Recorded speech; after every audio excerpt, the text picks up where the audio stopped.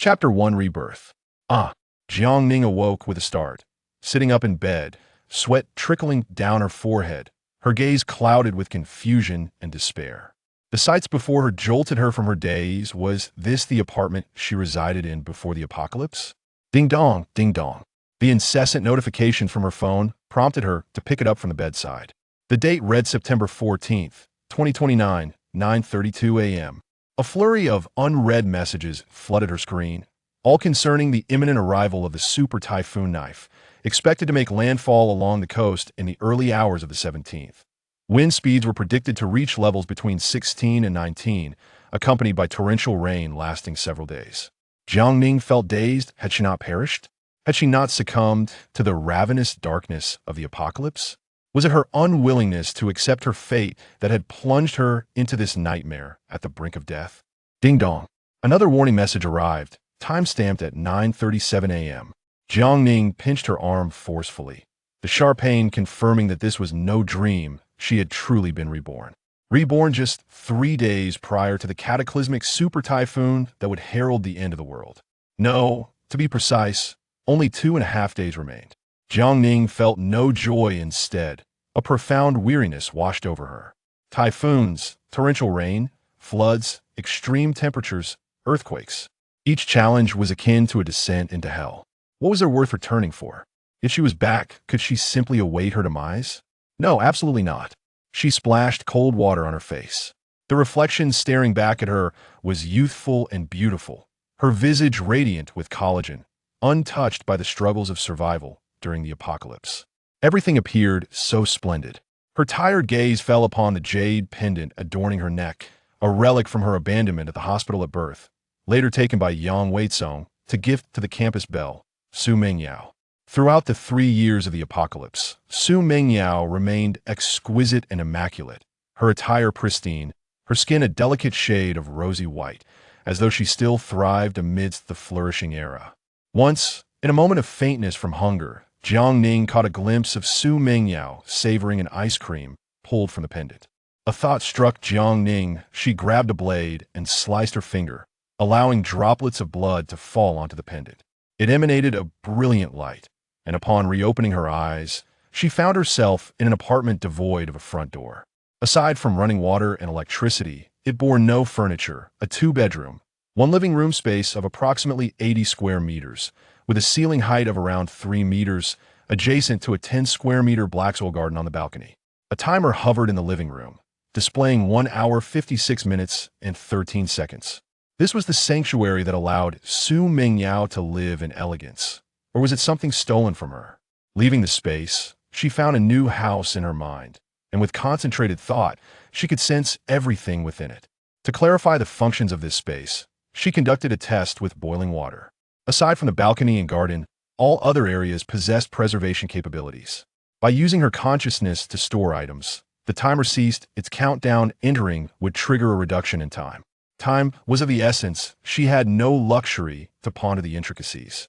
Having been granted a second chance at life, and possessing this newfound space, she resolved to seize the opportunity to reverse her tragic fate. Jiang Ning had lived merely 3 years in her past life, and she was unaware of the calamities that lay ahead, so she turned to her phone to research types of natural disasters.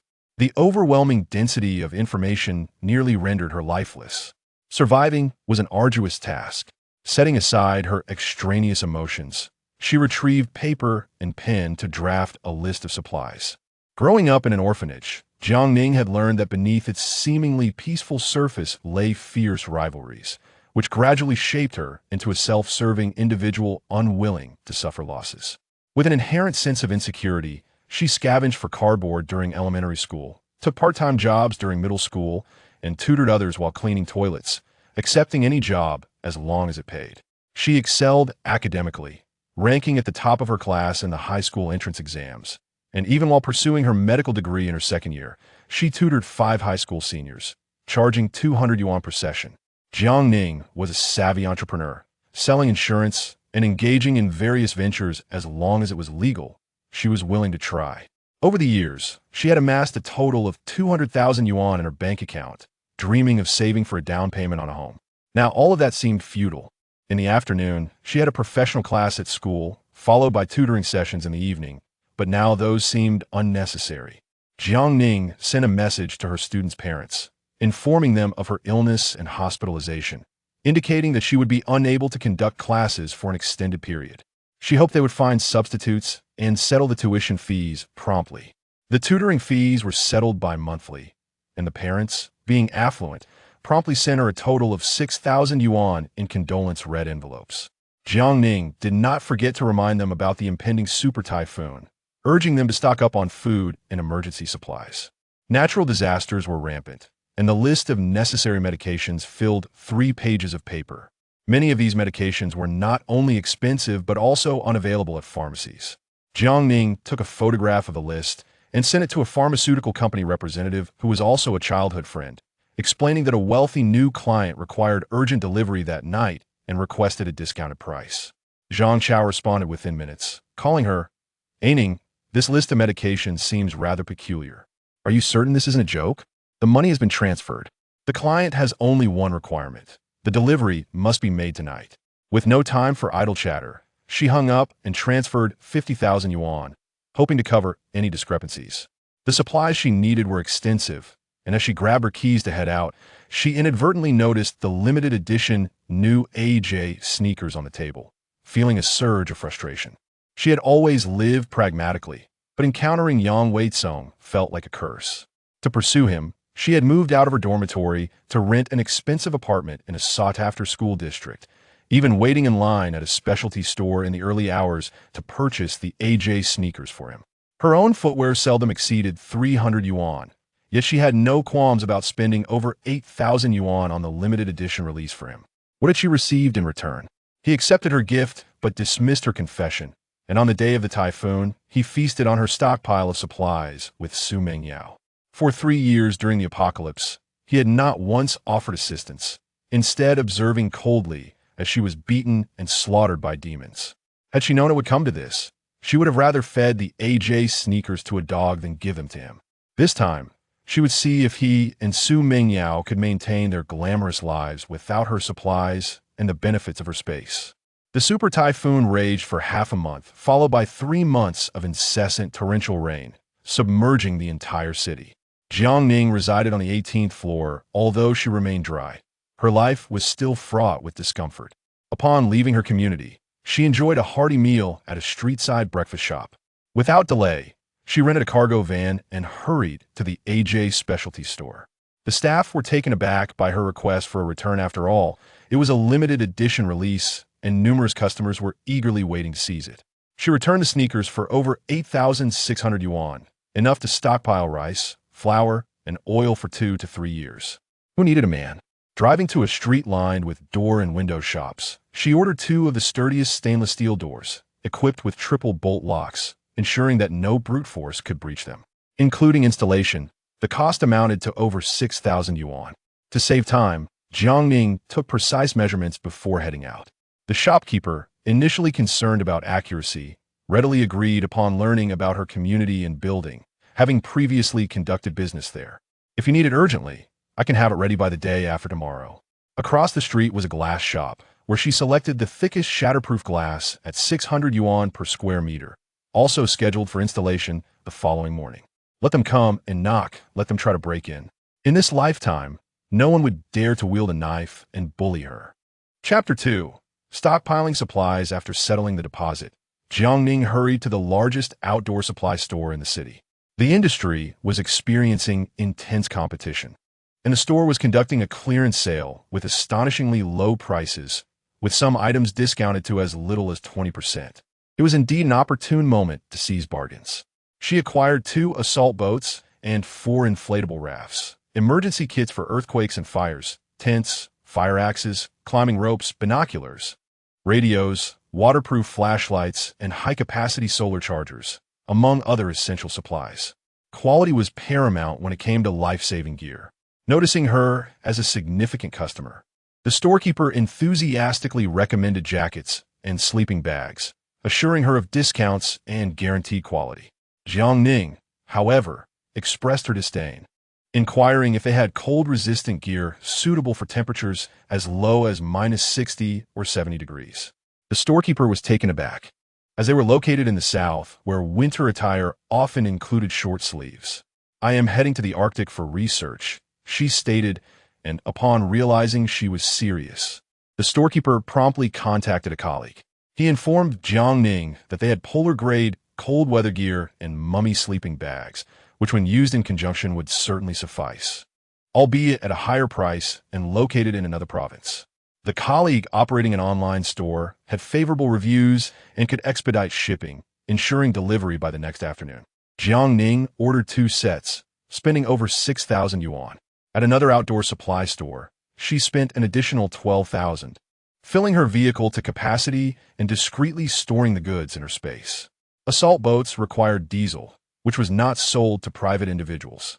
Jiang Ning visited a garage to purchase an oil extractor and a drum, filling her car at nearby gas stations before discreetly extracting fuel in a secluded area, ultimately securing 500 liters of gasoline. In the chaotic world she inhabited, rife with violence and turmoil, she then visited a security supply store. "I am heading to America," she declared. The owner, upon hearing this, presented her with top-tier merchandise, noting that the scenery there was exquisite and one should not skimp on expenses. She acquired 3 sets of cut-resistant and stab-resistant clothing and 2 sets of bulletproof vests, moving swiftly to the largest clothing wholesale market in the outskirts. She purchased down jackets, military coats, cashmere sweaters, thermal clothing, scarves, gloves, socks, anti-slip snow boots, lightweight sports shoes, warm footwear, and slippers. She bought everything conceivable that could be of use, prioritizing quality over brand names, spending 12,000 yuan at the clothing wholesale market before rushing to the adjacent daily necessities wholesale mall.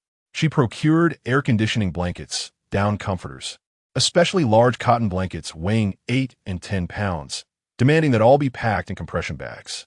She also bought shampoo, body wash, laundry detergent, sanitary napkins, tissues, toothpaste, toothbrushes, thermoses, lighters, rubber hot water bottles, and a staggering 20,000 heating pads, which were essential for survival in extreme cold. She found an online seller offering rare items, including glass kerosene lamps and waterproof, windproof lanterns, antique from the 60s and 70s. She purchased 5 of each, inquiring, "Do you have kerosene?" The seller confirmed they had 100 liters in stock, though it was difficult to sell. Jiang Ning cleared the inventory and requested the seller to include wicks, as they lasted significantly longer than candles. Additionally, she acquired alcohol stoves, alcohol blocks, portable gas stoves, and, recalling that her space had electricity, she also took several induction cookers. She gathered insecticides, disinfectants, and water purification tablets, purchasing whatever came to mind, totaling 20,000 yuan. Next door was a fruit wholesale market, where she bought apples, pears, watermelons, kiwis, bananas, cantaloupes, star fruits, summer black grapes, and other varieties, spending 6,000 yuan. By the time she exited the wholesale market, night had fallen. Several missed calls from Zhang Chao awaited her, alongside a WeChat message stating that the goods were prepared. Jiang Ning drove to his Company S building, where she found over 20 large cardboard boxes filled with antibiotics, anti-inflammatory drugs, iodine solutions, surgical gauze, and even tetanus vaccines. These were life-saving medications for natural disasters. Although she had spent over 40,000 yuan, they brought her a sense of relief amidst her anxiety. Zhang Chao transferred 2,000 yuan as a commission. "You wanted too many diverse items. Many medications were unavailable. I sourced them from colleagues." He promised to deliver the goods first and treat her to a grand meal in a few days. Sitting in the driver's seat, Jiang Ning reminded him, "A strong typhoon is approaching. Ensure you stock up on fuel and provisions at home." Zhang Chao dismissed her concerns. This year alone, there have been over 10 typhoons. They always make a lot of noise, but deliver little. After storing the medications in her space, Jiang Ning drove to the food street near the university town, ordering barbecued skewers, beer, and fried rice noodles. The food street was bustling with students and couples, their youthful faces radiating vitality, blissfully unaware of the impending disaster. As she waited for the barbecue, Jiang Ning was captivated by the glowing charcoal flames. In her haste, she almost forgot the most crucial items. She immediately requested the contact information for sellers of charcoal, coal balls, and liquefied gas. She called each one in succession, hoping for next-day delivery. Unfortunately, luck was not on her side. These stores were located in low-lying areas and had been ordered by local authorities to relocate their goods, leaving them with no time to spare. All 3 stores were situated within the same vicinity, and without even pausing to eat her barbecue, Jiang Ning drove over. Charcoal was inexpensive but took up considerable space. She estimated needing 500 pounds of smokeless, high-temperature charcoal, along with a charcoal stove and ignition agent. 1 bottle of liquefied gas could last for 2 months, so she ordered 10 bottles just in case her space lost power. Hong Kong coal was durable, but this year the nation faced an energy crisis, compounded by trade sanctions with Australia, resulting in skyrocketing coal prices, costing 2 yuan per coal ball. Gritting her teeth, she purchased 2,000. By the time she returned to her apartment, it was nearly 9 o'clock. Jiang Ning took a moment to catch her breath before organizing the chaotic supplies in her space. To maximize storage, she stacked the liquefied gas bottles, coal balls, and charcoal in the kitchen. She removed all unnecessary packaging from the supplies, compressing the fluffiest items into bags, layering them to the ceiling. Money flowed freely. She had spent over 120,000 yuan throughout the day, perfectly filling her small room and kitchen, occupying approximately 50 cubic meters.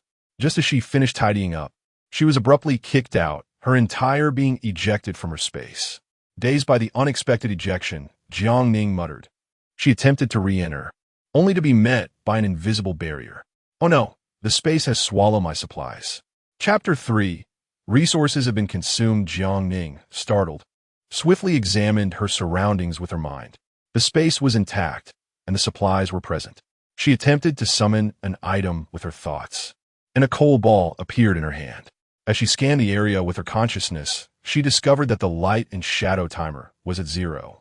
Realization dawned upon her. The space could only be occupied for 2 hours. 2 hours. Well, it was better than nothing. After finishing her shower, she emerged to find that the night had already passed. Glancing at the space, she noted that a new 2-hour period had commenced, which allowed her to breathe a sigh of relief. Lying in bed, sleep eluded her, prompting her to seek out melatonin to aid her rest. Her slumber was restless, plagued by nightmares of being pursued and attacked by a group wielding bloody knives. Jiang Ning awoke in a cold sweat. At 5 in the morning, the sky outside remained dark. She entered the space to reassure herself with the stored supplies, and her anxiety began to dissipate. Not wishing to sleep further, she took the car keys and headed to the largest agricultural wholesale market. As dawn broke, the market was bustling with activity. Jiang Ning made her way to the vegetable section, purchasing fresh produce still glistening with dew. She acquired winter melons, pumpkins, lotus roots, red and white radishes, eggplants, green beans, bitter melons, celery, and tomatoes, requesting 100 pounds of each, along with 200 pounds of potatoes and sweet potatoes. She also ordered 100 pounds each of ginger and garlic, as they could be planted or used as seasoning. In the extreme cold, a bowl of ginger soup might be a lifesaver. She continued to browse and buy, ensuring she did not miss out on anything besides leafy greens, spending approximately 4,000 yuan in total. By the time she had breakfast, it was nearly 9 o'clock, and the market was significantly less crowded. Jiang Ning compared prices at 3 different stalls to stock up on staple grains. 100 bags of 50-pound rice, 50 bags of 50-pound flour, 500 pounds each of white flour, egg noodles, rice noodles, and sweet potato flour, as well as 200 pounds each of yellow beans, red beans, green beans, black beans, and peanuts. She also purchased 50 barrels each of soybean oil, peanut oil, and sunflower oil, spending less than 30,000 yuan. She managed to negotiate with the proprietress to receive 3 bags of rice as a bonus. With just these supplies, she would have enough to eat for 30 years. While the owner was busy preparing her order, she wandered into the seasoning section. She ordered 10 barrels each of soy sauce, vinegar, and white wine, along with 30 pounds of star anise, fennel, cinnamon, Sichuan pepper, and black pepper. She also required 300 pounds each of brown sugar, white sugar, and rock sugar, as well as 3,000 pounds of salt in 1-pound packages. In the 3rd year of the apocalypse, She had witnessed individuals trading 1 bag of salt for 30 pounds of grain. 3,000 pounds would hardly take up space, and when resources became scarce, she could use it for barter. If not for lack of storage, she might have wanted to hoard several tons. After loading her purchases, she drove to a secluded corner without surveillance to store the supplies in her space before heading to the frozen food section. She ordered 10 large boxes, each of steamed buns, flour rolls, red bean buns, molten buns, and sweet buns, and, concerned about the quality of meat, she opted for 200 pounds of frozen dumpling wrappers to pass the time during potential floods. Next, she visited the dried goods section, purchasing shiitake mushrooms, deer antler mushrooms, tea tree mushrooms, wood ear mushrooms, kelp, seaweed, red dates, dried vegetables, and various flavored sunflower seeds, spending over 10,000 yuan again. Arriving at the meat section, Jiang Ning found a stall supplying the school cafeteria. The owner greeted her warmly, asking what she would like. The oppressive heat before the impending typhoon had left the stall with little meat remaining, and what was left was not particularly fresh, though the prices were reasonable. She ordered 200 pounds each of pork belly, sliced meat, lean meat, spare ribs, beef, lamb, and rabbit meat, along with 100 ducks, 50 geese, an assorted pig and beef offal. The owner was astonished. "Little Jiang, are you joking?" His wife worked at the slaughterhouse, and Jiang Ning had often referred clients to earn a commission. "We don't need to discuss our relationship. If this deal doesn't earn you money, I'll give you a 70% discount." Purchasing meat was costly, and pork prices had only recently dropped, but beef and lamb had not, making it most cost-effective to source from acquaintances. The total came to nearly 30,000 yuan, and while she did not haggle, she did request 2 bone cleavers and a butcher's knife. Self-defense weapons were essential, but she had neither time nor connections, leaving her with no choice but to make a last-minute decision. The owner, startled, asked, "What do you need these for?" "Don't worry. I'm not planning to kill anyone." Considering the profit and their friendship, he readily agreed. She then went to the fish stall and requested 100 fish, to be gutted but not cut into pieces, to be picked up later. She ordered 3,000 chicken eggs and 1,000 duck eggs, anticipating that the disasters might eventually cease. Additionally, she acquired 2 trays each of chicken, duck, goose, and quail eggs, all fertilized, and purchased a small home incubator. Remembering the garden in her space, Jiang Ning visited a seed store to procure vegetable seeds, all with short growth cycles, including lettuce, rapeseed, water spinach, and other varieties. The seeds were inexpensive. 500 yuan would suffice for decades of food. With only 10 square meters of black soil, but 2 balconies available for use, Jiang Ning's innate gardening instincts were awakened. She also bought planting pots, hoes, shovels, and potting soil, filled with hope for the future. She ventured to the fruit tree seedling area, selecting 3 of each variety, including apple, grape, raisin, orange, and tangerine trees, all of which were several years old. Meat was a consumable, and as the disasters persisted, ordinary people would find it increasingly difficult to access fresh meat, let alone the wealthy. Jiang Ning acquired a pair of breeding rabbits, which could be sustained with vegetables and reproduced quickly, ensuring her meat supply. Fond of marinated and cold dishes, she ordered 200 pounds of frozen chicken and duck feet, as well as 100 pounds each of duck intestines, duck kidneys, and chicken hearts. Spending money felt like water flowing, causing her great distress. Yet the sight of the accumulating supplies in her space brought her an indescribable sense of satisfaction and confidence. She spent the entire day at the agricultural wholesale market, and when Jiang Ning emerged, the streets were brightly lit and bustling with life. The most exciting part of her day was just beginning. She walked into a restaurant and indulged in braised ribs, steamed meatballs, and scrambled eggs with tomatoes, thoroughly enjoying her meal and ensuring to take home any leftovers. Returning home while it was still early, she busily organized her space, filling every corner of the large room, placing the vegetables and fruit tree seedlings in the living room, and keeping the breeding rabbits on the balcony. Jiang Ning had kept a bit of cunning, exiting the space with only 10 minutes remaining on the timer. As soon as she stepped out, the 2 breeding rabbits were unceremoniously ejected, landing on the ground with a thud that nearly harmed them. Jiang Ning was initially frustrated, but then felt an overwhelming joy. It appeared that not only was there a time limit on the space, but as long as she was absent, No other living beings could remain inside. This meant that her resources were safe from being taken. In high spirits, she sat down to review her inventory, realizing she had purchased nearly everything she could think of, leaving her account with a balance of around 20,000 yuan. With only the living room and bathroom remaining in her space, she recognized that much more preparation was required to survive extreme disasters. She decided not to continue hoarding bulky supplies. Opening a food delivery app, she ordered from highly rated restaurants, indulging in dishes she had long desired but hesitated to try, including oil-braised shrimp, hakka, salted chicken, stuffed tofu, dompa pork, and over 20 other dishes, requesting 10 portions of each.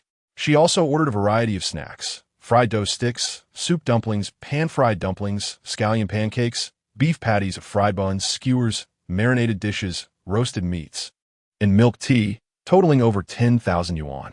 To ensure freshness, she selected all items for scheduled pickup. Though exhausted, she yearned to witness the city's final splendor. In the afternoon, she received notification that, in anticipation of the impending strong typhoon, the school would tentatively close for 3 days, with further announcements regarding the resumption of classes to follow. Students cheered with glee, eagerly inviting friends out for a night of revelry before the storm arrived. The southern coastal regions experienced numerous typhoons each year, with students always hoping for class cancellations. This time, their dreams had finally come true. Jiang Ning felt similarly. Though they remained unaware that this time it was real, they would never have to attend classes again. While enjoying barbecued food and drinking beer, her emotions were complicated as she continued to gather supplies. Upon his return, Jiang Ning felt an inexplicable sense of having overlooked something of great significance. Yet, in that fleeting moment, he could not recall precisely what it was. Chapter 4. The typhoon approaches as the clock struck midnight. The timer updated to indicate a remaining 130 minutes. This signified that time could be accumulated. Jiang Ning was overjoyed. One must not underestimate each fleeting moment, as it might prove to be life-saving in critical situations. She resolved never to enter the space unless absolutely necessary, choosing instead to save time for moments of extreme cold or earthquakes. With provisions at hand and a secure refuge, her confidence against the impending natural disaster grew. After a night devoid of dreams, she was roused the following day by the sound of a phone call. The installation of the stainless steel door was underway. "Beautiful lady, you have a stainless steel door at home?" The installer explained that thefts had recently occurred in the neighborhood, necessitating high-quality security. The technician chuckled, noting that installing a heavenly lock would require drilling into the ceiling and floor. Was she not concerned about damaging the property? "No problem. Safety is paramount," she insisted. With the landlord away for work, there was no concern regarding the house collapsing in an earthquake. Thus, renovations posed no issue. The technician responsible for the explosion-proof glass followed closely behind, both parties industriously engaged, the sound of electric drills occasionally echoing. Concerned about disturbing the neighbors on this weekend, Jiang Ning sent a message in the group chat and distributed red envelopes. Opening the app, she continued to order food online until her funds were depleted. In less than 2 hours, both the door and glass were installed, and Jiang Ning settled the remaining balance, gazing at her fortified apartment with a sense of relief. Just then, the phone rang. Expecting it to be the food delivery, she was surprised to find it was Yang Weizong. "Ning, today is my birthday party. When will you arrive?" His voice, warm and sunny, resonated through the phone amidst the laughter of many. Jiang Ning scoffed coldly. "All right, just wait." Despite his affection for Su Mengyao, he deliberately toyed with her feelings, coveting her surprise gift and seeking to leverage her abilities. Through the phone, the sweet, delicate voice of Su Mengyao could be heard. In a previous life, she had offered herself to Yang Weizong, who had shown indifference. Yet now, he appeared to be pursuing her. Jiang Ning's heart raced with alarm. How did Su Mengyao know about her pendant space? Judging from Yang Weizong's demeanor, he seemed unaware of this secret, indicating that Su Mengyao was the one instigating the call. Grabbing her keys, Jiang Ning descended the stairs. Yang Weizong lived on the 8th floor, and sounds of merriment emanated from his room. Without a moment's hesitation, she made her way down. The weather remained stifling, but the precursor of the typhoon was upon them, with gusts howling through the streets. A recent message alerted her that the Typhoon was expected to arrive by 9 o'clock that evening. Jiang Ning was taken aback. How had it arrived so early? She headed to the school library to gather medical books for continued learning during the disaster, alongside martial arts and mental fortitude literature. The vast library had previously been flooded, resulting in the loss of countless invaluable texts. The thought pained her, yet she felt powerless. Avoiding the surveillance cameras, she concealed her desired books among others, secretly placing them into her space. Although theft was wrong, the library would soon be submerged, and many books would be destroyed. Books represented human civilization. She could not carry them all away, but once the calamity passed, she could donate what she had salvaged. Yang Weizong called again, but without a second thought. Jiang Ning blocked him. Departing from school, she visited a large supermarket, taking her time to explore the top parking level before descending. Faced with a plethora of goods, she refrained from purchasing anything, instead wandering back and forth on the second floor before driving to another location. The rental company called, notifying her that due to the early arrival of the Typhoon, they would close for the day, requiring her to return the car before 3 o'clock.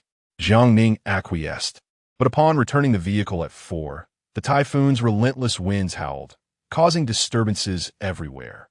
The owner, a decent man, refunded her deposit of 2,000 yuan after confirming everything was in order. Natural disasters do not occur instantaneously. They provide a buffer period, yet humanity fails to seize the moment. Jiang Ning retained cash for emergencies, refraining from further extravagant spending. Back at her apartment, she gathered her computer, tablet, and phone, diligently downloading materials, films, music, life skills, culinary recipes, offline maps, and disaster first aid resources. Suddenly, a notification from the shopping app jolted her back to reality. She had forgotten about the polar cold-proof clothing she had ordered online. It was supposed to arrive yesterday evening. However, due to delays in shipment, it had only just reached the collection point. She promptly called, only to learn that deliveries were halted due to the Typhoon, and they could only be retrieved before 6 o'clock if urgently needed. Outside, the howling winds intensified, trees in the community swaying violently. With the impending storm, the collection point would soon be inundated, and without the polar cold-proof gear, survival in temperatures nearing minus 60 or 70 degrees would be impossible. With no one accepting ride requests from the taxi app, Jiang Ning gritted her teeth and dashed downstairs, grabbing a shared bicycle and pedaling furiously towards the collection point. The 2-kilometer distance was a challenge against the wind, rendering her nearly unable to open her eyes as debris swirled into the air. Arriving at the collection point, drenched in sweat and disheveled, she found the place overflowing with packages due to the delivery delays caused by the storm. Without pausing to catch her breath, she rolled up her sleeves and began searching through the stacks. Fortunately, the package was sizable, and after several frantic minutes, she finally located it. Outside, the Typhoon's strength had escalated, the sky darkening ominously, resembling nightfall. Clenching her jaw, she embraced the large package and stepped outside, only to be caught off guard by a powerful gust that nearly swept her away. In a split second, a man standing beside a vehicle swiftly reached out and pulled her back. He was sturdy, managing to stabilize her in the chaos. Jiang Ning hurriedly expressed her gratitude, though her voice was swallowed by the howling wind. The man glanced at her, warning, "It's unsafe to hold onto that package in this storm." Yet, with 300 individuals ahead in line, no drivers were accepting fares. The man, having collected numerous packages that filled his vehicle, hesitated slightly upon seeing her anxious expression and asked, "Where do you live?" Under the dim light, Jiang Ning finally took in his appearance, dressed in a black t-shirt and jeans. He appeared to be in his early 20s, with neatly cropped hair and a sharp jawline, his features chiseled and stern. He was exceptionally tall, easily over 185 centimeters, with long legs that seemed almost otherworldly. Thanking him once more, the man replied with an air of indifference, "It's just a small favor. I live in Jinrong community. Could you give me a ride? I can pay for the fare." He nodded and opened the car door. The back seat was packed, and upon opening the front door, Jiang Ning discovered a little girl seated in the passenger seat. She looked around 4 or 5 years old, her pale face innocent and delicate, dressed in a pink dress. Her dark, grape-like eyes gazing at her. Daodu, let your sister hold you, the man instructed, in the face of impending doom, who still cared for traffic violations. Jiang Ning scooped Daodu onto her lap, cramming the package beside her feet. As the fierce winds howled, the vehicle, a sturdy Hummer, navigated steadily through the storm. The darkened sky was filled with swirling branches and the clattering of torn metal roofing. In the distance, a girl in a dress clung tightly to a utility pole, her lips forming the word help. Thus, the disaster officially began to unfold. Chapter 5. Steering clear of scoundrels 2 kilometers is quite near. It takes only a few minutes to reach the entrance of the community. Jiang Ning handed over 2,000 yuan, expressing her gratitude for his act of saving someone and the violation of regulations. The man's voice was curt, dismissing her thanks. No need, it's on my way. Noticing his refusal, Jiang Ning did not press the matter further.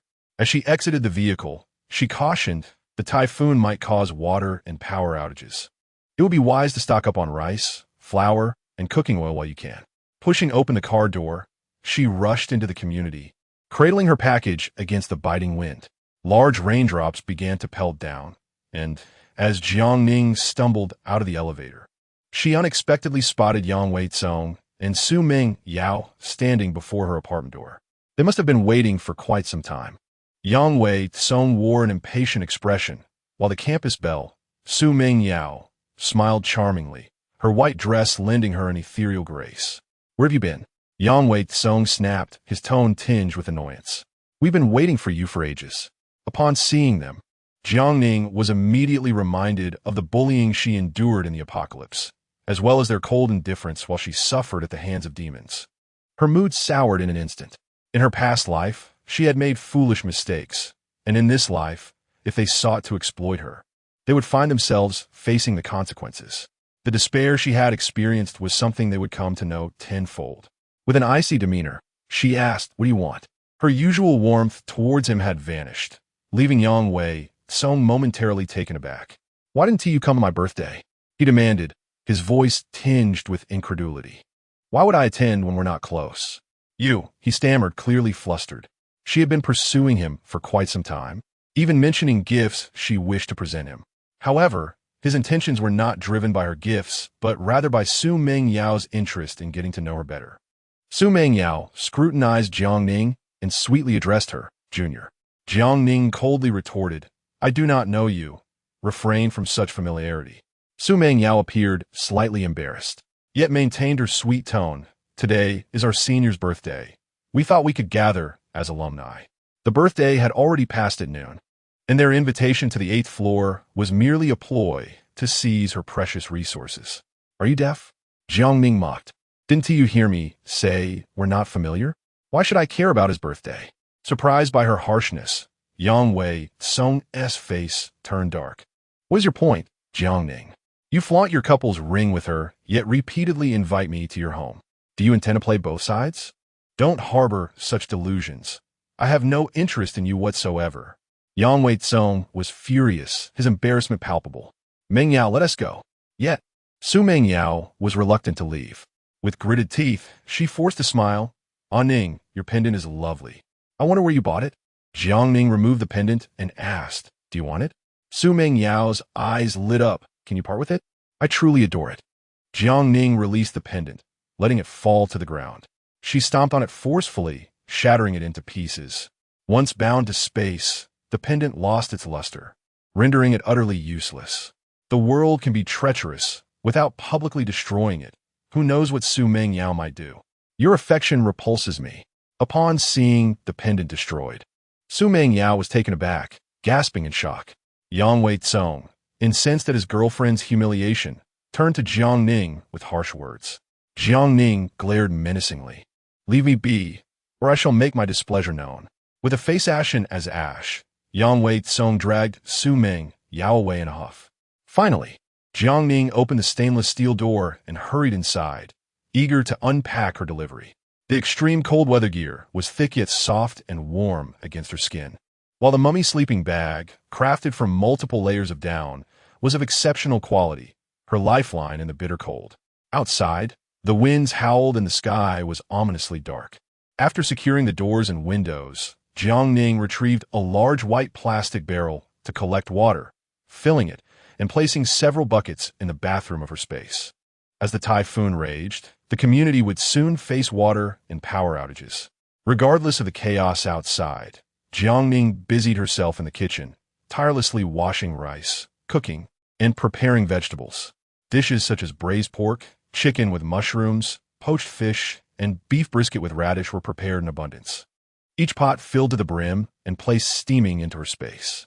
With the onset of the storm, every household would be stockpiling food, and she needed to prepare heavily flavored dishes quickly, as she wouldn't dare to cook later for fear of attracting attention. Steamed buns, flour rolls, and xiaomai were made, and with the gas stove and induction cooker at full blast, she worked until the early hours of the morning. After changing out of her greasy clothes and taking a hot shower, she collapsed in a bed, utterly exhausted. In the midst of her slumber, she was jolted awake by the sound of a drill. Pulling back the curtains, she found the outside world shrouded in darkness, the typhoon's fury unabated. Thinking it was still early, she checked her phone to discover it was already past 9 in the morning. Her WeChat buzzed incessantly, with unread messages from both her community group and class group tallying to 99. Many celebrated the arrival of the typhoon chopping knife, rejoicing in the end of the grueling 996 work schedule and the chance for students to return home. Numerous people shared images and videos of the devastation caused by the storm. Uprooted trees, smashed luxury cars, and tornadoes tearing through metal factories. A growing realization hit many about the severity of the situation, lamenting their lack of provisions. Some mentioned rushing to the supermarket only to find the shelves bare, with only old pickled vegetables remaining. The sound of the drill persisted, seemingly emanating from next door. Jiang Ning was puzzled. The building had 3 households per floor, and the other 2 units were unoccupied. In her previous life, the flood had reached the 2nd floor, and the residents who had been forced out never received help. Thus, she contemplated the empty unit, considering breaking in. At first, they coexisted peacefully, but as food grew scarce, their expressions darkened with calculation, and they attempted to pry open Jiang Ning's door in the dead of night. This time, armed with a fire axe, she was prepared to defend her territory should they dare to intrude.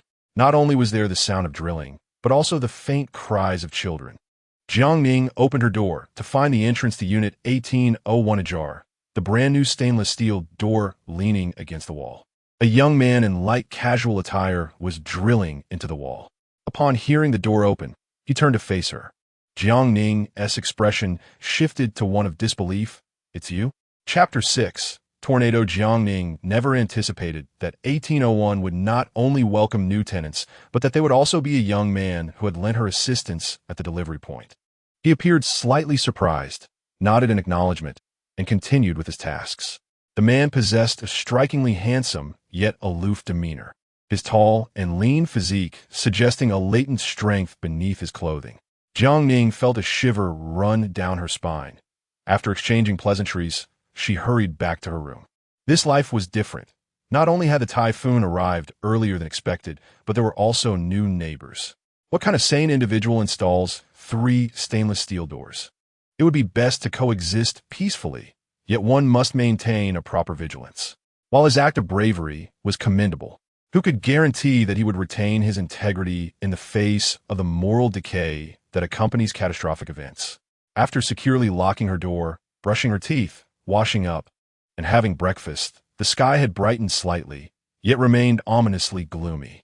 Standing on a balcony, Jiang Ning witnessed the ferocious typhoon battering the walls, rain pelting the shatterproof glass with a cacophony of sound.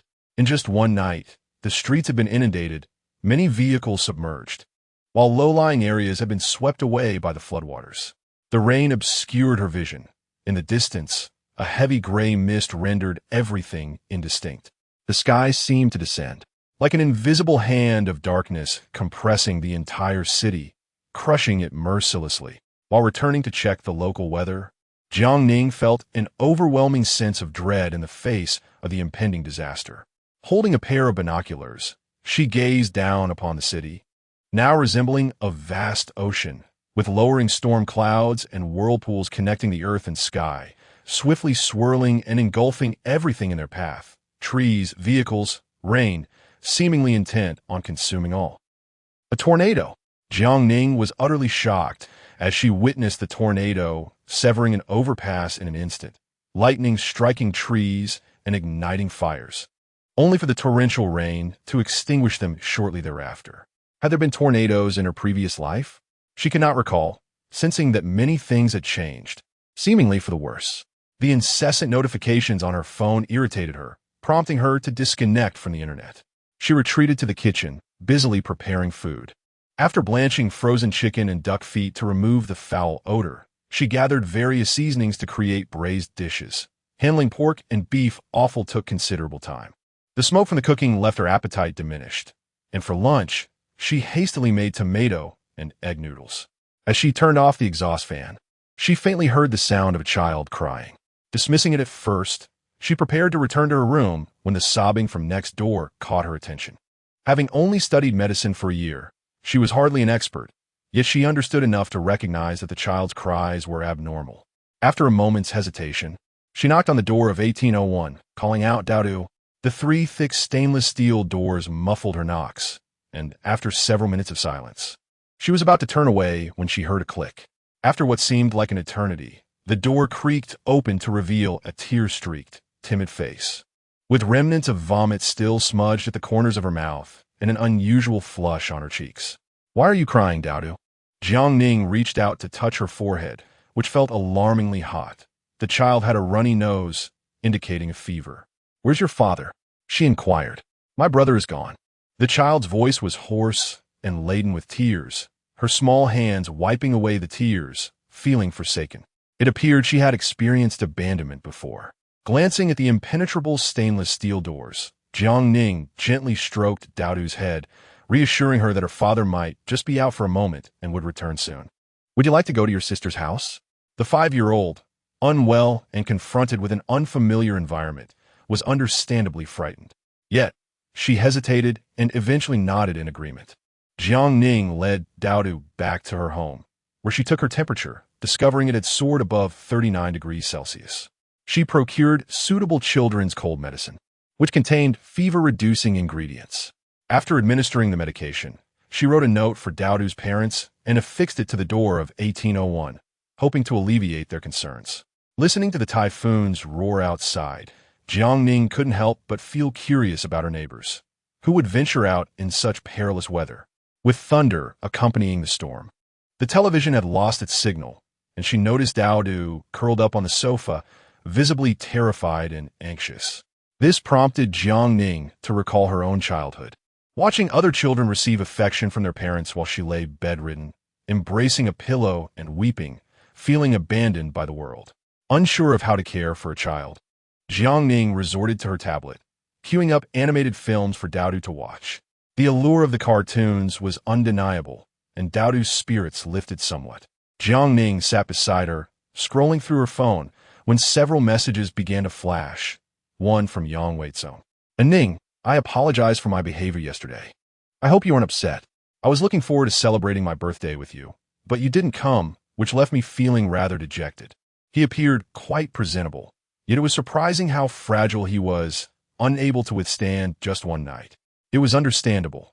Numerous individuals were celebrating his birthday, and there were still 7 or 8 guests at his home. With an abundance of snacks, beer, and cake, the idea of cooking was entirely out of the question, leaving no provisions. Even if there were instant noodles and biscuits, they would hardly suffice for so many mouths to feed. Jiang Ning glanced at the time. The message had been sent an hour ago, and indeed, he was hungry and seeking food. Several friend requests had come in after Yang Weizong's message, but she ignored them all.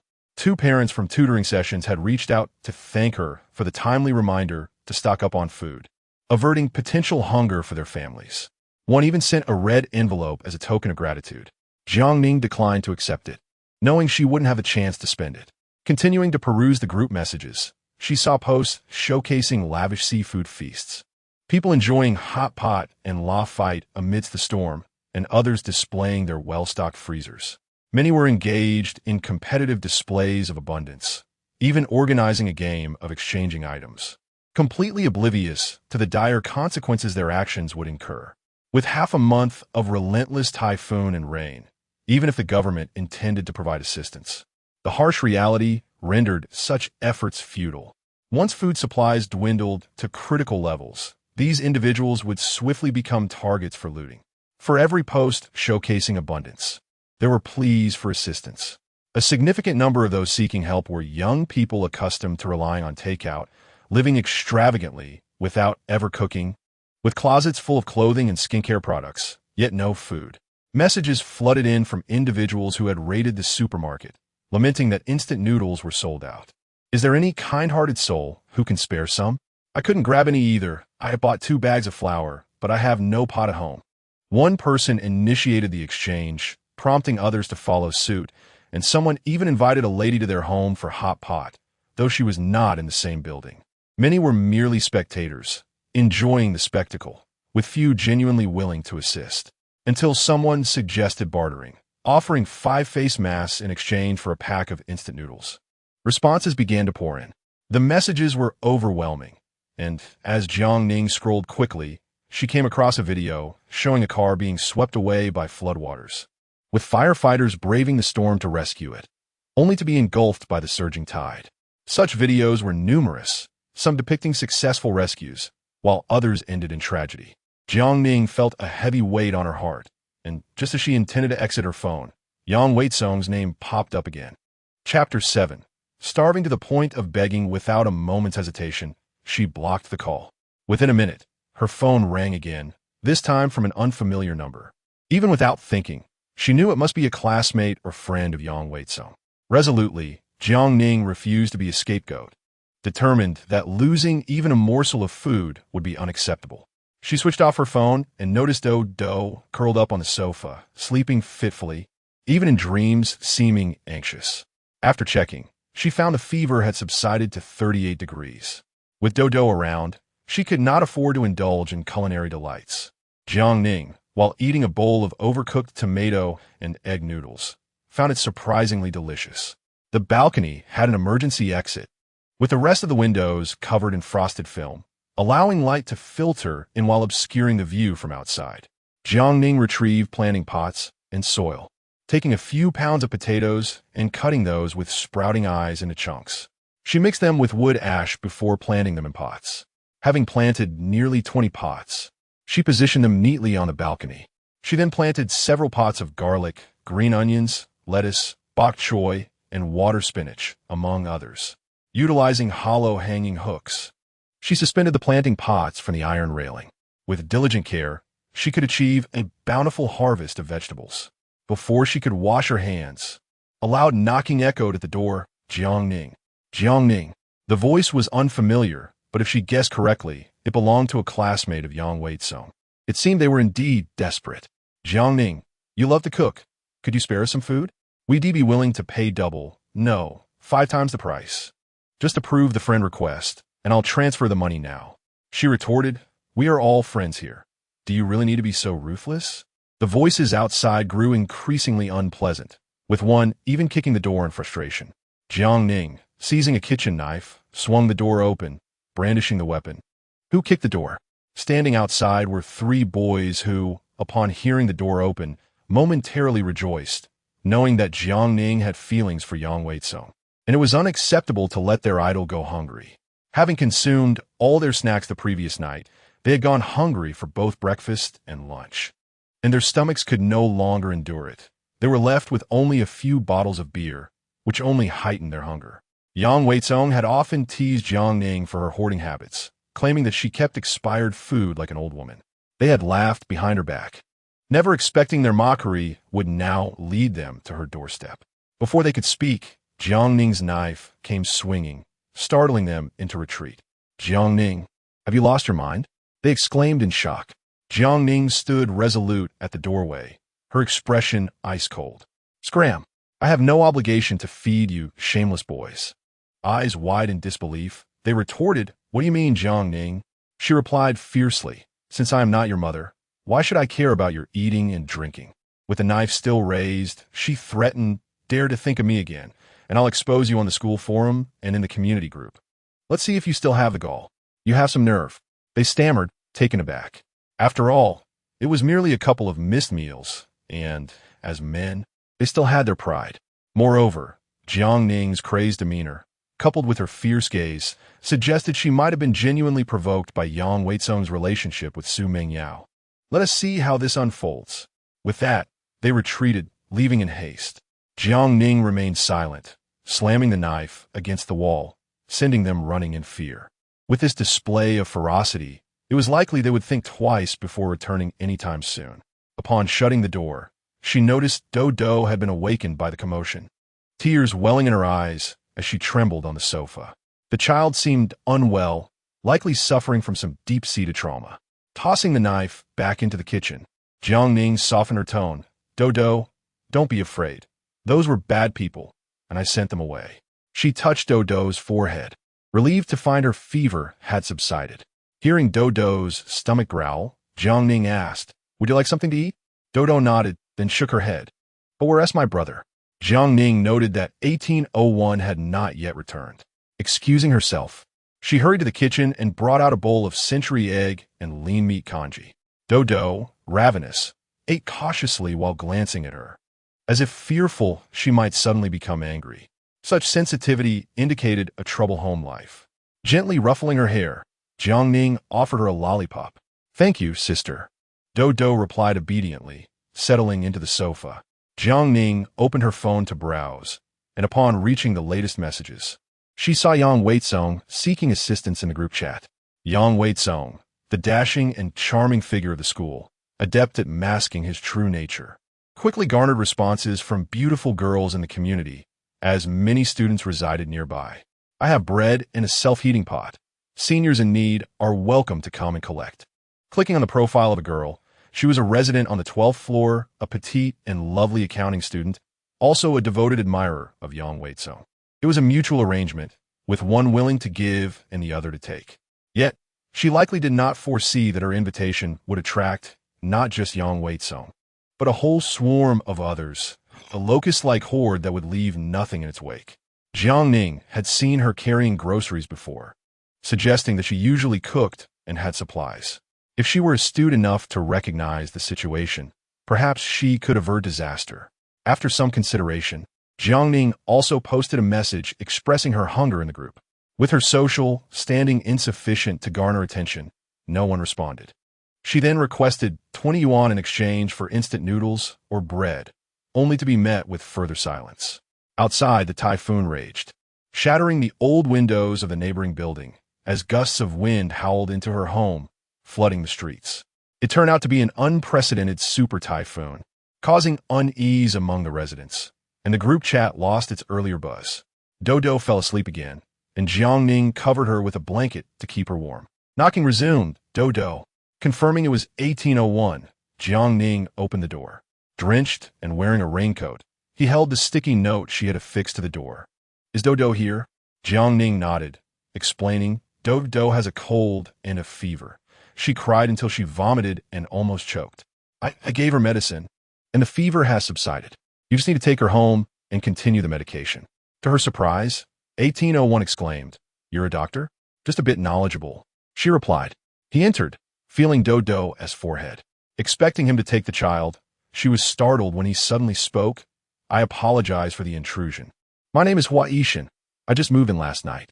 I have nothing at home, and with the typhoon not likely to stop soon, I need to go out and gather some supplies.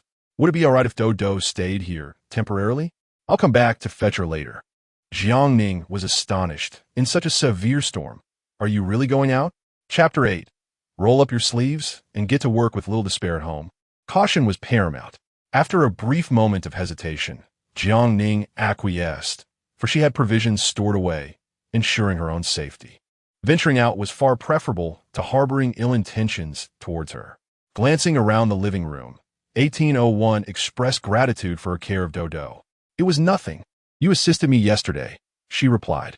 Jiang Ning, ever vigilant by nature, had prudently stowed away her supplies, leaving only a modest winter melon, pumpkin, and cabbage in the kitchen. Nodding in acknowledgement, Hua Yishan took his leave. With her culinary plans on hold, Jiang Ning flicked on the bathroom light and retrieved some unwashed pig intestines from her storage to continue her preparations. Suddenly, the power went out mid-task. Securing the door, she slipped into her storage space. The power remained intact within, and amidst her elation, a newfound confidence burgeoned in the face of the encroaching darkness. People's hearts can be inscrutable.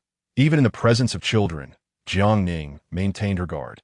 That evening, she prepared cabbage noodles. Unable to eat eggs due to a cold, she added a slice of ham, much to Dodo's delight. Having grown accustomed to the situation, Dodo was no longer timid, proclaiming, "Sister's cooking is delicious." Brother ruined the rice. At merely 20, 1801's inability to cook was hardly surprising. Noticing Dodo's hearty appetite, Jiang Ning graciously offered another half bowl. By 6 o'clock, the world outside was enveloped in darkness. Jinrong community, positioned at a higher elevation, still faced flooding at its entrance. The chat group remained lively, albeit with noticeably fewer food posts. The ravaging typhoon and power outage had instilled a sense of fear, and tension began to pervade the atmosphere. Jiang Ning raised the price for instant noodles to 30 yuan, yet silence reigned. On one hand, there were neighbors who might feel awkward discussing money.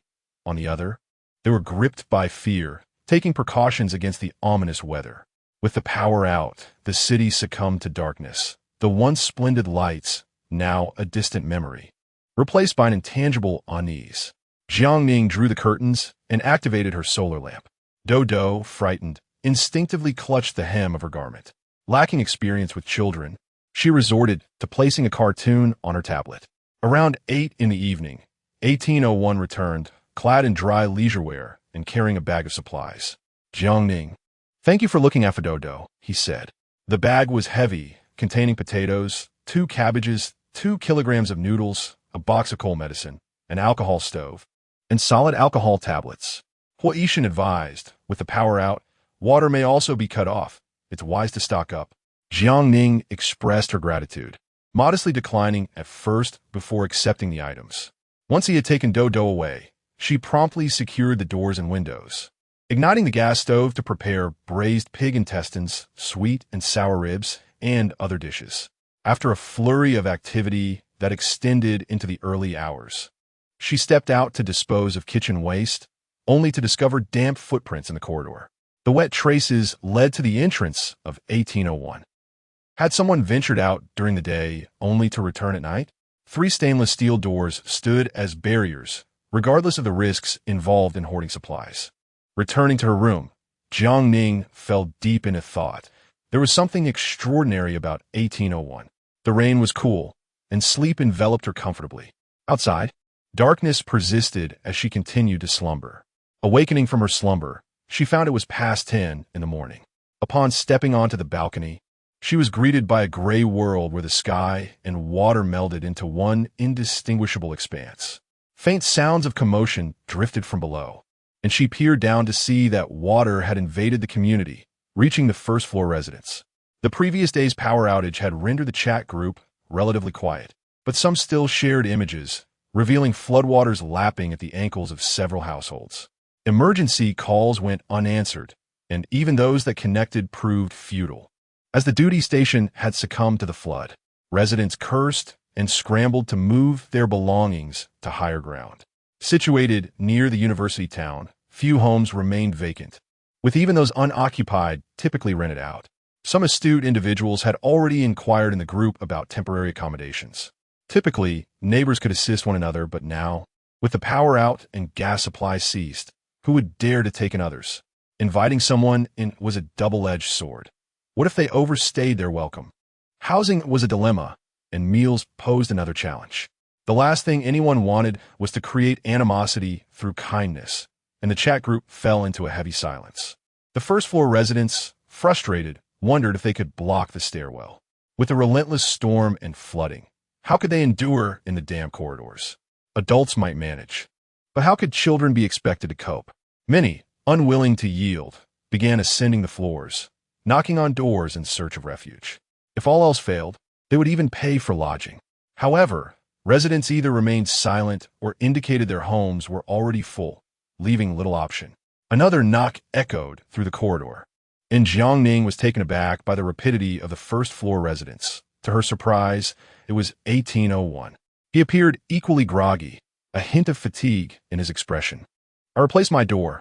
Is it all right to install the old one in the stairwell?" Jiang Ning welcomed the opportunity, hastily assisting him. Together, they mounted the old door at the stairwell entrance on the 18th floor. Though she claimed to be helping, most of the labor fell to 1801, while she merely supported him and earned a key in the process. When the first-floor residents arrived and beheld the new door at the stairwell, their faces turned green with frustration, prompting them to curse and retreat downstairs. From her vantage point above, Jiang Ning listened to the commotion, relieved. This arrangement spared her considerable trouble and risk. For now, this door would prevent many inconveniences, but in the future, it may not serve the same purpose. When the time came, she would need to install her own door. Everyone was astute. If two doors were installed simultaneously, it would be evident that the 18th floor was stocked with supplies. Once they surged upward, even the most fortified doors would prove inadequate. In the depths of winter, she could retrieve her own door when the time was right.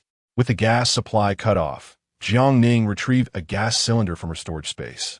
Laboring to set up the stove, she secured the doors and windows, continuing to saut and fry. Even if the aroma wafted outside, the rain would wash it away. Yet, the conditions were far from pleasant. The kitchen felt like a humid sauna, and Jiang Ning emerged reeking of grease. However, if she did not cook now, she would be even more reluctant to ignite the stove later. After enjoying a spicy hot pot that left her drenched in sweat, she felt a sense of relief. The water level continued to rise, now reaching mid-calf. To stave off anxiety, Jiang Ning powered down her phone and indulged in a refreshing afternoon nap before returning to her storage space to cultivate. Observing the pitifully low timer, she rolled up her sleeves and got to work. Time equated to life. Wielding her hoe with vigor, her delicate hands soon bore blisters. 10 square meters seemed modest, yet turning the soil proved exhausting. Once the ground was turned and smoothed out, Jiang Ning divided it into 4 sections, planting various vegetable seeds while remembering to sow a few eggplant and green pepper seeds, as well as cucumber seeds for the corners. The plot was limited, and she aimed to maximize its use without waste. The time within her storage matched that outside, but seemed indifferent to the seasons. After contemplating, she also planted a kumquat, an aged grape seedling at the edges. In a hurried flurry, she spent 2 hours on this task, feeling as though she had sacrificed a part of herself. Upon exiting her storage, she discovered the water had subsided, but the internet was still in and out, giving the impression that the entire world was on the brink of halting. Chapter 9. Rising water levels. The water in the space has not ceased to rise, and Jiang Ning continues to refill it. On the first floor, 3 households occupy the corridors of the second, third, and fourth floors, causing distress among the original residents. Yet, considering everyone's difficulties, they refrained from voicing their grievances. However, it was not long before some could no longer endure. Garbage was strewn everywhere, and there were frequent knocks on doors requesting access to use the restroom. With water supply cut off and no means to flush toilets, residents could only devise ways to fetch water from their balconies, unwilling to allow outsiders in. Frustrated first-floor inhabitants resorted to relieving themselves in the stairwell, leaving the mess for others to deal with. This situation bred a multitude of conflicts, with quarrels echoing through the stairwell. Simultaneously, the group chat was rife with discontent and fury, devoid of the previous harmonious atmosphere before the storm. Jiang Ning's phone buzzed incessantly. An undeterred Yang Weizong continuously sent friend requests, and even Su Mengyao joined the fray. The latest message read, "Ning, hear me out. Mengyao and I are just ordinary friends." It seemed that the supplies on the 12th floor were dwindling, prompting Yang Weizong's relentless pursuit. It appeared he was confident in his own provisions.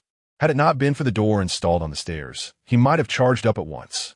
As Jiang Ning scrolled through the group messages, she indeed noticed a plea for help from a girl on the 12th floor, offering trades or cash for assistance. With all utilities suspended, rescue efforts remained elusive. Despite managing to make a call, she was instructed to stay indoors and not venture outside, and thereafter, the line went dead. The meteorological department had forecasted the typhoon would linger for 4 to 5 days. Now on the 5th day, the winds had intensified rather than abated. Several households in the community had reported shattered windows, and chaos reigned within. An elderly resident had collapsed and suffered a heart attack.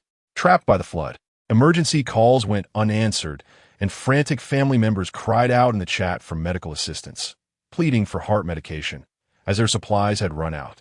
Even nitroglycerin pills will do. Please save my father. The desperation in their voices was palpable, a cry of helplessness. Jiang Ning had a stock of nitroglycerin pills, but the patient was in building 15 hundreds of meters away, and the message had been sent an hour prior. Standing on the balcony, she vaguely discerned something floating in the water. Using binoculars, she was horrified to discover it was a corpse. The chat claimed it belonged to someone from Building 3. Having gone hungry for 2 days, had attempted to venture out for food, only to meet his demise struck by lightning before he could escape the community. In her previous life, Jiang Ning had no knowledge of such events. Her phone had long since died, and she had resorted to quenching her hunger with rainwater. Gazing at the unfamiliar world outside, a heavy feeling of despair settled within her until she turned and noticed green shoots emerging from her planting pots. The seeds she had sown had broken through the soil, sprouting delicate, pale green tips.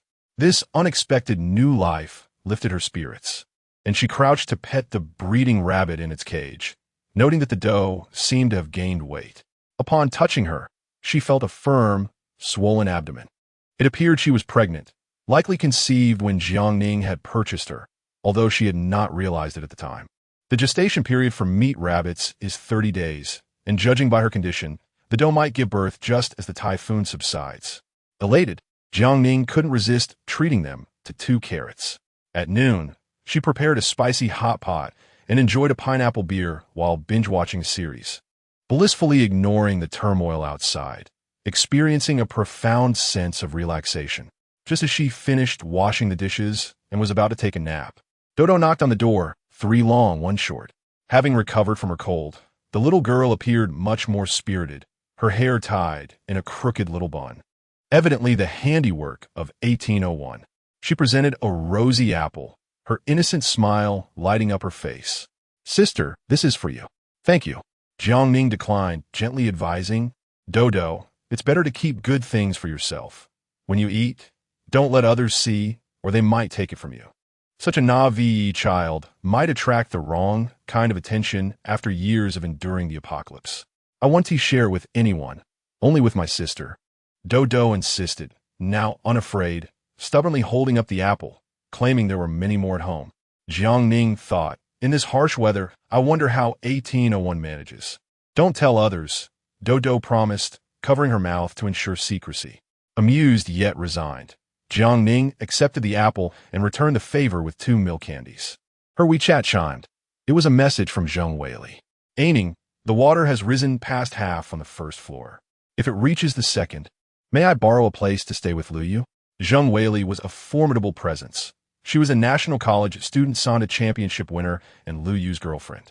Luyu, Zhang Chao, and Jiang Ning were all orphans, having grown up together. Luyu was frail, while Zhang Chao was physically weak. Yet they still banded together to tease her, though they learned their lesson after being thoroughly beaten. Zhang Chao craved affection, always seeking attention from the sisters. Luyu, lacking in security, had a delicate appearance, pursued by girls throughout his life, yet he had fallen for the strong-willed Zheng Weili, feeling safe when she held him close. Zheng Weili cherished him, treating him like a precious treasure, fearing he might dissolve in her embrace. The 4 occasionally gathered, and their bond remained relatively strong. In her previous life, Jiang Ning's phone had died, but this time she kept her network active, awaiting Zheng Weili's messages. "Sister Weili, the landlord's belongings occupy 1 room, and I truly cannot make space. However, 1803 is vacant. You and Luyu can move in, but you must act swiftly if the 2nd floor floods. I fear others might seize the opportunity." After a considerable wait, a reply came, "All right, please keep an eye out." With the typhoon and torrential rain, accompanied by intermittent thunder, only those left with no choice would dare take risks. Zheng Weili was merely inquiring in advance. Her inherent optimism shone through even in these dire circumstances. As it stood, the water had indeed risen to the second floor, though Jiang Ning could not disclose the full extent of the situation, knowing the house had become available. As mealtime approached, 1801 sought out Dodo. To his surprise, Dodo refused to leave, saying, "No, I don't want to. I'll get a stomach ache from the food my brother made." Hua Yishan appeared embarrassed. "I followed the recipe today." "Yesterday, my brother said the same," Dodo replied, having been traumatized by the culinary experiment, declaring, "Sister S cooking is much better." This left Jiang Ning feeling sheepish. She merely boiled noodles. What was there to enjoy? Hua Yishan, however, did not indulge her whims. Dodo, his sharp features exuded an air of aloofness, and when his expression darkened, he radiated an intimidating aura. Dodo wilted instantly, obediently following him outside. At the door, Hua Yishan turned to Jiang Ning. "The garbage in the stairwell has not been cleared by the property management. Shall we discuss it?" The refuse had been left uncollected for days, and even with the lid closed, it still stank. Jiang Ning had been contemplating a chance to address it. Yet 1801 had broached the subject first. The communal environment warranted a discussion, and they swiftly reached an agreement. First, they would dispose of the garbage, and thereafter, each household would manage its own waste, ensuring it would no longer be left in the stairwell. With the property management suspended, residents from other floors had taken to discarding their trash downwards. Jiang Ning had no objections, pinching her nose as she tossed bag after bag of refuse down the stairs. Zheng Weili might move in, and Jiang Ning brought this up with 1801. He had no objections, but there were only 2 keys. This was not an issue. What mattered was that Zheng Weili was capable. In the apocalypse, she had repeatedly come to Jiang Ning's aid, once even gifting her 2 pounds of noodles. In such a dire environment, she had given away vital food supplies, proving her character was worthy of trust. Unfortunately, they had not crossed paths again. Whether she lived or perished remained a mystery. Even if one was not lacking in provisions, surviving in a world rife with malevolence alone was a fool's errand. Especially for those who lived alone, seemingly fragile women would be the first targets when resources ran dry. No matter how strong one was, there was always a risk of being caught off guard. If the opportunity arose, Jiang Ning would not hesitate to seek allies. Zheng Weili was the person she wished to find and repay, yet she would remain vigilant. Upon returning home, I took a shower and changed my attire. Over the past few days, I have indulged in a plethora of rich flavors, enough to last for 4 to 5 months. In the coming days, I shall prepare lighter dishes, such as dumplings, noodles, 8 treasure porridge, and mung bean paste, allowing me to fully relax thereafter. The typhoon persists, and although the torrential rain has slightly diminished, the water levels continue to rise. Chapter 10. The Quest for the Inflatable Raft 2 days later. The first floor was completely submerged. Jiang Ning stood on the balcony, witnessing several individuals daringly swimming out of the community. The terrain here was relatively elevated, and the current was not too swift, but the situation outside was markedly different. For those who ventured out, their return depended solely on fortune. Zheng Weili sent a message, indicating her decision to move over immediately. She and Lu Yu resided in Unit 3, a mere 50 meters away from Jiang Ning's building. Feeling a twinge of concern, Jiang Ning focused her binoculars on the scene. Approximately half an hour later, an inflatable raft appeared in the water. The raft bore supplies, while Lu Yu, clad in a disposable raincoat, paddled diligently, and Zheng Weili, immersed in the water, pulled the raft forward with all her might. Jiang Ning descended to the first floor, intending to assist the two. Upon reaching the 12th floor, she coincidentally encountered Su Mingyao emerging from room 1202, clad in an ill-fitting polka-dot dress. Her eyes sparkled upon seeing Jiang Ning. In just 5 days, the once ethereal goddess had lost her luster, appearing gaunter and pallid. Jiang Ning chose to ignore her, continuing to carry the trash down. Ning, are you angry with me?" Su Mingyao followed, her voice sweet yet fragile. "If I've done something wrong, please point it out." With a scowl, Jiang Ning warned, "Stay away from me." Unfazed, Su Mingyao pressed on Ning. "It's not what you think between me and Senior Yang. We're just good friends. I feel a connection with you." Jiang Ning halted, hurling the trash bag at her. Do you not understand human language? Or is your brain malfunctioning? Caught off guard, Su Mingyao was struck squarely. The once goddess's composure shattered as she exclaimed, "What are you doing? Su Mingyao, I cannot concern myself with how you leech off others. But do not set your sights on me." Her words darkened the expression of the girl from 1202, her mood oscillating like a roller coaster. "What do you mean by that? We're merely acquaintances, exchanging greetings as alumni." Acquaintances? Like a lapdog that cannot be shooed away? You add me on WeChat daily. What do you hope to gain? You. Su Mingyao's face flushed, and she soon began to shout. Your home is overflowing with goods, while others are starving. Why not share your food with those in need? A clever deflection, Jiang Ning brandished a concealed kitchen knife, aiming it at her face. Which of your eyes saw my home brimming with supplies? Like a leech, you suck dry one source after another. Who doesn't suffer from hunger? And why should I part with my precious food for you based on your audacity? In the harsh reality of a decaying world, trading one's body for sustenance had become commonplace. Su Mingyao screamed and stumbled backwards, colliding with the wall, her face drained of color and her body trembling. She never anticipated that Jiang Ning would wield a knife against her, leaving her momentarily speechless. The commotion drew the attention of neighbors, who opened their doors. Ignoring their gazes, Jiang Ning continued her descent, hearing Su Mingyao's sobs echo behind her. Meanwhile, Zheng Weili braved the stormy weather, swimming towards them. In the face of calamity, humans proved to be fragile. A distance of merely 50 meters nearly cost her life. Jiang Ning assisted Lu Yu in climbing through the window, followed by several backpacks and the raft, finally pulling Zheng Weili from the water. Residents on the second floor were equally preoccupied with relocating, as life without water and electricity proved arduous. Even with rice and oil at hand, cooking was impossible. Some resorted to using liquor as fuel, while others burned furniture for warmth, and some, driven to madness by hunger, consumed raw rice, resulting in dire consequences. As sturdy bags were tossed through the window, many eyes glimmered with hope, particularly when the raft appeared. An elderly woman hurried over, grinning as she inquired, "How are you managing to move with so many supplies?" Her smile belied ulterior motives, seeing her reaching for their belongings. An out-of-breath Lu Yu quickly placed the items at his feet, refusing her access. The elderly woman, undeterred, longed for the raft. "Young man, we've been trapped here for days with nothing to eat. Please let us borrow the raft to find some supplies. No one should go hungry, especially the children." The raft was a lifeline, and Lu Yu could not acquiesce, but the woman persisted in her attempts to seize it. In a moment of desperation, Lu Yu pulled the air valve, causing the raft to deflate with a hiss. "What is the matter with you? Everyone is suffering. Why not lend a hand?" Zheng Weili, having been pulled up by Jiang Ning, was incensed to see her boyfriend being bullied. She pushed the elderly woman forcefully. "What do you think you're doing?" With her considerable strength, the woman stumbled back several steps, colliding with the wall and nearly tumbling down the stairs. The elderly woman's two sons rushed forward, demanding, "How dare you hit our mother? You have no right." They raised their fists, eager to intimidate Zheng Weili.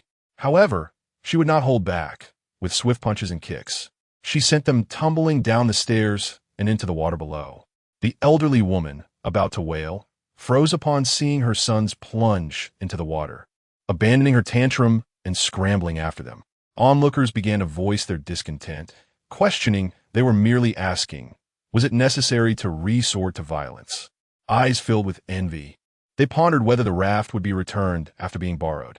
Jiang Ning had anticipated this scenario, which is precisely why she had come armed with a knife. Zheng Weili seized the kitchen knife, brandishing it at them, shouting, "Try to touch my possessions and see what happens." With her short hair and raspy voice, she could easily be mistaken for a man. After witnessing her dispatch two attackers, the remaining crowd, emboldened yet cowed, shouted but dared not advance. With no need for verbal sparring, Jiang Ning took hold of the bags and led the others back upstairs. Lu Yu wore a glum expression, while Zheng Weili's mood was equally sour. A tempest had not only upended the world, but had also shattered their perspectives, revealing their inner beasts. Upon reaching the stainless steel door on the 18th floor, Zheng Weili paused. "Ah Ning, you truly are remarkable. The neighbors installed it. I've merely benefited from their efforts." Lu Yu, sporting dark circles under his eyes, lamented, "Had I known, we would have moved sooner. I haven't slept well in days." With people using the bathroom and others attempting to break in at night, Jiang Ning inquired, "Have you run out of food?" We stumbled upon a stroke of luck. Just before the storm, someone mistakenly ordered groceries to our address. Several large bags arrived, including 2 bags of rice weighing 10 pounds each, an assortment of noodles and rice vermicelli, pickled vegetables and fermented tofu, a portable gas stove, solid alcohol blocks, an inflatable raft, and a solar charger. The order had been placed anonymously, and before they could comprehend the situation, the storm had arrived. Typically, they relied on the school cafeteria or takeout for sustenance, with the occasional instant noodles. Had it not been for the misdelivery, she and Lu Yu might have faced starvation. Chapter 11. Twin Tornadoes in Room 1803, without a key. Jiang Ning contemplated finding a tool to pry the door open. To her astonishment, Lu Yu produced an oddly shaped hook from his pocket, and, after a few minutes of fiddling with the lock, the door swung open. Startled and drenched in cold sweat, Jiang Ning instantly felt that the 2 doors of her home were far from secure. Zheng Weili chuckled awkwardly, remarking that there was no need to fear entering without a key, as he had been tinkering around in the house for 2 days. Room 1803 was a spacious 3-bedroom apartment, with all the furniture covered in dust sheets. Upon lifting them, Jiang Ning discovered exquisite furnishings, suggesting that the owner was financially well off, which explained why the place had not been rented out. A sense of unease tugged at Zheng Weili's conscience as he recognized that trespassing was illegal. He and Lu Yu agreed to treat the residence as a temporary abode, making every effort to refrain from disturbing the owneress belongings and ensuring everything was restored to its original state upon departure. Choosing a room with minimal furniture, the 2 began their cleaning efforts, with Jiang Ning lending a hand. The apartment was quite pleasant, save for the balcony, which lacked glass enclosure and was instead surrounded by invisible stainless steel wire, resulting in water pooling everywhere. With a bag and a half of rice remaining, and noodles and rice noodles nearly consumed, Jiang Ning resolved to forego any thoughts of assistance, believing they could manage until the typhoon passed. She prepared a modest meal for Lu Yu and Zhang Chao, mindful not to draw undue attention or suspicion. After tidying up inside and out, Jiang Ning noticed her companions were utterly exhausted and excused herself to her room. Living as neighbors inevitably led to socializing. She discreetly hid any items that should not be seen and enjoyed a sumptuous lunch featuring chicken soup with cordyceps, braised ribs, stir-fried water spinach, and a slice of Chilean watermelon. Upon waking from her afternoon nap, she found the internet had cut out. The disconnection from the world left her feeling isolated and melancholic. Seeking to alleviate her mood, Jiang Ning commenced exercising.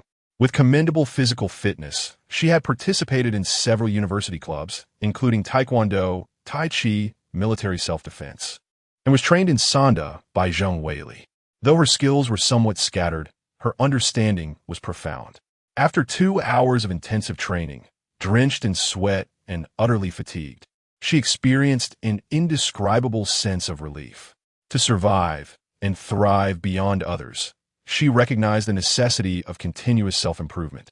Jiang Ning devised a daily regimen: 2 hours for physical training, 3 for studying traditional medicine, and another 2 for self-learning basic surgical knowledge.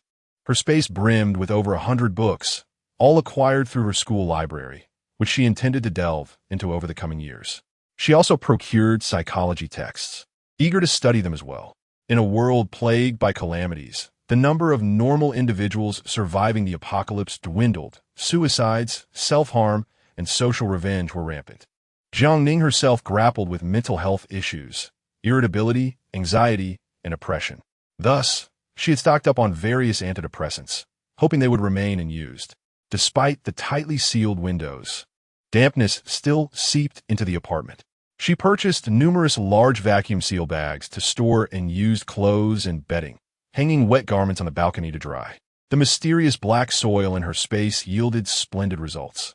Although time flowed synchronously with the outside world, the vegetables thrived far better than those outside. The potatoes in her planting pots had begun to sprout, and the grapevines showed signs of budding. After exiting her space, Jiang Ning found thick plastic sheets to cover the various drain openings, securing them with stones. Rainy days brought an influx of cockroaches, especially in the later stages of the pestilence, making it easy for them to crawl up from the sewers. As floodwaters rose, flushing toilets became a daunting task. Residents on higher floors fared better, but those on the second and third floors had already begun venting their frustrations in group chats, lamenting the state of their toilets. Even those in high-rise buildings faced discomfort. While they could manage limited flushing, foul odors ascended relentlessly, making life unbearable. To prepare for any eventualities, Jiang Ning had collected numerous black plastic bags to address physiological needs. However, considering the prospect of discarding them downstairs, she opted to manage it within her space instead. Just as she resolved to prepare a meal, Zheng Weili knocked on the door. After a day of rest, both felt significantly rejuvenated. Zheng Weili arrived with alcohol wipes. Astonished to discover Jiang Ning's extensive supplies, including vegetables on the balcony and rabbits. "No wonder Lu Yu said you could survive alone in the desert," he exclaimed. Jiang Ning had always been fond of stockpiling and gardening, a fact she saw no need to conceal, though much of her inventory required legitimate sources. "I was fortunate," she explained. "Just days before the typhoon, Zhang Chao asked me for supplies. He's an affluent second generation who is obsessed with apocalyptic games, and during our transaction, he inadvertently gifted me a survival kit. She had ordered several items, including inflatable boats and earthquake emergency kits." Zheng Weili and Lu Yu were both taken aback, with Zheng Weili commenting that it felt as though the end of the world was upon them. This sentiment was not theirs alone. In fact, during the initial days of the typhoon, online forums had exploded with discussions. Having lived nearly 2 decades, none had ever faced such a calamity, and the devastation extended beyond the southern coast. Most disconcerting was the absence of any rescue announcements. Who would not be frightened? Lu Yu speculated whether the wealthy heir had received advance warning. How else could his timing be so uncanny? In his building, a solitary young man suffering from depression had succumbed to despair after running out of food, ultimately jumping to his death. The current situation bore an uncanny resemblance to an apocalyptic scenario. He suddenly inquired, "Do you have any contact with Zhang Chao?" Jiang Ning shook her head. She had converted her commission from selling medicine into supplies, placing anonymous orders online for delivery, leaving Zhang Chao to fend for himself afterward. Zhang Chao was quite loyal, generous with his spending during gatherings, and as a friend, he was beyond reproach. Yet, he was desperately seeking affection, often dating older women, and those who advised him only seemed to provoke his ire. Eventually, Jiang Ning had ceased her interest. He had recently started seeing someone new. Lu Yu's smile appeared strained as he remarked that she was over a decade older, divorced, and had 2 children, a 10-year-old daughter and an 8-year-old son. "She seems like the type who just wants to find a meal ticket," he noted. Jiang Ning was left speechless, questioning whether he was looking for a girlfriend or a mother figure. Who can say? Lu Yu sighed wearily, a hint of resignation in his voice. Coming from an orphanage, who doesn't have their own issues? He too bore the burden of being mocked as a gigolo. Zhang Chao had stumbled before, yet he remained unrepentant. And Jiang Ning refrained from passing judgment, reflecting on her own past infatuation with Yang Weizong. Each person had their choices, and as long as they found happiness, that was what mattered. In her previous life, she had never crossed paths with Zhang Chao and often wondered if he had managed to survive the brutal apocalypse. As the two conversed in the living room, Zheng Weili suddenly shouted from the balcony, "Hurry! A tornado!" Jiang Ning stepped outside to find her friend's expression one of shock and panic, her eyes wide as if she had forgotten to breathe. Following her gaze, Jiang Ning beheld the ominous sky, where a colossal tornado loomed. No, it was twin tornadoes. Chapter 12. Tornadoes shatter skyscrapers. Jiang Ning felt a tightening in her breath and hastily picked up her binoculars to observe. At the same time and in the same location, 2 tornadoes with similar appearances but diametrically opposed rotational directions whirled like colossal grinders, uprooting trees, collapsing buildings, and tossing cars into the air like mere toys, even drawing torrents of water into their swirling embrace. The 2 tornadoes rapidly converged, and the high-velocity currents acted like a multitude of razor-sharp teeth, pulverizing everything in their path. "Ah!" Jiang Weili exclaimed, instinctively covering her mouth. The two tornadoes collided violently, merging as they tore through a skyscraper, shattering it to pieces and consuming the remnants without a trace. In less than a minute, a 30-story edifice was utterly obliterated. The fused tornado spiraled out of control again, akin to a temperamental child wreaking havoc without regard for the consequences. This was the first time Jiang Ning had witnessed twin tornadoes. Their destructive power exceeded that of a typical tornado by more than double, though fortunately, their duration was only half as long. Yet within mere minutes, they could wreak havoc upon the city. Jiang Ning's gaze remained fixed on the vanishing skyscraper. In her previous life, she was uncertain if such twin tornadoes existed, but she distinctly remembered that the skyscraper had not been destroyed. She had even searched for supplies within its confines during the extreme cold, only to find it ransacked by survivors, leaving behind only devastation and ruin. Now, however, it had been utterly annihilated. In this second chance at life, Jiang Ning's confidence stemmed from the supplies stored in her space and her acute foresight regarding natural disasters. But now everything had changed. As the tornadoes vanished from view, even Jiang Weili, typically optimistic and cheerful, found herself struggling to breathe. Her icy hands clutched Jiang Ning tightly. "And Ning, is this still a typhoon? This world feels so alien, as if we will never return to the prosperity that existed before the storm." The twin tornadoes not only devastated the skyscrapers, but also swept through a densely populated area filled with commercial and residential buildings. Did those people still have a chance to survive? Lu Yu, wearing a grave expression, lamented, "The name of this typhoon truly suits it. It feels like a butcher's knife, ready to carve this city to pieces." As he spoke, he held his girlfriend close, resting his head on her shoulder. "Don't worry, we were fortunate to escape. If one day we can't evade it, perhaps we won't even witness the horror."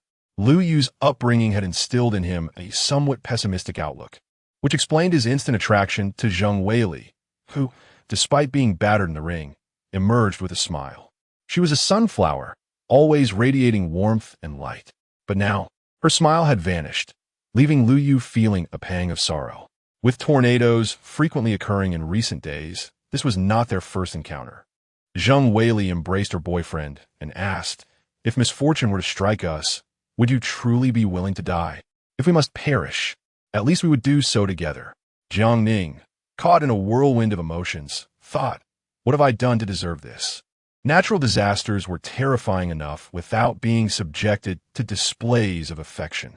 Jiang Weili, with her toned muscles, stood in stark contrast to Lu Yu.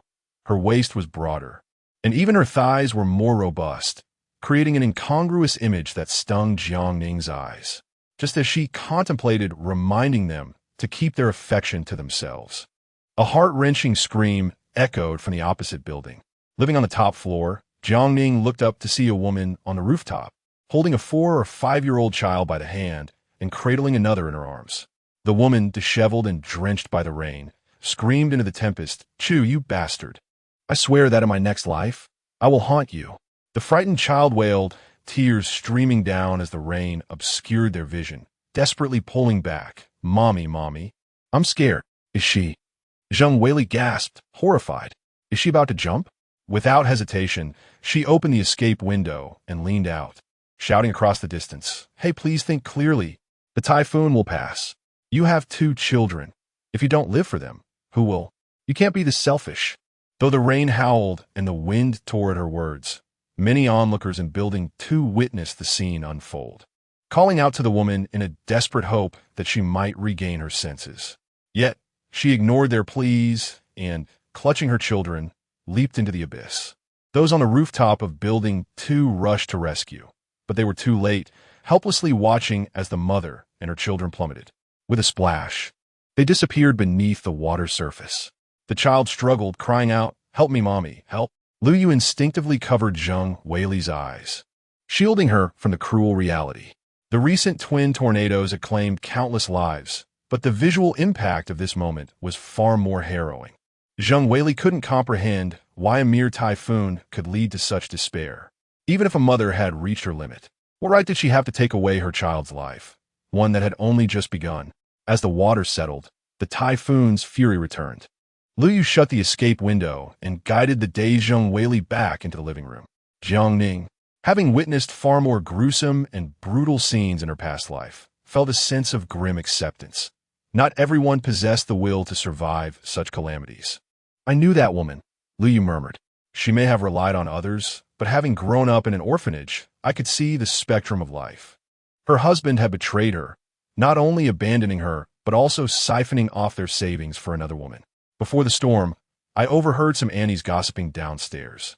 The woman's desperate leap, accompanied by her children's innocence, was likely a result of betrayal and despair, compounded by the fact that her husband was nowhere to be found amidst the chaos. It was incomprehensible for a woman to bear the burden of 2 children alone. Even Lu Yu and Zheng Weili felt overwhelmed. Besides a natural disaster, the ugliness of human nature was equally terrifying. Perhaps she had seen no other escape. Unwilling to let her children suffer in a world devoid of hope, seeking solace through her final act. With a blank expression, Lu Yu pondered whether this disaster would ever come to an end. It was as if he were seeking answers from Jiang Ning, or perhaps searching for clarity within himself. Following 2 consecutive calamities, their spirits were at an all-time low as Lu Yu and Zheng Weili returned to the adjacent apartment. Jiang Ning secured the door, listened to soothing music to calm her mind, and prepared a meal of braised beef with radish, chicken with mushrooms, and garlic stir-fried lettuce. Finding solace in a light-hearted comedy series to pass the time, the Typhoon raged on, casting a somber shadow as dawn struggled to break. Unbeknownst to Jiang Ning, the child known as Dodo had been knocking on her door almost daily, always at noon after lunch. "Sister, can I see Xiao Bai and Hui Hui today?" With her hair styled in a bun, she tilted her head and smiled at Jiang Ning, presenting her with an egg. The child's pure and innocent smile had a remarkable ability to mend a troubled heart, her eyes sparkling like the brightest stars in the sky. Dodo adored rabbits and often perched on the balcony to watch them. The 2 rabbits had names she had chosen herself. The glass-enclosed balcony had been lined with cardboard for the rabbits, keeping them relatively clean. Jiang Ning lifted Xiao Bai onto the sofa for Dodo to play with, cautioning her not to touch the pregnant rabbit's belly. Dodo's eyes sparkled with curiosity. Is she going to have babies? Upon receiving an affirmative response, she giggled. Can I raise the babies? Rabbits tend to breed prolifically, sometimes yielding litters of over 10. Jiang Ning wasn't sure if she could manage that many, but she offered, "If your brother agrees, I can gift you one." Upon hearing the need for her brother's consent, Dodo's face fell, disappointment evident. From her attire, it was clear that 1801 had taken good care of her. Even on rainy days, she wore fresh clothes, though Dodo seemed somewhat intimidated by him. Indeed, 1801's stern features and aloof demeanor could be quite daunting for a child. Unintentionally, Jiang Ning noticed the bruises adorning her arms, which astonished her greatly. Not only her arms, but also her legs and waist bore similar marks, and even her forehead displayed a striking bruise that was truly alarming. "Dodo, what happened to the injuries on your body?" "Brother did it," Dodo replied, lowering her head to pet the rabbit. Chapter 13. The midnight break-in, though aware of 1801's indifference, I remained oblivious to his violent tendencies, particularly his inclination towards child abuse. Observing Dodo's expression, it seemed she had grown accustomed to being beaten. No wonder she frequented my home. Perhaps she was seeking refuge from her deranged brother. "Why does he hit you?" I pondered, recognizing that, although it was a family matter, child abuse was utterly intolerable. I refrained from inquiring about her past. Yet her timid demeanor and the subtle hints of a people-pleasing personality evoked my own painful childhood memories. "Dodo, is he your biological brother?" "Hence, I cannot bring myself to reject this child. My brother teaches me how to fight," Dodo replied, rubbing her bruised arm while flashing a sweet smile. It appeared she hadn't merely suffered from beatings, but had also experienced some accidental falls. I then learned that Dodo had been practicing martial arts for several days, dedicating up to 5 hours each day to her training. "Sister, let me show you my moves." Without waiting for my consent, she positioned herself in a spacious area. The once timid girl transformed into a fierce competitor, standing tall and poised, her demeanor transforming dramatically. Her movements were precise and powerful, executing military-style punches with remarkable intensity. Her eyes fierce and full of spirit. Astounded, I noted her techniques surpassed even my own. Children thrive on praise, and I offered her compliments, causing her to blush profusely. "You're so kind, sister," she beamed. "My brother never praises me, regardless of how well I perform." The numerous bruises on her body revealed the harshness of her training regimen. In the midst of a typhoon, subjecting a 4 or 5-year-old child to such intense practice was alarming. Had 1801, in a past life, anticipated the impending apocalypse, rigorously training Dodo to ensure her future survival? Dodo's exemplary technique could not have been achieved solely through online tutorials. Given her age, she demonstrated a remarkable level of understanding, prompting me to refrain from probing further while remaining vigilant. Despite her frequent visits, Dodo never rummaged through my belongings nor asked for food. It was evident she had been raised well and always arrived with something in hand. I presented her with a herbal ointment I had previously prepared for bruises, advising her to soak in hot water that evening. After spending time outside, she affectionately kissed her toy rabbit before reluctantly departing. In recent days, the commotion downstairs had escalated, with arguments and curses echoing through the building as tensions flared. The dreadful weather and harsh living conditions had incited hostility among the residents. The occupants of the 9th floor engaged in a prolonged shouting match with those crammed in the hallway on the 2nd floor, almost resorting to violence. Upon waking one morning, the 9th floor residents discovered their home had been ransacked, their dwindling food supplies completely depleted. The relentless typhoon was merciless, and the loss of food was catastrophic.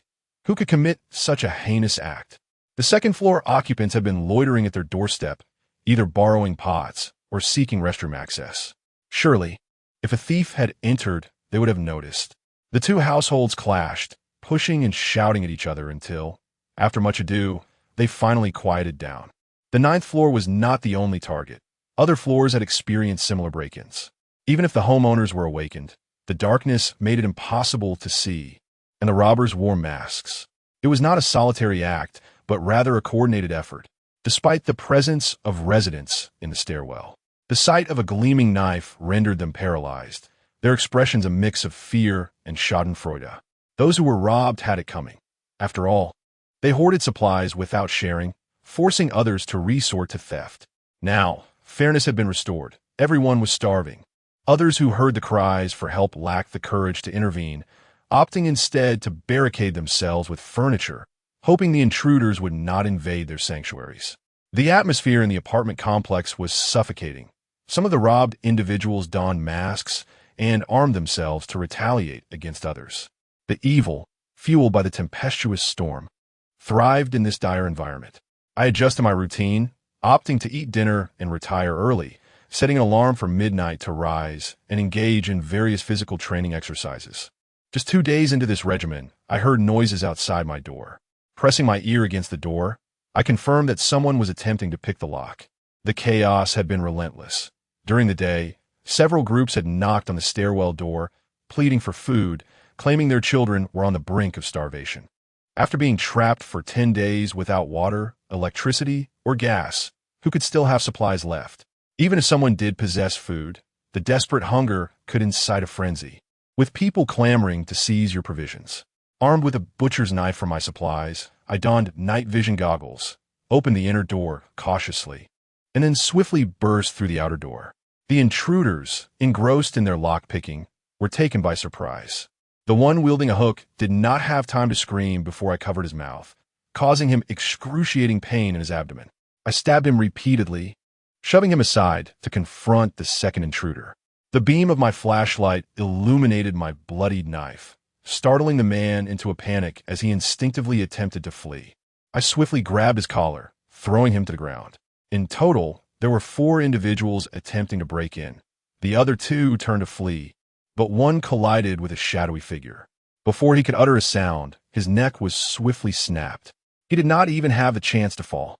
His lifeless body was promptly discarded through the window. I looked up, following the sound, and beheld a tall figure executing the grim task of disposing of bodies with alarming efficiency. Astonished, I witnessed him swiftly slice the throat of the second man. The assailant clutched his neck tightly, gasping in vain, his body convulsing violently. Rumors had circulated in the building that 1802 was hoarding vast supplies of food. Not only was she beautiful, but she also lived alone. They had come not only for sustenance, but also with malicious intent. This was a university student, delicate and ripe for the taking. However, they could never have anticipated that this seemingly innocent girl was a demon in disguise. I ripped the mask from the man's face, revealing him to be the same individual who had previously attempted to break into my home at 1803. This was the embodiment of human evil. Even if given a second chance, he would still choose to commit atrocities. I sneered coldly, plunging the knife unhesitatingly into his heart. Rising with the weapon in hand, I remained vigilant, watching the other men closely.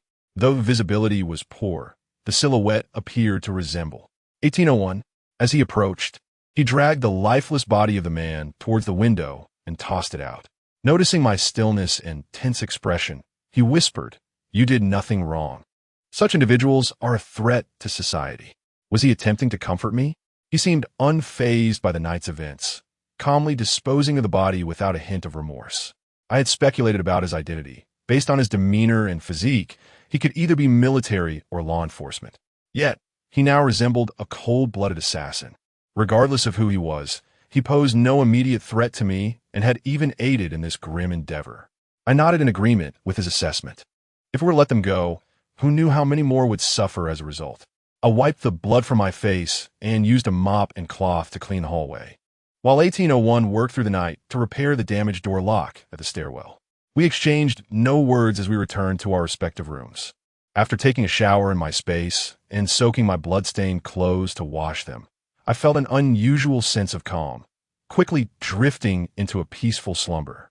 Upon awakening the next morning, I noticed the water levels had risen significantly. Standing on a balcony, I enjoyed a breakfast of fried dough sticks and soy milk. The golden, crispy dough sticks paired with the rich, aromatic soy milk created a delightful meal that lifted my spirits. The water was littered with debris, colorful garbage bags floating amidst the current, and I could distinctly see several corpses mingling with the refuse, swept away by the floodwaters. In the time it took to finish my breakfast, I observed several individuals plunging into the flood, desperately swimming to safety. All of them were undoubtedly braving the tempestuous storm in search of food. Each day, countless people ventured out, yet I had never witnessed anyone return. Perhaps some did, but I simply had not seen them. The staircase echoed with a series of knocks, yet Jiang Ning paid no heed, focusing instead on brushing her teeth and rinsing away the lingering taste of food. As midday approached, Zheng Weili made a visit. "Ning," she cautioned, "the knocking at the door has been increasing. We must exercise caution in the coming days." Chapter 14. The group assault to retake the grain in the morning. Zheng Weili lingered on the staircase for quite some time. Last night, a solitary girl living on a lower floor was not only subjected to a break-in, but also bullied throughout the night. Her assailants were masked, rendering their identities unknown. "You and Lu Yu should be cautious. Our floor is no longer safe," she warned. Jiang Ning was puzzled as to why Zheng Weili had not noticed the commotion. However, upon observing the marks on her neck, the reason became evident. She had been utterly exhausted, having been deprived of water, electricity, and gas, with no forms of entertainment to pass the time, leading her to engage in more physical activity instead. In a world ravaged by disaster, survival was a challenge even for adults. For women, the prospect of pregnancy was a calamity. Jiang Ning felt at a loss, unsure how to broach the subject with someone who had never experienced such hardships. Reluctantly, she sidled into the conversation. "Sister Weili, I believe you have a competition next month?" "Indeed," Zheng Weili replied, her expression tinged with melancholy. "I wonder when this dreadful weather will cease. It's hindering my training. I've had to resort to practicing aimlessly indoors, and I even used Lu Yu as a punching bag out of sheer restlessness." She dreamt of participating in the competition, hoping they could take precautions once they fully acclimated to this new reality. As Jiang Ning returned to her room, she cast a glance at the tightly shut door of room 1801. In the early hours, before the would-be thieves could ascend, Zheng Weili knocked forcefully on the door. When Jiang Ning opened it, She found Zheng Weili unarmed, while Lu Yu brandished a knife, and the door to 1801 swung open simultaneously. Confronted by the residents of the 18th floor, the intruders initially appeared hesitant, but soon regained their bravado, threatening, "Hand over your food, or we won't hesitate to use this knife." Jiang Ning retorted coldly, "Who says we have any food? Isn't that obvious? What are you doing with your door closed, if not hoarding food, while we starve?" The leader brandished his knife, asserting, "We're on the brink of starvation. Yet you all look well-fed and indifferent to our plight. How can you be so inhumane? Enough with the chatter. Hand over your supplies, and perhaps we'll spare your lives." In truth, Jiang Ning only ate until she was 80 full, as her energy was depleted through rigorous training. There was no reason to isolate herself from others, but her neighbors were gaunt and haggard. Their desperation was palpable. Arguing with them was akin to playing a melody to a deaf audience. Jiang Ning, disinterested in further discourse, boldly challenged, "If you have the guts, come and take it." With that, she exchanged a glance with Zheng Weili. Though only a few were knocking at the door, countless others lurked in the shadows, ready to descend upon them. Today, they had to make an example of the intruders. Otherwise, more would follow. Zheng Weili instinctively shielded Lu Yu. As the audacious 18th floor residents kicked open the stainless steel door and charged forward with knives drawn, Jiang Ning sidestepped and struck the leader with a blade. Having witnessed a mother and her children leap to their deaths, Zheng Weili felt an overwhelming urge to retaliate. She swiftly dodged and landed a heavy blow to the man's abdomen. He tumbled down the stairs, crashing hard against the door, and lay motionless. Room 1801 remained unmoved, swiftly incapacitating another assailant. The scene erupted into chaos, filled with agonized screams that echoed ominously in the darkness. Jiang Ning slashed repeatedly, always avoiding vital points. Yet blood gushed forth, staining the floor in a gruesome display. A total of 6 assailants had come. 3 were injured, while the others were disarmed and battered by Zheng Weili, leaving them gasping for breath, while Lu Yu had not even had the chance to intervene. Jiang Ning stood at the top of the stairs, bloody knife in hand, demanding, "Do you want food, or do you want to live?" The leader, clutching his bleeding arm, cried out in anguish, You can't just kill us." "Can't kill you?" Jiang Ning yanked off their masks, recognizing a few of them. 2 were even prominent members of the community who usually lived comfortably, now reduced to mass marauders in this calamity. She snapped their photo, stating, "You can report this to the authorities. I'm curious to see whom they arrest." To her surprise, the 18th floor residents, having been caught off guard, were left without any strength to retaliate. They had no choice but to plead for mercy, claiming, "We're desperate. We had no choice but to act this way. You haven't suffered any loss. Can we pretend this never happened?"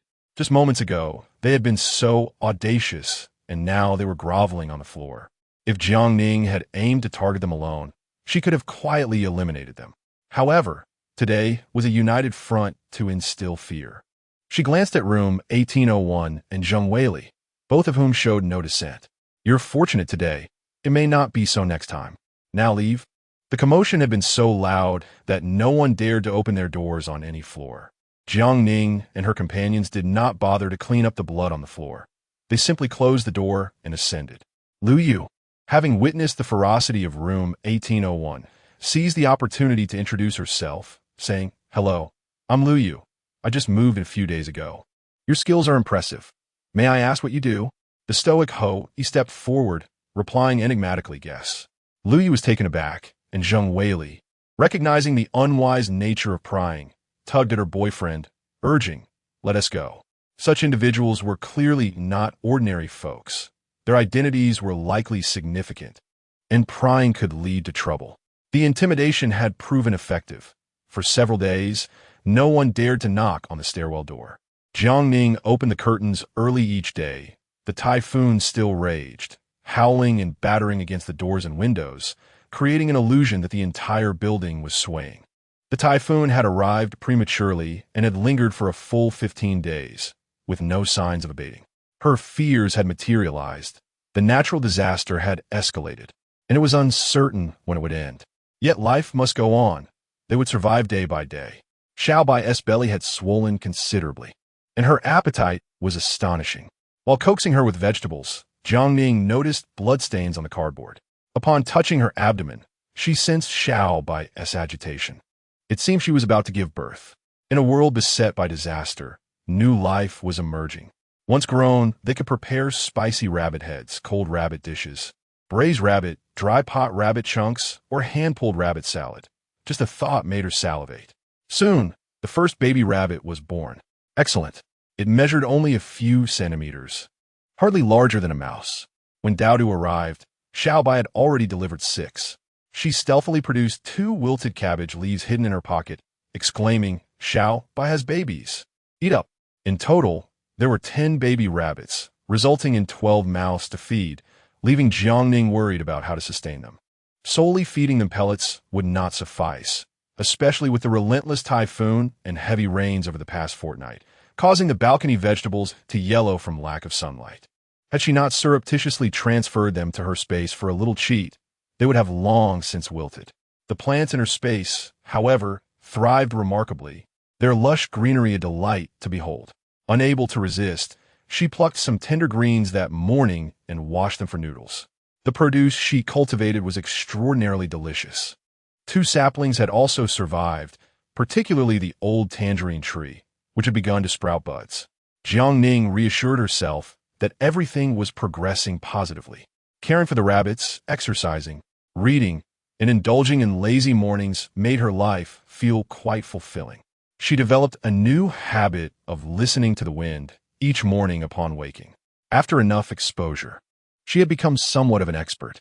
On the 18th day, however, the wind sounded decidedly different. Chapter 15.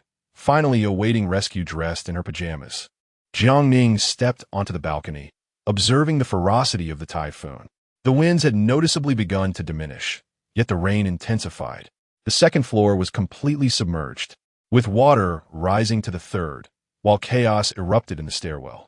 For breakfast, she had a handheld pancake filled with a fried egg, ham, vegetables, and ketchup which, when retrieved from her storage space, remained crisp and warm, releasing a delightful aroma that tantalized her taste buds. Jiang Ning had prepared over 100 of these, ensuring sustenance for an extended period. While delicious, they were a tad oily. She poured herself a cup of honey grapefruit tea, sipping it while perusing her pharmacology textbook from her sophomore year. Around 10 o'clock, there came a knock at the door. She initially presumed it was Zheng Weili, only to be surprised by the presence of the resident from Unit 1801. Jiang Ning felt a flicker of astonishment, as he was typically a reclusive individual, preferring silence over conversation. Despite Dodo frequently visiting her, she had scarcely exchanged words with him. Instantly, she became wary. With a tense expression, what Ishan conveyed, "Dodo is ill. Can you treat her?" Jiang Ning, taken aback, inquired, "What ailment does she have?" He replied, "A fever, vomiting, and diarrhea." Although a hospital visit was necessary, the typhoon rendered such a journey impossible. Jiang Ning, setting the expectation straight, stated, "I can assist in examining her, but I possess only rudimentary knowledge. Do not place your hopes on me." "Thank you," he replied, and begrudgingly she acquiesced, returning to her room to retrieve a folding fruit knife and tucking it into her pocket. Upon entering Unit 1801 for the first time, she noted the spacious 3-bedroom layout with ample natural light and an excellent arrangement. The living room was adorned with vintage furniture, meticulously organized, far superior to her own humble abode. In this day and age, men who could manage household chores were a rarity. Her gaze fell upon the newly installed double-layer tempered glass on the balcony, complemented by a triple-layer stainless steel door, making the entire residence resemble a fortress. Indeed, it was evident that her own perspective needed broadening. Redirecting her attention, Jiang Ning approached Dodo's room. The child was not only feverish, but also had developed a rash. Her once bright eyes now appeared dull and lifeless. "Sister," she murmured.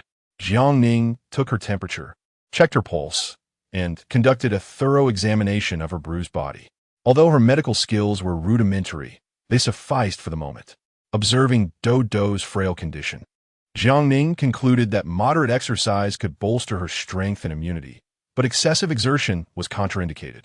Uncertain of how Dodo had been trained in 1801, The evidence of her numerous bruises suggested a harsh regimen. Intense training had likely triggered a stress response in her body, resulting in not only lowered immunity but also a chaotic state, leading to her current symptoms of fever, vomiting, and rash. Realizing Hua Yixin's inadequacy in caring for the child left her disheartened. Upon learning the cause of Dodo's illness, Hua Yixin's expression turned remorseful.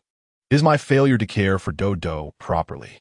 Seeing the terrifying bruises on his sister's body, he seemed momentarily at a loss.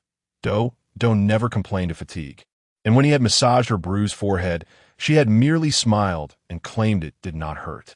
He retrieved a medicine box filled with various medications, asking Jiang Ning which ones could be utilized.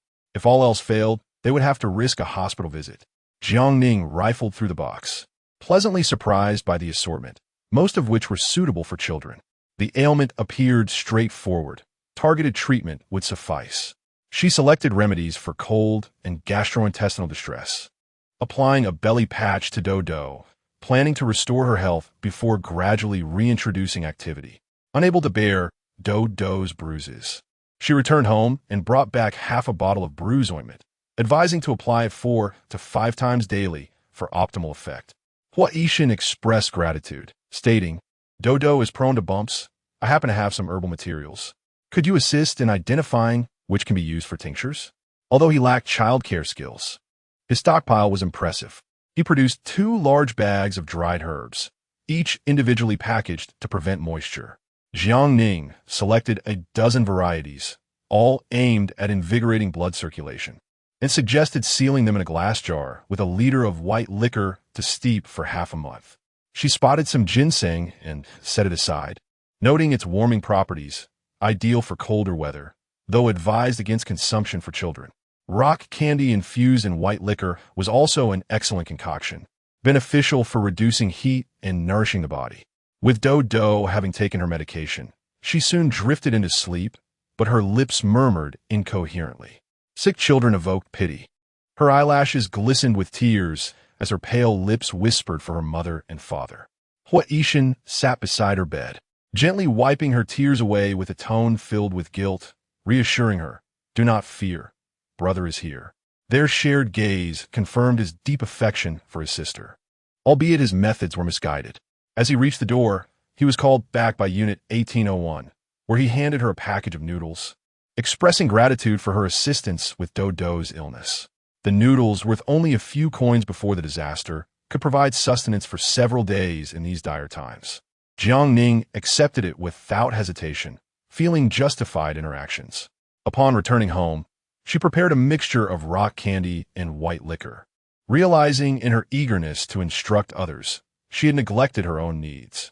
In the biting cold, a cup of this concoction by the fire would offer unparalleled comfort. She also washed a few pounds of grapes, placing them on the balcony to dry for future fruit wine. Emerging from her storage space, she sensed a change in the Typhoons' intensity. Not only did she feel it, but many others did as well, some cheering and shouting from their windows. Their excitement was palpable as they felt the impending end of the calamity. In high spirits, Jiang Ning prepared a dish of boiled fish, accompanied by fragrant rice. She could not bring herself to discard the used plastic container, as resources had become scarce. Washing and reusing was now a necessity. In the midst of a deep slumber, she was abruptly awakened by the roaring sound of motors. It was a rescue boat, manned by firefighters clad in bright orange life vests. Although the typhoon had not completely subsided, its ferocity had waned, allowing for cautious navigation through the waves. After 18 long days of isolation from the world, just as they faced the brink of despair, the light of hope finally appeared. The sight of the rescue boat brought many to tears, a cathartic release of emotion as they realized help had arrived. The government had not abandoned them. Amidst tears and laughter, they oscillated between helplessness and exhilaration, wiping their eyes in disbelief. Only 3 boats were present, yet they symbolized the collective hope for survival. Over the loudspeaker, the firefighters reassured the residents of each building, urging them to remain calm, declaring their commitment to rescue every individual in need, prioritizing the evacuation of the elderly and children. This operation focused solely on those in low-lying, flooded apartments, Yet many residents surged downstairs, encircling the firefighters. Our homes are intact, but what will we do for food? One cried, "We have been starving for 3 days, relying solely on rainwater. Can you bring us some provisions? Why did you come empty-handed? Is the government not providing us with assistance? We are taxpayers. Without our contributions, how can you sustain your operations?" The crowd's growing numbers exacerbated the chaos, transforming gratitude into frustration, as they demanded answers and refused to leave without assurances. Chapter 16. The million-dollar luxury RV Jiang Ning invited Jiang Ning to descend and assess the situation. The rice had all been consumed, and although a bag remained, the gas had run out, leaving only a scant supply of alcohol blocks. To conserve fuel, she soaked the rice daily, placing it in a thermos, then poured boiling water over it, sealing the lid to let it steam before consumption. Moreover, the damp weather left her clothes undried, leading to health issues. If possible, Jiang Ning and Liu Yu considered heading to a shelter. Accommodations might be poor, but at least there would be ample food and hot water, right? The Typhoons' torrential rains had exceeded meteorological forecasts, inundating even our 3rd floor. Other areas must surely be worse. Jiang Ning dashed her hopes, stating that with food submerged, how much remained above water? Given the water levels, the gym and library were also flooded, and relevant authorities could only commandeer hotels or office buildings for rescue operations. With so many people crowded together, issues of sustenance and sanitation would arise. The typhoon had ceased, yet the downpour persisted, and flooding could last for months. In her previous life, many low-level residents had sought refuge in shelters, but within days, they returned, lamenting the overcrowding. There was no place to eat or sleep, let alone find a spot to rest. Robberies, thefts, and brawls erupted, creating chaos. The government needed to provide disaster relief, while also dispatching personnel to search for food. Ultimately, if nothing else could be found, they would have to salvage from under the water. However, given the prolonged submersion, much of the food would be spoiled, and it would be a blessing if they could feed the masses to even a third of their needs. Jiang Ning felt a heavy heart, but resolved to investigate. Perhaps there would be good news? Jiang Ning chose to stay behind, visiting Dodo next door. The patient's condition had improved, lifting the spirits of the half-hearted doctor. An hour later, Jiang Ning returned disheartened. The fire department only assisted those whose homes were flooded, and they were uncertain about broader rescue efforts. Jiang Ning encouraged her, asserting that if the heavens did not save them, they must rely on themselves. Indeed, Jiang Ning agreed. There was no use in despair. Rekindling hope was essential. The storm had ceased, and perhaps the rain would soon follow suit. To be alive, one must have hope, right? Yet, the rain not only persisted but intensified, the sky darkening ominously. By 5 o'clock in the evening, night had descended, though the typhoon had largely abated. The city echoed with an eerie silence, interrupted only by the sound of rescue boats making their rounds. Jiang Ning had dined early, then set alarms to ring every hour starting at 10 o'clock. Around 1 in the morning, the fire brigade had completed the evacuation of trapped civilians. The Jinrong community lay in profound stillness, with nothing but the rain's patter audible. Donning anti-cut and anti-stab clothing, which felt akin to thermal wear, she tested a blade against the fabric, pleased to find it unscathed. Feeling cold, she added a jacket and a raincoat before quietly opening the door and descending the stairs. The hallway was devoid of residents, but littered with refuse, emitting a foul odor. Reaching the 3rd-floor window that jutted out into a narrow ledge, she carefully retrieved her inflatable boat from the darkness.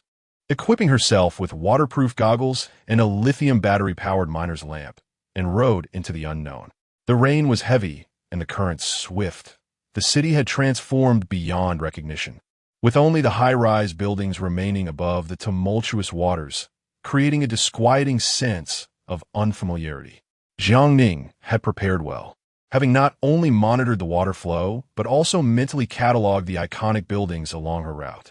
Nevertheless, navigating through the downpour proved arduous, and it took nearly 2 hours to reach the large supermarket she had visited before the typhoon.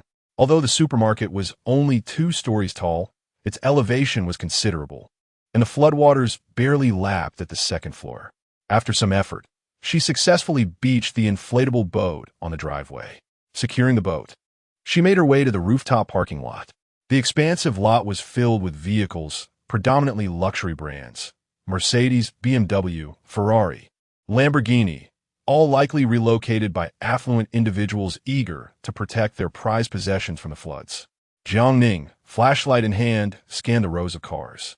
Her gaze was drawn irresistibly to a large RV, its insignia indicating it was a multi-million-dollar luxury model. The vehicle boasted bulletproof bodywork and glass, puncture-resistant tires, and crucially, it was a hybrid, equipped with foldable solar panels on the roof.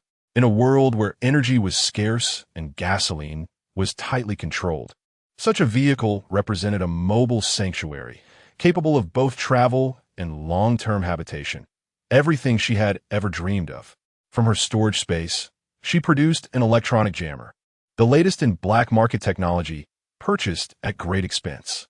Affixing the device to the RV door and pressing the button, it emitted a series of beeps before the sound of the lock disengaging reached her ears. Successfully unlocking the door, Jiang Ning stepped inside. The interior was expansive, featuring a kitchen, living area, bathroom, and 2 bedrooms, complete with a washing machine, opulent beyond measure. The vehicle's interior was sparsely furnished, suggesting it had recently been acquired, only to fall victim to disaster. Pleased with her find, she stealthily stored the RV within her space. Not rushing into the supermarket, she retrieved a siphoning device and fuel canister, draining the gas tanks of other vehicles. The rooftop fire exit was locked. She utilized heavy-duty pliers to cut it open and descended the stairs. Exiting through the fire door, she entered the clothing section on the 2nd floor, where the water had risen to knee height, soaking many garments. With limited space, she quickly gathered some women's clothing before darting to other sections. The discount area was filled with various brands of tissues, sugary beverages, mooncakes, chips, and bathing products. Across from this was the home appliance section, where refrigerators, air conditioners, and washing machines had been submerged.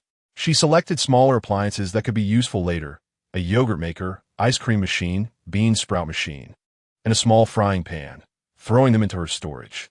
Next was the household goods section, where she gathered high-quality air conditioning quilts, down comforters, sheets, pillowcases, and various types of athletic shoes and boots. In the skincare aisle, she stocked up on an array of products, including creams, masks, and serums. Moving on to the tobacco and alcohol counter, she found an impressive selection: Matai, Wulianya, XO, Martell, red wine, beer, and cocktails, all invaluable commodities in a post-apocalyptic world, likely to be in high demand later. After clearing the water-soaked items, she produced a window-breaking tool, shattering the glass of the counter to salvage whatever was submerged. She collected luxury cigarettes, lamenting the loss of those soaked in water. Fortunately, the tea was sealed tightly and remained on the shelves.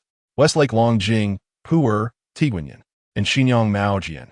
Regardless of price, these were irreplaceable resources, and she left not a single item behind. This single section nearly filled her storage to 10 cubic meters. However, she had prepared before leaving, having relocated her balcony planters, living room vegetables, and kitchen charcoal to the apartment, freeing up around 150 cubic meters. The floodwaters were rising rapidly, and these items would soon be submerged before dawn. Chapter 17. Zero-cost shopping at the supermarket if the volume of space could be increased by 2 zeros. Jiang Ning would have hurriedly swept through the city. Instead, she could only watch helplessly as essential supplies sank, while humanity engaged in a more brutal struggle for survival, fighting over a moldy piece of bread with knives. The reality was harsh, and all Jiang Ning could do was look after herself. She refocused her mind and continued to race against the flood. Shampoo, body wash, soap, sanitary napkins, disinfectant, milk, yogurt, powdered milk, alpaca milk, soy milk powder, cereal, lotus root powder, lotus seed and lily soup, white sugar, rock sugar, brown sugar, and more. The water had risen to her thighs. She had no time to check labels or be picky. Her hands swiftly swept across the shelves. Anything was better than feeding the flood. Canned goods, dried fruits, snacks, chocolates, energy bars, biscuits, cheese, chicken legs, chicken wings, duck necks, beef jerky, mutton cubes, flavored dried tofu, spicy strips, and bamboo shoots filled her space at a visible pace. After gathering a large quantity of noodles, Jiang Ning arrived at the instant food section, where instant noodles, snail rice noodles, hot and sour noodles, and hot dry noodles were all available. However, due to the typhoon, options were limited, especially as only the pickled cabbage flavor of instant noodles remained. She did not hesitate, nor did she mind the foot odor. In her previous life, she had survived by gnawing on tree bark and eating guanine soil, ultimately resorting to using sticks to dig her way to the bathroom. Arriving at the seasoning section, she immediately stocked up on essentials: peanut oil, corn oil, olive oil, tea oil, and blended oil, despite the limited space. Soy sauce, oyster sauce, vinegar, cooking wine, all were grabbed in larger quantities that took up less space. With a plethora of brands like Lao Gan Ma, olive vegetables, bean paste, and fermented tofu, she swept through the shelves. When she encountered her favorites, she fished them out from the water, refusing to let anything go to waste. Next came various ingredient packs: boiled beef, pickled vegetable oil, red oil hot pot, Orleans chicken wings, and salt-baked chicken powder. She rushed through, not even glancing at many of them. The water had risen to her waist. Despite wearing a rain suit, she still felt a chill, and walking became particularly cumbersome. Yet, this was the last opportunity for a major haul. Gathering as much as possible now was better than fighting for a meal later. Regrettably, the first floor was submerged. Otherwise, there would have been precious resources. As the water level approached her chest, she felt an unsettling buoyancy, with most goods either submerged or floating.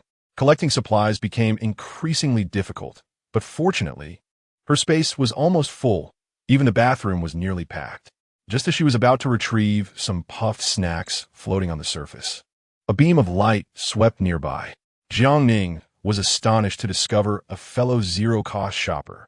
With a flashlight illuminating the area, she quickly concealed herself behind shelf. Her senses heightened. Unsure how many had arrived and unable to maneuver well in the water, any confrontation could lead to trouble.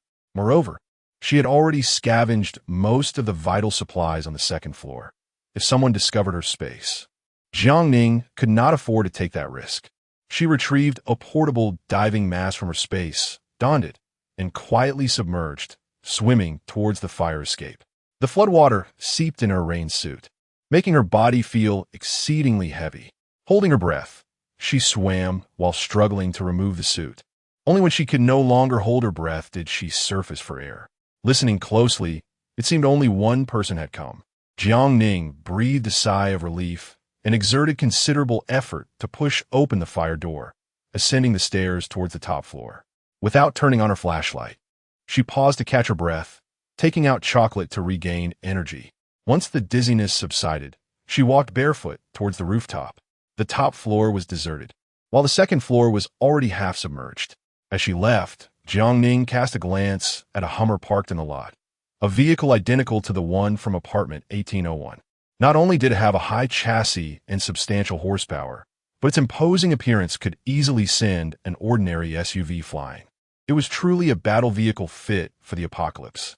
Unfortunately, her space could not accommodate it, so she opted for a more comfortable and multifunctional RV instead. She patted the vehicle's hood, feeling as though she was losing a part of herself. Soon, these cars would all be submerged, swept away by the flood. What a pity. The water level rose rapidly, and the current became turbulent, making it easy for a rubber boat to be swept away. Jiang Ning had no choice but to take out the speedboat. With many obstacles lurking beneath the water, she dared not accelerate too quickly. The entire city was engulfed in darkness, and the waterproof mining lamp had a limited visibility range, forcing her to navigate slowly through the water. The speedboat was easy to operate, but its motor's noise could easily attract attention. Fortunately, the typhoon had just ceased, and the government was actively conducting rescue operations. Even if nearby residents heard it, they would likely assume it was the fire department's rescue efforts. Jiang Ning did not return to her apartment.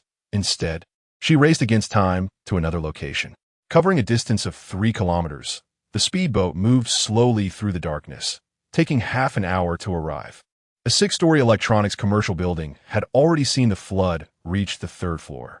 Jiang Ning used a window breaker to shatter the glass on the 4th floor and climbed inside, heading straight for a solar technology company storefront.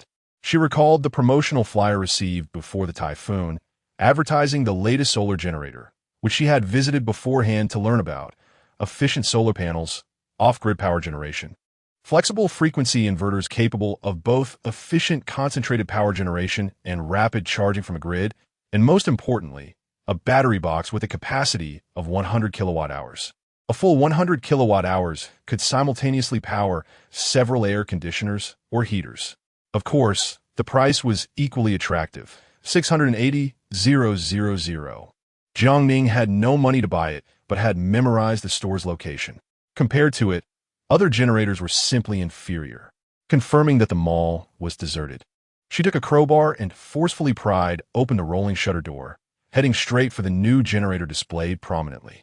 The display only contained a battery box and inverter. She pried open the back door to the storage area, discovering another unit of the same model, and without hesitation, loaded it in.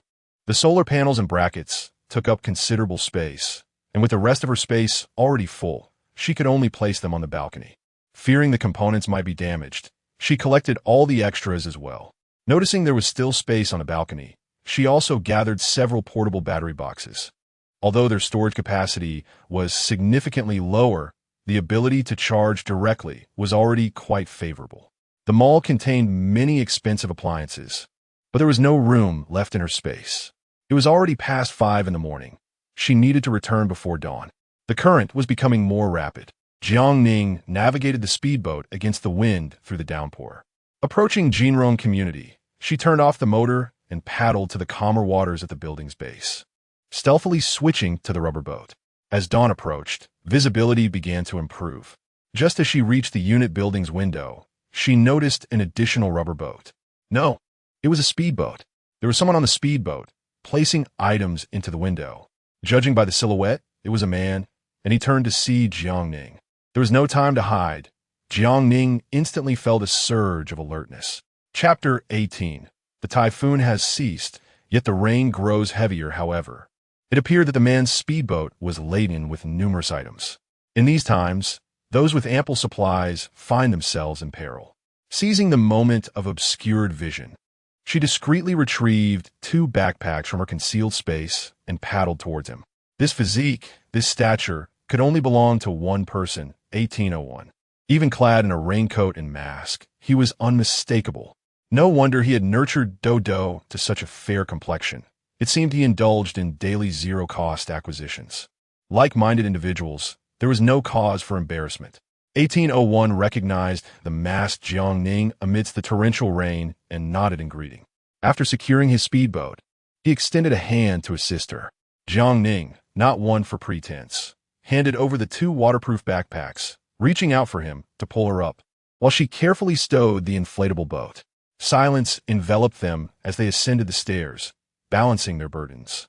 With 1801's abundant supplies, it was evident he would need to make several trips. Jiang Ning willingly assisted by carrying 2 bags. Upon reaching the 18th floor, their gazes met, and without a word, she turned to unlock the door gently. After discarding their load, Jiang Ning savored a warm bowl of ginger syrup, changed out of her soaked attire, and hastily showered, drying her hair. The dawn was breaking outside, and 1801 had already finished moving his supplies. She wiped the hallway dry and then knocked on Zheng Weili's door. The two, fearing a thief, emerged wielding knives. Jiang Ning handed over 2,000 yuan, lowering her voice. The typhoon has ceased. You should quietly leave before others notice. The supermarket on the slope of the university town has 4 floors and is situated on higher ground, likely untouched by the floods. I recall the owner's family resides within the supermarket. They may open for business. Regardless of the prices, purchase substantial and durable food items. When she returned, she deliberately took a detour and spotted the supermarket's lights flickering in the distance. Several speedboats anchored outside. This calamity had caught everyone off guard. Both supermarkets and wholesale markets lay submerged, and it was highly probable that even the national grain storage facilities in the city had been inundated. Most of the food was submerged, and even with a desire for rescue, the authorities found it a formidable challenge to assist without provisions. Thus, no aid materialized. Chaos soon erupted outside, with people resorting to looting merely to survive. Jiang Ning vividly recalled that in her past life, the supermarket had been seized by the government, opening early with purchase limits enforced, with citizens able to buy on a first-come, first-served basis. In this digital age, who still had the habit of using cash? And how many would have withdrawn money before the typhoon struck? Consequently, those unable to produce cash but desperate to survive resorted to violence. Police officers carried sidearms. But who would dare to shoot at starving citizens? With only a handful of bullets, who could they possibly target? Amidst the throngs, nobody desired to commit crimes. However, vast sums of money existed only as mere numbers, either in banks or on digital wallets, inaccessible in times of crisis. Jiang Ning received the news that afternoon and swam to the supermarket in a plastic barrel, only to find it completely looted, bloodstains marring the floors and walls. Zheng Weili, coming to her senses, inquired, "Can the supermarket truly open?" Jiang Ning replied, "I cannot be certain, but it is better than waiting idly." She urged, "You should go early. Once they awaken and come to their senses, there may be nothing left for you." Zheng Weili, now alert, hurried to change with Lu Yu, declaring, "And Ning, let's go together." Jiang Ning sought excuses. "I have a bag of rice at home. I need not go." She continued, "What if we leave and someone breaks in and robs us? If you spend all your money, I would be content with a share of what you buy." "Indeed, let us be swift," Zheng Weili agreed, her confusion evident.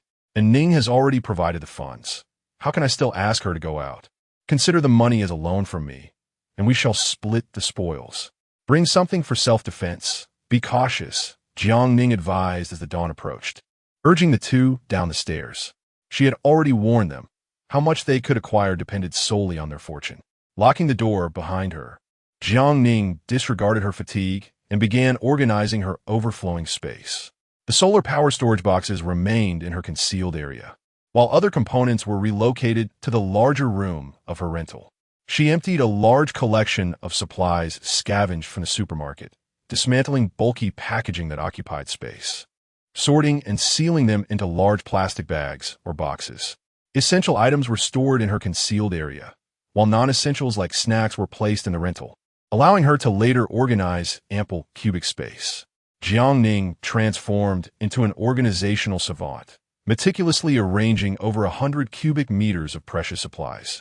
Uncertain of how long she would survive, she hoped these provisions would sustain her until her natural demise, yet the future remained unpredictable. If circumstances permitted, who wouldn't he desire a more fulfilling existence, enriched with good food and leisure? Being prepared for unforeseen events was never a folly. In her fervor, she even organized essential supplies within her camper, filling its space to capacity. Time flew by, and before she knew it, it was past 9 o'clock. The atmosphere below felt unusually lively. The typhoon had ceased, yet the rain intensified. With the threat diminished, the resourceful young people emerged, some clutching buckets or basins, others donning life jackets, and some even carrying planks. Fengcheng, a southern land of abundance, had rapidly industrialized over the decades, yet its suburbs remained dotted with mulberry fish ponds. A network of waterways. Many local villagers possessed wooden boats. Some rowed their boats into the community in search of long-lost family or relatives, while others even brought out ceremonial dragon boats to form groups for scavenging. Rubber dinghies and speedboats were available but exceedingly rare. After all, this was not a waterborne city.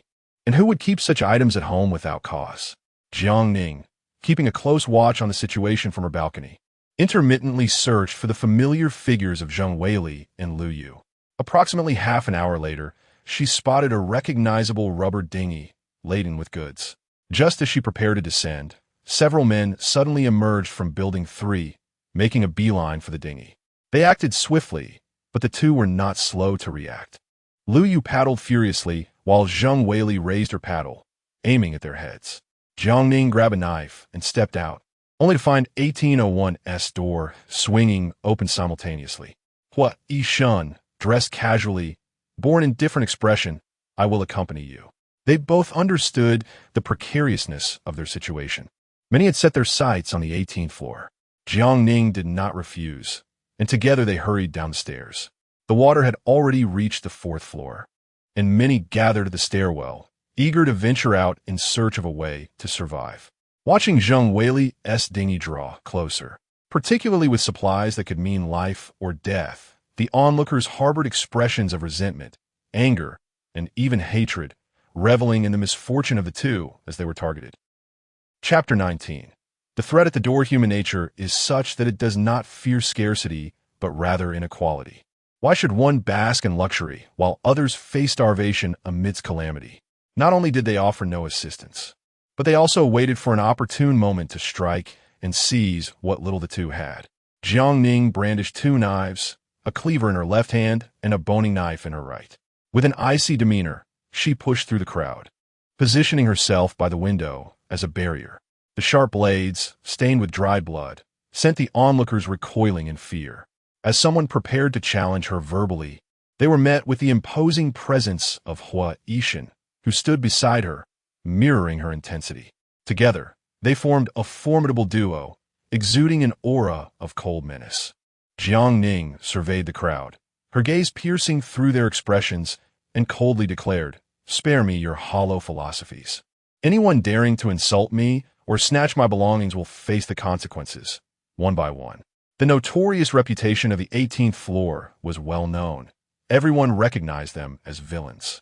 These brutes indulged themselves while refusing to share, and the last time they were robbed, several were injured, with one succumbing to excessive blood loss. Just yesterday, someone had discreetly reported to the firefighters, but to no avail. The firefighters were solely responsible for rescue operations and advised that once the flood receded, they could file a police report. In the face of Jiang Ning's fierce demeanor, silence enveloped the crowd, each person apprehensive of provoking her wrath. Zheng Wei, no stranger to confrontation, had already toppled several men as they finally reached the window. Jiang Ning remained vigilant against the occupants of the building. While Hoard assisted in gathering supplies, 2 bags of 20-pound rice, 1 bag of 10-pound flour, some noodles, damp vegetables, 2 packs of candles, 3 large boxes of alcohol blocks, fermented black beans, and chili sauce. Though it was not in abundance, it was hard-won. Lu Yu was exhausted to the point of instability, and Zheng Wei bore a fresh wound on her arm, blood staining her clothing. The crowd, eyes glinting with avarice, dared not approach. Yang Weizong and Su Mingyao mingled among the onlookers, their expressions a complex mix of contempt and resentment. They desired to ingratiate themselves, but were acutely aware that Jiang Ning would not acknowledge them. Eventually, someone could no longer contain themselves and asked to borrow an inflatable boat, offering to pay for its rental. The 4 ignored the request and ascended the stairs, their expressions fierce as they clutched their belongings. The sounds of women cursing followed them, with many joining in to condemn the cold-heartedness of the 18th floor. Zheng Wei, utterly fatigued, could scarcely muster the strength to speak. Upon returning to the 18th floor, Jiang Ning fetched iodine and bandages, along with anti-inflammatory medication. The wound was not deep, and she cleaned and dressed it carefully.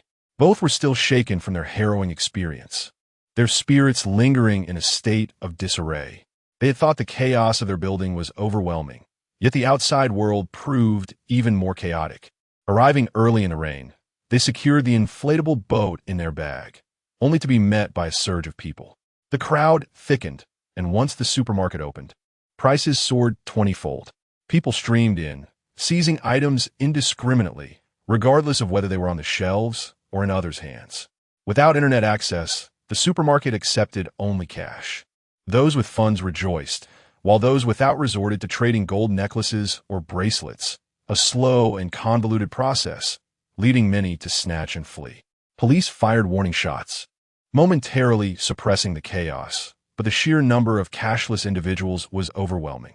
With supplies limited, a second wave surged forth, with individuals rushing in to grab what they could before escaping, transforming the scene into utter disarray.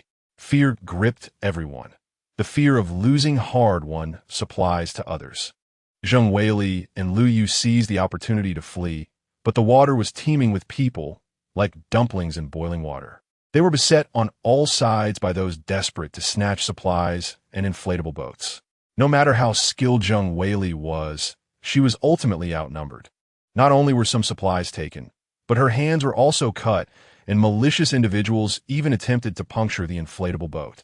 Had it not been for the puncture-resistant design, their chances of returning would have been slim.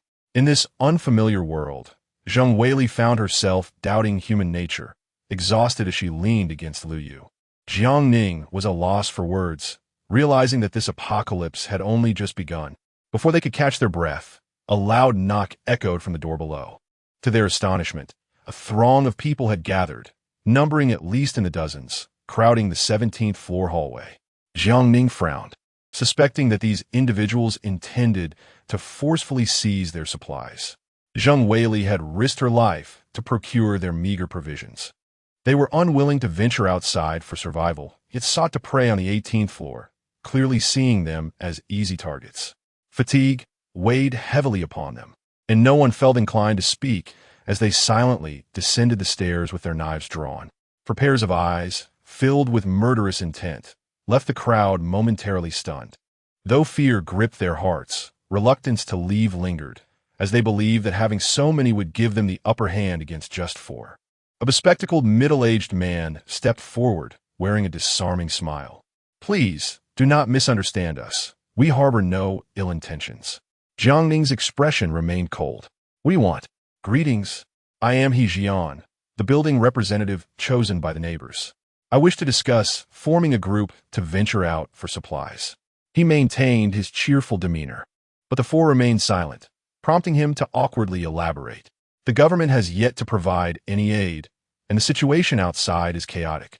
Venturing out alone is perilous, and any supplies found may be snatched along the way.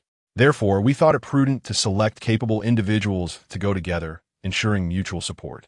Do you have a boat or an inflatable raft?" He Jian continued, forcing a smile. "We are here to consult with you. We're neighbors, after all. In times of crisis, we can look out for one another, right?" The initial soft words quickly turned into a veiled threat. Jiang Ning pauset contemplating. "One moment, we need to discuss this." She exchanged glances with the others before moving to the window to confer. "What are your thoughts?" Zheng Weili, fiery in spirit, could not tolerate the veiled threats. "If they wish to take our inflatable boat, they will have to step over my dead body. If anyone dares to try, let them come." These individuals were cunning. Perhaps they sought to borrow the inflatable boat? Liu Yu, more pragmatic, suggested, "A wise man does not seek conflict unnecessarily. If they push us, we will bear the brunt of their aggression." Zheng Weili vehemently opposed the idea. "No, if we let them succeed now, it will be a never-ending cycle." Jiang Ning turned to room 1801. "What about you?" "I am indifferent. You all may decide."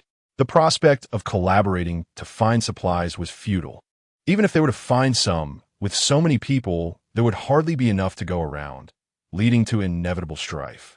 "Perhaps we should lend them the boat, allowing them to search for a vessel," Jiang Ning proposed. "There are several outdoor supply stores in the city. If they leave early enough, they might find a speedboat or inflatable raft, thus lessening their focus on what we possess."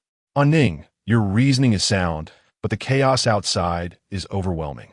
If the inflatable boat is stolen or damaged, what then?" "Do not forget, I also possess an inflatable boat." What Ishan interjected. "I have a speedboat," he added. Liu Yu and Zheng Weili exchanged glances, momentarily speechless. Chapter 20. Salvaging the liquefied gas cylinder in this second chance at life.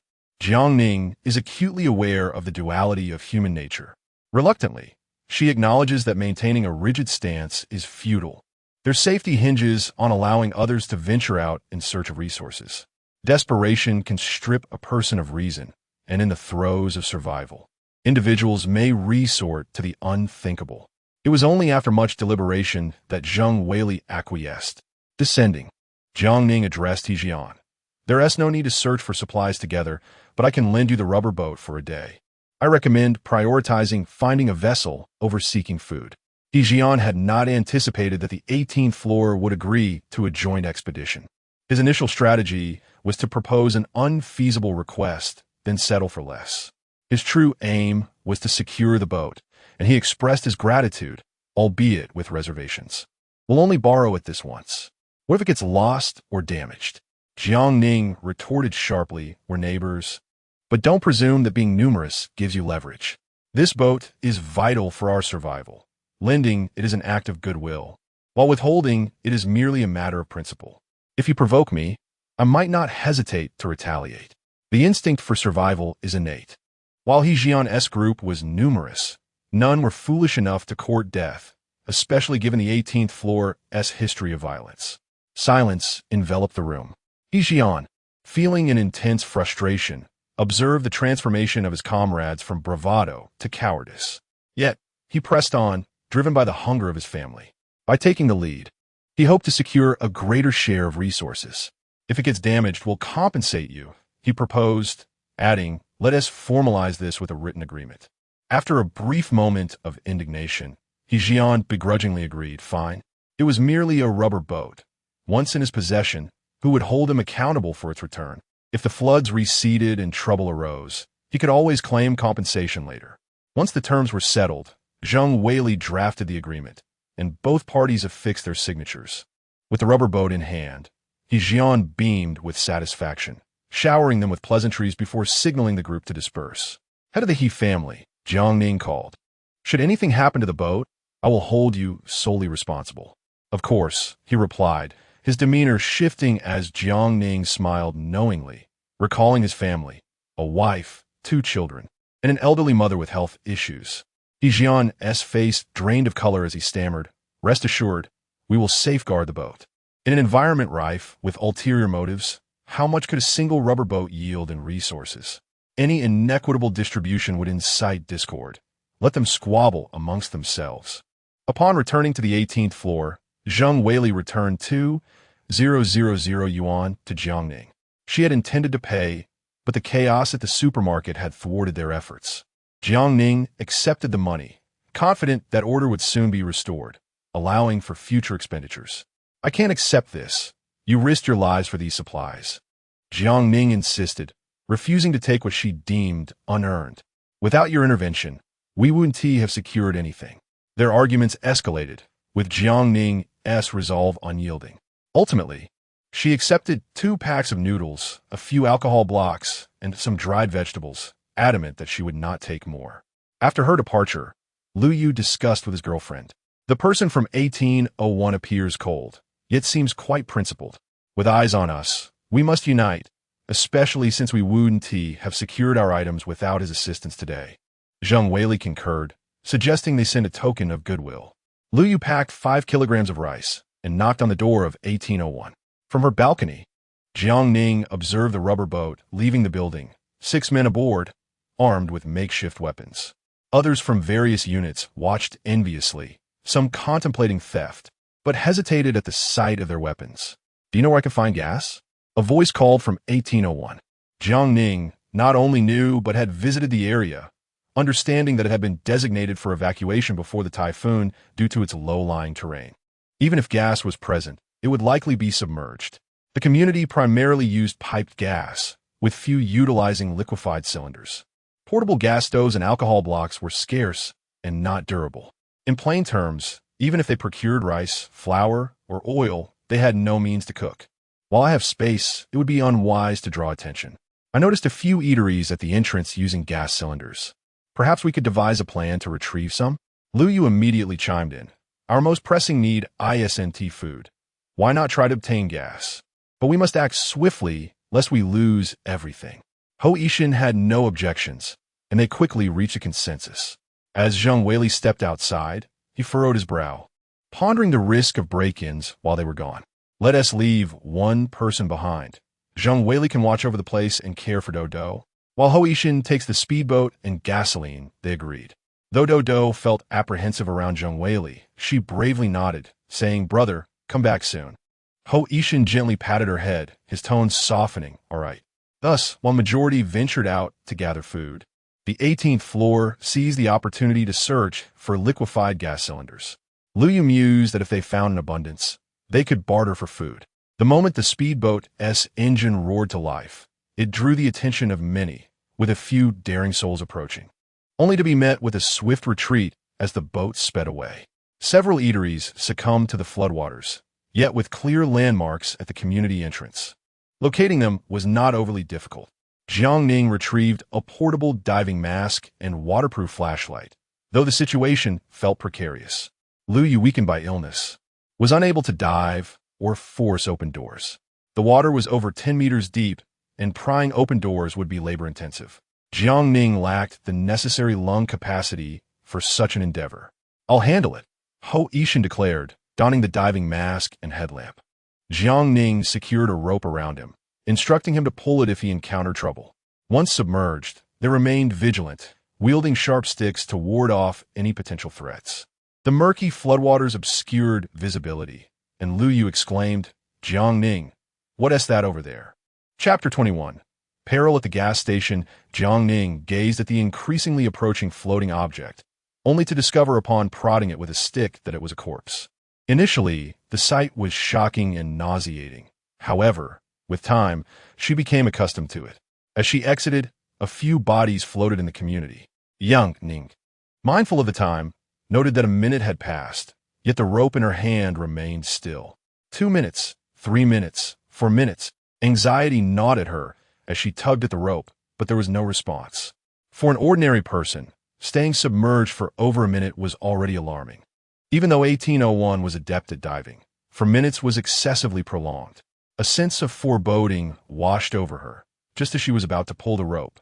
The surface of the water erupted with a commotion. 1801 resurfaced, reporting that several shops had been checked, all doors pried open, and the interiors emptied. Emptied? Who possessed such prowess? Lu Yu felt despondent and disappointed, unable to locate any liquefied gas cylinders. Even if they found something, it couldn't be cooked. They had moved with sufficient speed, only to discover they had been outpaced by someone else. Clearly, their youth had rendered them naive in the ways of the world. Jiang Ning cast a glance at 1801. These snack shops had already been submerged since the day after the typhoon, even if some shop owners had evacuated. It was implausible for all shops to be looted. The floodwaters were murky and swift. Without diving masks and proficient swimming skills, success was virtually unattainable. Unless, of course, the shops had been raided at the onset of the disaster. A glimmer of suspicion ignited within her. Now, they had no choice but to venture to the gas station and hope that not everything had been plundered. They could not return empty-handed after making the effort. Therefore, they had to take a chance at the gas station. Jiang Ning retrieved her waterproof phone from her bag, locating the offline map to show the others. It seemed to indicate a location nearby, marked by a large banyan tree at the entrance. Approximately 6 to 7 kilometers from Jinrong community, it was not particularly far, albeit somewhat remote. Having pinpointed their destination, the trio navigated the speedboat towards the gas station. The suburbs were lined with single-story houses, all now submerged, creating an eerily desolate landscape. Along the way, they encountered firefighters rescuing stranded civilians, who, upon seeing the speedboat, urgently called out to commandeer it for evacuating the trapped individuals. This once-in-a-thousand-years flood had overwhelmed rescue resources. Ho Yishan paid them no heed as they sped past in the floodwaters. The city had transformed into an ocean, rendering direction indistinguishable. Jiang Ning used binoculars to scan the surroundings, steering towards the right. She discerned greenish hues in the water, undoubtedly the banyan tree, slowing their speed to approach. They confirmed it was indeed the banyan's foliage, now reduced to a mere crown of green amidst the deluge. They disembarked, tethering the speedboat to the banyan tree, and Jiang Ning pointed in a general direction as Ho Yishan donned his diving mask and plunged into the water. After more than 2 minutes, Ho Yishan resurfaced, having located the gas station, but the rolling shutter and sliding iron doors posed a challenge. He instructed Jiang Ning to retrieve the folding crowbar from his pack. Lu Yu, puzzled, wondered why he lacked professional equipment. Jiang Ning had gear in her space, but it was inaccessible to the team. Noticing 1801's pack contained a rudimentary diving mask, rope, and tie-downs, she swiftly donned the mask and secured the rope. "I'll assist below. Keep an eye out for anything unusual. Pull the rope if there's a problem," she instructed. Lu Yu nodded, urging them to exercise caution. The frigid floodwaters enveloped her as Jiang Ning submerged, utilizing the waterproof light to navigate towards the gas station while brandishing a steel clamp. In the distance, she spotted a faint glow and hastened towards it. Ho Yishan, standing in the water, exerted force to lift the rolling shutter, but the resistance of the water was formidable. Jiang Ning swam closer to lend her strength. Their eyes met, and they combined their efforts. Gradually, The rolling shutter ascended, revealing the inner sliding iron door. Ho Yishan seized the steel clamp from her hand, severing the chains, securing the door, and together they pried it open. Inside was shrouded in darkness. Just as they were about to swim in, a shadow darted towards Jiang Ning. Ho Yishan reacted swiftly, pulling her back as the shadow zipped past her head and shot upwards. A beam from the flashlight illuminated the area, revealing the silhouette of a liquefied gas cylinder. Not just one, but several began to emerge from the depths. Rising in a frantic rush, Jiang Ning instinctively reached out to grab one, only to realize it was likely an empty bottle. A fully filled gas cylinder would possess considerable density, making it less inclined to ascend effortlessly. She retrieved her powerful waterproof flashlight, scanning the obscured corners and faintly spotting several bottles nestled away. Swimming over, she attempted to lift one but found it immovable. Ho Yishan, with his greater strength, hoisted a gas cylinder from inside and tugged at the rope tied around him. Lu Yu grasped the rope, pulling upwards, and soon they emerged above the surface. Jiang Ning clambered onto the speedboat, and together they hoisted the cumbersome gas cylinders aboard, remnants likely left behind by the owner in haste. "You all secure the hull. I'll retrieve the others," she declared, taking a moment to catch her breath. Ho Yishan plunged back into the water. The pressure was overwhelming, and holding her breath left Jiang Ning feeling uneasy as she sat on the speedboat, gasping for air. Lu Yu, ever vigilant with the binoculars, suddenly tensed. "And Ning, someone is coming." Jiang Ning stood, and indeed, she spotted a speedboat rapidly approaching through the rain. Although visibility was poor, there appeared to be at least 4 or 5 individuals aboard. Lu Yu tugged at the rope with urgency, while Jiang Ning searched for a weapon to defend themselves. Ho Yishan resurfaced, dragging a gas canister behind him. By the time he clambered aboard, the approaching speedboat drew closer, revealing 6 burly men wielding sharp steel pipes. "This gas station is ours now. Hand over what you've salvaged, and we might let you go," one of them declared. "Brother, we don't have diving masks," another sneered. "That's easily solved. Make them haul everything up for us." "Precisely, and leave the speedboat and other supplies behind. We might consider sparing you," they added, their demeanor brazen and threatening. Each man bore tattoos that screamed of gang affiliation, and in the chaos of a lawless society, they resembled wild beasts. They showed no regard for the trio's plight, as if it were already theirs for the taking. Lu Yu's expression shifted to panic as he gripped the crowbar tightly, glaring at them. Jiang Ning reached in her pocket, retorting, "Oh, come and take it then. Little sis, just wait. The brothers will be right there." They chuckled lewdly, maneuvering their speedboat closer, their gazes fixed on Jiang Ning like famished wolves. Just as they were within mere yards, Jiang Ning prepared to reveal her belongings, but Ho Yishan acted with swiftness, firing off 2 shots. Chapter 22. The Test of Resources. Ho Yishan now wielded a modified nail gun. The inflatable boat deflated at an alarming rate, causing the tattooed individuals to scream in terror, with several losing their footing and plunging into the swift waters. 2 of them were quickly swept away by the current, while others swam toward Jiang Ning and her companions, prompting her to brandish a wooden stick and strike at their heads. "Ah, you foul woman, do you wish to die?" one cried out. "Help, I can't swim." Ho Yishan did not spare the inflatable boat either, firing at the tattooed individuals without hesitation, their cries echoing in the chaos as the boat took on water and everyone fell into the flood. Jiang Ning, like a relentless whack-a-mole game, showed no mercy, smashing their heads with brutal efficiency. Such scum were ubiquitous, indulging in arson and plunder, erasing humanity. Eliminating them now might grant countless others a chance at survival. In the midst of the turmoil, a wooden stick was seized by a bald brute who advanced menacingly, intent on tearing her apart. Jiang Ning yanked him towards her with all her might, and without hesitation, she swung a sharp knife. Accompanied by a scream, blood erupted as the man, overwhelmed by pain, lost his grip and was instantly washed away by the flood. Lu Yu was utterly stunned, his body stiff as if carved from stone. Aware of Jiang Ning's fighting prowess, he had believed they could not compete even as a duo with Zhang Chao, but he never anticipated her ferocity, decapitating others as if slicing through watermelons. The tattooed individuals vanished completely into the torrent, their presence erased amidst the relentless rain. After a brief respite, Hua Yishan dived back into the water. They worked in unison, one lifting, two carrying, battling the torrential rain and flood. Fortune smiled upon them as they discovered a total of 12 liquefied gas bottles. If divided equally, they could last a considerable time. To their delight, they also found 3 double-burner gas stoves at the liquefaction station.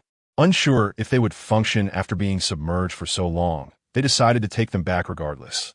The gas bottles were sizable, barely fitting into the inflatable boat. Their rounded forms threatened to slip into the water with the slightest jolt. Jiang Ning retrieved an inflatable kayak from her backpack, inflating it and securely tying it to the inflatable boat, dividing half of the gas bottles between them and securing them with ropes. Exhausted to the point of collapse, she produced 6 chocolate bars, distributing them to her companions to replenish their energy. Once they had regained their strength, they set off in the inflatable boat for home. Hua Yishan and Lu Yu led the way, while Jiang Ning sat on the kayak. Although retrieving the gas bottles had proven challenging, safely transporting them back was an even greater trial. It was no wonder they drew envious gazes. Fate, however, had its own plans, as they encountered others out scavenging for supplies. Upon seeing the abundance of gas bottles they carried, the onlookers' eyes gleamed green with greed. Unfortunately for them, they only had a kayak and could not keep pace. As they neared the urban area, they nearly collided with a dragon boat crewed by 20 men. Fortunately, Jiang Ning had been vigilant, using binoculars to survey the surroundings, allowing 1801 to navigate a timely detour. Upon successfully returning to the Jinrong community, 1801 did not slow down, but rather accelerated, smoothly drifting to a stop at the entrance of their building. Lu Yu, who had been thrown into the water, exclaimed, "Wife, save me." At the window, Zheng Weili was already waiting. The 4 of them swiftly carried the gas bottles into the building, while some curious onlookers opened their doors to investigate. However, on the 18th floor, where every inhabitant resembled a living demon, the curiosity was tempered by caution, despite their envy. No one dared entertain ill intentions. As they ascended, they encountered an elderly woman. "Young lady, where did you acquire those gas bottles?" she inquired. "From underwater," Jiang Ning replied candidly. "If you have the means, you might try your luck as well. It would be best if everyone ventured out to gather more instead of fixating on these few bottles from the 18th floor." After 4 trips, they finally moved everything inside. Zheng Weili pulled Jiang Ning into the room, and upon hearing from Lu Yu that Hua Yishan had salvaged everything, including the inflatable boat and gasoline, she pondered. "How should we distribute this?" Jiang Ning considered it for a moment. "I suggest we divide it evenly. Wouldn't that be unfair to him? He contributed the inflatable boat and gasoline, but without Lu Yu and me, he wouldn't have been able to salvage anything. And don't forget to factor in your own contribution. If you hadn't stayed behind, who would have looked after his sister and guarded the house? They would have been raided as soon as he left," Jiang Ning reasoned. Zheng Weili regained her composure, acknowledging, "You think ahead." "But will he agree? Let's ask him. If he believes he deserves a larger share, we can negotiate how much would be appropriate." Jiang Ning wasn't motivated by greed. Her space was not lacking in gas bottles, but she understood that achieving absolute fairness and teamwork was unattainable. Hua Yishan had indeed put forth considerable effort, and it would be reasonable for him to receive a few extra bottles. Yet, what if he demanded 7 or 8? Refusing him would breed resentment, while acquiescing would leave her feeling discontented. What if the next time, she and 1803 exerted more effort? How would that be reconciled? Each person's sense of fairness varied. It was impossible to satisfy everyone. Eventually, conflict would arise, so it was wiser to establish the rules from the outset. Not wishing to sour relations with her neighbors, Jiang Ning decided to gauge Hua Yishan's stance before proceeding. "Together we thrive, divided we fall," she mused. After hearing Jiang Ning's perspective, Zheng Weili found it sensible. If his demands are reasonable, we can continue to collaborate. If he is too greedy, we shall seek our own supplies while maintaining a cordial acquaintance. Having reached an understanding, the two ventured into the corridor, where Jiang Ning turned to Hua Yishan. "How should we divide this?" Hua Yishan glanced at her and declared, "Let us split it 3 ways. What do you think?" Neither Zheng Weili nor Lu Yu objected, resulting in each household receiving 4 bottles of gas, ensuring they wouldn't have to worry about fuel for a year. Daodu, awakened by the commotion, scampered out of 1803 barefoot, joyfully leaping into Hua Yishan's arms. Brother, still damp. Hua Yishan took a step back, gently ruffling her hair. Were you good? I was good, Daodu replied, gazing up at him with bright eyes. I listened to Sister Li. Afterward, she dashed toward Jiang Ning. Sister, I want to see the bunny. Jiang Ning smiled and opened the door for her. After changing out of her wet clothes and sipping some ginger tea to warm herself, she lay down on the sofa to rest. By evening, Jian knocked on the stairwell door, cheerfully returning the inflatable kayak. Thank you, Miss Jiang, for the reminder. We found a few kayaks ourselves after setting out in time. Jiang Ning paid him no mind, focusing on inspecting the inflatable kayak. Noticing her silence, Jian awkwardly chuckled. I heard you salvaged quite a number of gas bottles. I wonder where you found them. In the water, she replied. In which waterway? The liquefaction station, she clarified. Jian asked with a smile, Are there any left? Jiang Ning shot him a sidelong glance. Are you hoping I'll gift you a bottle? Miss Jiang, I merely inquired, he said, adjusting his glasses. In any case, thank you. If you ever need anything, do not hesitate to reach out to us. As long as you don't seek trouble, everything is negotiable. Wishing to avoid the turmoil below and concerned for Zheng Weili's safety, Jiang Ning knocked on the door of 1801. I have a stainless steel door. Shall we install it too? Hua Yishan had no objections, and they quickly completed the installation with a little help, drawing the curtains and turning on the solar lamp. Jiang Ning laid out a feast of spicy shrimp, skewers, fried rice noodles, and beer to reward her weary body. She left a gas bottle in the kitchen for appearances, planning to use a portable power bank for cooking later, reserving other resources for when conditions became dire. She had tested it thoroughly. All the power banks could charge quickly in her space, truly a lifesaver. Continuing to sort and categorize the supplies gathered from the supermarket, she worked diligently until late into the night before finally turning off the lights to rest. Today had indeed been exhausting, yet fulfilling. While her space was not lacking in supplies, she needed to enhance her skills and survival experience to endure the harsher trials that lay ahead. The following day, the outside world buzzed with activity. The number of inflatable boats and kayaks on the streets had significantly increased compared to the previous day. Whether driven by the taste of success or the sheer necessity of survival, many masked individuals emerged to scavenge, devoid of the internet or surveillance, awakening the darkest corners of their humanity. Amidst a cacophony of sounds, resembling the wails of spirits and the howls of wolves, there seemed to be the unsettling echo of gunfire. Gunfire? Jiang Ning perked up his ears, and indeed, he was not mistaken. The returning residents were abuzz with conversation, proclaiming that a murder had occurred, that the soldiers had taken a life. Chapter 23. Inviting the wolf into the house indeed. Following the turmoil of yesterday, the military and political departments promptly adjusted their strategies, deciding to deploy troops to maintain stability. Unlike the police, the military does not hesitate to use firearms. Their mission is to uphold national security. Jiang Ning recalled that in her previous life, the military had also intervened, employing a ruthless approach to eliminate a number of wrongdoers, thereby restoring order. Using binoculars, she observed the scene outside and indeed saw the military personnel in their olive-drab uniforms patrolling with live ammunition. The sporadic sound of firecrackers echoed throughout the morning, lending a semblance of tranquility to the world. The gas stove submerged in water failed to ignite, and after much effort, Lu Yu managed to disassemble the portable gas stove, replacing several parts before finally repairing it. Feeling a sense of accomplishment, he eagerly offered to fix Jiang Ning's and room 1801's appliances. The two invited Jiang Ning to dinner as a gesture of gratitude for providing them with shelter. The meal consisted of stewed vegetables and stir-fried potato strips with laogan sauce. The potatoes, which Jiang Ning had brought, had already begun to sprout. She carefully cut away the buds and blanched them in hot water. The fare was simple, yet Zheng Weili and Lu Yu were nearly brought to tears. It was the first time in 20 days that they had tasted soft, fragrant rice and enjoyed a warm shower. The sensation of being full was delightful, revitalizing their spirits.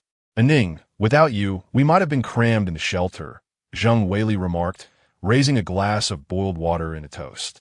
Her expression was serious as she added, "Today's meal is modest, but when things return to normal, I will treat you to a lavish feast at a five-star hotel." "Certainly, if the opportunity arises," Jiang Ning replied. As they chatted and ate, Lu Yu spoke up, "With the military's presence, the situation outside has stabilized significantly. I heard the government is dispatching supplies to the department store, allowing citizens to purchase limited quantities as needed. Shall we go tomorrow?" "Yes, we must rise early," Jiang Ning agreed. "By the way, many people have been diving underwater to salvage supplies today." Lu Yu continued, "The largest supermarket near us is teeming with people, but the water is too deep for ordinary folks without equipment. I heard several have been swept away, though some skilled divers managed to recover a few items. However, most of what they retrieved is spoiled, yet they can't bring themselves to discard it." Jiang Weili sighed. "If it weren't for a Ning's reminder, we might be starving right now." The department store opened at 8 o'clock, and the group set their alarms for 6. After a brief tidy-up, they left at 6:30. Room 1801 remained behind, tasked with guarding the place. At 6:30, dawn was just breaking, yet many had already ventured out. They took an hour to reach the department store. Entering from the 4th floor, they found the area damp and crowded, with a sea of heads as they looked up. Although the market was set on the 6th floor, the line already extended down to the 4th, with some having queued since the previous night for a chance to enter. Military personnel conducted live patrols, and despite the chaotic atmosphere, no one dared to misbehave after yesterday as harsh measures. The trio hurried to join the line. As time passed, more and more people surged in. At 8 o'clock, the doors opened promptly, allowing 50 individuals at a time for a mere 5 minutes before clearing the area. The purchasing restrictions were extremely strict. Each person was limited to 2 pounds of grain, requiring an ID and cash for transactions. They waited in line for 3 hours, shopping for just 5 minutes. In such an expansive marketplace, not only was speed essential, but stamina was also crucial. The three had agreed that rice and flour were the most filling. Instant noodles and snacks were best avoided. Being from the south, Jiang Ning chose rice, while Jiang Weili and Lu Yu each opted for 2 pounds of various types. 100 yuan per pound. Do not complain about the price, even with money. It's hard to come by. The quality of the rice was mediocre, but having any was better than none, and it would only become more expensive. Later, they would even find it difficult to procure paper currency. With a significant population in Fengsheng, the rice and flour would soon be depleted. The government would release more supplies gradually, but these would be salvaged from the water and dried. Not only would the quality be questionable, but acquiring them would also be a challenge. Jiang Ning decided to spend all 2,000 yuan she had. Jiang Weili, worried the inflatable boat might be damaged, considered purchasing a backup, only to find it priced at 10,000 yuan. Items like lao gan ma and dried vegetables had similarly skyrocketed in price. The cost and risk of this outing were exorbitant. The trio pooled their resources to spend the 2,000 yuan, but the haul was meager. As they descended the stairs, they inadvertently spotted Yang Weizong and Su Mingyao also in line, hands intertwined and appearing particularly close. The girl from room 1202 stood behind them, gaunt and listless, her eyes deeply sunken. Seeing her, Jiang Ning could not help but recall her previous self. Upon noticing Jiang Ning, Yang Weizong instinctively released Su Mingyao's hand and smiled, ready to greet her. Jiang Ning coldly turned her face away, pretending not to see. After exiting the store, they departed on the inflatable boat. Noticing the time was still early, Lu Yu suggested, "Zhang Chao lives nearby. Should we go check on him?" They had maintained contact the day after the typhoon, but thereafter, he had fallen silent. Jiang Ning pondered for a moment before agreeing. Besides his misguided romantic pursuits, Zhang Chao was a decent enough friend. In her past life, Jiang Weili had provided her with aid, and since childhood, Lu Yu and Zhang Chao had been her only friends. If circumstances allowed, she would extend a helping hand. After an hour's journey to Zhang Chao's neighborhood, they relied on memory to locate the 8th floor. After knocking for some time, a woman's voice called from within, "Who is it?" "I'm looking for Zhang Chao. There's no one by that name. You must have the wrong place." During Zhang Chao's move, the three had assisted him, so it was impossible they had made a mistake. The woman sounded middle-aged, suggesting she was not young. "Mom, who is it?" A boyish voice came from inside. "Strangers, wrong door," the woman replied. Jiang Ning frowned, sensing something was amiss. Despite her persistent knocking, the inhabitants ignored her, instead disturbing the neighbors. When an elderly lady opened her door, Jiang Ning rushed over to ask, "Excuse me, does Zhang Chao live next door?" The grandmother's expression was complex as she shook her head, unwilling to say anything. Lu Yu sensed trouble and took out 3 pounds of rice from his bag. After hesitating for a moment, the grandmother finally allowed them inside. "You must be looking for that gentle, witty young man, right?" Lu Yu nodded eagerly. "He is a good lad, but rather foolish. He invited trouble into his home and was subsequently chased out." The grandmother shook her head as she spoke. "When the typhoon first hit, that woman came with her parents and 2 children. The young man risked going to fetch them. I initially thought they were siblings, but who knew that after only a few days he was kicked out?" Lu Yu, Jiang Ning, Zheng Weili, clenching her fists. He had knocked on the door several times, but the woman refused to open. With no other options, he remained in the hallway until he was finally rescued on the day of the relief operation.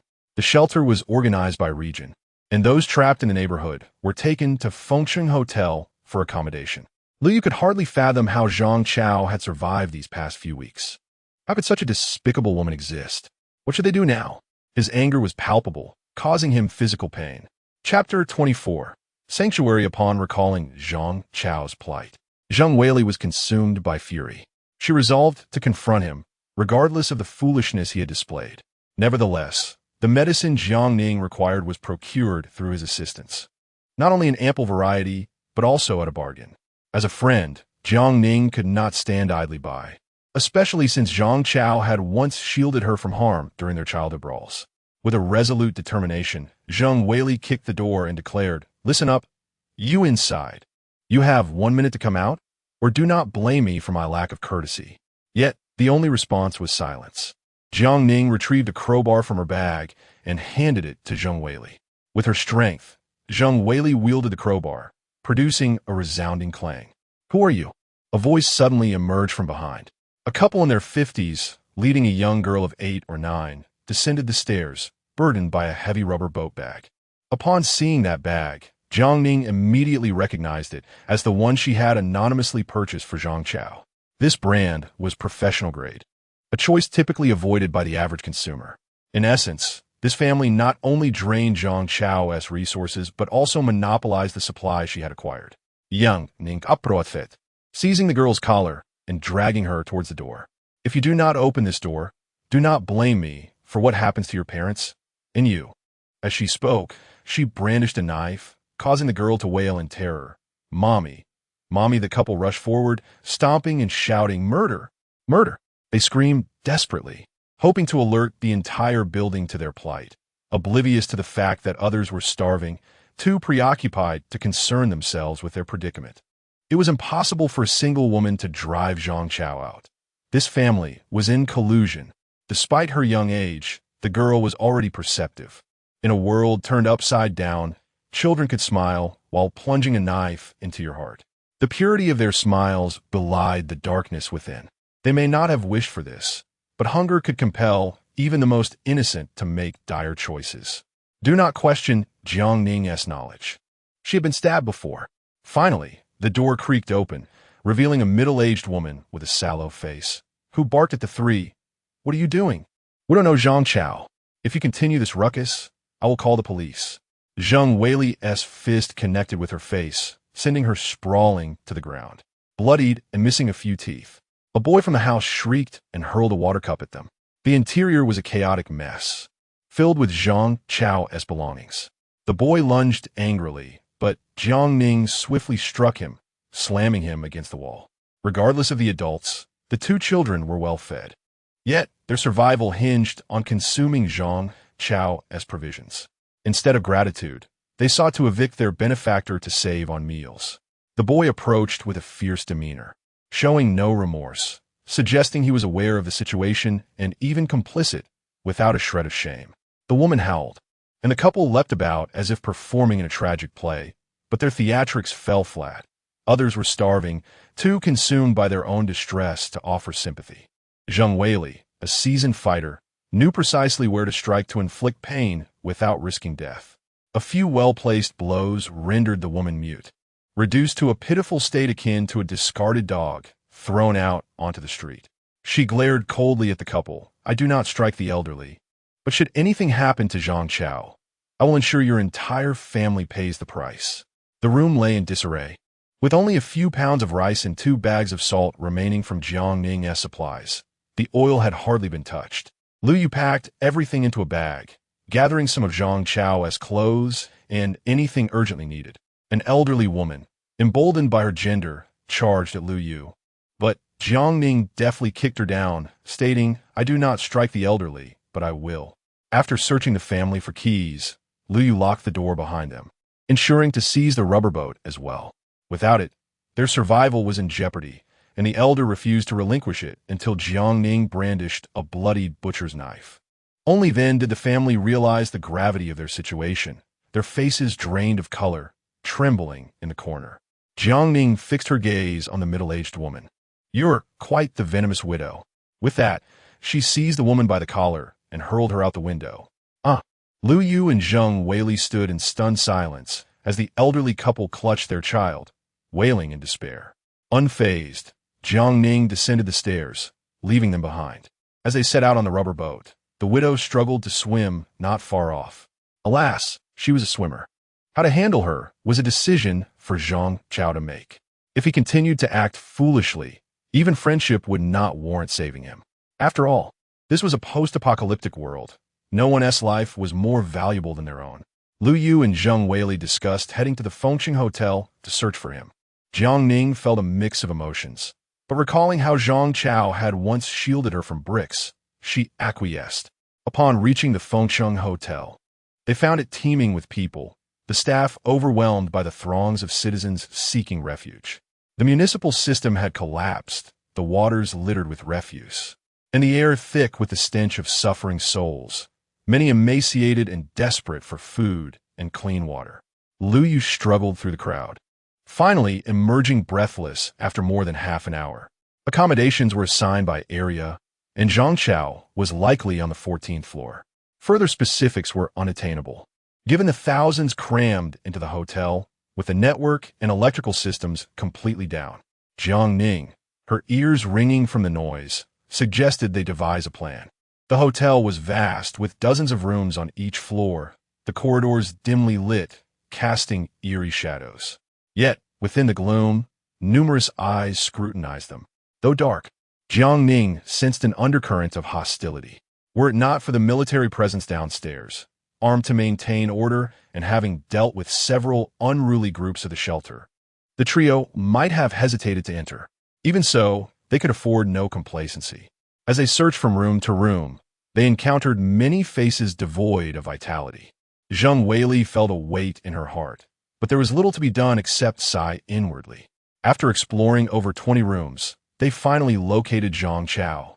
He stood by the window, staring blankly at the rain outside. Once slender, he appeared even more gaunt now, his clothes so filthy that their color was indiscernible. Having grown up together and shared many experiences, Lu Yu recognized him immediately, calling out, "Zhang Chao." After several attempts, the figure by the window finally turned, staring vacantly at the three of them. Zhang Chao gazed at them, his expression frozen in a grimace that attempted to convey a smile. Yet it resembled more of a grimace of sorrow. His condition was dire, covered in grime and oil. Chapter 25. The office expedition. The expression of emotions among men diverges significantly from that of women. Jiang Ning and Jiang Weili did not enter. Instead, Lu Yu accompanied her inside for conversation. They did not delve into specifics, merely mentioning that he had arrived at the Fengqing Hotel upon reaching the community. Given the deplorable conditions of the shelter, Lu Yu suggested he come to the Jinrong community, where they currently resided next door to Ning, in a 3-bedroom, 2-living-room apartment. He proposed that Jiang Ning move in with them, leaving other matters for later discussion. Jiang Ning beckoned Jiang Weili to the window at the end of the corridor, inquiring about her plans. Although Jiang Weili preferred not to be disturbed by outsiders, the current circumstances necessitated mutual assistance among friends. Without Jiang Ning, she and Lu Yu would have been confined to the shelter as well. Lu Yu, despite his emotional depth, had only two friends, Zheng Weili and Zhang Chao. Everyone faces difficulties at times.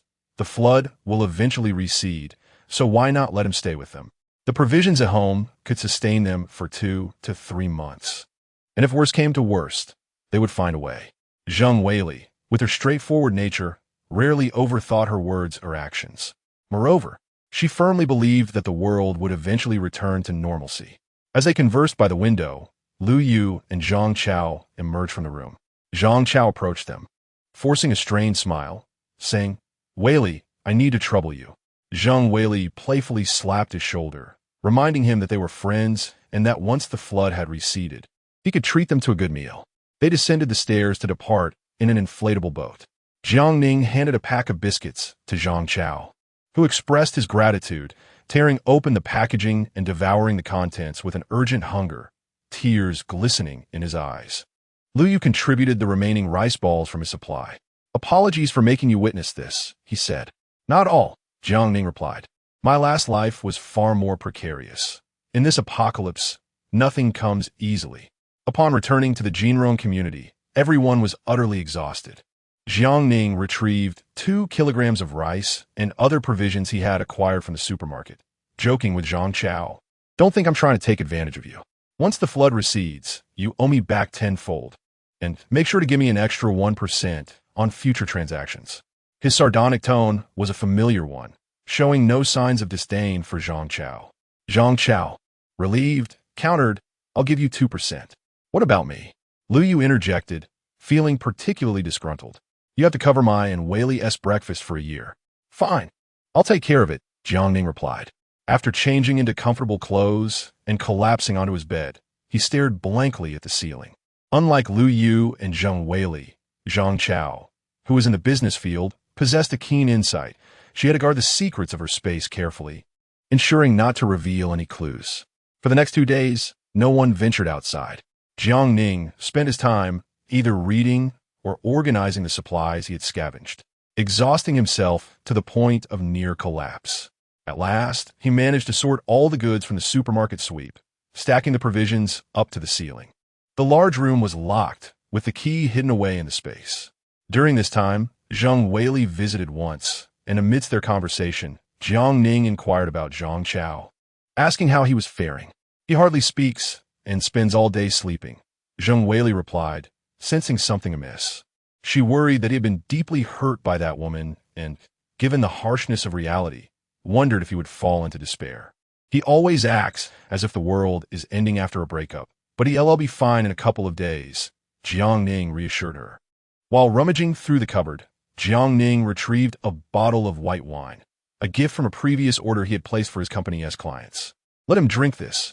It should help," he said. "Men often need an outlet."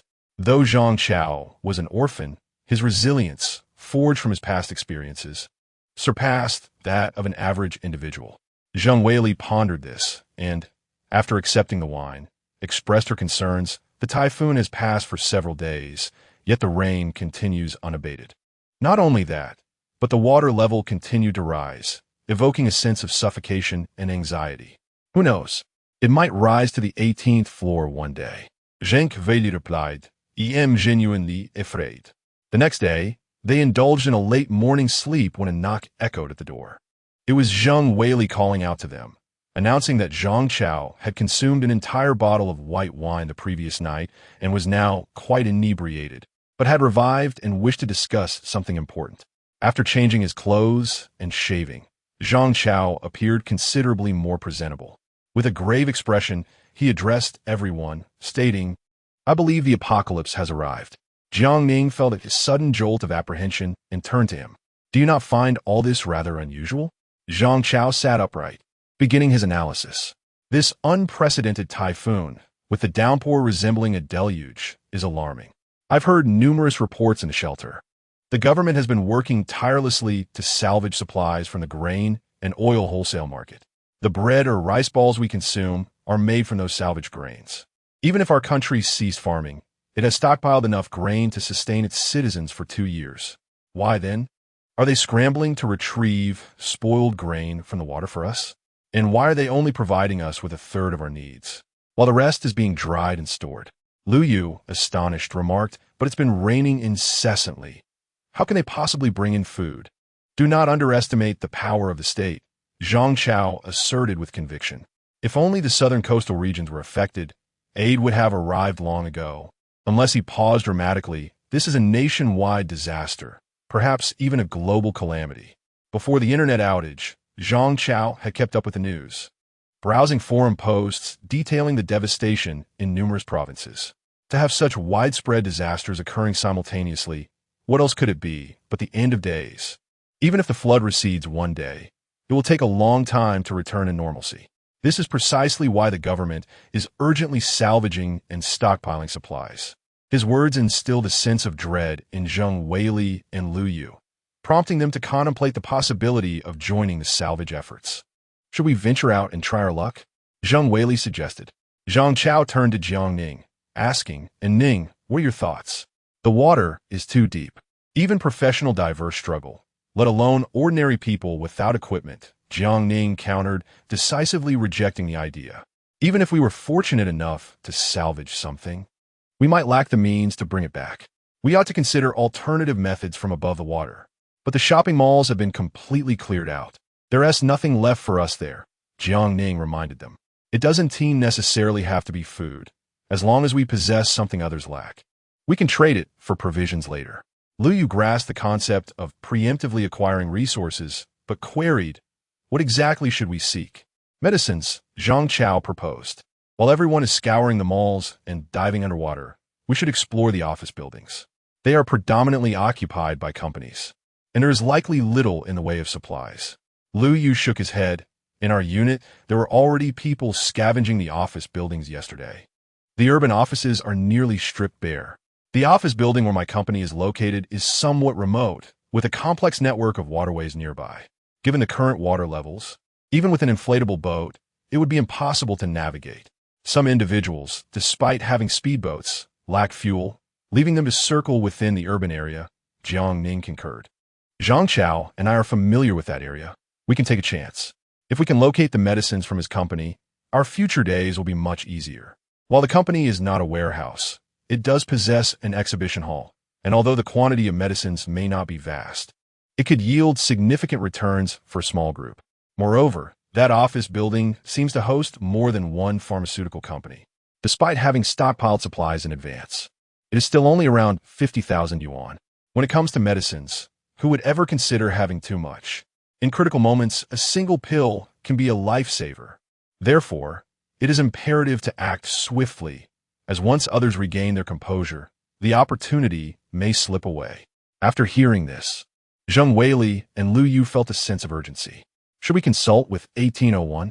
He has a speedboat, they suggested. Chapter 26. Priority on pharmaceuticals without delay.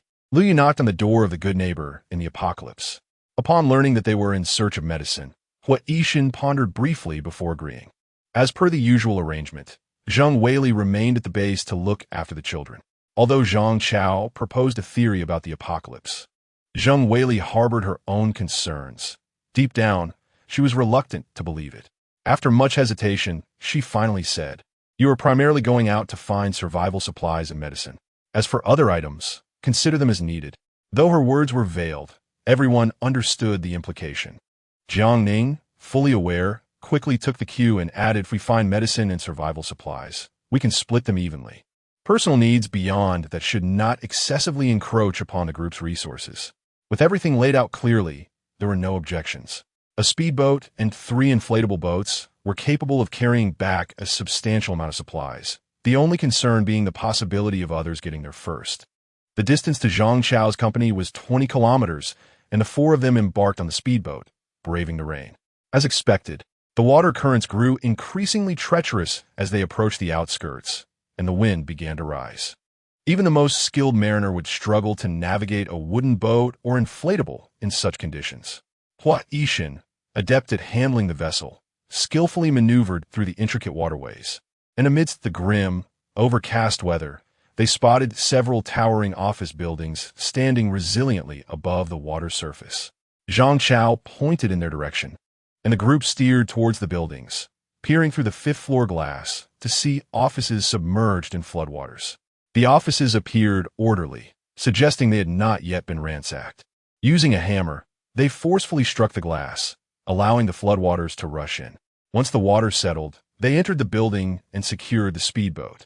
Fortune smiled upon them. The expansive office building remained untouched. With their objectives clear, they ascended the stairs directly to the 12th floor, home to Zhang Chao's pharmaceutical company.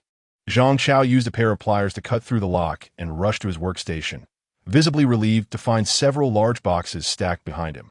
These were supposed to be delivered to the pharmacy, he explained, but with the Typhoon, they notified us of a delayed delivery. So I brought the goods back to the company. The shipment contained a variety of items: anti-inflammatory, antibacterial medications, treatments for rheumatism, cold medicine, and dozens of other types. The pharmaceutical agency was small, with only a dozen people in the sales department. The exhibition room held a chaotic assortment of medications, including those for hypertension and diabetes. Although the quantities were not substantial, the variety was overwhelming, filling several large boxes. Jiang Ning suggested, given our limited space, let us remove the outer packaging and only take the medicines. That could save us 3/4 of the space. Zhang Chao agreed. I know the uses of these medications well. We can sort them out when we return. They began to dismantle the packaging, while Jiang Ning searched through the workstation, uncovering coffee, biscuits, various snacks, tea for men, herbal tea for women, and a self-heating pot. Though the quantities were sparse, nothing was overlooked. The break room was stocked with drinks, milk tea, bottled water, and they even salvaged packages left at the reception, taking anything deemed useful.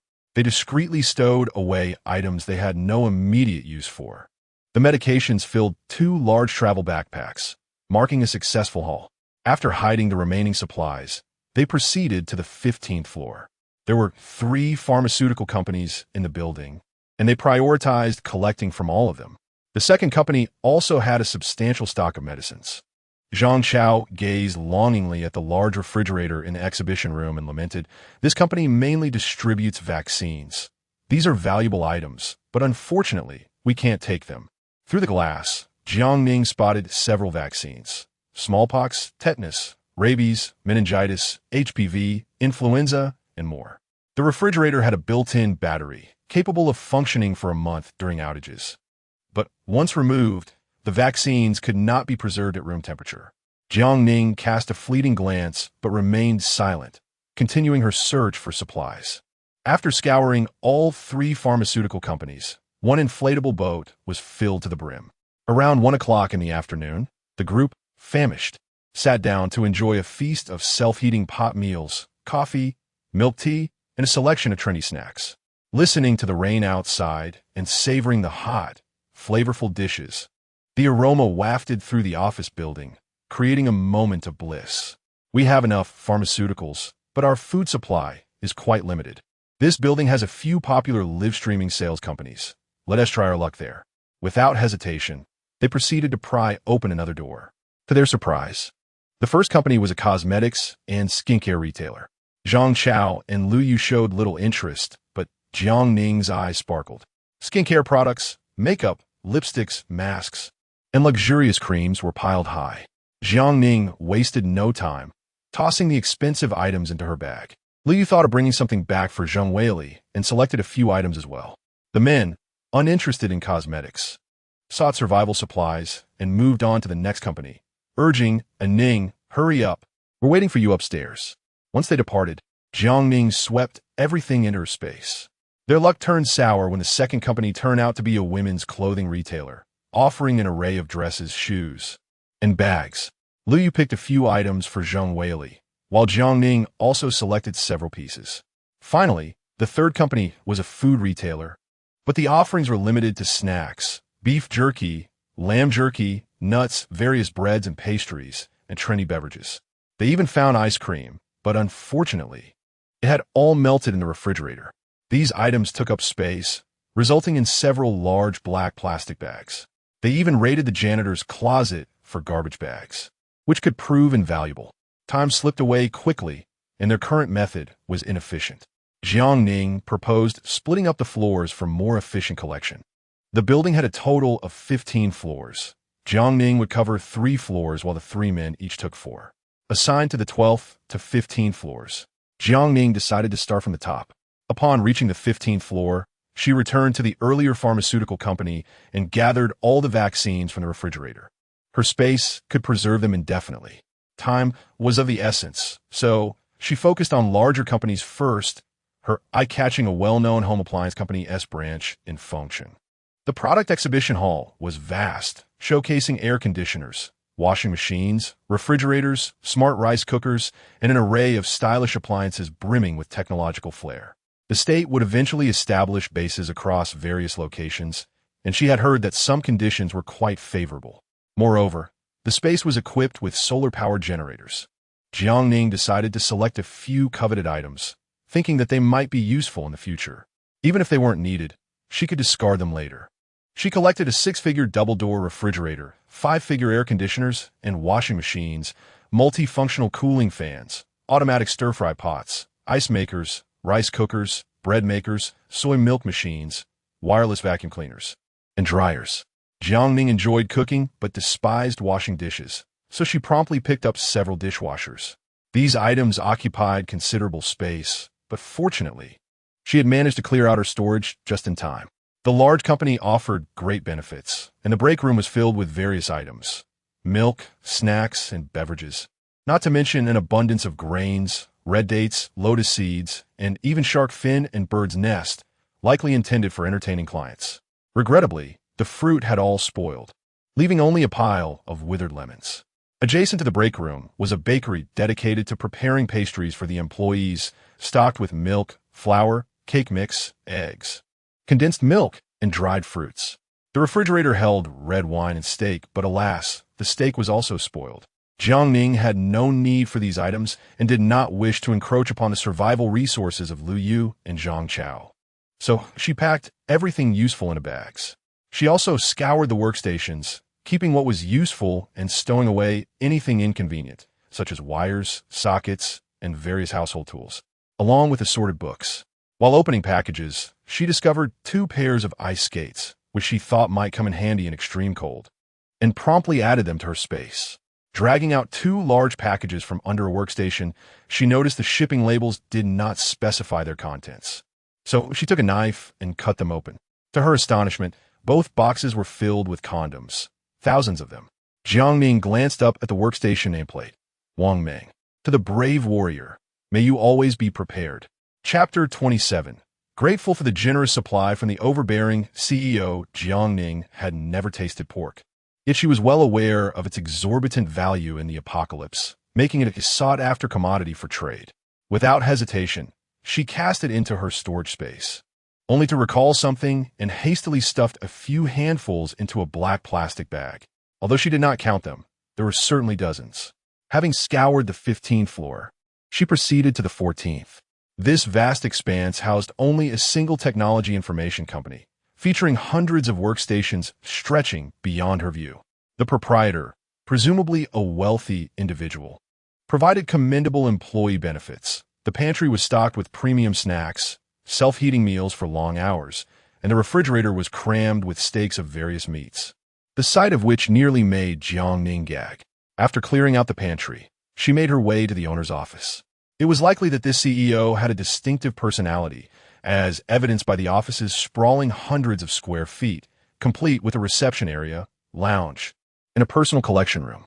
Were modern CEOs truly so indulgent as to maintain a collection gallery in their offices? The fortified collection room piqued Jiang Ning's curiosity. Summoning all her strength, she pried the door open, only to be astounded by the sight before her. Directly in front stood an intricately designed display cabinet, with a Tang sword hanging centrally, its scabbard adorned with ancient patterns and lavish silver plating. Jiang Ning carefully removed the sword, revealing a blade that gleamed with a cold light.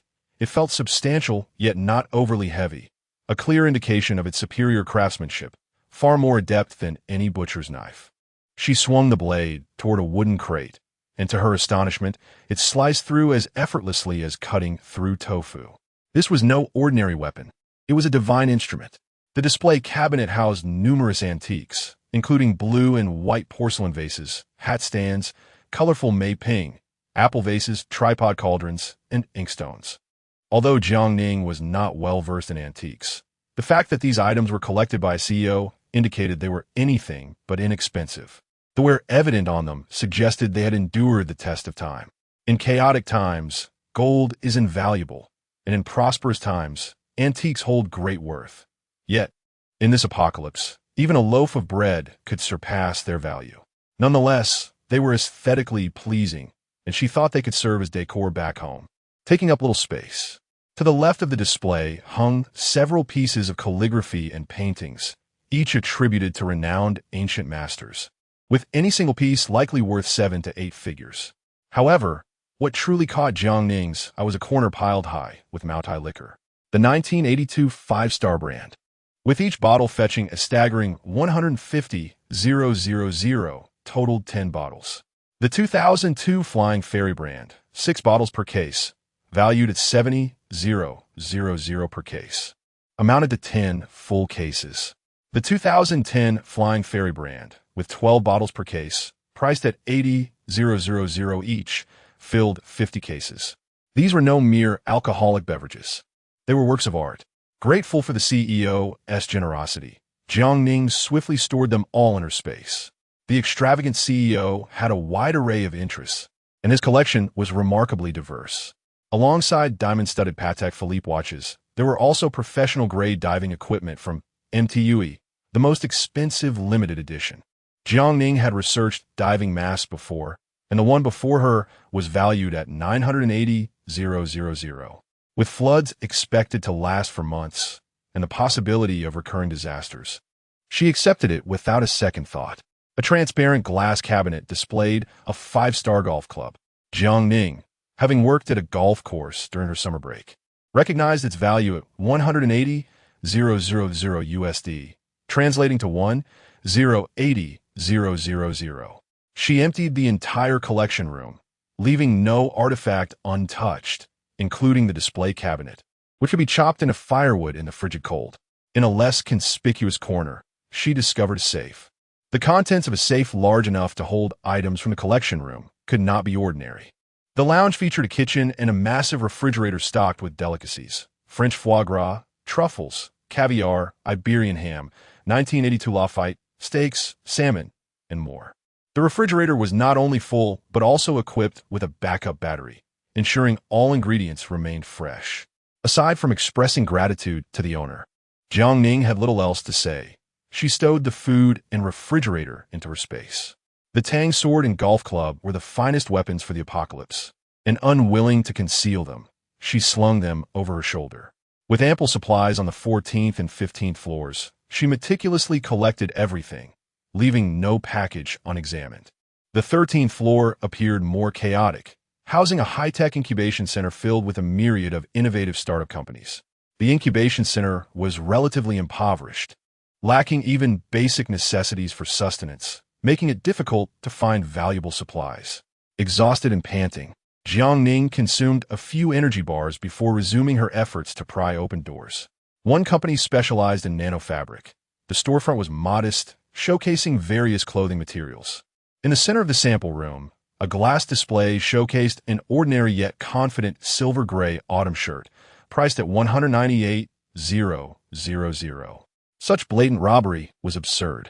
Could consumers really be so easily deceived by such attacks on their intelligence? Driven by a sense of purpose, Jiang Ning approached the display for a closer inspection.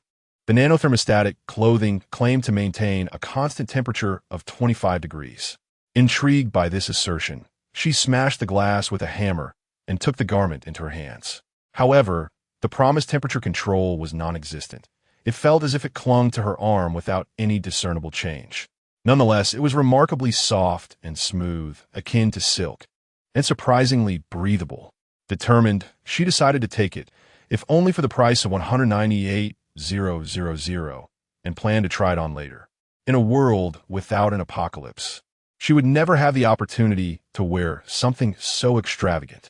She collected all the fabrics and even found 10 rolls of the thermostatic material in the sample warehouse, perfect for crafting intimate apparel. Having only searched half of the 13th floor, Zhang Chao arrived to lend hand, his eyes nearly popping out at the sight of the Tang sword and golf club slung across her back. After a moment of awe, he gave her a thumbs up, exclaiming, "You're amazing." As night fell, they had to hasten their pace. Jiang Ning urged him to help move supplies downstairs to load onto the inflatable boat. Zhang Chao, exhausted yet compliant, followed her lead.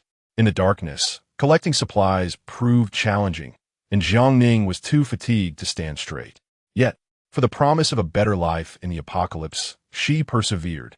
Before long, Lu Yu joined to assist, and their combined efforts yielded substantial results. After inquiring, they realized that their haul was too much for just the four of them, and the weight of the supplies would likely exceed the inflatable boat's capacity. Jiang Ning dispatched Lu Yu to help with the heavy lifting and retrieved a 5L can of gasoline from her storage space. Having crossed the main thoroughfare, she would soon have her own inflatable boat. As she dragged a cumbersome box from the 13th floor, she called out to Lu Yu, "Look what I found. An inflatable boat." Ha ha ha. Lu Yu's eyes widened in disbelief. Ning, your luck is incredible. Indeed, it seems it was purchased by a water sports enthusiast and ended up in my hands. As darkness enveloped them, Lu Yu could not discern her expression, but he shared the news with Zhang Chao. Ning found an inflatable boat. With 2 inflatable boats and 3 rubber dinghies on the 18th floor. Their assets were considerable, though the gasoline supply was insufficient to travel far. "No worries. We can find ways to collect gasoline later, enabling us to go wherever we desire." The 4 of them worked diligently, transporting all supplies to the 5th floor. The bounty from this single building was indeed significant. Not only could they not complete the task in one trip, but even 2 would likely prove insufficient. Chapter 28. Expansion of space. As everyone savored their high-calorie self-heating meals, they exchanged simple accounts of their respective collections. Excluding the assorted snacks and beverages, Jiang Ning had amassed the greatest quantity of grains, while Zhang Chao had swept through a family-run product agency, gathering over 100 pounds of yak jerky, rhodiola, saffron, matsutake mushrooms, cheese, and more. Lu Yu managed to find several bags of wuchang rice, and Hua Yishan discovered a liquor agency, acquiring dozens of cases of alcohol. In summary, they had collected the most essential item, bottled water. It was a necessity that could not be discarded, as relying solely on rainwater was untenable. After deliberation, they decided to first transport the medicines, meats, alcohol, rice, and grains back home, followed by instant noodles, spicy rice noodles, and bread, leaving the water and beverages for last. Additionally, each person took some items they specifically needed. The inflatable boat was assigned to Jiang Ning, along with a Tang Dao, a golf club, and skincare products.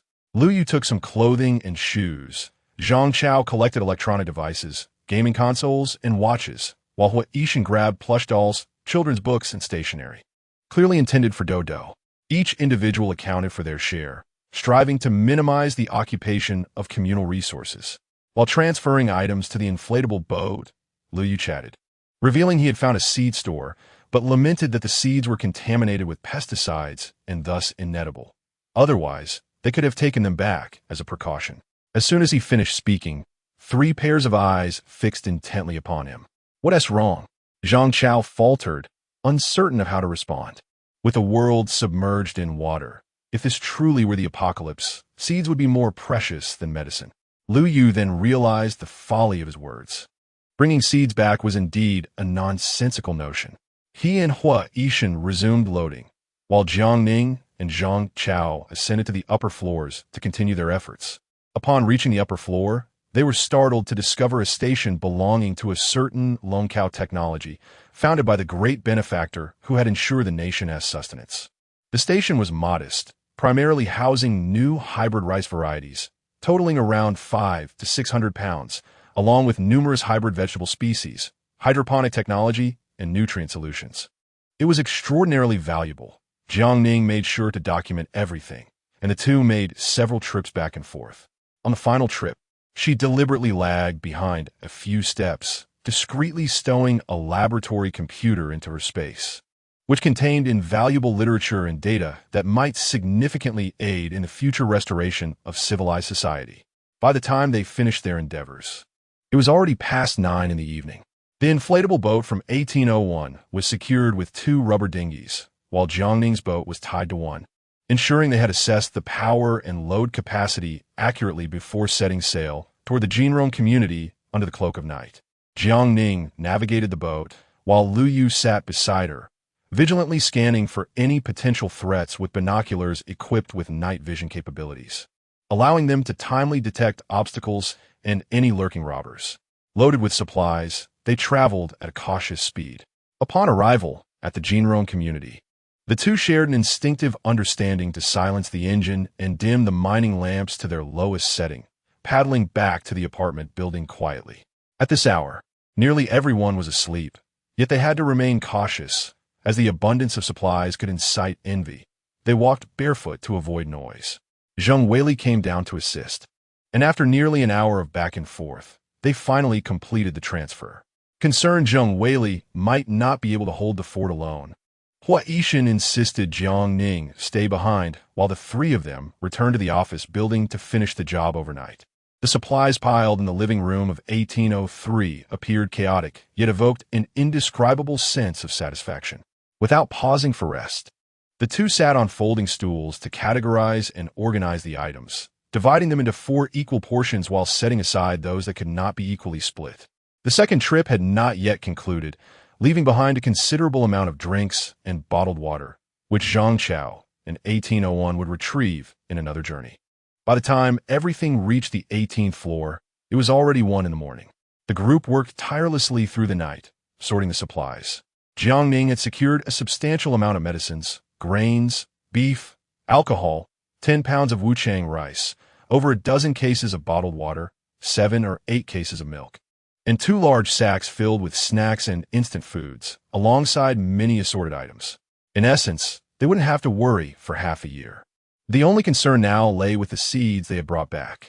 Aware of their value, yet apart from Jiang Ning, none of the others had any knowledge of their handling. Moreover, with the incessant rain, improper storage could lead to rapid spoilage. Jiang Ning contemplated entrusting their preservation to her, hoping to cultivate hydroponic vegetables, after which she would teach the others.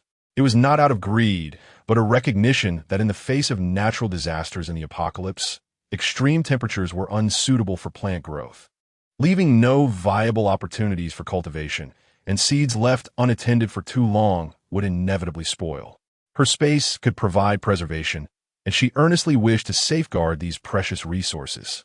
Should researchers in the future manage to develop suitable planting environments, she could anonymously donate them, for indeed, her space only encompassed 10 square meters of fertile soil, which would be insufficient for her personal seed stock for a lifetime. The others voiced no objections, even assisting in moving the items into her home. Ning, whether we can achieve vegetable freedom rests upon you now. I shall merely attempt, without guarantees of success. Exhausted, after a refreshing shower, she collapsed into bed. The toll of a sleepless night weighed heavily on her liver, and when she finally roused around noon, she felt dazed. After a day of consuming junk food, she awoke parched, feeling as if even her very essence was suffering. Jiang Ning prepared a plate of rice, steamed ribs, and fragrant greens, consuming them with a sense of unsurpassed fulfillment, finishing with a bowl of medicinal chicken feet. Perfect. Feeling satiated, she entered her space, only to be nearly startled out of her wits by the sight before her. What on earth? Whose space is this? Jiang Ning was astounded. The supplies were indeed hers, yet the space had expanded. 2 bedrooms and a living room had transformed into 3 bedrooms and a living room. No, it was not merely 3 bedrooms and a living room. The area had significantly increased. The master bedroom had grown by about 5 square meters, the secondary bedroom by 2, and the living room, bathroom, kitchen, and balcony had all expanded, yielding an additional 10 square meters. Even more astonishing was that the garden had doubled in size, from 10 square meters to 20.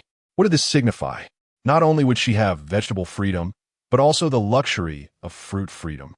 She immediately fetched a measuring tape, estimating the total increase to be around 50 square meters, approximately 150 cubic meters.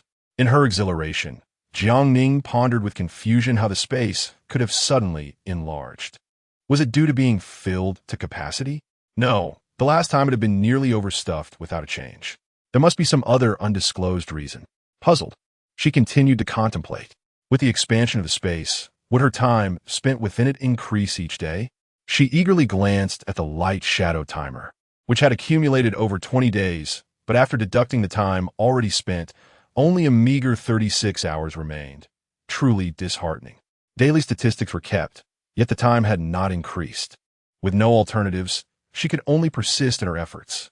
Rolling up her sleeves, she began to rearrange and organize the supplies, filling the newly available spaces in the main and secondary bedrooms. As she tidied, a persistent sense of something amiss lingered in her mind. Chapter 29. Encounter with robbery. It was not until Jiang Ning moved the boxes of methodically that she suddenly realized what had happened to the antiques and the cabinet from last night. After searching thoroughly, she confirmed their absence. The methodically diving suit, watch, and safe remained, but the antique books and paintings had vanished. Could it be that these ancient items possessed a certain spirit, causing the space to expand? It seemed plausible, especially considering the exquisite jade pendant she wore. However, the cabinet was not as such. Why did it also disappear? Seated on the sofa, lost in contemplation regarding the mystery of the expanding space, Zhang Chao approached to knock on the door. Perhaps the hunger experienced during the typhoon had left a deep impression. He now harbored a significant sense of crisis regarding food, as supplies for 3 people would deplete rapidly. Awaking to find the water level rising once more only reinforced his belief that the apocalypse had indeed arrived. Yesterday, they had merely searched the office building of her company, but there were 2 more adjacent buildings. Should they not seize the opportunity to acquire them? It was certainly better than allowing others to benefit. Initially, she had intended to fill the apartment and the space to the brim and simply abandon the rest. Yet now, with an additional 150 cubic meters, Jiang Ning felt a renewed interest. While food was no longer a concern, mere sustenance would not guarantee their survival in the apocalypse. Possessing valuable items might even lead to a swifter demise. The tang knife and golf club she had obtained yesterday could provide her with better protection against ruthless adversaries. If she were to fall into the water one day, the diving gear might save her life. Furthermore, gathering more spiritually resonant objects could potentially expand their space further. With these thoughts in mind, Jiang Ning readily agreed. Subsequently, Zhang Chao knocked on the door of room 1801. With no objections from the occupants, everyone promptly gathered their belongings and set off. Despite their attempt at discretion, they nonetheless attracted curious glances. There was a complexity in the stares directed at them. Jiang Ning understood that, regardless of their caution, they had been discovered last night. But what of it? They had obtained their possessions through their own merit. The water flow in the urban area was relatively stable. Aiming for discretion and to conserve fuel, they opted to paddle away instead of using the motor. Yet, they were still targeted. Exiting the community required passing between buildings 8 and 9 when suddenly, the murky floodwaters surged violently, pulling a thick rope. Zhang Chao reacted swiftly, using the paddle to block the rope. Otherwise, they would have surely tripped. Had they activated the motor, both the boat and its occupants would have been overturned. In the brief moment of hesitation, several men suddenly leapt from buildings 8 and 9, armed and swiftly approaching the boat. It was clear they intended to execute a significant heist. Jiang Ning stood up, her expression darkening as she drew the tang knife, hacking viciously at the approaching man. Accompanied by a piercing scream, the man's arm was severed, blood staining the floodwaters. Merely killing one would not suffice to deter the others. Without hesitation, Jiang Ning aimed for his head. Had this encounter not occurred, she would have remained unaware of the many eyes fixated on the 18th floor. Though only a combination of buildings 8 and 9 was involved, there could be countless others lurking in the shadows, awaiting their chance to strike. The 18th floor had already been marked as prey. Should they falter or display fear, the Hoard would descend upon them, laying claim to their supplies and potentially leading to the demise of Zheng Weili and Dodo. Thus, retreat was not an option. A moment of weakness could plunge them into an abyss from which there was no return. Lu Yu and Zhang Chao, despite their frail conditions, came to a swift realization. The world had transformed. It was no longer governed by law, but rather a realm of survival of the fittest. Those sharp weapons could indeed claim lives, and they could not afford to sit idly by.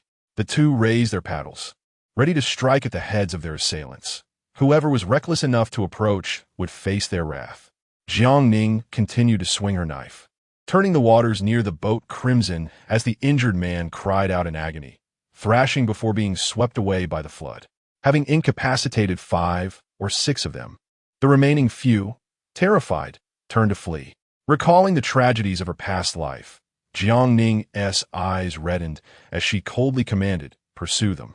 They could not let them escape. Zhang Chao and Lu Yu paddled furiously, while Hua Yishun produced a nail gun. His aim was precise. Even as the foes floundered in the water, he struck them down one by one. In an instant, they were vanquished. Panting heavily, Lu Yu and Zhang Chao questioned whether they should return now. "Absolutely not," Jiang Ning replied, cleaning her tang knife. Returning now would signal weakness, indicating to them that Sister Whaley was vulnerable. The next time they ventured out, they would surely attack the 18th floor. Lu Yu felt a surge of anxiety. He knew Zhang Whaley was formidable, but how many could she fend off unarmed? Jiang Ning was correct. They needed to be swift in their actions. Despite the turmoil within, Lu Yu gritted his teeth and continued to paddle away. Once they exited the urban area, the motor of the boat roared to life, racing toward the outskirts. Halfway through their journey, they spotted another boat approaching. Jiang Ning utilized her binoculars and was taken aback to see Yang Weitsong standing at the bow. Su Mingyao was also present, along with several young men trapped on the 8th floor. Their boat was towing an inflatable raft brimming with supplies, and the expressions on their faces radiated triumph. As the two boats passed each other, Yang Weitsong flashed a mocking grin at Jiang Ning. She remained unfazed. The apocalypse would deliver its own retribution. However, she harbored a vague sense of foreboding. Today's venture seemed destined for failure. Before long, her premonition came to fruition. Within a day, the remaining 2 office buildings were completely looted. Shattered glass littered the floor, desks lay askew, and chaotic footprints were evident everywhere. Clearly, the raiders were not a solitary group. Zhang Chao was filled with regret, lamenting their timing. They had arrived too late, leaving nothing behind. Jiang Ning, however, remained composed. "Not necessarily," she replied. "It all depends on what they sought. Their supplies, if rationed, could certainly last them half a year. By then, the flood would have receded, ushering in an unforgiving winter apocalypse. In temperatures plummeting to -60 or 70 degrees, food would not be the most critical resource. Survival against the cold was paramount." She subtly suggested, "Since we're here, why not gather some firewood to take back? We shouldn't waste the fuel for this trip, should we?" Lu Yu paused, puzzled. "We don't lack for gas. Why would we need firewood? Gas could dry our clothes." Zhang Chao nearly struck him on the head. "With this year's bizarre weather, who knows what lies ahead? Gas will eventually run out. Stocking up is never a mistake." "Right. Whaley's clothes never seem to dry. We should collect some to help her out." Chapter 30. The 18th floor becomes a den of evil. A few individuals ascended the stairs, only to find chaos reigning throughout the premises. The offices were largely constructed of plastic, with only a few wooden desks present, which were merely composed of sawdust and a copious amount of glue, utterly flammable and toxic. The adjacent office building bore a similar fate, revealing only remnants of fast food, several cases of bottled water, and a scant amount of timber. They returned to the building housing Zhang Chao's company, where signs of intrusion were abundant. Yet the condition was markedly better. It seemed that upon discovering the premises had been ransacked, the intruders hastily fled to the other 2 buildings to pilfer their contents. Jiang Ning's deductions proved accurate.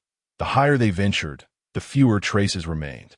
She proposed a staggered search, for each individual's focus varied, and there might be overlooked areas.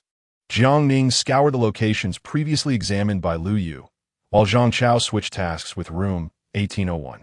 Yesterday's pursuit of medicine and food had now morphed into a quest with different goals.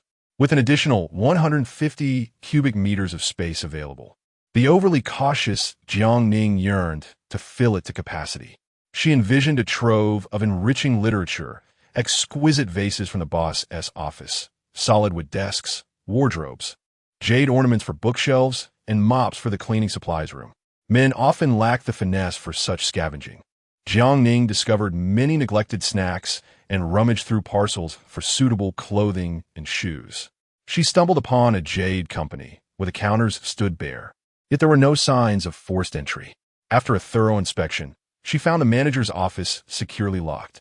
Employing her tools, she pried it open to reveal 4 safes within, likely containing jade. She collected everything in her space, uncovering some tea, tobacco, and liquor, and used a tang knife to dismantle the office furniture. At a sports brand's office, she retrieved appropriately sized clothing for team members, leaving nothing behind.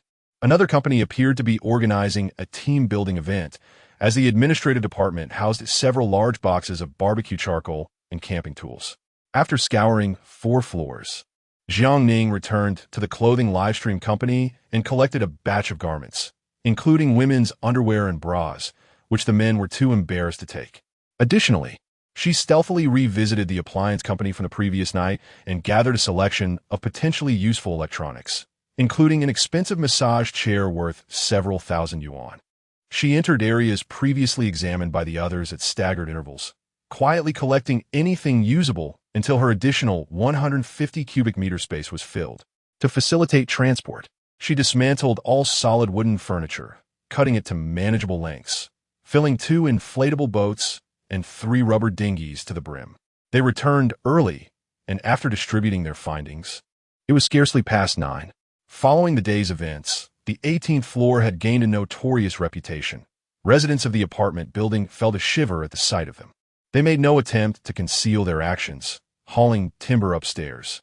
Once inside, Jiang Ning immediately entered her space, with the safes nestled securely in the corner.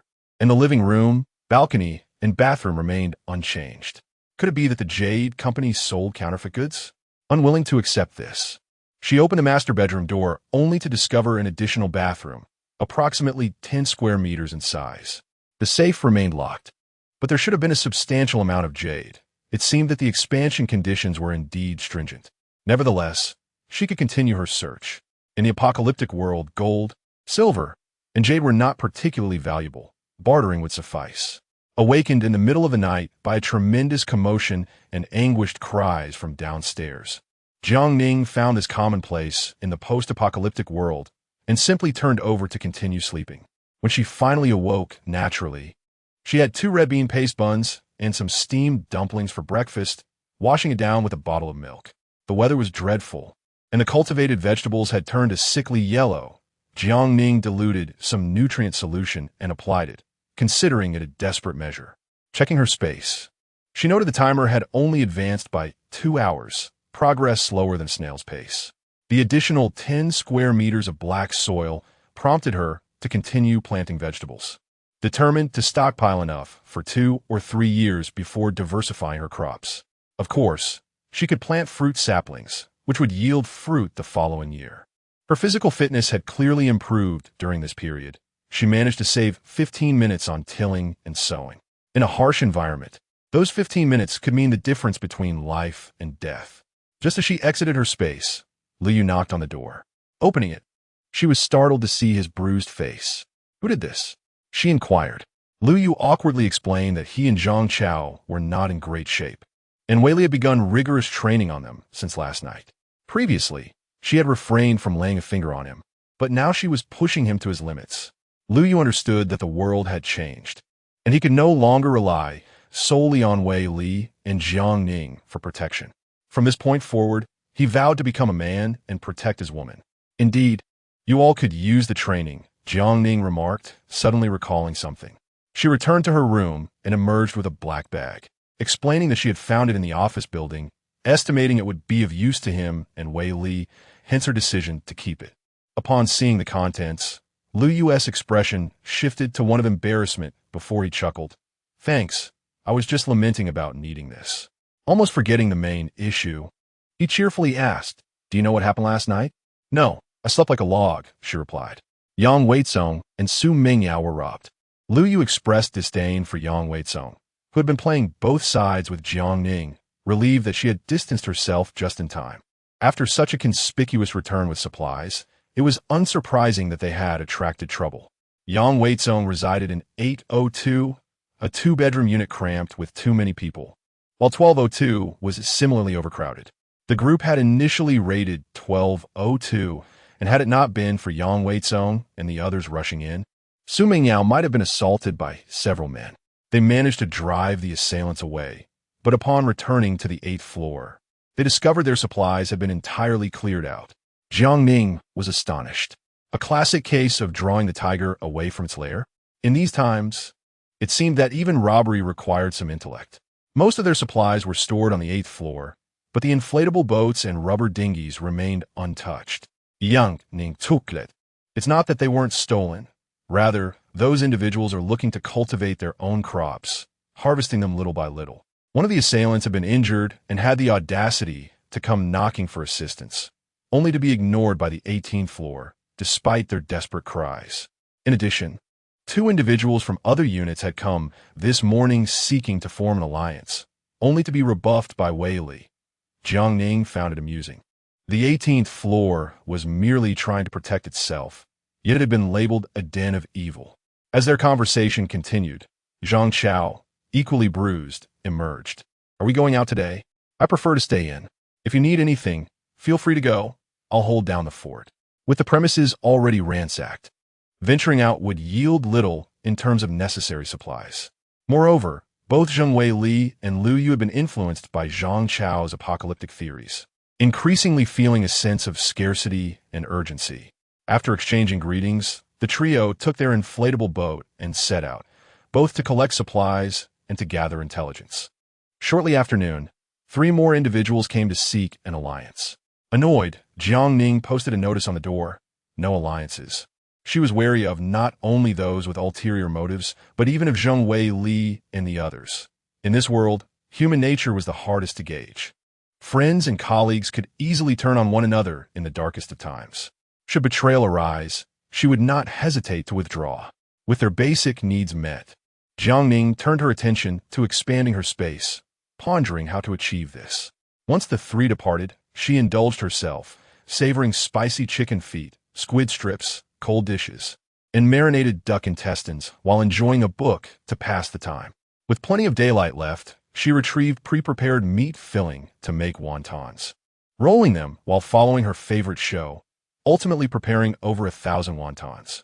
The sound of Zheng Wei Li and the others returning reached her ears as they entered, carrying timber and 2 stainless steel doors salvaged from a mall. Compared to the door of Jiang Ning and room 1801, Lu Yu felt a profound sense of insecurity, having spent considerable time in the mall measuring and prying them free. After much effort, the transformation of the 1803 unit has finally been completed. An additional window has been installed on the staircase. To reach the 18th floor, one must pass through 3 obstacles. Observing Lu Yu applying cement, Jiang Ning curiously inquired about its source. Lu Yu revealed that while passing by a construction site, he had ventured in and carried out 2 bags. The trio deliberated on making another trip to procure some glass for the balcony, as the incessant rain had rendered it excessively damp. Jiang Ning cautioned that it would be prudent to select high-quality materials to avoid complications should a typhoon return and shatter the glass. Lu Yu wholeheartedly agreed, sharing with Zhang Chao instances of shattered glass in the neighborhood. After a day of contemplation, Jiang Ning remained convinced that the expansion of space was intrinsically linked to spirituality. The disappearance of the antique shelf must pertain to the nature of the wood. Exceptional timber takes decades, if not centuries, to mature. For instance, gold and silk namu requires thousands of years. The museum was inundated, and ancient artifacts have either been salvaged or preemptively relocated by the relevant authorities. Treasures of gold, silver, and jade are relatively easy to recover once the floodwaters recede. Now, the only avenue left is that of wood. Wood? An idea suddenly struck Jiang Ning. Chapter 31. Dealing with the White Lotus and the saintly woman in search of quality wood, the shopping mall and office buildings offered no options, and the museum had already succumbed to flooding. However, there was still one place that might yield fortune. Fengcheng, renowned worldwide as the largest furniture manufacturing base, boasts the International Furniture Expo Center established in Lejing, which has become a landmark. Each year, it hosts the Global Furniture Fair, and this year marks its grand 30th anniversary, with an unprecedented scale of celebration, having disseminated extensive advertisements through various channels 6 months in advance. Jiang Ning recalled that the scheduled date for the fair was 3 days prior to the typhoon. The event would last for half a month. Thus, it had not yet concluded. What a splendid sight it would be at the global furniture gathering. Yet, Jiang Ning was indifferent. After all, foreign furniture rarely utilized wood. But domestic vintage furniture certainly did. She had seen advertisements from a major furniture company promoting a 1,000-year-old rosewood-crafted bed and a complete set of furniture, with prices starting in 9 figures. In recent years, the cultural confidence among the Chinese has surged, leading to a revival of vintage furniture trends. To attract attention, the Expo Center had leveraged connections to showcase a precious ebony piece as the centerpiece of the exhibition. Not only ebony, but many other valuable woods, such as Wang Wali, old sandalwood, and rosewood, were also brought to the Expo Center as a means to promote furniture culture globally. Jiang Ning felt compelled to make the journey, and the time to act was now. The Expo Center was located approximately 40 kilometers from Lezheng, with intricate waterways along the route, but it was certainly worth the endeavor. As Zheng Weili and her companions ventured out to gather building materials, Jiang Ning knocked on the door of room 1801 and announced her intention to step out for a while. With no objections from room 1801, she descended the stairs, only to encounter Su Mengyao on the 17th floor, who had come up with Yu Qingqing from room 1202. With tear-streaked cheeks, Su Mengyao implored, and Ning, "A Jian is injured, and only you can save him. Please, I beg you to help." Jiang Ning treated her as if she were invisible, maintaining a cold demeanor as she continued down the stairs. To her surprise, Su Mengyao clung to her, crying, "And Ning, we are alumni. You cannot turn a blind eye to someone in peril." Her voice was loud and mournful, drawing the attention of neighbors on the 17th floor who opened their doors. In a swift motion, Jiang Ning drew her knife. Su Mengyao shrieked and dodged, but half of her long, dark hair fell to the floor in the process. Before she could regain her composure, Jiang Ning kicked her to the ground. Shocked and bewildered, Su Mengyao stared wide-eyed at Jiang Ning, who resembled an executioner. Momentarily forgetting her tears, Jiang Ning pressed her foot firmly against Su Mengyao's chest, coldly declaring, "If you wish to court death, I shall not hesitate to send you to meet the King of Hell." As she continued to apply pressure, her gaze remained icy. Su Mengyao felt as though her ribs might fracture under the weight, her face turning pale from suffocation. Yu Qingqing stepped back, saying, "Jiang Ning, Mengyao only wanted you to save a Jian. If you choose not to help, why must you resort to violence? Is she out of her mind? Or are you as well?" Jiang Ning shot back icily.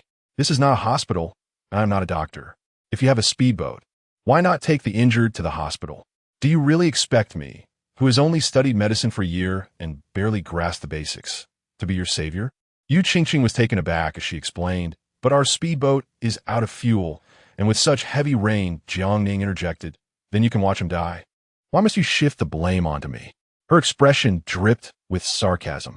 "You truly are friends, unwilling to take risks yourselves, yet seeking to evade guilt by transferring the responsibility to me?" Yu Qingqing fell silent, pondering Jiang Ning's words. Although Jiang Ning had only been studying medicine for a year, her knowledge was primarily theoretical. However, Su Mengyao spoke with such conviction that it led them to believe she could help. Upon reflection, Jiang Ning realized they had indeed placed an unreasonable burden on her. "Why not lend us your speedboat? We'll take a Jian to the hospital." Jiang Ning scoffed, "If you wish to play the saint, do it yourself. You were deceived, and now seek to drag me down with you." Yu Qingqing's face drained of color, her expression one of utter shock. Ignoring the sensitive point she had struck, Jiang Ning continued her descent. Upon reaching the 6th floor, Yu Qingqing suddenly pursued her, demanding stop. Jiang Ning ignored her and continued down. "You knew they had ulterior motives. Why didn't you warn me?" Yu Qingqing retorted. "Who do you think I am to you?" Jiang Ning countered. "If you truly have good intentions, why do you only wish to feed Yang Weizong while ignoring the many others in our group who were starving? He brought a crowd to your home, and you could have easily refused him. Why didn't you?" With each pointed question, Yu Qingqing found herself momentarily stunned. Jiang Ning recognized her past self in Yu Qingqing's naivety. Why hadn't she warned her? Because it would have been futile. No one was more foolish than the other, each with their own agendas. In her previous life, she too had noticed the dynamics at play, torn between wanting to gain his favor and maintaining her pride. She had catered to him, and with mere flattery, he had swept her off her feet, making her feel as if she would gladly offer him her heart.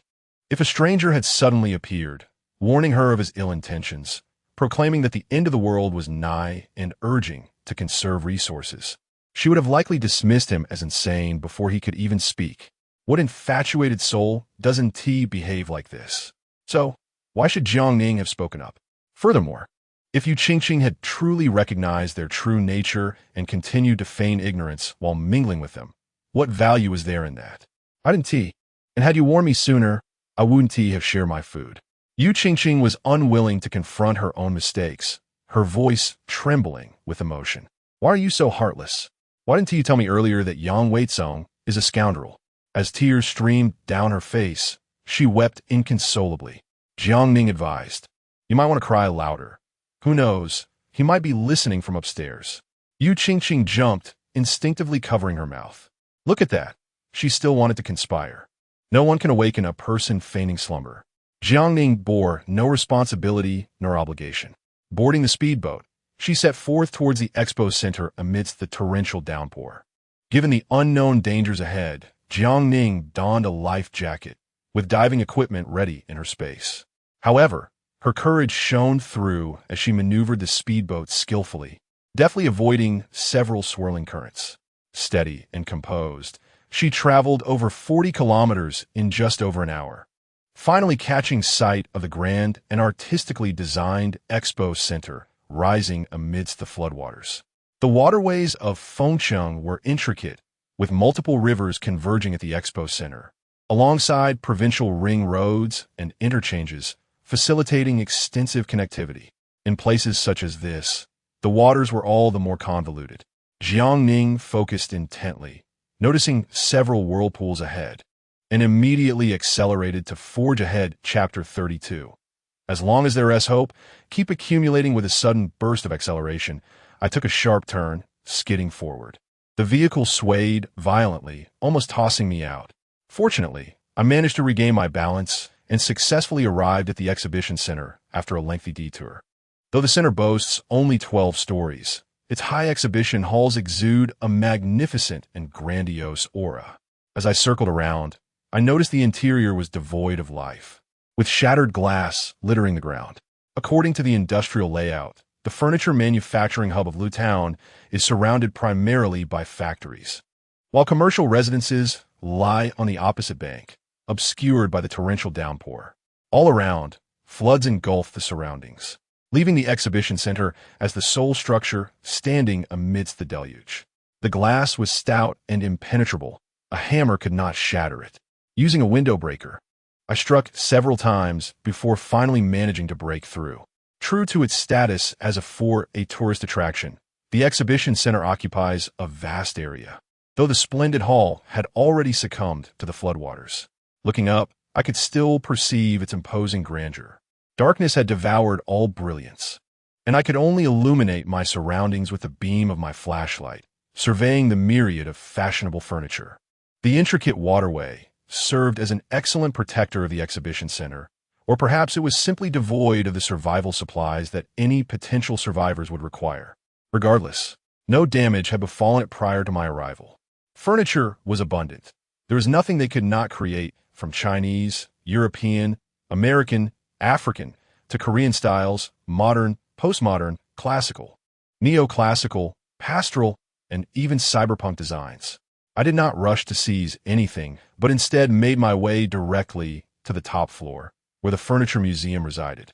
The exhibition center was devoid of power, casting everything into darkness, the vastness echoing only with the sound of my footsteps. Without elevators, I climbed the stairs, finally reaching the top floor, my feet aching from the exertion. The entire floor was dedicated to historical exhibits, featuring both photographs and physical displays of various woods and furniture, some ancient and dilapidated while others remained intact. Wandering through the exhibition areas with my flashlight, I finally arrived at the centerpiece, A long, irregularly shaped piece of dark wood, approximately 4 meters in length, stood before me. This was ebony, a plant mummy formed over thousands, even tens of thousands of years of erosion underground, resembling neither wood nor stone.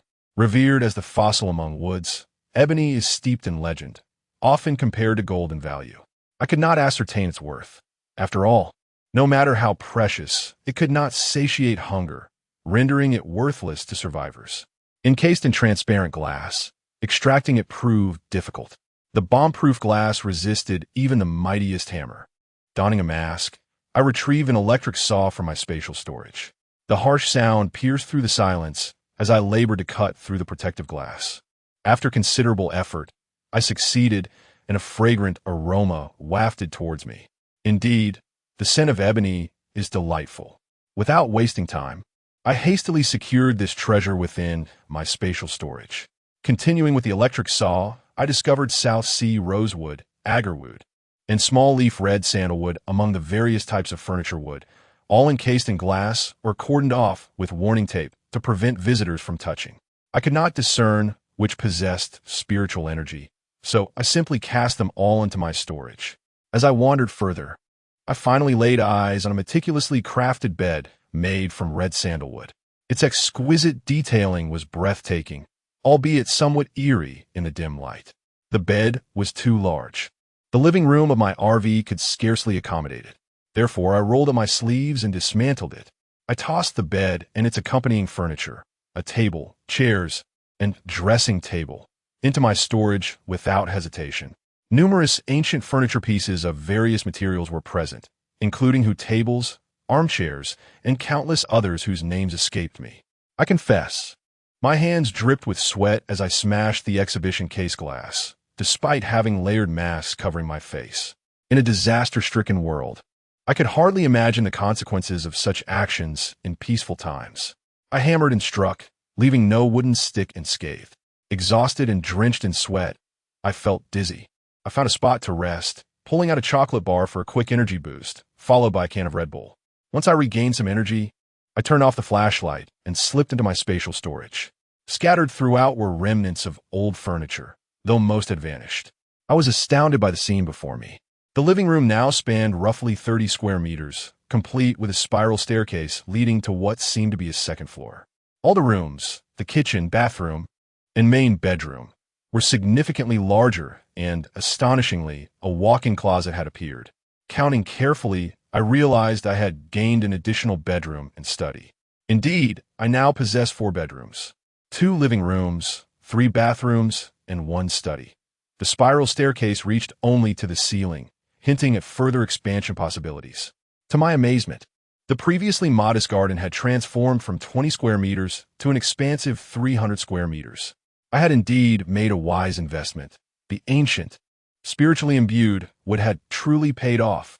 I expressed my gratitude to the ebony, the red sandalwood, and all the spirits that had sacrificed themselves for my space.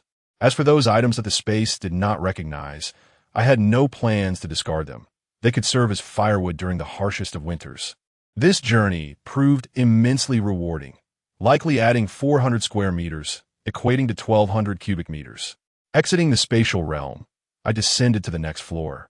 The 2 floors below were filled with Chinese furniture, far too much for me to gather at once. I could only rely on my instincts, collecting the pricier items to store away. I piled everything in the garden, layer upon layer. The space could consume what it could. Anything it could not would be retrieved and traded at a later opportunity. With an additional 1,200 cubic meters in my possession, I felt emboldened. As long as I could survive, I would continue to accumulate without restraint. The 8th floor housed a service hall, a screening room, and a plethora of restaurants, cafes, bakeries, and convenience stores, likely intended for tourists and exhibition attendees to rest. All the meat and vegetables had spoiled, yet the restaurants, prepared to accommodate guests for the exhibition, had stocked substantial inventories. I estimated there were over 10,000 pounds of grains and various staples, along with over 300 barrels of oil, not to mention a vast assortment of spices, teas, wines, and beverages. I even stumbled upon 20 unopened bottles of top-tier caviar and 30 bottles of Lafite red wine, all still within their shelf life, nestled within a high-end restaurant. The refrigerators dedicated to storing valuable ingredients were equipped with power supply systems, filled with steaks, lamb chops, foie gras, Tanya's blue lobsters, Parmigiano Reggiano cheese, and much more. I had not anticipated such a bountiful windfall. I gathered the refrigerators as well. I claimed everything from the convenience store and bakery, save for the expired and moldy items. I took the coffee beans, sugar, milk, and even the coffee machines from the CAF. In total, I amassed over 100 additional cubic meters of supplies. After thoroughly exploring the 8th floor, I discovered a substantial maintenance supply department containing 2 high-capacity generators. In such a large exhibition center, it was likely that power outages occur from time to time, and these generators were intended for emergency use. To operate the generators, however, diesel was required. I searched the machine room, but found no trace of diesel. Chapter 33. Diesel acquired Jiang Ning Pride, opened the warehouse of the Maintenance Department Supply Division, and finally uncovered a room filled with diesel. Each barrel contained 160 liters, totaling 30 barrels, which amounts to 800 liters, or approximately 4 tons. Given the international exhibition and the occurrence of a once-in-a-century typhoon, it was inconceivable to stockpile such a meager amount of diesel for emergency power outages. Consequently, she explored every accessible nook and cranny, discovering 2 additional rooms stocked with diesel, bringing the total to a remarkable 12 tons. The inflatable boat and RV both relied on diesel, which would suffice for an extended period. In her excitement, she stored everything in her space. Although her space contained several solar power storage boxes, who would make such a choice in dire circumstances? She wanted it all. Armed with tools, she meticulously disassembled the generator, along with the maintenance department's instruments and components, packing them away. The 7th floor and below showcased an array of modern furniture styles, and Jiang Ning continued her collection as she wandered. In truth, she preferred modern furnishings, as the designers had thoughtfully addressed the needs of those in compact, living spaces, many featuring folding capabilities.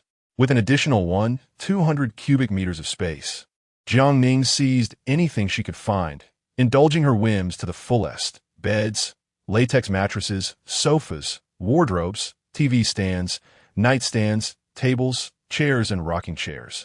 Exhausted, she paused to rest and periodically checked her space. The wooden furniture she collected later had only partially vanished, suggesting that the merchants had cleverly concealed their true intentions, making her space an excellent treasure detector. Ascending the spiral staircase, she discovered a new living room. Otherwise, no significant changes had occurred. She scoured the 5th floor, selecting only durable furnishings suitable for the apocalypse, eschewing anything superfluous, for such items might raise suspicions when exchanged later. Having spent an inordinate amount of time at the exhibition center, she glanced at her phone and realized it was already 3 in the afternoon. Driving away in the inflatable boat, she noticed 2 under-construction residential buildings along the way. Recalling the devastation caused by earthquakes and the sight of collapsed structures, she hesitated briefly before steering the boat toward them. The residential buildings were completed and currently undergoing renovations, with numerous materials already transported to the upper floors. Jiang Ning uncovered waterproof coverings revealing sand, cement, lime powder, glass doors and windows, tiles, and waterproof coatings. The renovation progress varied, with each floor displaying different stacks of materials. Sand was easily obtainable, making it unnecessary to waste space on it. The other materials posed challenges for reclamation. Not everything could be produced even with government reconstruction efforts. As she ascended, she stored everything in her space, stacking it all in the black soil garden. She noted that since the 2nd floor of her space had been established, the garden's capacity had doubled from 900 cubic meters to 800 cubic meters. Fortunately, construction materials did not occupy space, allowing her to collect all that she found. As the garden could not preserve freshness, Jiang Ning remembered to retrieve a piece of waterproof, light-blocking fabric to cover the cement, lime powder, and waterproof coatings. After gathering her finds, she suddenly recalled the several safes she had stored in her space. She promptly retrieved them and set to work prying them open.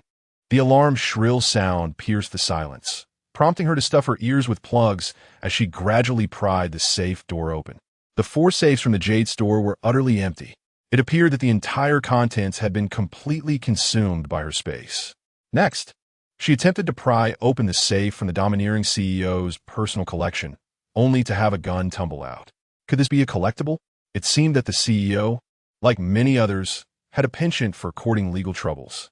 Besides the handgun, there were 2 boxes of ammunition, 200 rounds in total. Even in the apocalypse, it was nearly impossible for an ordinary person to acquire such items. This was an unexpected delight, although Jiang Ning had never handled a real weapon. She had participated in a shooting club at school where they used rubber bullets. She had some degree of accuracy. With this newfound possession, she could sleep more soundly, and she expressed her gratitude for the CEO's generous contribution. Now, only one safe remained, found in the CEO's office. Surely, this couldn't contain any contraband? Upon prying it open, she discovered it was filled to the brim with paper. No, to be precise, it was money. A stack of 10,000, totaling 100 stacks, 1 million. All pristine new bills. This was beyond Jiang Ning's expectations. Had she received this money before the disaster, well, she might have been sewing on a sewing machine. Though the currency had not yet been rendered obsolete, it had significantly depreciated, yet it was better than nothing. She stuffed the money into her backpack and discarded the safes into the floodwaters. Having barely assembled a team on the 18th floor, Jiang Ning took out her phone to check the offline map, hoping to discover nearby locations worth exploring. There was a commercial technology museum, albeit in the neighboring city of Yuecheng. Yuecheng, being the provincial capital, had the museum situated in the outskirts, a mere 20 kilometers from the town. Besides further expanding her space, she lacked any specific needs. Ships or planes were out of the question. It was merely an excursion. Perhaps she would stumble upon something useful. After charting her route, she set off toward the Yuecheng Commercial Technology Museum. Navigating through the vast waters and unfamiliar routes consumed nearly an hour, and the museum only retained 2 floors above water. Yuecheng was bustling, and the museum had undoubtedly been ransacked countless times, leaving behind a scene of utter chaos. Any materials beneficial for survival had been nearly stripped bare. Just as she was about to leave after a quick tour, the beam from her flashlight inadvertently illuminated a bright orange sphere. It resembled a ping-pong ball, vividly colored, with a diameter of approximately 3 meters. Was this an escape pod? Jiang Ning recalled having seen one in a video, designed for protection against earthquakes and tsunamis. Picking up the promotional brochure from the ground, she confirmed her suspicions. Constructed from 3 layers of aerospace-grade, tested metal shell materials, it could withstand sharp external impacts, high temperatures, and pressure without deformation, boasting exceptional protective capabilities. The inner escape pod was equally robust, featuring advanced welding technology alongside safety belts and shock-absorbing seats, providing individuals with a profound sense of security within the capsule. This latest upgraded version was equipped with a GPS positioning system, oxygen supply, lighting, and provisions for drinking water and food. The amount of stored drinking water and food depended on the internal space. A single-person escape pod could sustain 5 days' worth, while a pod for 5 to 10 individuals could last half a month. The single-person model had a diameter of 0.8 meters, while the one before her stood about 3 meters tall, likely the largest variant. Jiang Ning opened the pod door to find 6 shock-absorbing seats inside. The interior was quite spacious, allowing for comfortable movement, complete with a mini toilet processor and a water-stored bubble at the base, enabling it to float if submerged. Numerous sealed compartments surrounded her, presumably for storing essential supplies, including a first aid kit. In the event of an earthquake or tsunami, individuals could take refuge inside, isolating themselves from external catastrophes. When the disaster subsided, they could activate the emergency signal device and await rescue personnel. Based on its placement, there should have been a single-person escape pod as well, but it had already been removed by someone else. This one, however, was far too cumbersome. Even a group of individuals would struggle to lift it. Jiang Ning tested her strength and found she could not budge it, so she decisively stored it in her space for future use in case of an earthquake. Today's venture had indeed yielded treasures. As time grew late, Jiang Ning resolved to depart. Upon returning to the Jinrong community, she noticed the sky was overcast and nearly dark. Just as she was about to enter the community, she heard a commotion nearby, accompanied by the sounds of fierce barking. Chapter 34. Hoarding a dog with blurred vision. Jiang Ning retrieved her binoculars. She observed a group of men and women on 2 rubber boats, wielding wooden forks and iron rods, relentlessly striking at the windowsill extending from the 5th floor. On the ledge stood a drenched dog, baring its sharp teeth and growling ferociously at them. "Quick, kill it, and we'll have meat for dinner tonight."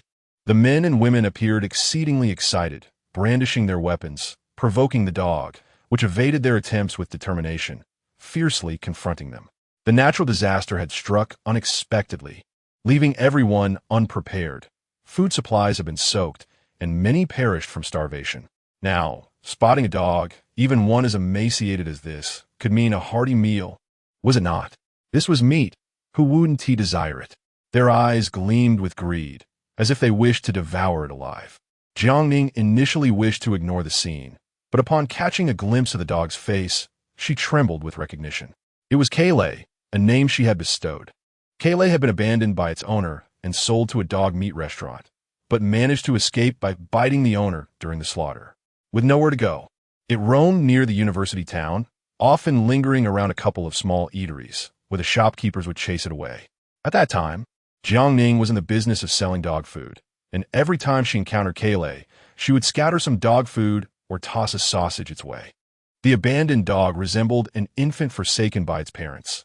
The only difference was that humans had orphanages, while stray dogs were exterminated upon capture.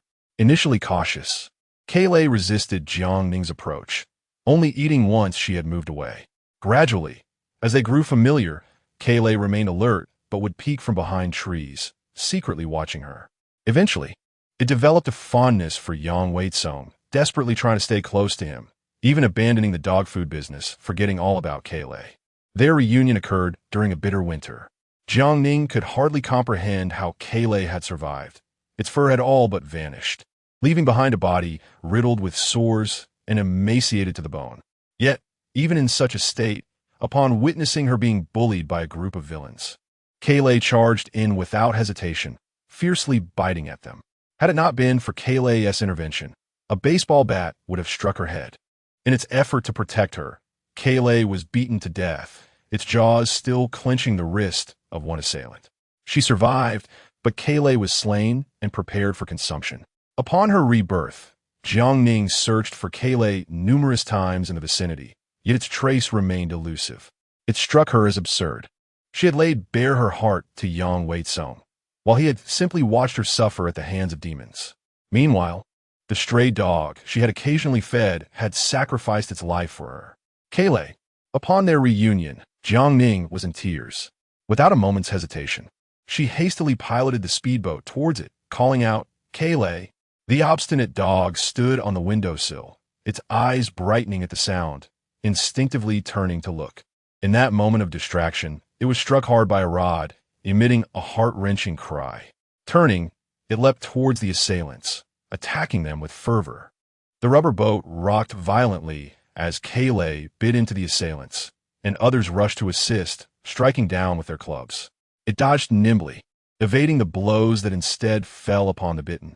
Another rubber boat approached, but due to the swift current, it lost control, colliding with the first, causing 2 individuals to topple into the water, crying out for help.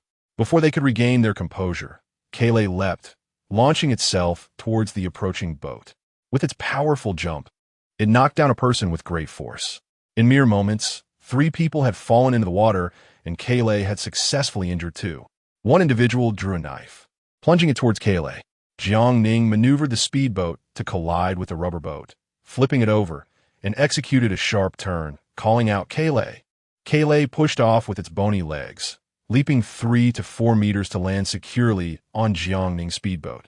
The engine roared to life, sending torrents of water splashing upward. By the time the assailants scrambled back onto their boat, there was no sign of Jiang Ning's speedboat. The sky was overcast. They could barely make out the woman's face. Their plans for a dog meat stew had gone awry, and several were injured. A stroke of ill fortune indeed. They cursed vehemently.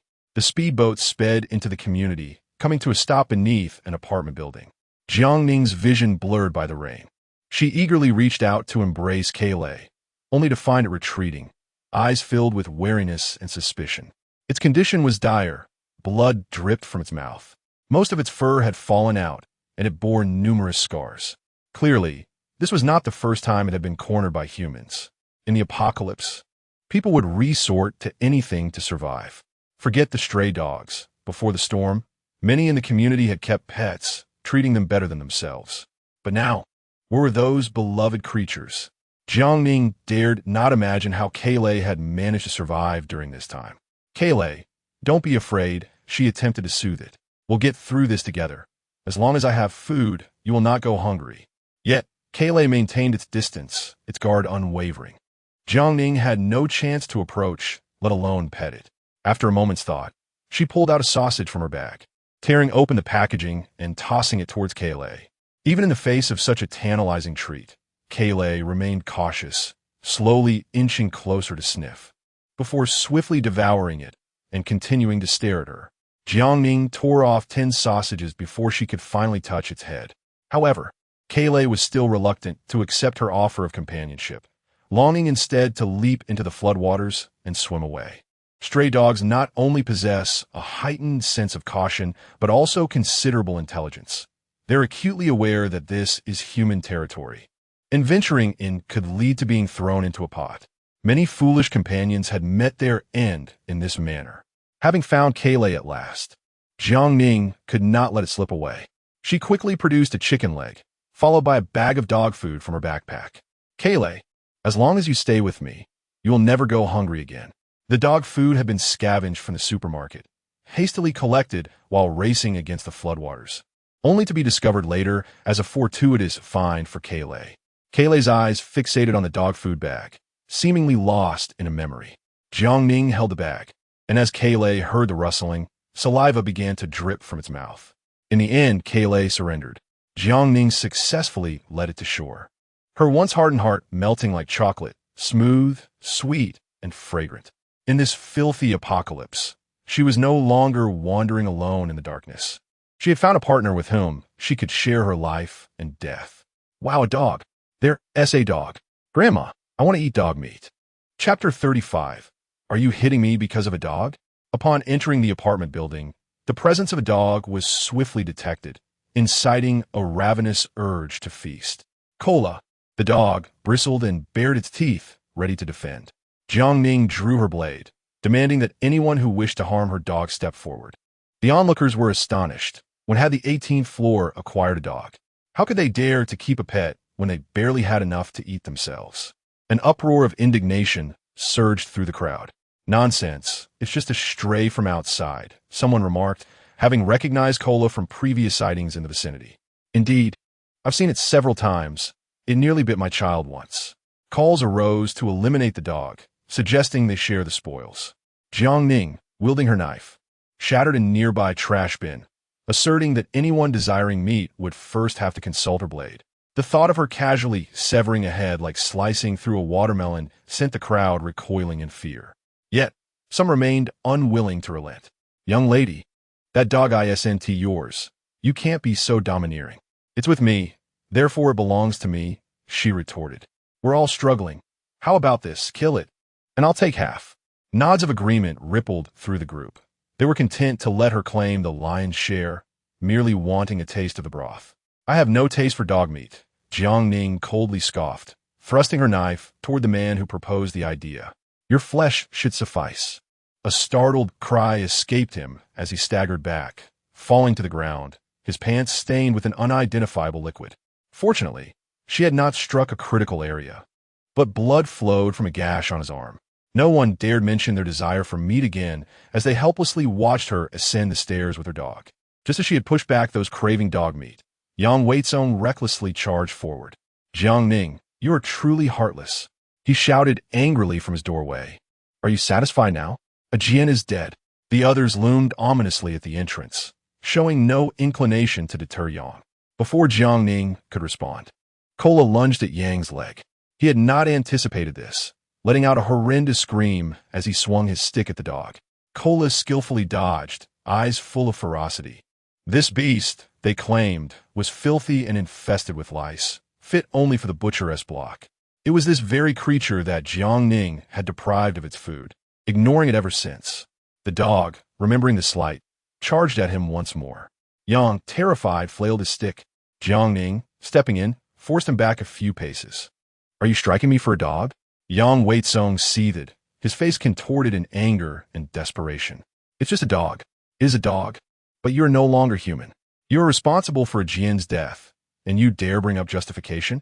Jiang Ning's incredulous laughter echoed. "Did I injure a Jian?" Yang Weizong faltered. "Is it my fault for not taking him to the hospital, watching him die?" Yang was left speechless, his face darkening. "If you had not been so cold-blooded and refused to lend us money, do you have any shame?" Jiang Ning shot back, her gaze icy. "If I were in your position, I would seek vengeance on the one who harmed a Jian, killing one for revenge, gaining two in the process. Yet here you are, all cowards. You refuse to confront the one responsible and take your anger out on me, preying on a woman. Is that how good it feels? Who is eating soft rice?" Yang stammered, his confidence wavering. "How much of it do you truly consume?" Jiang Ning mocked, her voice dripping with disdain. "And who gave you the audacity to prance around before me?" With that, she thrust her knife into Yang Weizong's thigh. He screamed in agony, collapsing to the floor as the others rushed to assist him. "Jiang Ning, let us discuss this calmly. You've gone too far." Ascending the stairs, Jiang Ning remarked, "This time, it's your leg. Next time, it will be your heart. Cherish the chance to live."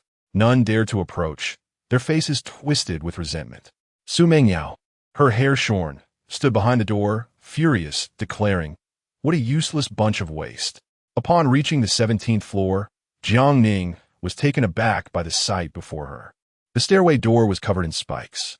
To be precise, it had been reinforced with countless iron nails, all pointing outward. Not just one door, but all three had been fortified. No creature, not even a mouse, could breach this barrier.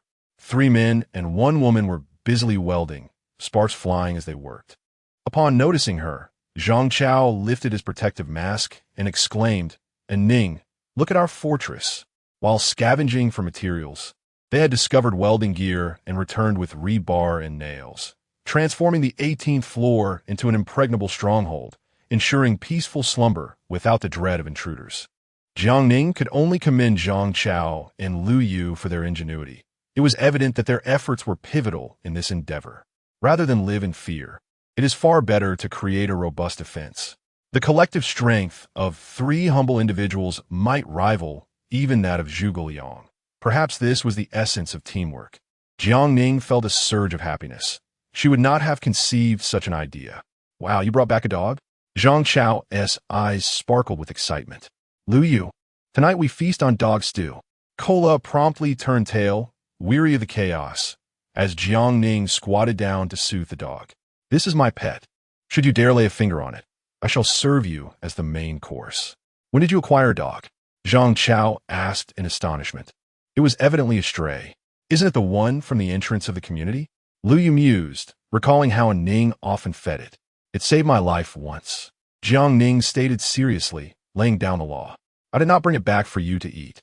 If you even think of harming it, I will not hold back." Having scavenged for yak jerky, sausages, and ham, Zhang Chao and the others were frugal in their consumption, not overly tempted by meat. In such dire circumstances, many had resorted to slaughtering their pets, who would waste precious food on a dog. Food was essential for survival, and countless souls perished from hunger daily. Not just Zhang Chao and Lu Yu, even Zheng Weili struggled to comprehend. Yet, Hua Yishan astutely remarked, "This dog has a fine physique with proper training. It could easily handle 2 or 3 adults." "You possess an eye for talent," Jiang Ning acknowledged, impressed. It had fended off 8 assailants outside, leaving them with nothing to show for their efforts, even overturning a rubber boat. "Useless Lu Yu, useless Zhang Chao," they lamented, left speechless. Chapter 36. Spending a million. This dog possesses an uncanny understanding of human emotions. Its gaze is both chilling and penetrating. As dog lovers, we firmly oppose the consumption of dog meat. Zhang Chao was the first to relent. "And Ning, please make it stop looking at me like that. I'm terrified." Zheng Weili empathized with her feelings, but, as a friend, advised, "And Ning, under normal circumstances, I would wholeheartedly support you. However, we are in a unique predicament. Most of our food supplies have been spoiled by water. We were fortunate to have stocked some provisions, but yours will only last 6 or 7 months at best. The future remains uncertain, and it's crucial to consider that large dogs consume significant amounts of food. Please think this through carefully. Don't wait until you find yourself without supplies, for then it will be too late to lament. For me, it is not merely a dog but a family member. Jiang Ning gently soothed the anxious Kailei. If we run out of resources, we can always find more. I will never abandon you. Zheng Weili's concerns were not meddlesome. She would respect Jiang Ning's decisions. Entering the house with Kailei, Jiang Ning retrieved dog food from her storage and soaked it in goat's milk. She had purchased the goat's milk at the supermarket, disliking its taste for her own consumption, but it was perfect for Kailei. After a large bowl of food, Kailei's once sunken belly finally filled.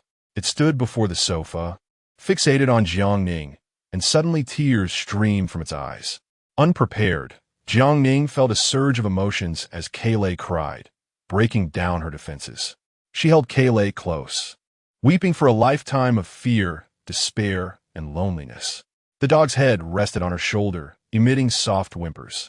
Kailei too wept, mourning the loss of a caretaker who had abandoned her, and instead found comfort and sustenance with Jiang Ning. Would it dare to trust humanity once more? Together they embraced, tears flowing for what felt like an eternity. After their catharsis, Jiang Ning felt a renewed sense of clarity and purpose. Her revival was not merely about amassing supplies for survival. It had evolved into a quest to thrive and protect Kailei. Calming herself, she began to examine Kailei's body, revealing a shocking array of old and new wounds, along with a severe skin condition characterized by numerous lesions. Kailei's coat was matted and unkempt, rendering it almost unrecognizable. Jiang Ning administered anti-inflammatory medication and retrieved a clipper to shave off Kailei's fur. She disinfected the wounds with iodine and applied Yunnan Baiyao. Lacking pet medications, she rummaged through her medicine box to find a similar ointment, gently applying it to Kailei's skin. Though Kailei did not resist, it constantly attempted to lick the ointment away. Emaciated and gaunt, its appearance was distressing. Jiang Ning found her old sports jersey and dressed Kailei in it, stroking its head. "Once we nourish you back to health, you'll be handsome," she promised. Jiang Ning was untroubled by resource scarcity. Her supplies were sufficient for both her and Kailei, and she could cultivate food in her black soil garden.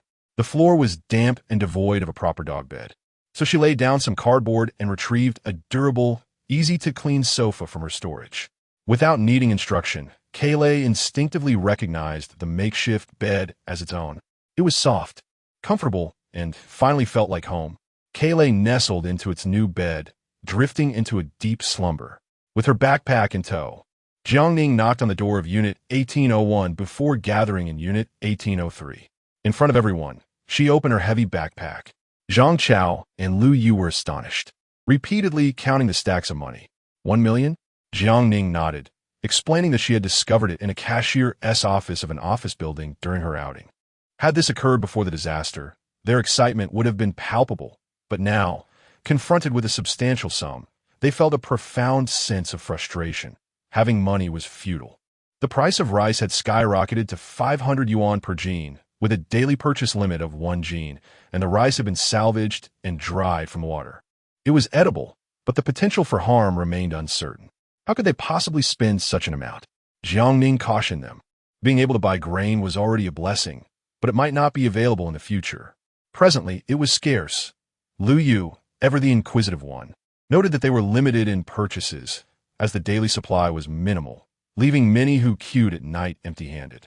However, there were those who resold grain, also salvaged and dried, now priced at 2,000 yuan per jean. The irony was palpable. 1 million could only procure 500 jeans of grain. Do we have any connections?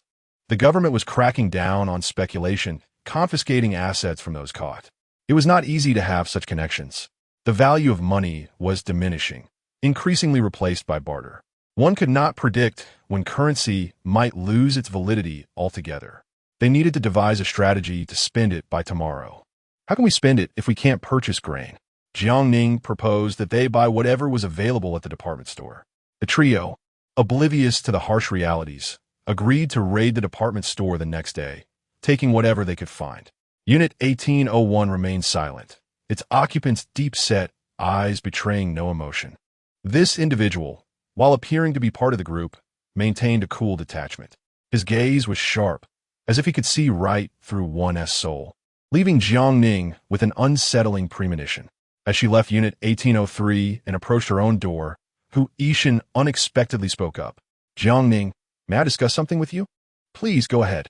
I was previously a special police officer, but I relocated here after being injured and retiring." Hu Yishan explained that during his service, he often worked alongside police dogs, thus acquiring some training experience. "The Malinois you brought back is a new breed of police dog.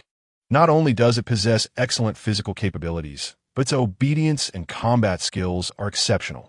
If trained properly, its combat effectiveness could rival that of several adults, which would be beneficial for the 18th floor."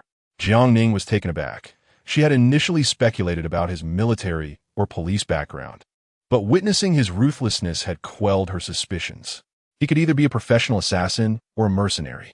To discover that he was a special police officer, recently retired, was unexpected. How could he have carried out such acts without flinching? Though her suspicions lingered, she recognized that everyone harbored secrets. As long as he posed no threat to her, Jiang Ning would refrain from prying. She collected her thoughts and asked, "What are your terms?" Chapter 37, Miss. "Do you need food?" Even though it is known that cola is not the strongest, there is hope for its improvement. After all, no one can resist the temptation of dog meat when faced with the threat of starvation. Thus, cola must grow stronger. Hu Yishan's request is straightforward. "I will help you train your dog, and in return, you will teach Dodo to read." This demand leaves Jiang Ning somewhat bemused. Dodo is both clever and well-behaved, and she could easily teach it herself. Hu Yishan, however, appears somewhat uneasy, stating, "I cannot manage to teach it." Training a dog is far simpler.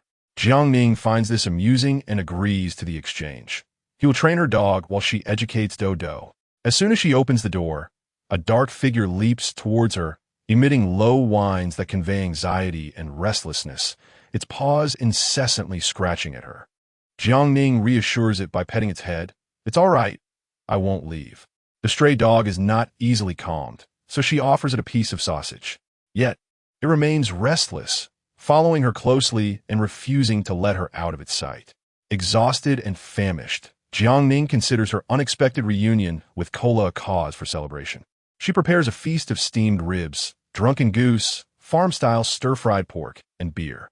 Even if she is not hungry, the dog's eyes are fixed on her, drooling with anticipation. She offers Cola a piece of the mild-flavored rib, while enjoying her meal and relaxing with the show. Cola, eager for a taste, jumps onto the sofa and rests on her lap, occasionally nudging her shoulder with its paw.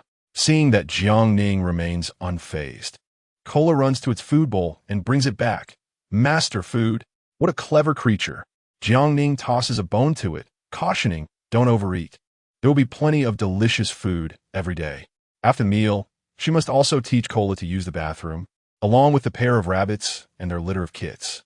The balcony, enclosed with glass, remains damp, causing the rabbits to appear listless.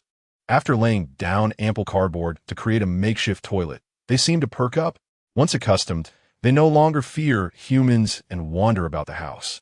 However, when Cola spots the rabbits, its eyes gleam with predatory instinct, and it instinctively lunges to attack.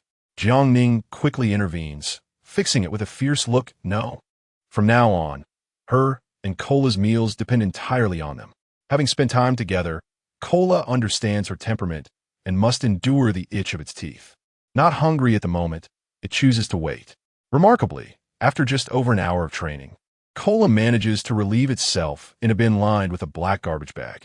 Unfortunately, the rabbits remain oblivious to training, requiring her to clean up after them multiple times throughout the day.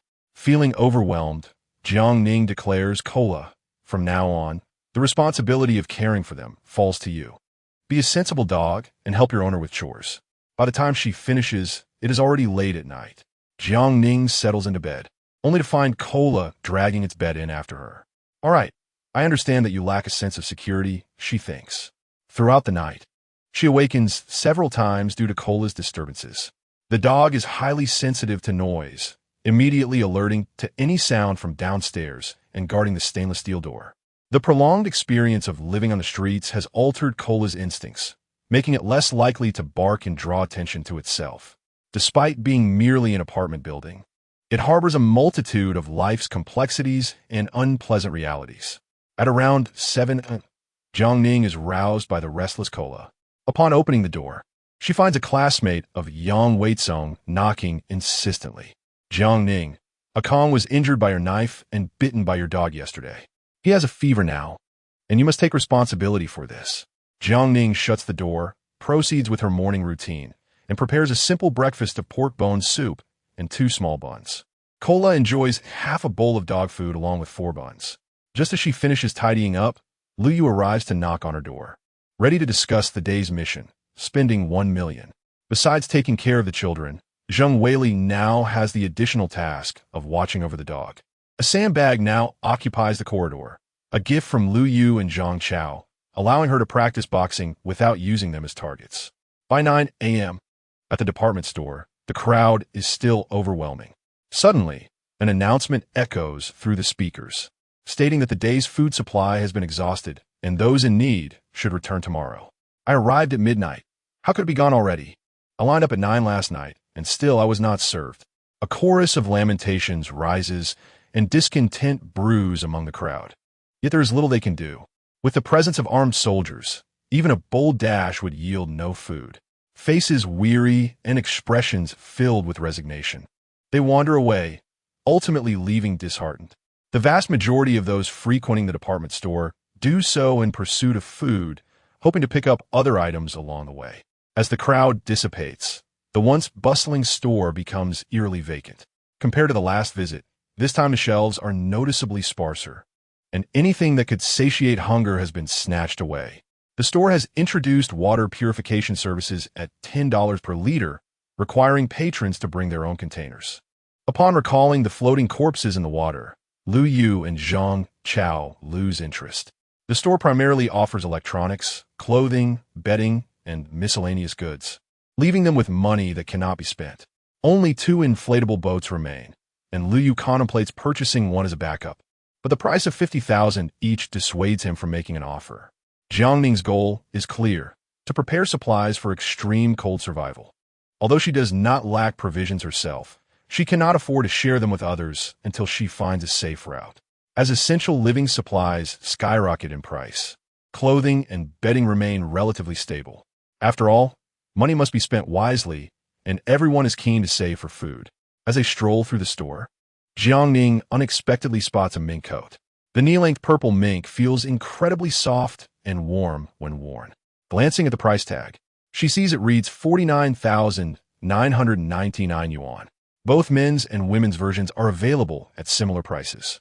Jiang Ning decides to purchase 7 pieces, including one for Cola, promising to alter it later. In one fell swoop, she spends 350,000, causing Lu Yu to wince at the expense.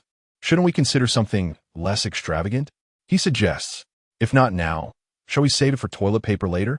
Aside from the mink coats, there are warm cotton jackets, down jackets, windbreakers, quilts, socks, boots, and thermal underwear, allowing them to buy whatever they desire. Regrettably, there are no pet supplies. Otherwise, she would stock up for Cola as well. As she browses, a middle-aged man approaches, whispering, "Miss, do you need food?"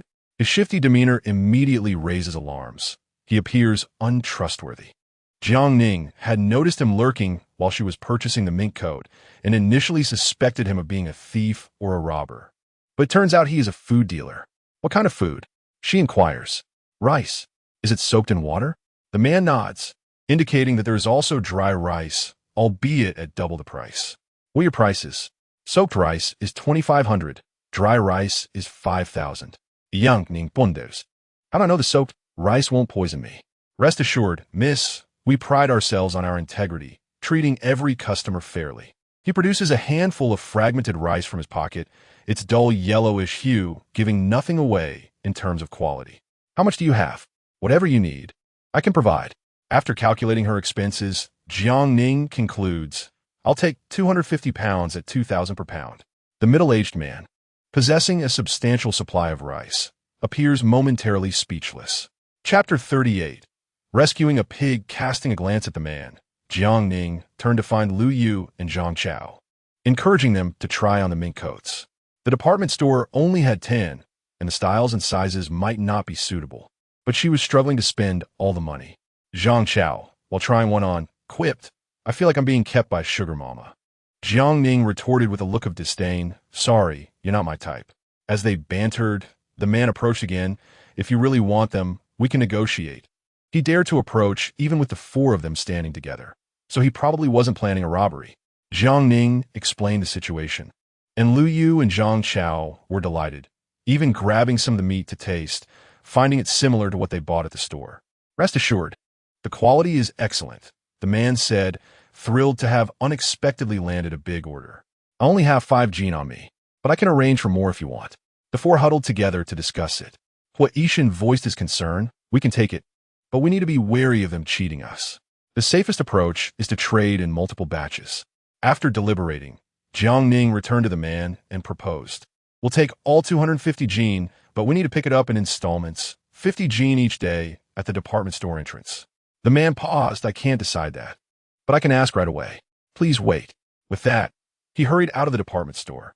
Jiang Ning set aside 500,000 yuan, and after buying everything they needed, she still had some left over, so she grabbed another mink coat to reach the full amount.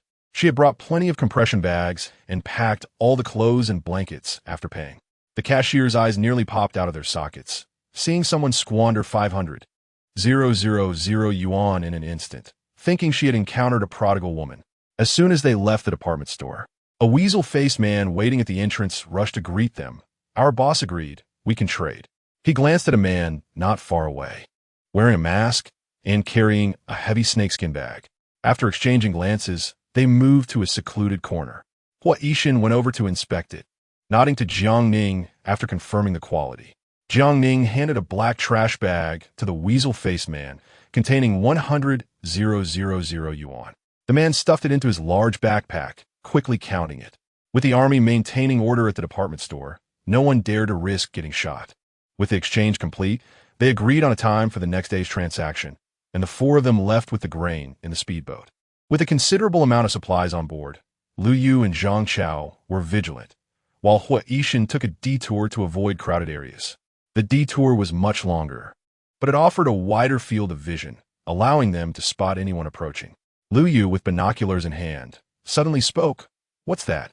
Zhang Chao followed his gaze, spotting something floating in the distance. "Is it a corpse?" Jiang Ning took the binoculars, scrutinizing it for a while. "It looks like a pig." "A pig?" Everyone was surprised, observing carefully. It was indeed a pig and alive. How long had it been since they had eaten pork? Dog meat was forbidden, but surely pork was allowed. The speedboat slowed down, changing direction to approach the pig struggling in the floodwaters. It was indeed a live pig with a sizable head. Pigs could swim, but it was no match for the vast flood, leaving it to drift with the current. Seeing people approach, it wasn't frightened, even making oink, oink sounds, as if pleading for help. They steered the speedboat closer, using in or to stop the swimming pig. Zhang Chao leaned out, grabbing the pig's front legs. The pig squealed and struggled, but not too fiercely, probably exhausted from being in the water. The group worked together to haul the pig aboard. It was quite large-framed, but had lost weight, appearing to be around 200 Jin. The pig lay on the speedboat, panting heavily. Oink, oink. Jiang Ning suddenly pulled out a stun gun, and the pig let out 2 piercing screams before being knocked unconscious. Lu Yu, Zhang Chao, Hua Yishan said, "Let's find a place to slaughter it. We can't take it back. It would cause a big problem if someone found out." Zhang Chao quickly recovered. "How about the construction site we found materials at? There's nobody around there, and it's not too far from here." So, the speedboat headed in another direction. About 6 or 7 kilometers away, several unfinished buildings were submerged in the water. After mooring the speedboat, the 3 men carried the pig ashore, and Jiang Ning handed over a butcher knife. She didn't participate in the slaughter, taking the opportunity to walk up the building while they were busy. The higher she went, the more building materials were piled up, like cement bricks and steel bars. Jiang Ning didn't hesitate to collect them, as her black earth garden had over 1,800 cubic meters to fill. I'll take it all. Even though these materials seemed useless now, they would be essential for reconstruction after the earthquake. Anyone could come to this place, so she wasn't worried about Lu Yu and the others suspecting her. When she came down from the building, the pig had already been slaughtered. 1801 was in charge, with Lu Yu and Zhang Chao assisting, and they were discussing how to divide the pork. Besides Jiang Ning, they were all culinary novices, and 1801 was a disaster in the kitchen, capable of burning porridge. Since they couldn't handle the pork, let alone the offal, they decided to divide the pork into 4 parts, giving the offal to Jiang Ning. Jiang Ning readily agreed. Okay, I'll cook something up and invite you over to eat. 1803 wanted half the pig, leaving the other half for 1801 and 1802. What? Ishan asked Jiang Ning. Which half do you want? The upper half, I suppose.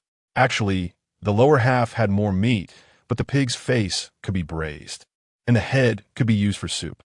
What? Ishan felt like he had gotten a good deal, so he cut off an extra portion for her. Jiang Ning noticed, but said nothing. Since she couldn't do much at home, she instructed them to cut it into small pieces and pack it into black plastic bags, so no one could tell what was inside. Lee was a little worried. Will people notice if we eat meat? We're on the top floor, so the smell will rise. We'll close the doors and windows while we cook. Even if some smell escapes, it'll be washed away by the rain, so it shouldn't be a problem. Lu Yu said happily, okay, let's celebrate tonight. We've had it rough for too long. We need some excitement. Why don't we eat together? It'll be too strong if we cook separately. Zhang Chao liked the lively atmosphere and wanted to improve his relationship with the aloof 1801. We're one big family on the 18th floor. Lu Yu chimed in. How about Ning takes charge? You're the best cook among us. Seeing that 1801 didn't object, Jiang Ning agreed. I have hot pot seasoning, so how about we have hot pot? Everyone agreed, their mouths watering at the thought of hot pot. Back at Jinrong Apartments, the 18th floor caused a stir again. The boatload of supplies made people green with envy, but they couldn't do anything about it. Many wanted to join forces with the 18th floor, but they refused to take anyone in. The 4 had prepared in advance, stuffing the rice and pork into large backpacks, with winter clothes and blankets on top. Even with their discretion, many were still envious. But what could they do? The 18th floor was full of villains, especially the little girl carrying a knife. Chapter 39. The capture of live pigs. Do not be deceived by the young girl's tender age. Her heart is as dark as night. The 8th and 12th floors are filled with her fellow alumni, and they have left devastation in their wake. One woman had her ribs broken and her hair shorn, while a man suffered a dog bite followed by a knife wound, carried off to the hospital in the morning. Indeed, they are not to be trifled with. Just then, He Jian's group returned, their faces covered in grime, having fetched only a few pieces of firewood. Every possible spot had been thoroughly searched, leaving even the moldy bread snatched away. Gazing up at the bountiful harvest of the 18th floor, one can only sigh in despair at the vast disparity among the same building. Upon reaching the 18th floor, Kailei burst forth from room 1803, leaping onto Jiang Ning with incessant whimpers of complaint. You promised not to abandon me. Are you deceiving your dog? Dodo joined in, gleefully wrapping her arms around Jiang Ning's waist, exclaiming, Sister, Kailei and I have been exceptionally good today. Jiang Ning, torn between laughter and tears, was about to mention the little cotton-padded jacket from room 1801 when, in the next moment, Dodo dashed towards 1801, crying out, Brother, Dodo misses you so much. As per the usual routine, everyone gathered in 1803 to divide the spoils. Upon learning they had brought back a pig, Zheng Weili expressed her excitement tinged with concern. How can we preserve the pork without a functioning refrigerator? Half a pig is far too much to consume in just a few days. We cannot let it spoil. In a surprising turn, room 1801 chimed in. I have a car refrigerator with a USB port. It should be just enough to fit the meat, though it charges slowly and the light is dim, so it can only maintain a tenuous power. A car refrigerator? Jiang Ning recalled having acquired a few in her space. The landlord seems to have one as well. I will check his room shortly. While their storage issues seemed resolved, the pork from 1803 could not afford to rot. Zhang Chao suggested, Why not have you two eat some of what we have here first? Jiang Ning had no objections, but she knew they could not finish it in just a few days. You can cut the fatty meat to render lard. We shall have hot pot tonight. and any leftovers can be salted for preservation. With the rain and cool weather, it should last a few days. Zhang Chao's desire was palpable. Aren't we having lunch? You can eat without me. I need to venture out again to see if I can get some dog food for Kailei, Jiang Ning replied. Lu Yu expressed concern. Shall we accompany you? No need. Focus on processing the half-pig. I worry that you all might not know how to render lard, Jiang Ning cautioned. Be sure to cut the pig skins separately. Do not fry it with the fat, as the splattering oil can be dangerous. Hua Yishan, too, remained silent, observing and learning from the side. Upon returning home, Jiang Ning savored a portion of fish-flavored shredded pork, filled her belly, treated Kayleigh's wounds, and prepared to head out. Kailei clung to her pant leg, protesting. Are you going to abandon me again? Jiang Ning gently patted Kayleigh's head. Be a good guard dog. I am merely going to stock up on some meat. The pigs had floated downstream, and she recalled a large pig farm upstream. If they indeed came from there would surely be more than just one pig. With several hills connected along the upstream river, it was very likely that the pigs swam over to seek refuge. The limited pork in her space would not suffice, especially with Kailei needing care. Jiang Ning felt compelled to take a chance. Hoping for a swift return, she was thwarted as Kailei refused to let her go. Thus, she reluctantly brought the dog along, for in the art of hunting, dogs certainly surpass humans. Lacking a raincoat, Jiang Ning fashioned a makeshift one from a plastic bag, cutting a few holes and slipping it over Kayleigh's head. The result was a comically awkward appearance. Stifling her laughter, Jiang Ning took a picture of her dog dressed in its plastic armor. Together, they set forth in a speedboat towards Fengshan. The mountain, not particularly high, was bordered by Fengchang Park at its base, where once vast lakes and attractions lay, now submerged beneath the water surface. Finding a gentle slope to dock, they were relieved to find no people around, allowing them to stow the speedboat in her space. The ascent offered both stone steps and a cement path to conserve energy. Jiang Ning chose the latter while keeping a vigilant eye on the sides of the road. Among the roadside thickets, she discerned traces of unwashed pig droppings, and a thrill coursed through her. Her suspicions were correct. As they continued, Kailei suddenly barked, eager to rush ahead. Jiang Ning quickly covered the dog's mouth, whispering, "Let's sneak into the village. No shooting allowed." Kailei understood instantly, shifting into stealth mode, lowering its tail, and advancing with keen eyes. Not far ahead, a pavilion came into view. Through binoculars, she was astonished to spot 12 pigs sheltering from the rain. Pigs are omnivorous and can survive on grass. Yet these must have been swept here for some time, their once plump bodies now gaunt from hunger. Seeing them approach, the pigs began to flee. But after a few moments of hesitation, they remained rooted in place. Since her space could not accommodate live animals, Jiang Ning retrieved her most powerful electric prod, the kind that could incapacitate. Entering the pavilion, she swiftly targeted the nearest pig. The creature barely had time to squeal before it collapsed. Startled, the rest of the herd bolted from the pavilion. Kailei dashed forward like lightning, fiercely herding them back, nipping at any that dared to stray. A chaotic chase ensued in the rain. Humans, dogs, and pigs intertwined in a wild pursuit. In less than 15 minutes, all 12 pigs were rendered unconscious. Jiang Ning administered several more shocks to ensure their demise before stowing them in her space. To her surprise, Kailei proved to be an excellent hunting companion, earning a reward of a salt-baked chicken leg. Kailei, let's continue our efforts. We shall stockpile enough pork for a lifetime, indulging in sumptuous feasts every day. Woof! It eagerly responded, yearning for more meat. Together, they pressed on, following the mountain's contours in search of further prey. Kailei led the way, skillfully scouting for more pigs. Pigs are social animals. Under Kailei's guidance, Jiang Ning quickly located a second group. This time, 9 pigs of similar size to the previous ones. One chased, while the other encircled them, weaving through the underbrush. Though the incline was gentle, the ground was slippery. Both humans and pigs struggled to maintain their footing, while Kailei nimbly maneuvered towards Jiang Ning's direction. Once again, all 9 pigs were successfully captured. With a total of 21 pigs, Jiang Ning walked with a newfound confidence. As she continued, she discovered the third and fourth groups in succession, even dispatching a number of stragglers. Totaling an impressive 68 pigs, enough to yield over 10,000 pounds of pork. Having scoured Fengshan thoroughly, she found no further signs of pigs. As evening fell, Jiang Ning began her descent down mountain. While walking, Kailei suddenly darted forward like an arrow, quickly vanishing into the thicket.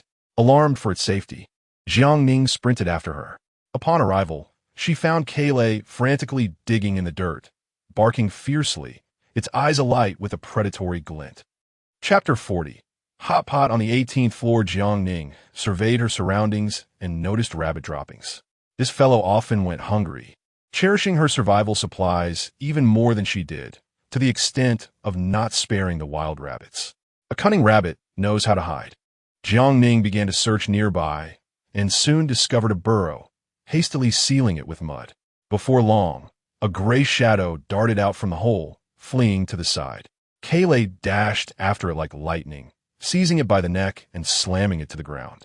After a few moments, the gray rabbit lay still. Kailei proudly returned to Jiang Ning, carrying his prize. Enjoying the thrill of the hunt, he continued to dig and pulled out a large gray rabbit from a burrow. He did not stop there, retrieving 3 medium-sized rabbits, all neatly gathered together. Unlike farmed rabbits, wild ones held no value for raising, especially since she and Kailei were not in need of meat.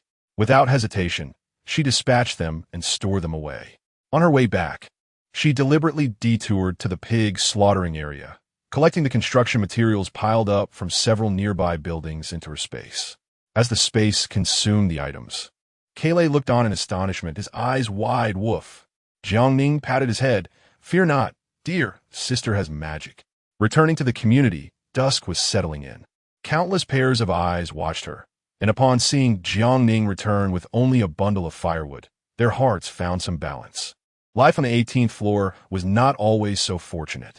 Just as she ascended the stairs, Zhang Chao greeted her. Where have you been? Lu Yu and I were just about to go look for you. Jiang Ning, weary from her search, replied, I tried several places. Not even a morsel of dog food or scrap of bread could be found. Everything nearby has been turned upside down. It's not easy to find anything. Lu Yu expressed concern. I've heard some communities have been looted. We must be cautious even if we stay in. After exchanging a few words, Jiang Ning entered her room to change out of her raincoat, pulling the vegetables from the balcony. The greens, treated with nutrient solution, had grown remarkably well, though the leaves still bore a slight yellow tint, a stark contrast to those grown under normal sunlight. Nevertheless, considering the rainy weather, they had fared quite well. Since a meat-heavy diet would upset her stomach, she also grabbed a bag of mushrooms, filled with pleurotus and hypsizygus, and headed to 1803. The trio was left speechless.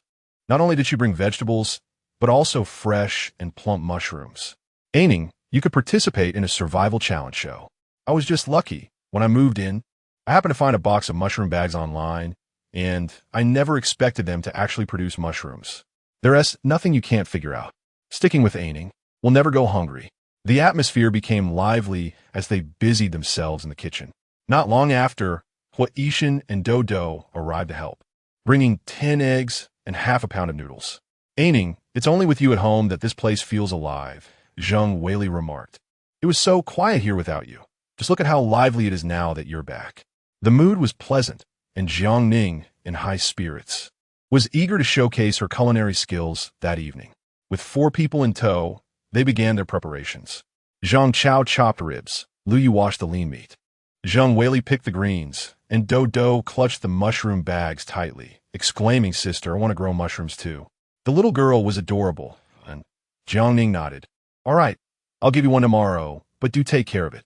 Dodo instinctively glanced at Huaishan, seemingly seeking his approval. Brother, she said. Seeing the eagerness in her eyes, Huaishan replied, Don't forget to thank your sister. Dodo beamed as she rushed over.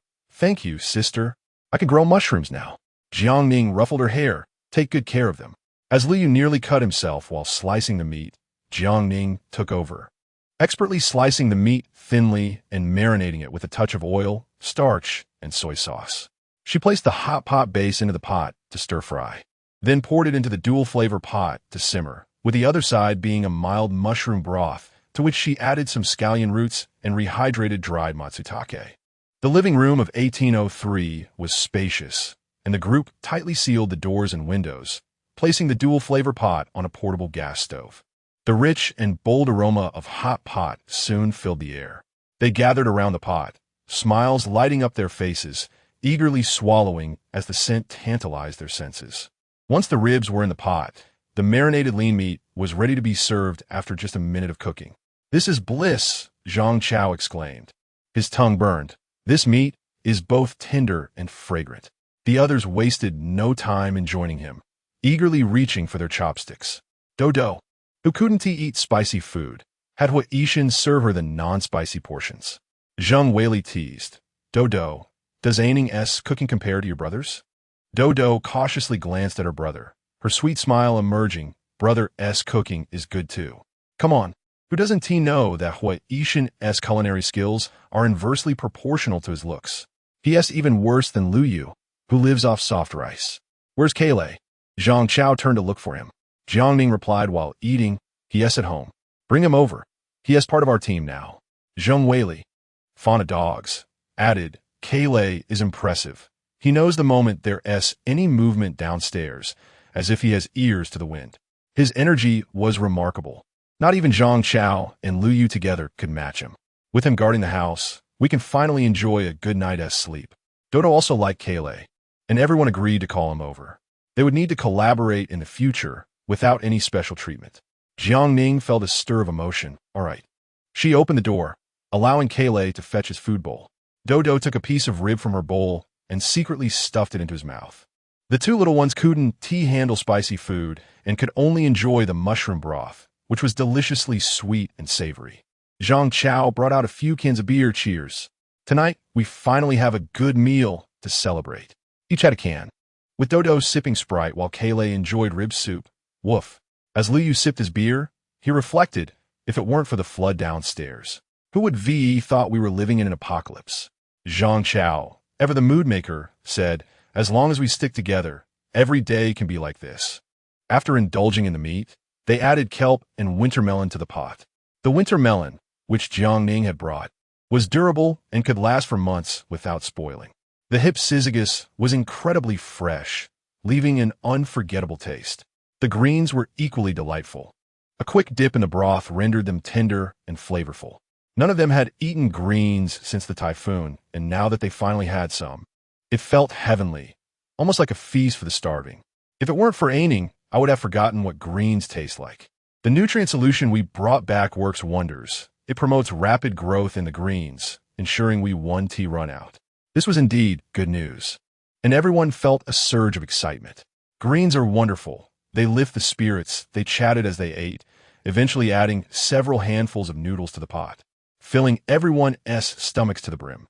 Despite having stockpiled quite a bit of supplies, under Zhang Chao's constant reminders, Zheng Weili and Lu Yu dared not squander it.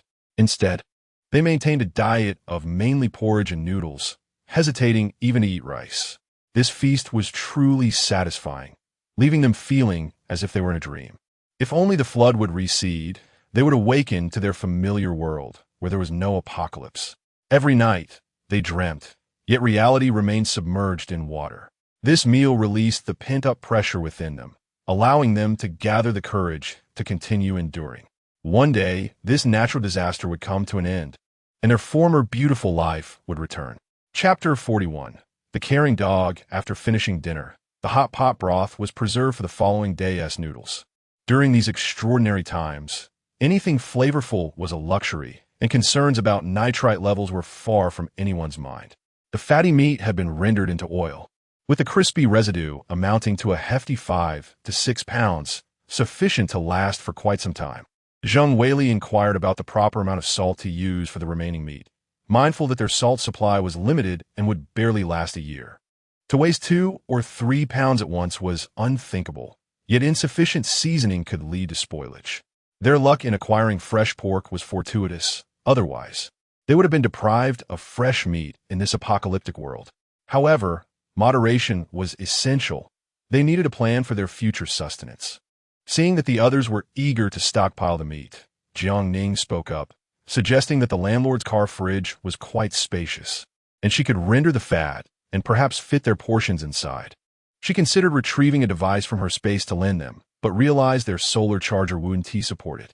Zhang Chao and his companions were delighted and offered to help with the fat rendering. In her presence, they appeared utterly inept at managing their lives, yet were keen to assist, perhaps to avoid future disdain. Jiang Ning, however, was reluctant to accept their help, insisting, "No, I'll manage this myself. You all should wash up and rest." Upon returning home, she stored the substantial amount of meat in her space and took out her multifunctional massage bathtub filled with hot water. After plugging in the solar energy storage unit and playing soothing music, she closed her eyes to relax. Kayleigh, her dog, dragged a bowl filled with bones over and lay beside her, enthusiastically gnawing away. Perhaps gaining the approval of the other two-legged creatures, Kayleigh appeared particularly exuberant, the bones crunching satisfyingly under its teeth. Guarding food is a dog's instinct. Yet Kayleigh had a fondness for Jiang Ning and intentionally left half a bowl of bones for her. "Woof." Jiang Ning expressed her gratitude. "You should eat for yourself." She tossed a piece of sausage's way. The following day, they awoke naturally. 1801, along with Zhang Chao and Lu Yu, headed to the department store to trade for broken rice, deeming the task too simple to involve Jiang Ning. After a delightful breakfast of pan-fried dumplings with Kayleigh, Jiang Ning not only rinsed her mouth, but also brushed Kayleigh's teeth before carrying the pig offal to 1803.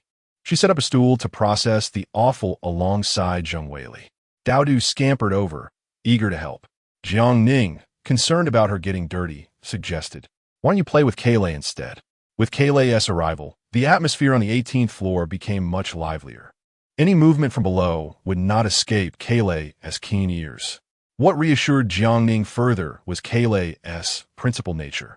Daodu sneakily attempted to feed Kayleigh some residue, which made Kayleigh salivate but stubbornly refused to eat, gazing at her with longing eyes. Jiang Ning playfully exclaimed, "It's poisonous." Kayleigh, startled, dropped the residue. Jiang Ning chuckled. "It's not poison, just teasing you. Go ahead and eat." Irritated, Kayleigh cautiously began munching after sniffing for a while. Zheng Weili laughed until her stomach hurt.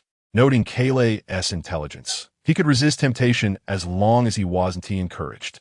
This vigilance was born from the harsh realities of life. Stray dogs not only faced human expulsion and capture by urban management, but also threats from dog thieves employing myriad tactics. Without some cunning, Kayleigh would have perished countless times. Nevertheless, Kayleigh had indeed become shrewder, fully comprehending human speech and even taking on a supervisory role. De Hui and Xiao Bai, lacking intelligence, consumed excessively, causing Jiang Ning distress.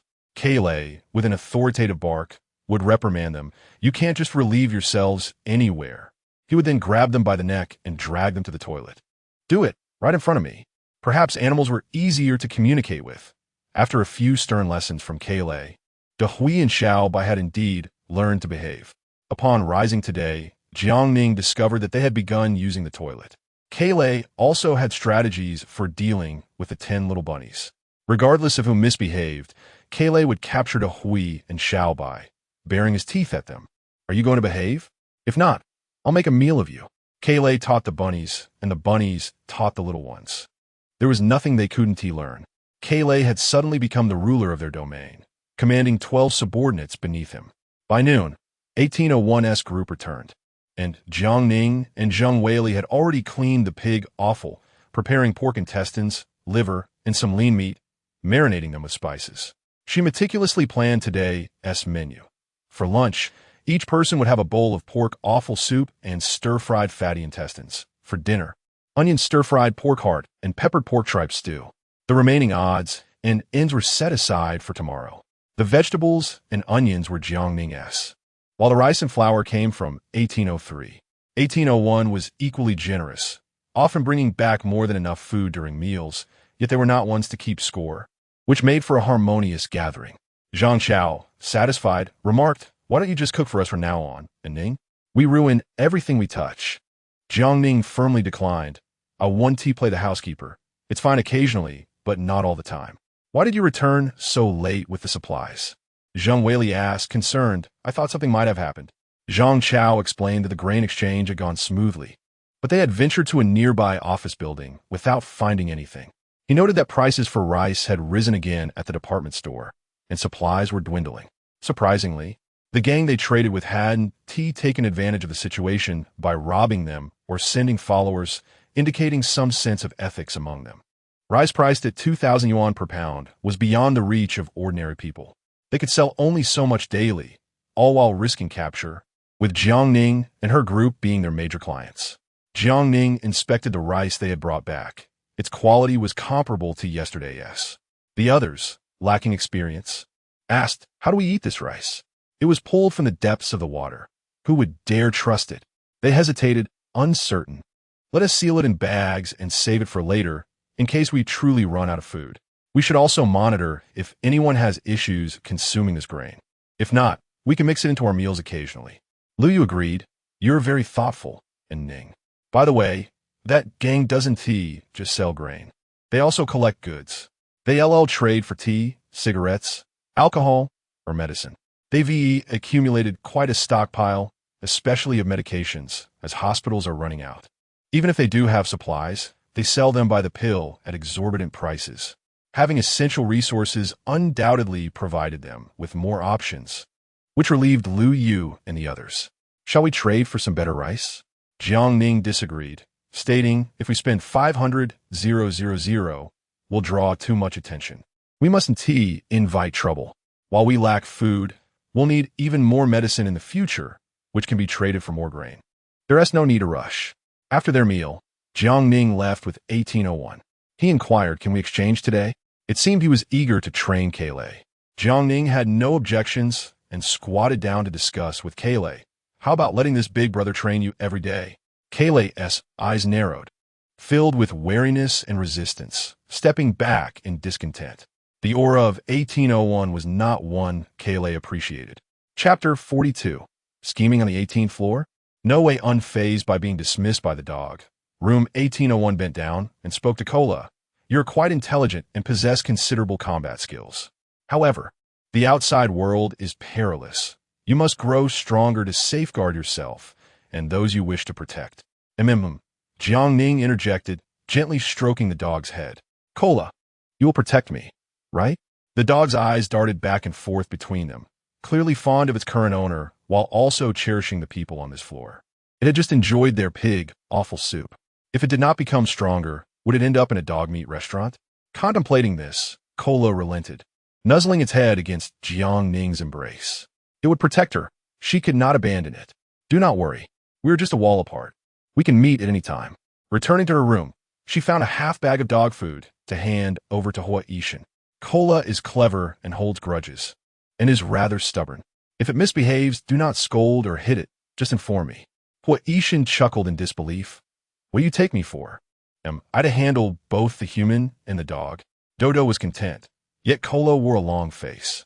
After their exchange, Jiang Ning opened Dodo's backpack, which was filled with various children's educational materials and art supplies. However, the assortment looked hastily put together. "Dodo, have you ever attended kindergarten?" Dodo shook her head, fiddling with her fingers. No, a child approaching 5 years of age had never been to kindergarten, and while Dodo had seemed cheerful, she now appeared dejected upon the mention. "Sister, am I very foolish? Everyone else has gone to kindergarten, but I have not." "You are not foolish. You are the smartest." Jiang Ning was not a teacher, but she had tutored students since her high school days, especially adept with the knowledge from the 3rd year of high school. Though inexperienced with elementary students, she found it manageable. After perusing the educational materials, she devised a plan, starting with teaching Arabic numerals. 1, 2, 3, 4, 5, 6, 7. From 1 to 10, then from 11 to 20, teaching not only writing but also numerical patterns. Despite never having attended school, Dodo learned quickly from television and interactions with others. She obediently sat down to complete her assignments. Room 1801 had thoughtfully prepared a pencil case, complete with pencils and erasers. In less than half an hour, Dodo had written up to 100. Jiang Ning rewarded her with a piece of candy, exclaiming, "Our Dodo is truly remarkable." Following mathematics, they proceeded to language studies, beginning with pinyin and Chinese characters. The intelligent child grasped the concepts quickly, and after assigning homework, Jiang Ning lounged on the sofa, researching hydroponic vegetables, eager to master the technique. Dodo, having completed her assignments, remained, petting the large gray and white dog while reciting pinyin songs. Noticing that room 1801 had yet to arrive to collect Dodo, Jiang Ning prepared instant noodles with ham, much to the little one's delight. After a nap, a faint sound of the dog running could be heard. Upon opening the door, she saw Cola racing towards the rooftop stairs, engaging in an extreme round-trip exercise, moving as swiftly as lightning. Hua Yishan stood at the doorway, gesturing sternly at it. Even though it wanted to be affectionate with its master, Cola continued to sprint back and forth under Hua Yishan's commands. Jiang Ning frowned, worried about disciplining the dog too harshly. It was not until after 50 rounds that Hua Yishan allowed Cola to stop. The dog panted heavily, yet its expression was exuberant. No need to worry. Belgian Malinois are not only active but possess remarkable endurance. Running 50 kilometers daily is no challenge for them, if you let it rest. It will only become restless, Hua Yishan explained, crouching down to pat Cola's head. Good dog. Upon completing the training, Cola received a reward, a piece of jerky. However, Cola refused to eat it, instead bringing it to Jiang Ning. This is my earned food for you. Jiang Ning chuckled. All right, I will keep it for you. Returning to Hua Yishan's side, they stood at attention, officially concluding the day's training. During the handover, Hua Yishan inquired, how did Dodo fare? Dodo is doing wonderfully. She has learned all the numbers below 100 in the alphabet. You can test her at will when you return. Just as Jiang Ning was about to ask about Cola's condition, loud commotion erupted from downstairs, growing increasingly intense. Peering down the stairwell, it appeared that some individuals were returning from a shelter and sought to camp in the corridor, but the original residents opposed this. As the floodwaters continued to rise, the shelter became increasingly crowded, with inadequate food and sleep and constant vigilance against theft. Returning to the corridor indeed seemed more comfortable. However, the original residents were far from pleased. After all, natural disasters were already dreadful enough without the added burden of outsiders encroaching on their space. It felt akin to having a pack of wolves outside the door, ready to invade at any moment. Who would not feel alarmed? After all, before the typhoons ceased, such incidents had occurred more than once, and everyone had learned to be cautious, no longer willing to extend kindness to strangers. No floor was willing to accommodate the returning residents, leading to a chain of refusals that quickly escalated to a knock on the door of the 17th floor. The family from room 403 appeared gaunt and filthy, prompting avoidance from others. These people are quite daring, plotting to push them onto the 18th floor. Room 403 was aware that everyone on the 18th floor was notorious, yet they were left with no alternative. They knelt and pleaded to be allowed to stay by the rooftop door, assuring that they would not disturb anyone. Your pleas are futile, Jiang Ning retorted. There was no way she would open the door. The building had a designated leader, elected by the residents, and they could seek assistance from him if they faced difficulties. If they could not resolve even this minor issue, then the leader was not fit for the role. The family from room 403 was not foolish. They quickly understood. They returned to the 13th floor and refused to leave, asserting, "We've lived here for over a decade. Let us see who dares to evict us today." If they could not stay on the 13th floor, they demanded to speak with the building leader to arrange an alternative living situation. Minutes later, He Jian stormed upstairs, pounding on the door, claiming room 403 wished to occupy the rooftop door on the top floor and requested the 18th floor to open the door for them. However, all he received in response was eerie silence from the 18th floor. He Jian nearly kicked the door in frustration, but upon seeing the sharp, hard iron spikes adorning the door, he could only swallow his anger. No floor was willing to yield, and ultimately, the family from room 403 remained cramped in the 13th floor. Days passed, and the floodwaters continued to rise. Under Jiang Ning's attentive care, Cola's skin ailments healed. Its once sunken ribs disappeared, and with Hua Yishan's rigorous training, it even began to display hints of musculature. Hua Yishan drilled holes in the corridor wall, specifically installing a rope to train the Malinois' jumping ability. With a running start, Cola leaped effortlessly over 2 meters, grasping the rope with ease, swinging like on a swing set. As long as Hua Yishan did not issue a command, Cola would hold on tightly. It must be admitted that while Hua Yishan lacked experience in raising children, he excelled in dog training. Ordinary commands were one thing. The commanding presence and piercing gaze he possessed. Why did it seem that Kola was increasingly resembling Hua Yishan? Both exuded a powerful aura and had cold, penetrating eyes. A mere glance or gesture sufficed for them to understand each other's intentions. Jiang Ning felt a twinge of jealousy. Hua Yishan had seemingly stolen her dog away. Chapter 43. Medical fees. Jiang Ning felt a pang of jealousy. Hua Yishan had taken her beloved dog. Fortunately, Kaylee recognized her as its owner and would eagerly rush into her arms upon returning from training, often carrying its food bowl whenever they ventured out. Alas, Hua Yishan's culinary skills were so lacking that even the dog turned up its nose, compelling Jiang Ning to prepare dog food in advance. Observing the transformed Kaylee, Zheng Weili scoffed at Lu Yu and Zhang Chao, remarking that even a dog surpassed them in capability. Despite the incessant rain, no one was idle. Zheng Weili diligently trained the two inept individuals daily. Whether their physical conditioning improved remained uncertain, but Jiang Ning noted their battered appearances, suggesting they were still somewhat resilient. Feeling a sudden urge, she decided to test them. Their evasive maneuvers were surprisingly agile, as if to say, "Oh, you wish to strike us? Not a chance."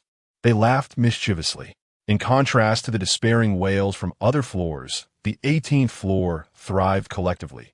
Even Dodo was progressing, having learned to recognize pinyin and recite the text about the crow drinking water. The hydroponically grown vegetables flourished, and Jiang Ning beamed at the sight of a row of verdant lettuce on her balcony. The hybrid vegetables were remarkably vigorous, having grown rapidly thanks to the nutrient solution, and were significantly larger than ordinary greens.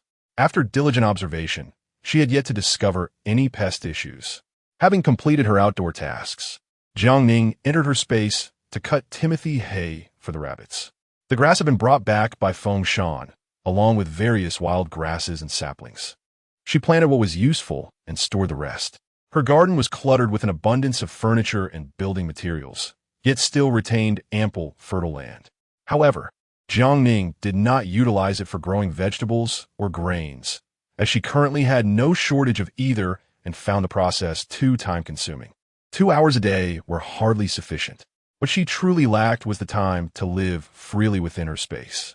Thus, she dedicated the available land to fruit trees, which required minimal maintenance.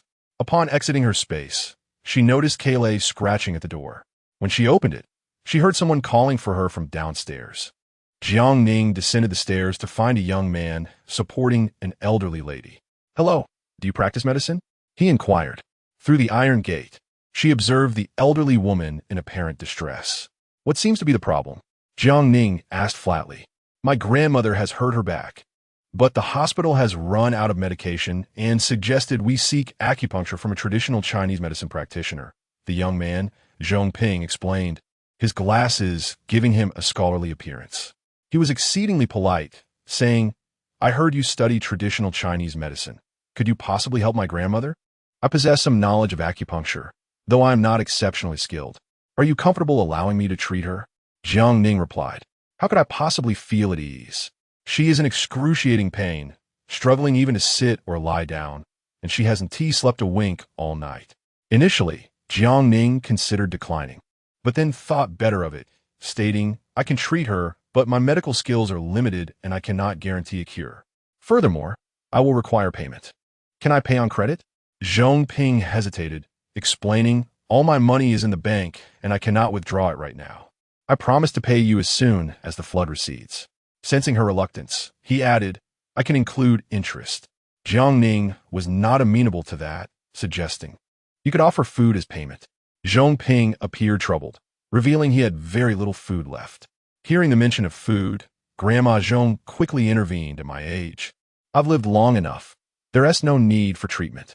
In truth, she was not particularly old, appearing to be just over 60. The instinct to survive is inherent in humanity. Who would willingly choose to die? It was merely a desire not to burden her children. Zhong Ping comforted his grandmother and turned back to Jiang Ning.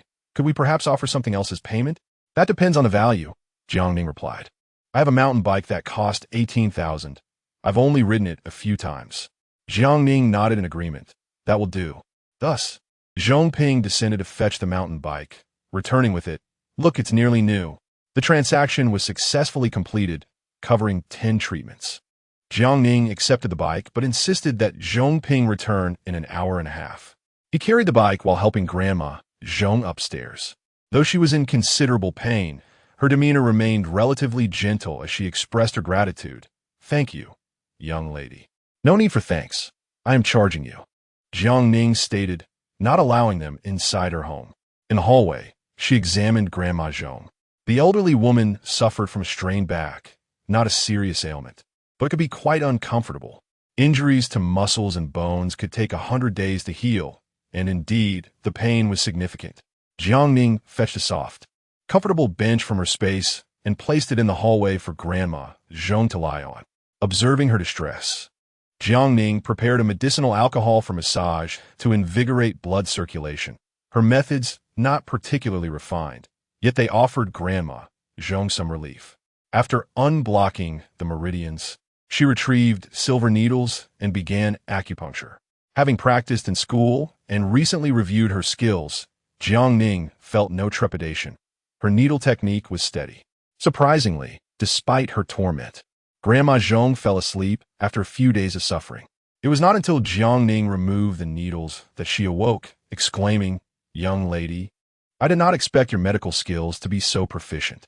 Back injuries are notoriously difficult to heal, particularly in damp conditions, and Jiang Ning cautioned her to rest properly. She had painkillers and ointments in her space that could expedite recovery, yet she refrained from offering them, not out of concern for the medicine, but to avoid revealing that she possessed such remedies. "Young lady, could I discuss something with you?" Grandma Zhong asked, removing a jade bracelet from her wrist.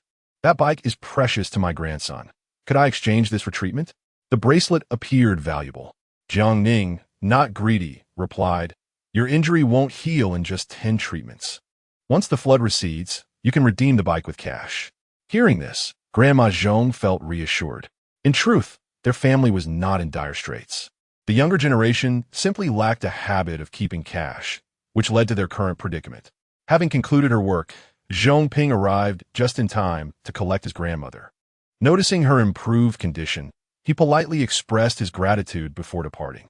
After they left, Zhang Chao finally opened the door, and "Ning, you're quite remarkable. You can now earn money through medical practice. It's not a serious ailment, merely a chance to practice," Jiang Ning replied.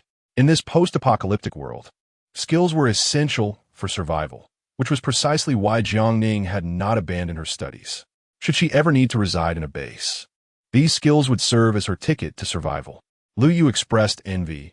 "You chose your field wisely. Unlike me, studying software programming, which seems utterly useless now. That may not necessarily be the case. You never know when it might come in handy," Jiang Ning reassured her. Watching Jiang Ning excel, Lu Yu felt a surge of urgency and turned to seek out Zheng Weili for some sparring. Unable to apply her knowledge practically, at the very least, she needed to enhance her physical fitness. The damp weather made physical exertion particularly uncomfortable. Jiang Ning engaged in strength training in the living room, sweating profusely after 2 hours. A knock at the door interrupted her. Hearing the commotion, Kailei dashed to open it. Hua Yishan had come to collect Kailei. Upon seeing Jiang Ning practicing military boxing, he paused before entering, remarking, "Your movements could use some refinement. Your punches should be slightly elevated." As a professional, he provided much clearer instruction than any video tutorial. Jiang Ning accepted his guidance, raising her hands, "Like this?" "Almost, just a tad more," Hua Yishan said, stepping closer to adjust her punches. After a series of movements, he pointed out several flaws. It was rare to see a girl execute boxing with such vigor, and Hua Yishan felt a sudden urge. "Shall we spar a bit?" Chapter 44. The monkey steals the peach. Jiang Ning was taken aback. Her opponent had once been a special police officer. Was she truly at a disadvantage? Yet, such a realization was contrary to her nature. Engaging with formidable adversaries was the only way to enhance her skills. All right then. In truth, Zheng Weili had longed for the opportunity to challenge her, but had never found the moment until now. After exchanging pleasantries, Jiang Ning wasted no time and began sparring with him. The audacity of youth rendered her fearless, and she struck with ferocity.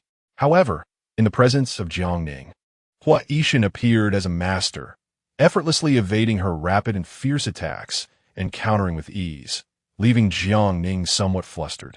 Having survived 3 years in a post-apocalyptic world, coupled with her tenacity, Jiang Ning's competitive spirit was ignited. Her strikes became less formal, employing self-taught, ruthless techniques. Although these methods were hardly refined, they proved remarkably effective in combat during the apocalypse. Kailei, witnessing the skirmish, quickly intervened, lunging from behind and gripping Hua Yishan's clothing, pulling him back. A classic move of mischief. Caught off guard by Keilei's antics, Hua Yishan failed to dodge in time and was struck. His body froze instantly, and his handsome, stoic face turned crimson. Jiang Ning, equally stunned, found herself ensnared in the nightmarish memories of being cornered in the wasteland, awakening a fierce determination within her. Instinctively, she resorted to a rather unscrupulous maneuver. A hit. The air fell silent, and an eerie tension enveloped the room. She quickly withdrew, stepping back and averting her gaze. "I'm sorry." After a prolonged silence, Hua Yishan finally spoke. "That was quite something. Just don't use that against me next time." He had evaded, but not entirely escaped the impact. The pain was beyond description. Jiang Ning felt embarrassed, her toes digging into the ground. This tactic had indeed served her well in the past, enabling her to escape ambushes and retaliate successfully. She hadn't anticipated that a moment of distraction would lead to such an incident with Hua Yishan. Kailei, equally bewildered, wondered why the fight had ceased. Hua Yishan stepped out of the living room and called Kailei. Kailei tilted its head toward Jiang Ning and, upon receiving the go-ahead, took its leave with its food bowl. "You did well, just now.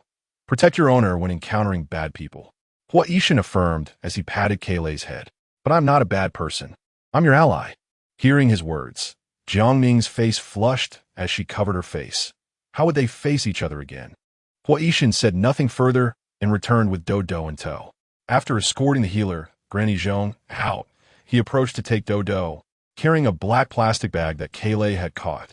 Jiang Ning opened the bag to find a 3 to 4 pound grass carp. It was not unusual to find fish in the floodwaters surrounding the suburban fish ponds of Fengsheng, but Keilei's ability to catch one was impressive. This creature was increasingly extraordinary. "Do you prefer pickled cabbage fish or boiled fish?" Jiang Ning sought to apologize for her earlier recklessness. "I didn't mean to. I'm sorry." As she spoke, Hua Yishan's face flushed once more, his demeanor becoming awkward. "It's fine, I'm all right." After a pause, he added, "Dodo and Kailei cannot eat spicy food.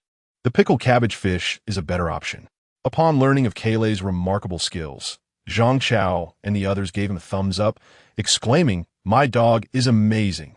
From now on, whether it's soup or meat, we'll rely on Kailei." Kailei, proud of the praise, barked in agreement. Woof! Having not gathered for a meal in several days, Hua Yishan, despite his culinary inadequacies, retrieved 3 pounds of pork belly. They could not always cook at 1803, as the scent would attract unwanted attention. Jiang Ning, unable to cook at her place, proposed they shift their culinary efforts to 1801 to express her sincere apology. Jiang Ning not only volunteered to cook, but also brought pickled cabbage and bean sprouts. Though slicing the fish posed a challenge, it was manageable for her, and no one else would dare complain. After all, who had access to live fish these days? Unsurprisingly, Kailei was elevated to unprecedented heights, while Zhang Chao and Lu Yu nearly worshipped it, suggesting they take Kailei out for walks to catch more fish. Jiang Ning was not inclined to agree. With just the two of them, Keilei's protection would be needed. Life outside was fraught with difficulties, and she could only imagine the envy in others' eyes upon seeing Kailei. Kailei, however, was exhilarated at the prospect of going out, wagging its tail in excitement. Jiang Ning focused on filleting the fish, while Hua Yishan washed the pork belly. Dodo adored the pork belly, and the last time Jiang Ning had poorly prepared it, it had caused her an upset stomach. "I'll prepare it this time. Can you guide me as I cook?" "Yes, of course." She was curious about Hua Yishan's culinary disasters. After all, Dodo was not new to stomach troubles. Once the fish was filleted, she handed him a clean cutting board. But he hesitated, pondering how to proceed with the knife. Slice it horizontally into pieces the size of mahjong tiles. With clear instructions, he worked quickly. Despite his lack of culinary prowess, Hua Yishan had a full array of seasonings at his disposal, including garlic and ginger, as Jiang Ning patiently guided him. Zheng Weili, wishing to lend a hand, observed the harmonious scene in the kitchen and, reflecting on the two swapping childcare duties, since there might be something more developing between them. It was Timir's sensitivity on her part. Hua Yishan was typically aloof, yet he softened around Jiang Ning and was particularly fond of Kailei. Thus, she prudently chose not to intrude. Once the pork belly was cut and cleaned, it was blanched and drained. Jiang Ning stood beside him, directing as he began to saute the meat until it turned a light golden hue. Noticing Hua Yishan's nervousness while handling the spatula, she found it puzzling. How could he be unafraid when taking a life? Seeing her astonishment, Hua Yishan explained, "As a child, I was mischievous and insisted on helping in the kitchen. I once spilled hot oil on my arm, and since then, I have avoided the kitchen. I only started cooking after bringing Dodo here. No wonder his cooking skills were so poor. He had a psychological barrier. After caramelizing the sugar, he added cinnamon, star anise, and chili, followed by cooking wine and soy sauce, letting it simmer on low heat." Jiang Ning, recalling the earlier awkwardness, not only instructed him on the steps for preparing pork belly, but also shared recipes for various other home-cooked dishes. Hua Yishan listened intently, only for Dodo to come and disrupt their efforts, exclaiming, "Brother can't remember. He messed it up even with the recipe." Hurt by the comment, Hua Yishan remained silent. Dodo clung to Jiang Ning. "Sister-S cooking is so delicious. My brother and I want to eat your food every day." Hua Yishan gently patted her head. "I will learn." He truly lacked a knack for cooking and found it challenging to interpret the vague terms like a pinch or to taste in the recipes. "Dodo has been much livelier lately. It's all thanks to you." After sending his sister off to play with Kailei, Hua Yishan turned to Jiang Ning. "I'm not only inept in cooking, but also in caring for children. If there is anything I should be aware of regarding Dodo, please let me know." Jiang Ning had longed to express her thoughts, but hesitated due to their unfamiliarity. However, since he asked, she felt compelled to speak openly. "Dodo is generally fine, but there may be some issues with her temperament." Chapter 45. The golden ring has been consumed. Upon hearing Jiang Ning's words, Hua Yishan furrowed his brow. "Dodo is timid and anxious?" Jiang Ning shook her head. "She possesses a pleasing personality and seems fearful of inciting anger in others, instinctively seeking to appease them. For instance, she often brings eggs for her and Cola, and tends to sneak peeks at her homework, worried that she might be disliked or rejected. Not only with her, even her elder brother is cautious. In order to keep Hua Yishan content, he would endure injuries from practicing military boxing without a word. Such a child can sometimes evoke a deep sense of compassion." Hua Yishan remained silent for an extended period. "Dodo is my parents' second child, born after they tragically passed away in a car accident 2 years ago while I was working in another city. Consequently, Dodo had to be entrusted to my uncle's care. Dodo was once lively and cheerful, yet upon my return from military service, I found her completely transformed. However, I believe she has been changing recently. She now dares to point out my shortcomings." "Thank you for your correction."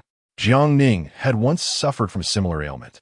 In the orphanage, she lived in constant trepidation, always striving to impress others and showcase her merits.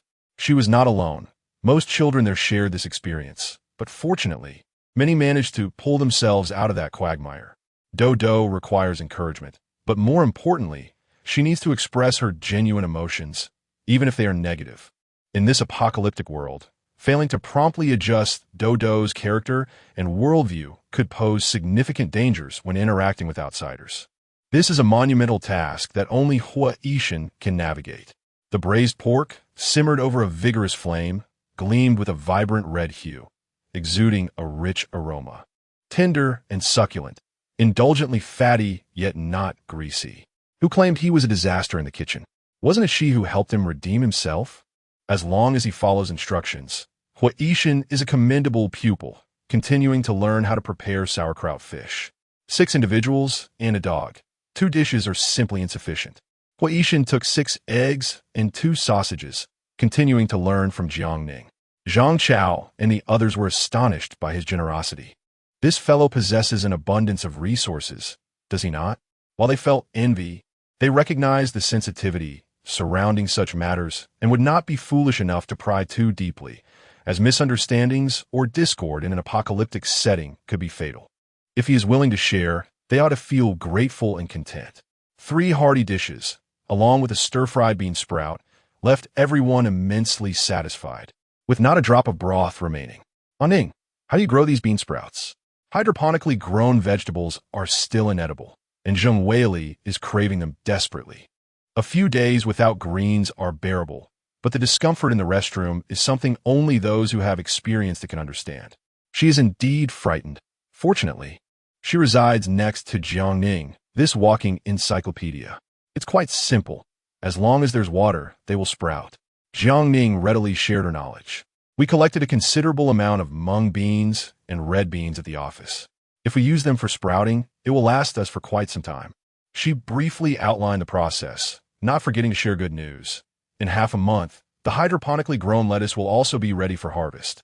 After this batch, I will teach you how to grow more.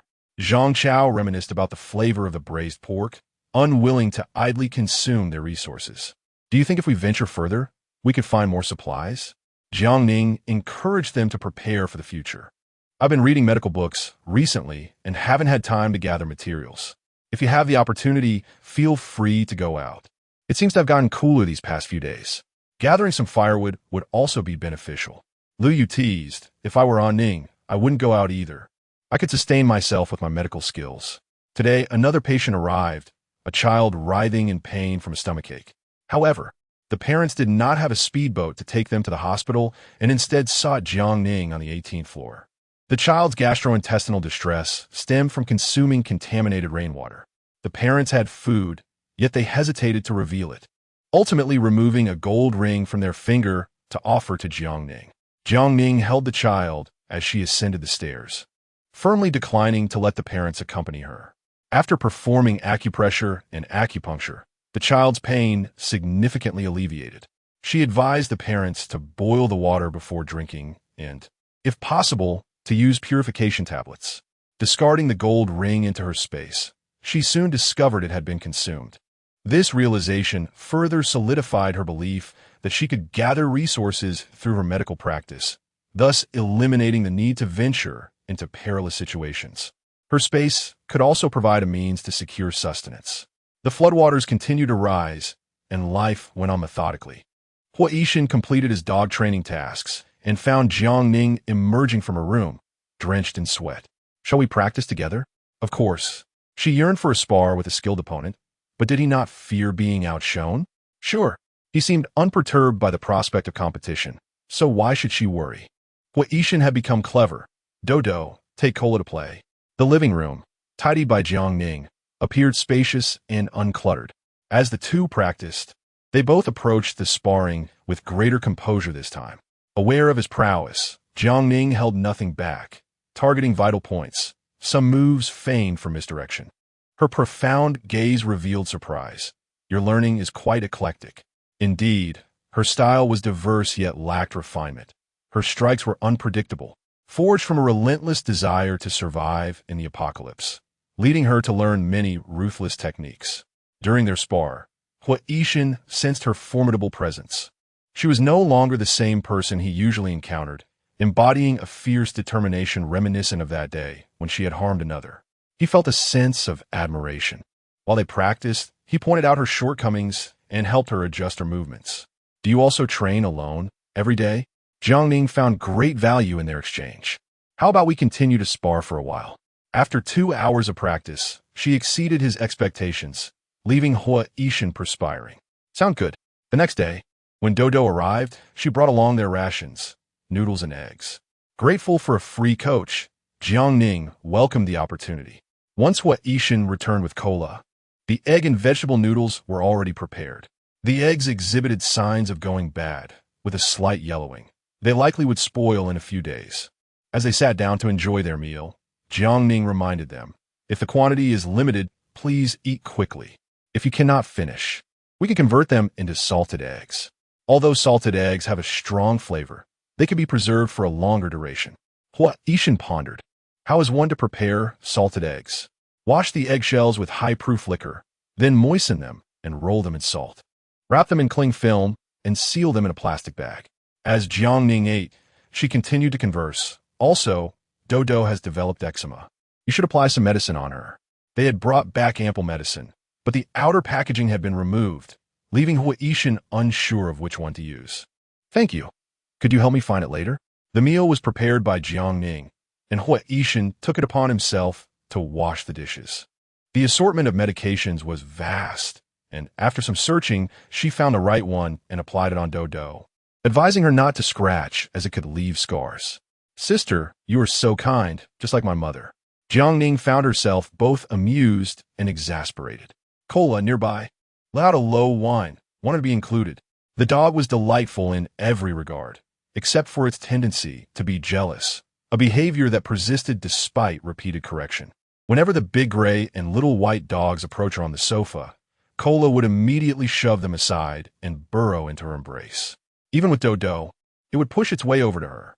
After a series of affectionate pats to soothe the jealous pup, they departed. Upon leaving, Jiang Ning noticed Huaishan struggling in the kitchen, continuously rolling the eggs in salt, unsure if he had added too much. Indeed, no one is perfect. While he was impeccably handsome and skilled, he seemed utterly clueless when it came to everyday life. Chapter 46. Disturbance at the door. Jiang Ning entered the kitchen, took a clean egg, dampened it in a bowl of white wine, rolled it in salt, wrapped it in cling film, and set it aside to mature for a month before consumption. Just as she was about to indulge in an afternoon nap, a knock at the door interrupted her. Residents from units 1801 and 1803 were heading out, and even Dodo donned a raincoat. Huaishan contemplated taking two of them out for some experience. Noticing Kayleigh's exuberance, Jiang Ning hesitated but ultimately did not refuse, saying, "Wait a moment." She returned to fetch her makeup kit, selecting muted hues to apply on Dodo's face. It was prudent for Dodo to confront the harsh realities of this cruel world early on. However, her naturally fair complexion made her a target for attention. After several strokes of makeup, transforming Dodo into a rather unappealing visage, Jiang Ning was finally satisfied. The dog approached, eager to be adorned as well. It desired a frightful visage, boasting a suitably dark hue. Kayleigh, feeling somewhat insulted, huffed away with the instructor without a backward glance. Upon awakening from her nap, Jiang Ning prepared to administer acupuncture to Granny Zhong.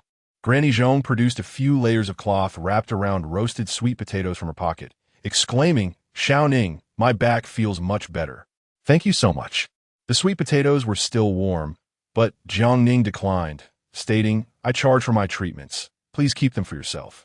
Food is life," and she would not seize another chance at survival. Despite Granny Zhong's insistence, Jiang Ning urged her to keep them, suggesting that any future treatments could be compensated with sweet potatoes. The knocking below persisted, and after a prolonged silence, a voice called out, "Young lady on the 18th floor. I've come for treatment. Please open the door." The confidence in that voice was striking. What ailment could she possibly have? Annoyed by the commotion, Jiang Ning descended, coldly querying, "What is your ailment?" A middle-aged woman in her 40s greeted her with a forced smile. "You must be Dr. Jiang?" "I'm not a doctor. Merely a medical student," Jiang Ning clarified. "I have a headache and fever. Could you please take a look?" "I charge for consultations," Jiang Ning replied. Upon hearing this, the woman's smile faltered. "What? It's just a headache and fever. A couple of pills will suffice. Do you shop at the department store without spending money?" Jiang Ning retorted dismissively. "I have no medicine here, nor can I treat your ailment." "No medicine? Then surely you can administer a couple of acupuncture needles?" "Acupuncture is 5 pounds of grain per session." "What? You don't incur cost for acupuncture. Why demand 5 pounds of grain?"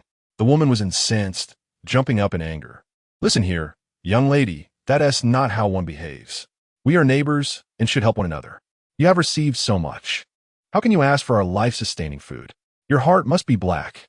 Jiang Ning opened the door, brandishing a knife. "Say that again. What are you doing? Are you trying to kill me?"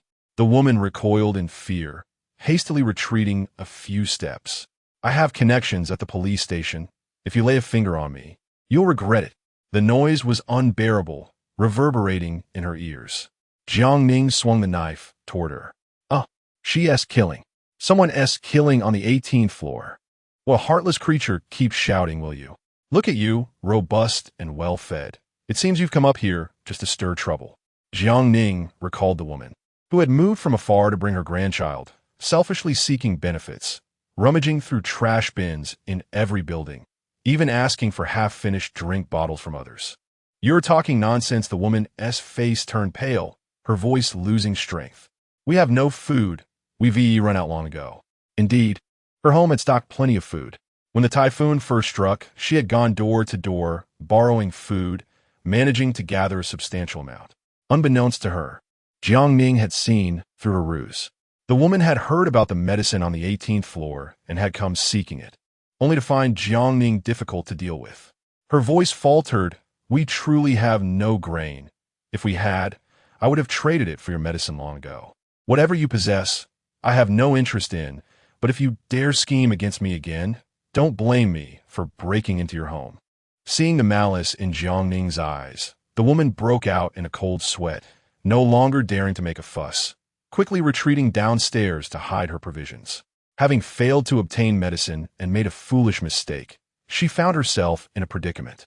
Returning upstairs, Jiang Ning resumed her acupuncture treatment. Sharpening.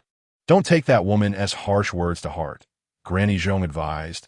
She lives below me and is particularly fond of taking advantage. She often comes to my home to mooch food and drink. Her child isn't well-raised either, always grabbing anything good and refusing to let go. Eventually, we stopped letting them in. By the way, that girl living next door has been speaking ill of you. The one with the shorn hair? Jiang Ning inquired. Granny Zhong, residing on the 12th floor, was likely referring to Su Mengyao. Yes, she has been inquiring about you, subtly asking if you have any medicine. Granny Zhong was perceptive, recognizing Su Mengyao's ulterior motives. I told her you had no medicine, but she didn't believe me. She has influenced others as well. It seems they harbor a deep-seated prejudice against you.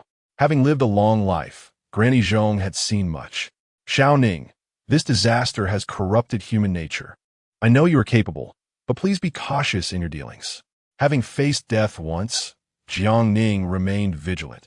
She was selective about whom she treated, not extending her care to just anyone. In her previous life, having witnessed the darkness of human nature in this building, she chose to heal only those whose consciences remained intact, despite many ultimately perishing.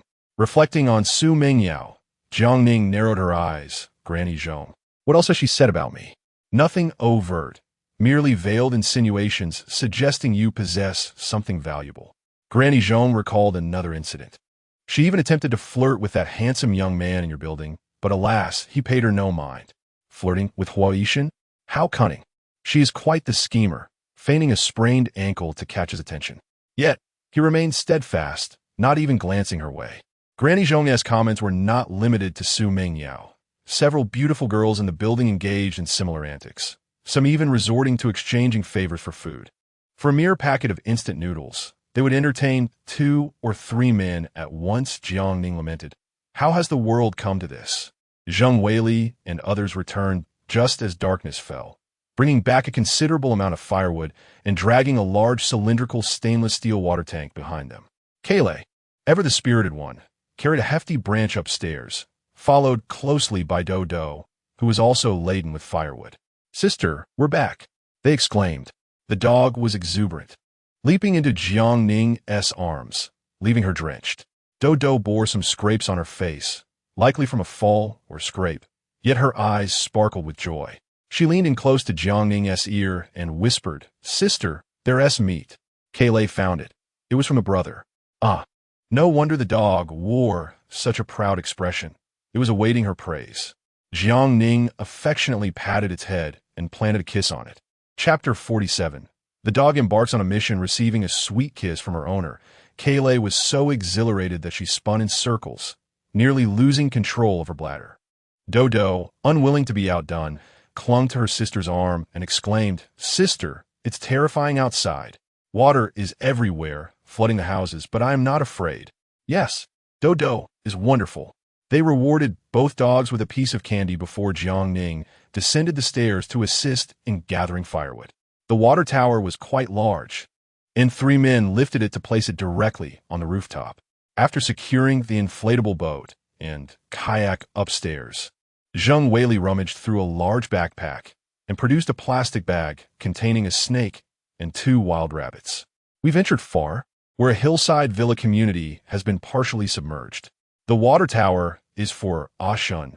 He intended to return after it was set up, but Kaylay dashed up the mountain. Concerned for her safety, the group hurried after her, only to find her engaged in a fierce struggle with a snake. With remarkable agility, Hua Yishan swiftly dispatched the snake, claiming several pounds of meat, which delighted everyone. Yet, Kaylay remained reluctant to leave.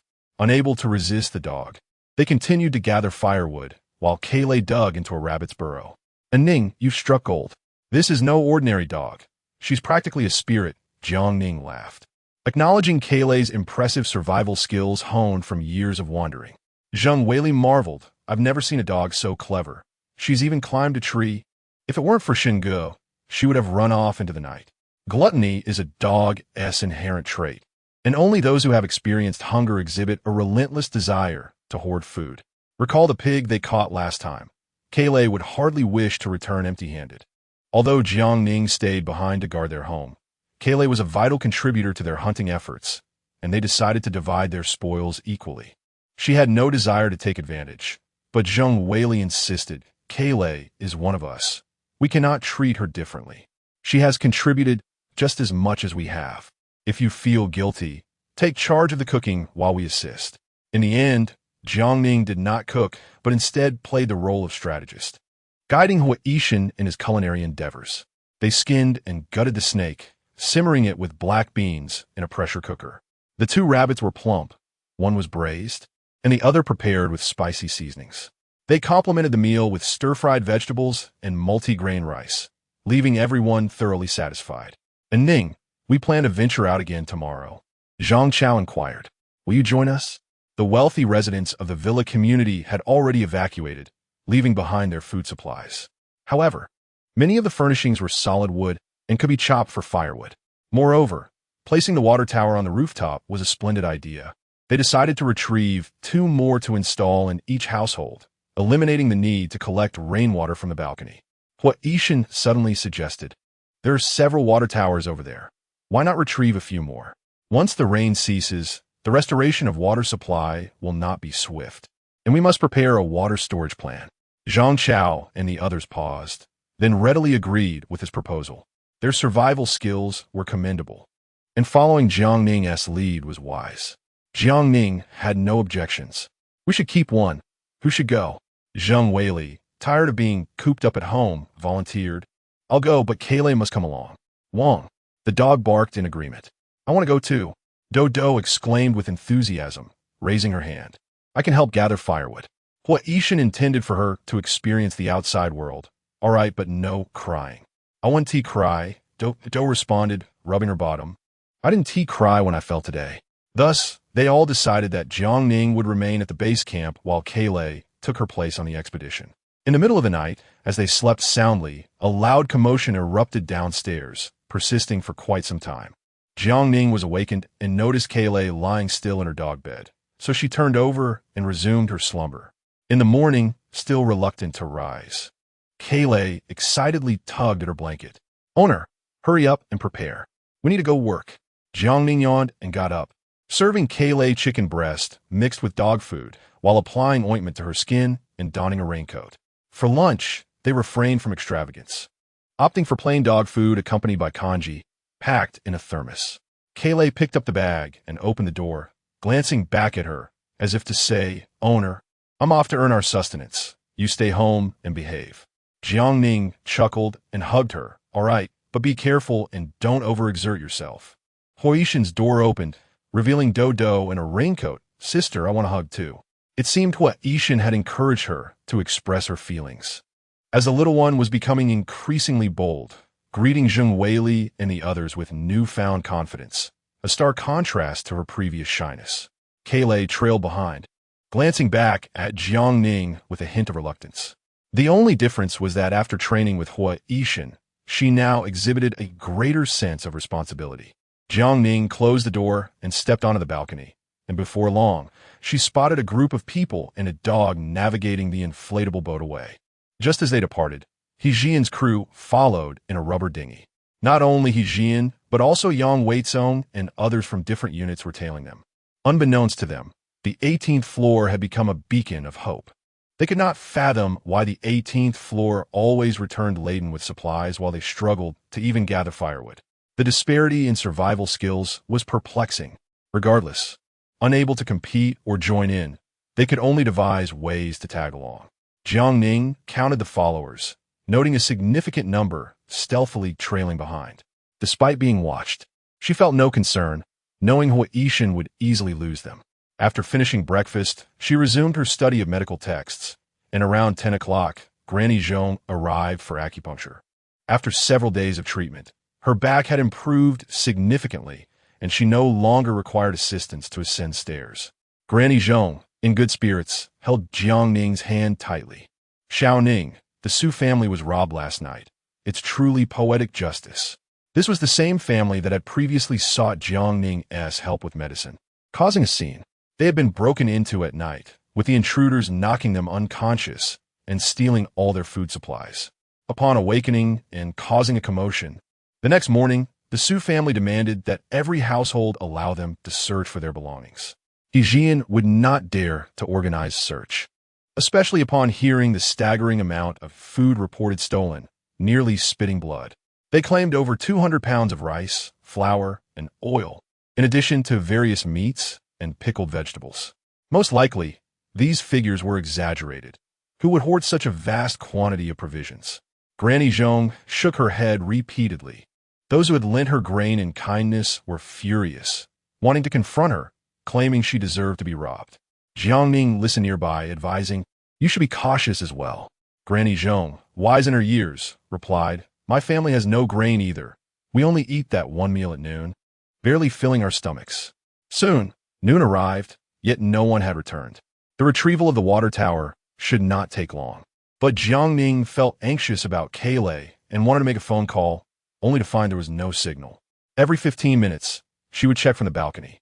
Finally, at 3 in the afternoon, she spotted Huaishan's figure. She counted carefully. Not only was everyone present, but Kailei stood proudly at the front of the inflatable boat, resembling a triumphant warrior braving the waves. She hurried downstairs to assist. As the inflatable boat approached, Jiang Ning sensed something was amiss. Chapter 48. Injury and treatment except for Huaishan. The others appeared utterly fatigued. Dodo's eyes were still glistening with tears. Her small face an ashen hue, clearly terrified. No one uttered a word. The three men tacitly collaborated to transport the water tower. Jiang Ning secured the inflatable boat and carried firewood upstairs. Zheng Weili stumbled ahead, nearly losing her balance. With her hands full, Jiang Ning used her body to steady her. They continued their ascent, but Zheng Weili's gait was peculiar, indicating an injury to her foot.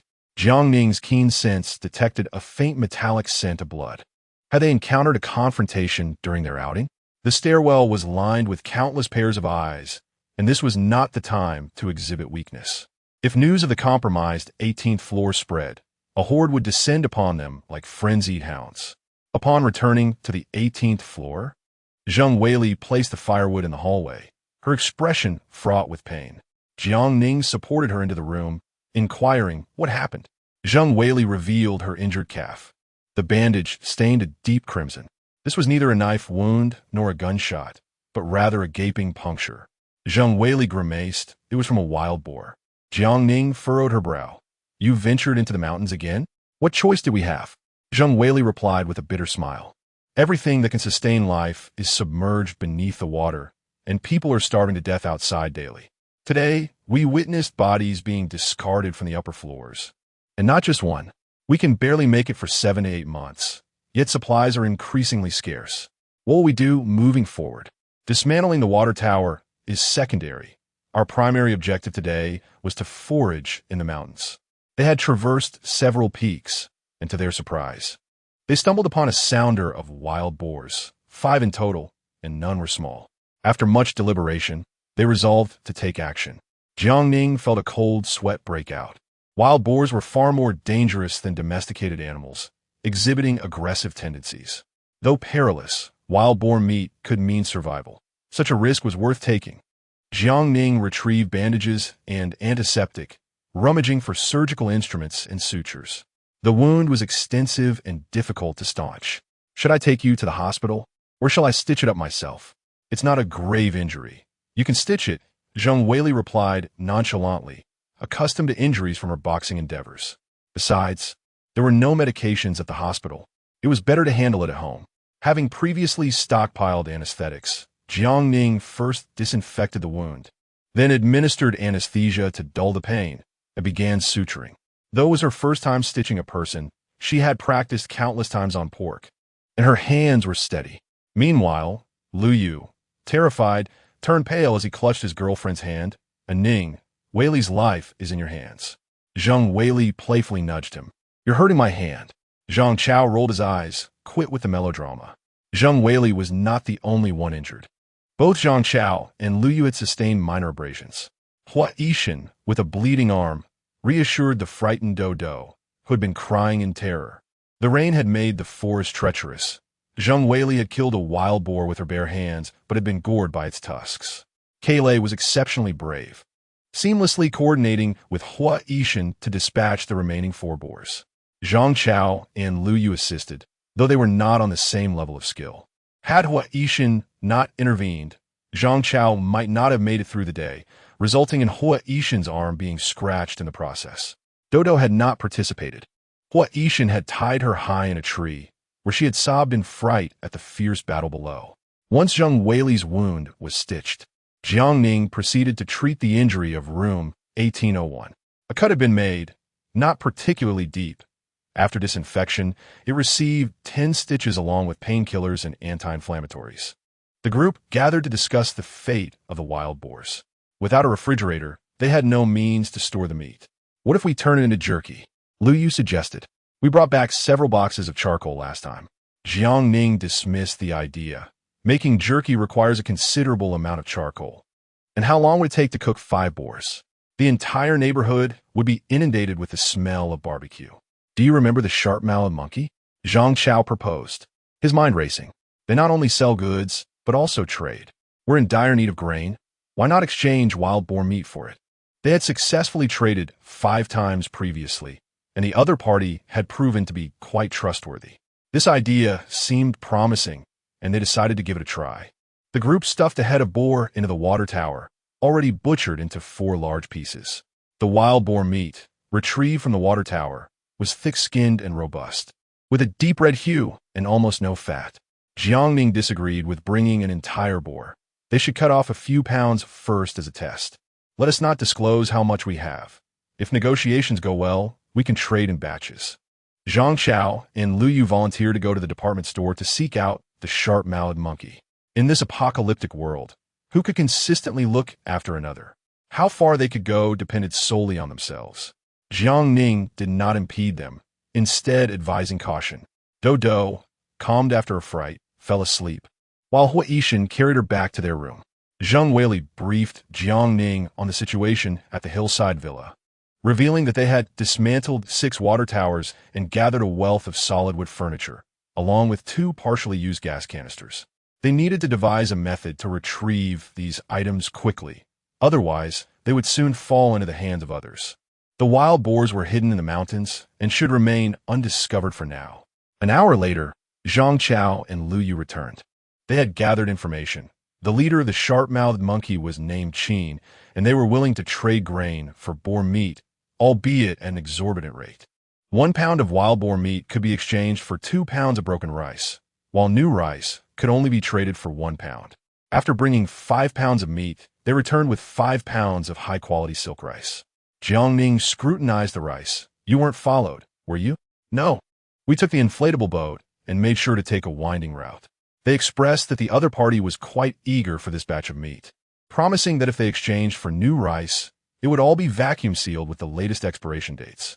Summoning Hua Yishan, they deliberated on the transaction. Jiang Ning consented to the exchange of meat for rice, acknowledging that it seemed somewhat disadvantageous. However, Zheng Weili and the others had no means to preserve the wild boar meat, and many people could not even buy rice. How many would actually seek out meat? In comparison to meat, rice was more filling and longer lasting. With 5 wild boars, once cleaned, they could yield an average of 200 pounds, resulting in a substantial amount of grain in exchange. Nevertheless, they decided to retain some meat and agreed to trade only 4 of the boars. The wild boar was divided into 4 portions. Room 1803 would receive 2, room 18011, and Kayleigh's share would go to Jiang Ning. The wild boar meat was lean, suitable for barbecuing. It could also be used to make spicy meat sauce, which could be stored for long periods. However, whether barbecuing or preparing meat sauce, both processes would be time-consuming and produce strong odors, making it inadvisable to do so on the 18th floor. The smell was one concern, even with the doors closed. It would be unbearable. Hua Yishan proposed, the villa area is now vacant. Why not prepare it there and return afterward? Jiang Ning was in complete agreement. No one else had objections. Thus, the 3 men packed the wild boar meat into bags and stuffed them into a large backpack, setting off on the inflatable boat for the trade, not forgetting to bring Kayleigh along. They rendezvoused at the department store, avoiding the crowds to conduct their transaction in the silent floodwaters. Chapter 49. The Wild Boar Exchange. Both parties remained vigilant, wary of falling prey to each other's treachery, making the vast expanse of the floodwaters the most suitable trading ground. 202 pounds of wild boar meat were exchanged for an equal weight of fresh rice, with an agreement to reconvene for another transaction at 7 in the evening. The 3 individuals returned with the rice, while Jiang Ning had already prepared the necessary items: a frying pan, salt, spices, crushed chili peppers, and provisions for the night. Concerned for Zheng Weili's safety, Lu Yu was also asked to stay behind. As the group descended, He Jian greeted them with a smile at the stairway, inquiring about their whereabouts. Running around seems exhausting. Let us lend you a hand and make the trip easier. Despite the earlier assistance of several rubber boats, they had unexpectedly lost their way. Each day brought them out, yet the resources they managed to recover dwindled, causing mounting dissatisfaction among the team members, who often teased him by comparing their efforts to those of the 18th floor. Just a few bundles of firewood.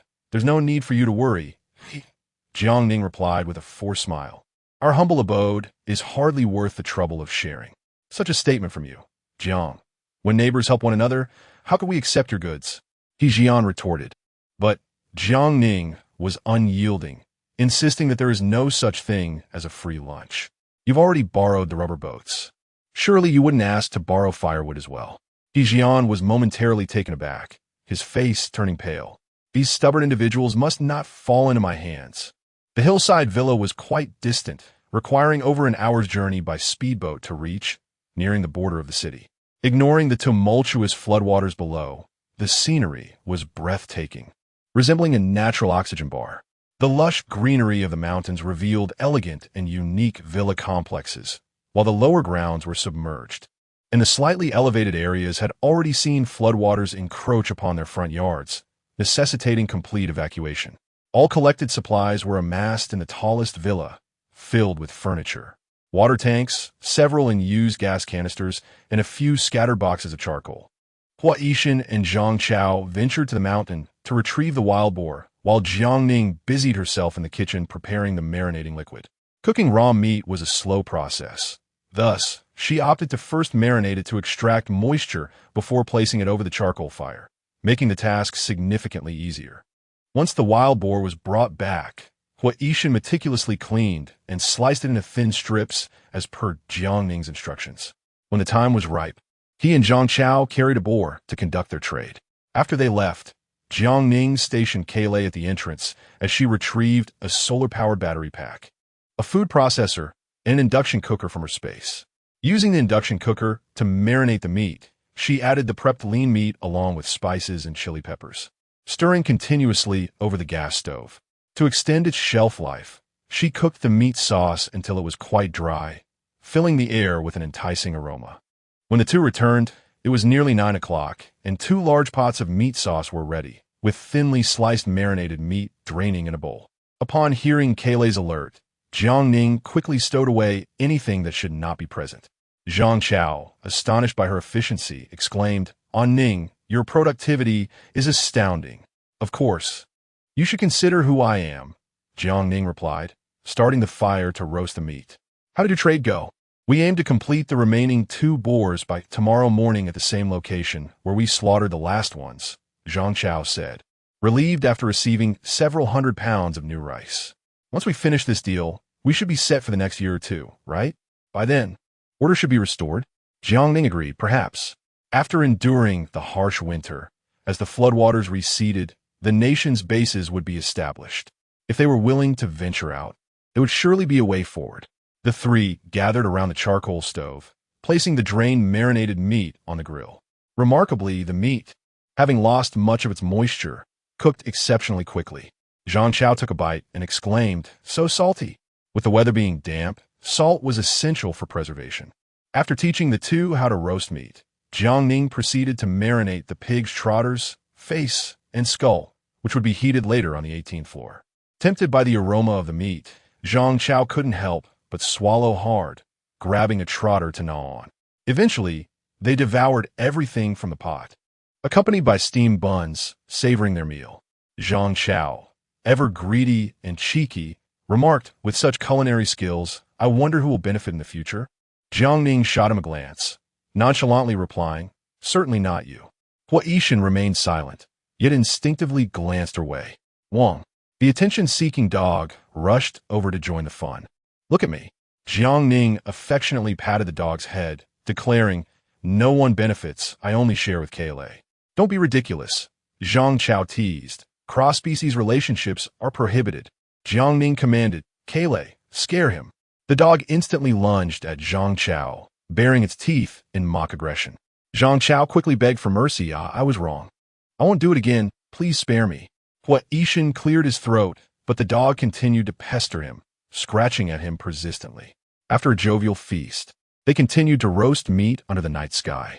1 pound of raw meat yielded half a pound of jerky, filling a large bag with dozens of pounds, alongside meat sauces, marinated trotters, and other delicacies. By the time they finished, it was already past 3 in the morning. With trading planned for the morning, the 3 decided to stay at the villa for the night. The beds were still intact, and they simply needed to replace the sheets and clothes. With the dog on watch, they slept soundly. When Jiang Ning awoke, Hua Yishan had already completed the trade, exchanging 4 wild boars for over 800 pounds of new rice. After preparing a pot of noodles, he satisfied his hunger before departing.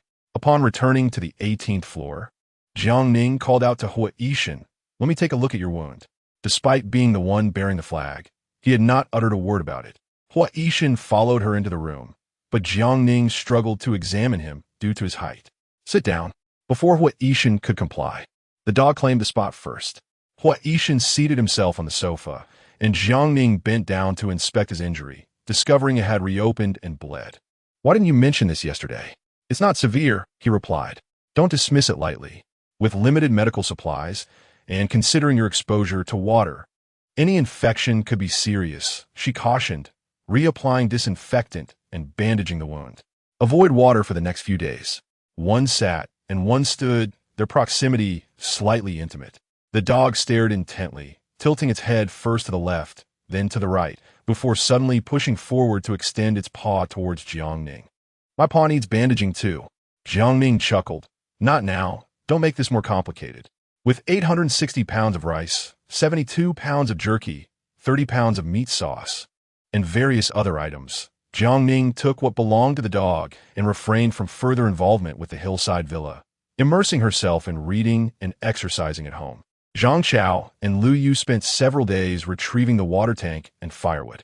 With ongoing construction projects at the hillside villa, they also managed to bring back numerous water pipes, studying how to install the water tank on the rooftop. Though Daodu was initially frightened and subdued, the child soon returned to a cheerful demeanor. Hua Yishan's injury had not yet healed, but he came by daily for practice. He used only one hand, making it challenging for Jiang Ning to exert her full strength, fearing she might win too easily. With the resilience of youth, he reached the standard for suture removal within 5 days, while Zheng Weili, with a more serious injury, required 10 days to have her stitches taken out. After the wild boar incident, Zheng Weili no longer sought to spar with Hua Yishan, recognizing that his skills were beyond her reach. Chapter 50. The Art of Reconnaissance and Infiltration. After 2 days of diligent effort, all 7 water tanks were installed. 3 were allocated to 1803, while Jiang Ning and Hua Yishan each received 2. With a simple turn of the faucet, they were ready for use. Jiang Ning utilized spatial water, yet she still maintained the facade of filling the tanks daily. Unbeknownst to her, 2 months had passed since the floods began. The second crop of hydroponic vegetables had been sown, and it seemed that Xiaobai was pregnant again, with the first litter of rabbits now weighing over a pound. Zheng Weili was restless. Once her injuries had healed sufficiently, she frequently ventured outside. In contrast, Jiang Ning grew increasingly lethargic, often postponing activities and fully embracing a state of relaxation. Hua Yishan, previously a relentless machine, also took a break. Aside from daily dog training sessions, he dedicated 2 hours to sparring with Jiang Ning, followed by the culinary segment of their day. While he was impeccable in most areas, his culinary skills were decidedly lacking. Under Jiang Ning's tutelage, his attempts were merely passable and far from delicious. Congratulations on your progress, Jiang Ning thought, though she felt a twinge of guilt for wanting to keep the delectable treats from her spatial storage all to herself. She could not reveal them in Hua Yishan's presence. In return for her patience, he handed her a walkie-talkie, a means to communicate whenever necessary. Jiang Ning was taken aback. She had not considered such a convenience. Perhaps she had never envisioned a day when teamwork would be essential. "Thank you," she replied gratefully. This made things considerably easier. She could simply signal when needed without the hassle of running back and forth to knock on doors. After Hua Yishan departed, Jiang Ning indulged in a sumptuous barbecue with her dog, accompanied by a refreshing drink that brought her immense joy. The following morning, the walkie-talkie crackled to life, and she heard Hua Yishan's voice from next door. "Jiang Ning, will you be teaching Dodo today?" "Yes, around 10 o'clock. Why don't you come over? While you're giving Dodo a quiz, I can teach you the art of reconnaissance and infiltration." The term piqued Jiang Ning's interest.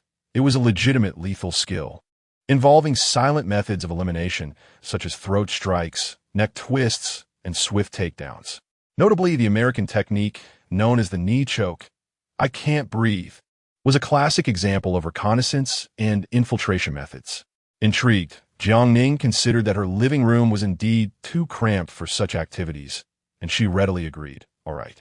The art of reconnaissance and infiltration involved close combat, necessitating physical contact and grappling. Hua Yishan laid down a mat, and the first move was the neck twist Jiang Ning had witnessed previously. He positioned himself behind her, swiftly closing the distance. One hand reached for her delicate neck, while the other grasped her jawline. A sudden surge of pressure made Jiang Ning instinctively resist, but he expertly maneuvered to seize her leg, firmly holding her neck and jaw. With a mere exertion of force, her head could easily be displaced.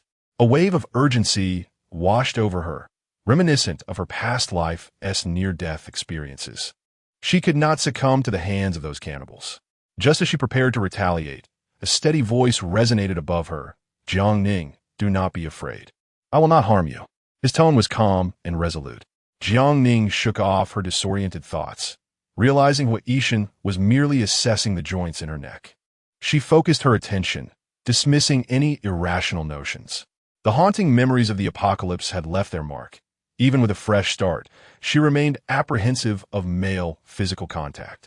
Breathing deeply, she reminded herself not to conflate past and present. Her current endeavor was a means of self-improvement. Only by growing stronger could she ensure her own safety. Hua Yishan sensed her discomfort from their previous encounter, retracting his hands. "I meant no offense. My apologies, it is my issue." Once she regained her composure, Jiang Ning forced a stiff smile. "Let us try again." With a fresh beginning, everything felt different. Hua Yishan resumed, guiding her through the nuances of joint manipulation and pressure points. He twisted her neck gently, demonstrating the technique without applying substantial force. After imparting the essentials, they switched roles.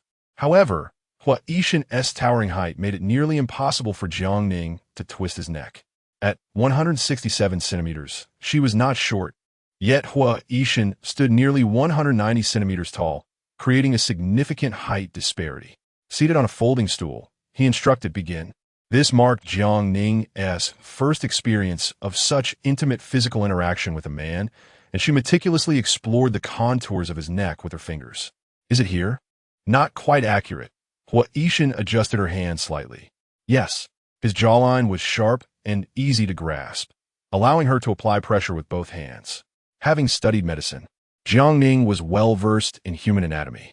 After overcoming her psychological barriers, she spent half an hour practicing on Hua Yishan's neck. When Dodo completed his homework and opened the door, Kailei followed closely behind. Upon witnessing Jiang Ning twisting the instructor's neck, he immediately sprang to action, barking excitedly. Woof! He lunged forward, playfully nudging Hua Yishan. Hey, come on, twist its neck. Can you twist the dog's neck? Of course. Kailei's antics disrupted their training, prompting Hua Yishan to crouch down and pet the dog's neck. Kailei, ever cautious, sensed his intentions and instinctively bared his teeth. Hua Yishan maintained a stern demeanor, issuing commands, stand straight. Kailei quickly complied, suppressing his playful demeanor to follow orders. However, when Jiang Ning touched him, his body relaxed, and his tongue lolled out in delight, leaning into her affection. Come on quickly. This dog seemed rather mischievous. Jiang Ning decided to take him to the 1803 isolation area. While Kailei was important, she needed to seize every moment to improve herself. The apocalypse loomed, and both the residents of the building and outside survivors were becoming increasingly dehumanized in the brutal environment. To survive, she must outpace them. As the training resumed, Jiang Ning swiftly mastered various neck-twisting techniques. Her keen intellect allowed her to draw connections rapidly. After retrieving Kailei from 1803, she hastily prepared a simple meal of fried rice noodles and then settled on the sofa to study anatomical diagrams in detail. Which bone, if struck, would result in a fatal blow? Which pressure point, when impacted, would incapacitate the body swiftly? These were all crucial techniques for delivering a lethal strike. Woof! Jiang Ning snapped back to reality, realizing that Kailei was sulking, refusing to eat his dog food, and turning his back on her. Oh dear, who upset my sweet Kailei? She hurriedly set aside her medical texts and approached to comfort him. You're the cutest, Kailei. He turned away, displaying his pride. After petting him for a while, she offered him a braised chicken leg, and only then did he relent, presenting his neck for her to practice on once more. Jiang Ning finally understood the source of his displeasure. He was a jealous dog. Kailei, no matter whom I interact with, you will always hold the most important place in my heart. This insecure dog was just like this. Jiang Ning embraced him tightly. Future survival would only grow more challenging. The 18th floor was not a sanctuary.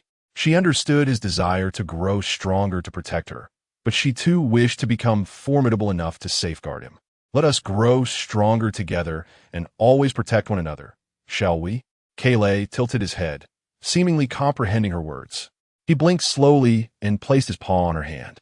Such a warm-hearted dog deserved a treat, and she rewarded him with a sausage. In the afternoon, Hua Yishan trained Kailei for 4 hours, engaging in various biting and pouncing drills, while the staircase parkour increased to 80 repetitions. By the end of the training, Kailei lay in his dog bed, panting heavily. With a thorough understanding of human anatomy and pressure points, coupled with Hua Yishan's instruction in reconnaissance and infiltration techniques, Jiang Ning found herself excelling with remarkable ease. Hua Yishan was astonished. He had never encountered someone with such innate understanding. In just a matter of days, she had mastered every technique, even surprising him during their sparring sessions, making it increasingly difficult for him to maintain his focus. Unreserved in his teachings, imparts not only the art of infiltration and investigation, but also the skills of hand-to-hand combat and close-quarters fighting. In particular, the close combat training sees the two combatants grappling on a non-slip mat, their bodies entwined in a tumultuous struggle that resembles a twisted rope, each unable to gain the upper hand. This is a fierce contest, fueled by their competitive natures, with a palpable intensity as if they are intent on vanquishing one another. A pair of watchful eyes observes closely, ready to intervene at the slightest sign of Jiang Ning faltering, ready to disrupt the duel. Dodo, anxious and on the verge of tears, pleads, brother, sister, please stop fighting. She holds affection for both, torn between whom to support. In the end, Dodo clings tightly to Cola. Woof, let go of him. Witnessing the caretaker pinned beneath Ho Ishin, Cola bares his teeth, his demeanor fierce and menacing. Release him. He intends to confront him. Despite Dodo's efforts to restrain him, Cola lunges forward. Chapter 51. Encirclement of the 18th floor at last. With the aid of the dog, Jiang Ning emerged victorious.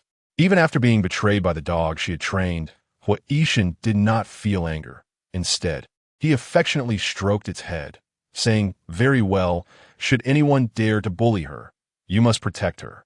Just moments ago, Kaylee had been quite fierce, causing Jiang Ning to worry. Did it bite you? No, Ho Ishin replied appreciatively. Dogs can discern right from wrong better than humans. Kaylee knows its limits. Jiang Ning concurred, acknowledging that dogs can sense the aura emanating from humans. Since Ho Ishin bore no malice, he was spared from attack. As days passed, Jiang Ning's prowess grew at a remarkable pace. Upon learning that she was training with Ho Ishin, Zheng Weili became resolute, practicing daily with Zhang Chao and Lu Yu, whose cries of despair often echoed from room 1803. After enduring numerous beatings, Zhang Chao, with his tough skin, and Lu Yu, whose slender waist had vanished, gained newfound confidence. Ning, shall we spar a bit? Jiang Ning smiled and agreed. Room 1803 was also equipped with non-slip mats, and Jiang Ning faced off against two opponents, with Zheng Weili serving as the referee, while Dodo and Kaylee observed as spectators. Zheng Weili whistled, 1, 2, 3, begin. Jiang Ning executed a side throw followed by a knee strike to the abdomen, her movements sharp and graceful. The two opponents fell honorably, wailing on the mat. Then there was silence. Zhang Chao clutched his belly, tears streaming down his face. You have no martial ethics? Jiang Ning remained indifferent. In this apocalypse, who speaks of ethics? As Dodo cheered for her sister, she realized the fight had concluded, and with a sense of disbelief, she dashed home, exclaiming, brother, sister knocked the two brothers down using the moves you taught her. So impressive. Zhang Chao and Lu Yu could only stare in silence, pondering the vast disparity in their abilities. Zheng Weili, irate, exclaimed, you can't even withstand a single move from Ning? Enough of this. I must have been too lenient. From this day onward, Kaylee would run laps on the stairs, and they too would be required to keep pace. Both men turned pale. Kaylee could easily run 80 laps in a day, and they could hardly compete. You can't even defeat Ning, and now you want to lose to Kaylee as well? Not at all. Kaylee is no ordinary dog. It is a super dog. In such a short time, it had even developed muscles. Zheng Weili remained undeterred. As long as they did not perish from the training, she would push them to their limits. The atmosphere on the 18th floor was vibrant, while jealousy brewed among the residents of the lower floors. Whenever they ventured out, they were met with envy. When they stayed in, the jealousy only intensified. After such an extended period of isolation, the 18th floor surely possessed ample supplies. Starving, the residents below could faintly detect tantalizing aromas wafting from above. Yet, none dared to confront them alone, and thus they sought out He Jian, pressing him to negotiate with the 18th floor for a portion of their provisions. He Jian, unwilling to offend, nonetheless recognized that enduring starvation was not a viable option, especially with children at home growing weaker. Building manager, let us first negotiate with them. If they refuse to cooperate, we can always enlist outsiders to seize everything. Indeed, how can they be so heartless? We subsist on rainwater, while they feast on lavish meals. Grilling lamb the day before and enjoying hot pot yesterday. Do they not care for our survival? He Jian cursed quietly to himself. He had not caught a whiff of anything on the 13th floor, yet those on the 7th claimed to smell it. They were inciting a fire without just cause. He was not foolish enough to be easily swayed by their words. Should they manage to seize supplies from the 18th floor, he would be the first to face their wrath. However, with no viable alternatives outside, he had to devise a plan within the building. If they were to act, it would be as a united front. He would not shoulder the blame alone. He Jian decided to implement the old strategy of overwhelming force. With so many people in the building, could they truly wipe out the entire 18th floor? That evening, after a rigorous training session with Ho Ishin, Jiang Ning emerged, drenched in sweat, only to hear a knocking at the door below. The visitor was bundled up tightly, revealing only a pair of eyes, and slipped a note through the crack, warning, "There is danger. Be cautious." Without delay, he turned to leave, though covered from head to toe. Jiang Ning recognized his voice, Zhong Ping. He had come to deliver a warning. Yi Jian was colluding with the residents of the building, intending to forcibly extract supplies from the 18th floor. Gathering everyone in room 1803, Jiang Ning revealed the note. "What are your thoughts?" Zheng Weili, her temper flaring, retorted, "Let them come. Do they think we fear them? Supplies are life. Who would willingly relinquish their chance at survival?" Although He Jian sought only a portion, if they conceded this time, what would prevent further demands in the future? Not only Zheng Weili, but also Zhang Chao and Lu Yu voiced their dissent. Keilei too disagreed, baring its sharp teeth. "Woof! Who dares to snatch its food? Let us fight." Thus, the 18th floor unanimously voted against yielding their supplies. They think we will comply? They must be dreaming. If their suspicions were correct, they anticipated an assault the following day. Everyone understood this would likely become a common occurrence. Even if the residents did not attack, outsiders would inevitably attempt to rob them. No one wished to tread the perilous path of violence. But this was an apocalypse, a world where survival often came at the expense of others. Each returned to prepare, aware that a fierce battle awaited them the next day. Back home, Jiang Ning retrieved a stabbing-cut-resistant outfit from her storage, measuring Keilei for a proper fit. Lacking sewing skills, she could only make do as she endeavored to provide the best protection for her dog. Keilei, naturally averse to restraint, had, over time, become accustomed to wearing clothes due to treatment for its skin condition. Not only was it well-fed and nourished, but it had also shed its previously emaciated appearance, with a shiny coat of fur now growing in. After rigorous training with Hua Ishin, Keilei had transformed into a muscular canine. After measuring and adjusting for 2 hours, Jiang Ning finally completed the protective outfit. Anticipating Keilei's growth, she deliberately allowed for some extra room. To aid Keilei in acclimating, she opened the door, letting it run and jump. Indeed, it seemed she had a bit of a talent. The outfit did not hinder Keilei's agility in the slightest. After a hearty meal, they slept soundly until dawn, only to have Keilei suddenly become restless, brimming with a fighting spirit. When Jiang Ning opened the door, she heard the unmistakable sound of knocking below, where He Jian feigned cordiality. Ignoring him, Jiang Ning prepared breakfast for herself and Keilei, soy milk, fried dough sticks, and hand-grabbed pancakes. After satisfying their hunger and ensuring they brushed their teeth, they commenced their preparations. With a hoarse voice, He Jian implored, "Since the 18th floor refuses to communicate, do not blame me for resorting to force. Break down the door." At the sound of the building manager's command, greed lit up the eyes of those gathered, as though the 18th floor were a treasure trove. If they could pry open 3 doors, they would be well fed for life, free from worry. Heaven knows how long it had been since they had last filled their stomachs. The agony of hunger was unbearable. In this shared apocalypse, why should the 18th floor thrive while they struggled to survive? In a moment of collective outrage, they longed to reduce the 18th floor to rubble. As they brandished their tools and prepared to pry open the doors, a sudden sound from above interrupted them. The unmistakable sound of a door opening. Chapter 52. All hands on deck. The stainless steel door, bristling with iron spikes, creaked open, followed by the steady sound of footsteps. For reasons unknown, attention gripped the throats of the onlookers, causing an involuntary sense of apprehension. The 18th floor was notorious for its history of bloodshed, a fact they had witnessed firsthand. Here they came, a pair of slender, straight legs, wielding a sharp tang knife. Indeed, the 18th floor was ruthless, sending forth that cold-blooded young girl to lead the charge, truly barbaric. The second in line was rumored to be a national champion in college sanda, capable of delivering a punch that could decapitate. Look at him, clad in professional sanda gear, his gloves larger than cauldrons. Next were 2 men. One brandished a baseball bat, while the other wielded a spiked mace. The mace, a modified weapon, was a wooden baseball bat embedded with rusted, sharp nails. A single blow from it would surely lead to a case of tetanus, if not a rendezvous with the Grim Reaper. Capping off this formidable lineup was the epitome of height and looks from the 18th floor, sporting a neat buzz cut, a coldly handsome face. And dressed in a cool, gray, casual outfit, his hands casually tucked into his pockets. He appeared less like a fighter and more like someone out for a leisurely stroll on a weekend. To add insult to injury, a dog accompanied them. These brutes claimed to be short on provisions, yet in such a brief span, they had managed to fatten up a stray dog. While righteous indignation surged through the crowd, their greed grew insatiable. They regretted their earlier stance.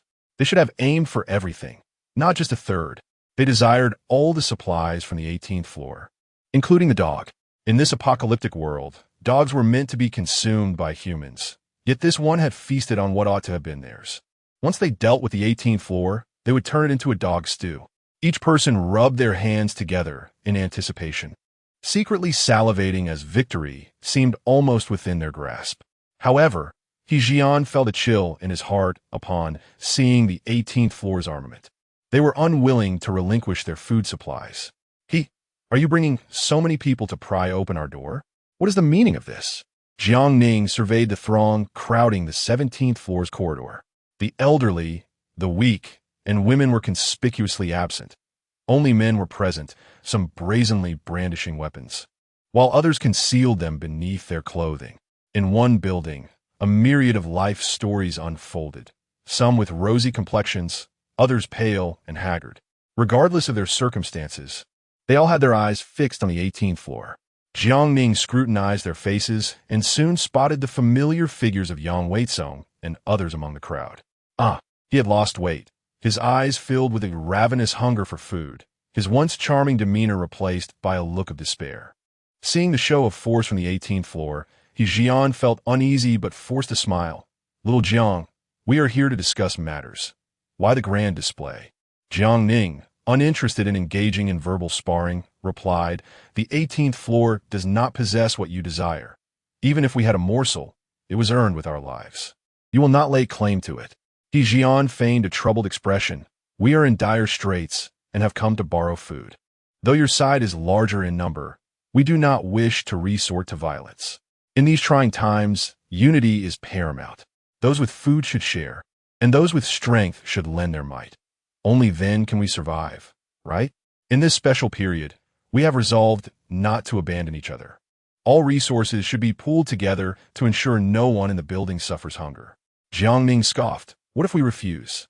Even if we could manage with just a third, we would repay you once we weather this storm," Jiang insisted, his expression stiffening as he struggled to maintain a smile. "If you don't believe us, we can write a promissory note." "No borrowing," Jiang Ning declared. That left no room for negotiation. The atmosphere grew tense instantaneously. Relying on their numbers, someone seized the opportunity to issue threats. "Boss, why waste words with them? Just break the door down and charge in." "Yes, break the door down. They have acted unjustly. Don't blame us for responding in kind." "Little Jiang, I advise you to reconsider. We are all in the same building, so why escalate matters?" Jiang was secretly pleased, although he maintained a facade of earnestness. "You have supplies. What harm is there in sharing a little? If you insist on hoarding everything, I assure you, even if I agree, they will not." Jiang Ning retorted. "Come, those who wish to pry open the door, step forward. Let us pry it open. Do you think we fear you?" A ravenous man with a crowbar lunged at the door.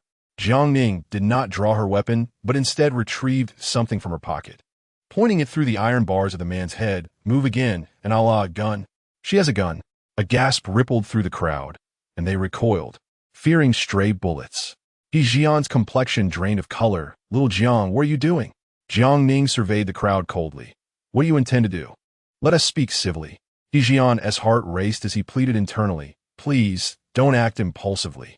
Jiang Ning smiled. "Rest assured, I have never been as calm as I am today. It was a bluff, a plastic toy gun." Suddenly, a voice cut through the crowd, deliberately raspy and low. Jiang Ning called out, "Yang Weitsong, if you are a man, step forward instead of hiding among the crowd like a coward." Fuming, Yang Weitsong emerged, his face a shade of anger. "Jiang Ning, I never imagined you would become this way. Selfish and self-serving. You have food. Why not share some to help everyone? And what of my self-interest? I have not stolen or robbed. All my supplies were earned through my own efforts. Unlike you, who trades favors for food and constantly eyes what is on another's plate. In this era of upheaval, survival was paramount. What did it matter if one lost face? And how much was dignity truly worth? Initially, it was women, but later, even handsome young men rationalized their actions. Life was at stake. There was no shame in it. As unspoken agreements lingered, vocalizing them changed everything. Laughter erupted at Jiang Ning's words, and the crowd's gaze shifted toward Yang Weizong. With the collapse of law and morality in this apocalypse, those hoarding large supplies were seldom virtuous. Trapped by the flood, they sought thrills to pass the time, indulging in both genders. Yang Weizong, with his delicate features, naturally attracted attention. Jiang Ning, stop your nonsense. Yang Weizong's face contorted with rage. Do you think I once dare to hit you? As if intimidated by his impotent fury, Jiang Ning flung open the door and waved her gun at him. Come here. With the door ajar, Yang Weizong's bravado vanished in an instant. As all eyes turned towards him, he grit his teeth, attempting to save face. Don't be fooled, everyone. That is just a plastic toy. Chapter 53. The gunshot Yang Weizong called out to everyone to join him. Yet his body remained as immovable as a rock. This created a rather awkward situation. Previously, they had planned to force open the door, but now that it stood ajar, no one dared to step forward. He Jian was utterly humiliated, cursing this bunch of cowardly fools under his breath. With the heat of the moment pressing down on him, he mustered the courage to say, Jiang Ning, even if you have a gun, it only has 7 bullets. Can you really fend off so many of us? Indeed, the crowd snapped back to reality, their voices rising in unison. Yes, she only has 7 bullets. What were we afraid of? They were right. It was merely 7 lives at stake. Jiang Ning surveyed them with a cold smile. Who among you is willing to sacrifice yourselves for He Luzhong? Step forward, and I assure you, your wish will be granted. While he feasts and drinks, your wives and children will starve. What do you mean by that, Jiang Ning? Nothing much. Just asking you to pick out 7 who are ready to die. Jiang Ning took a few steps down the stairs, pressing the icy barrel of the gun against He Jian's forehead. As the building manager, he should be the first to make sacrifices. Let it start with you. The cold steel pressed against He Jian's skin was anything but cheap. His heart sank, face pale as cold sweat broke out all over him. Why you mustn't do anything reckless.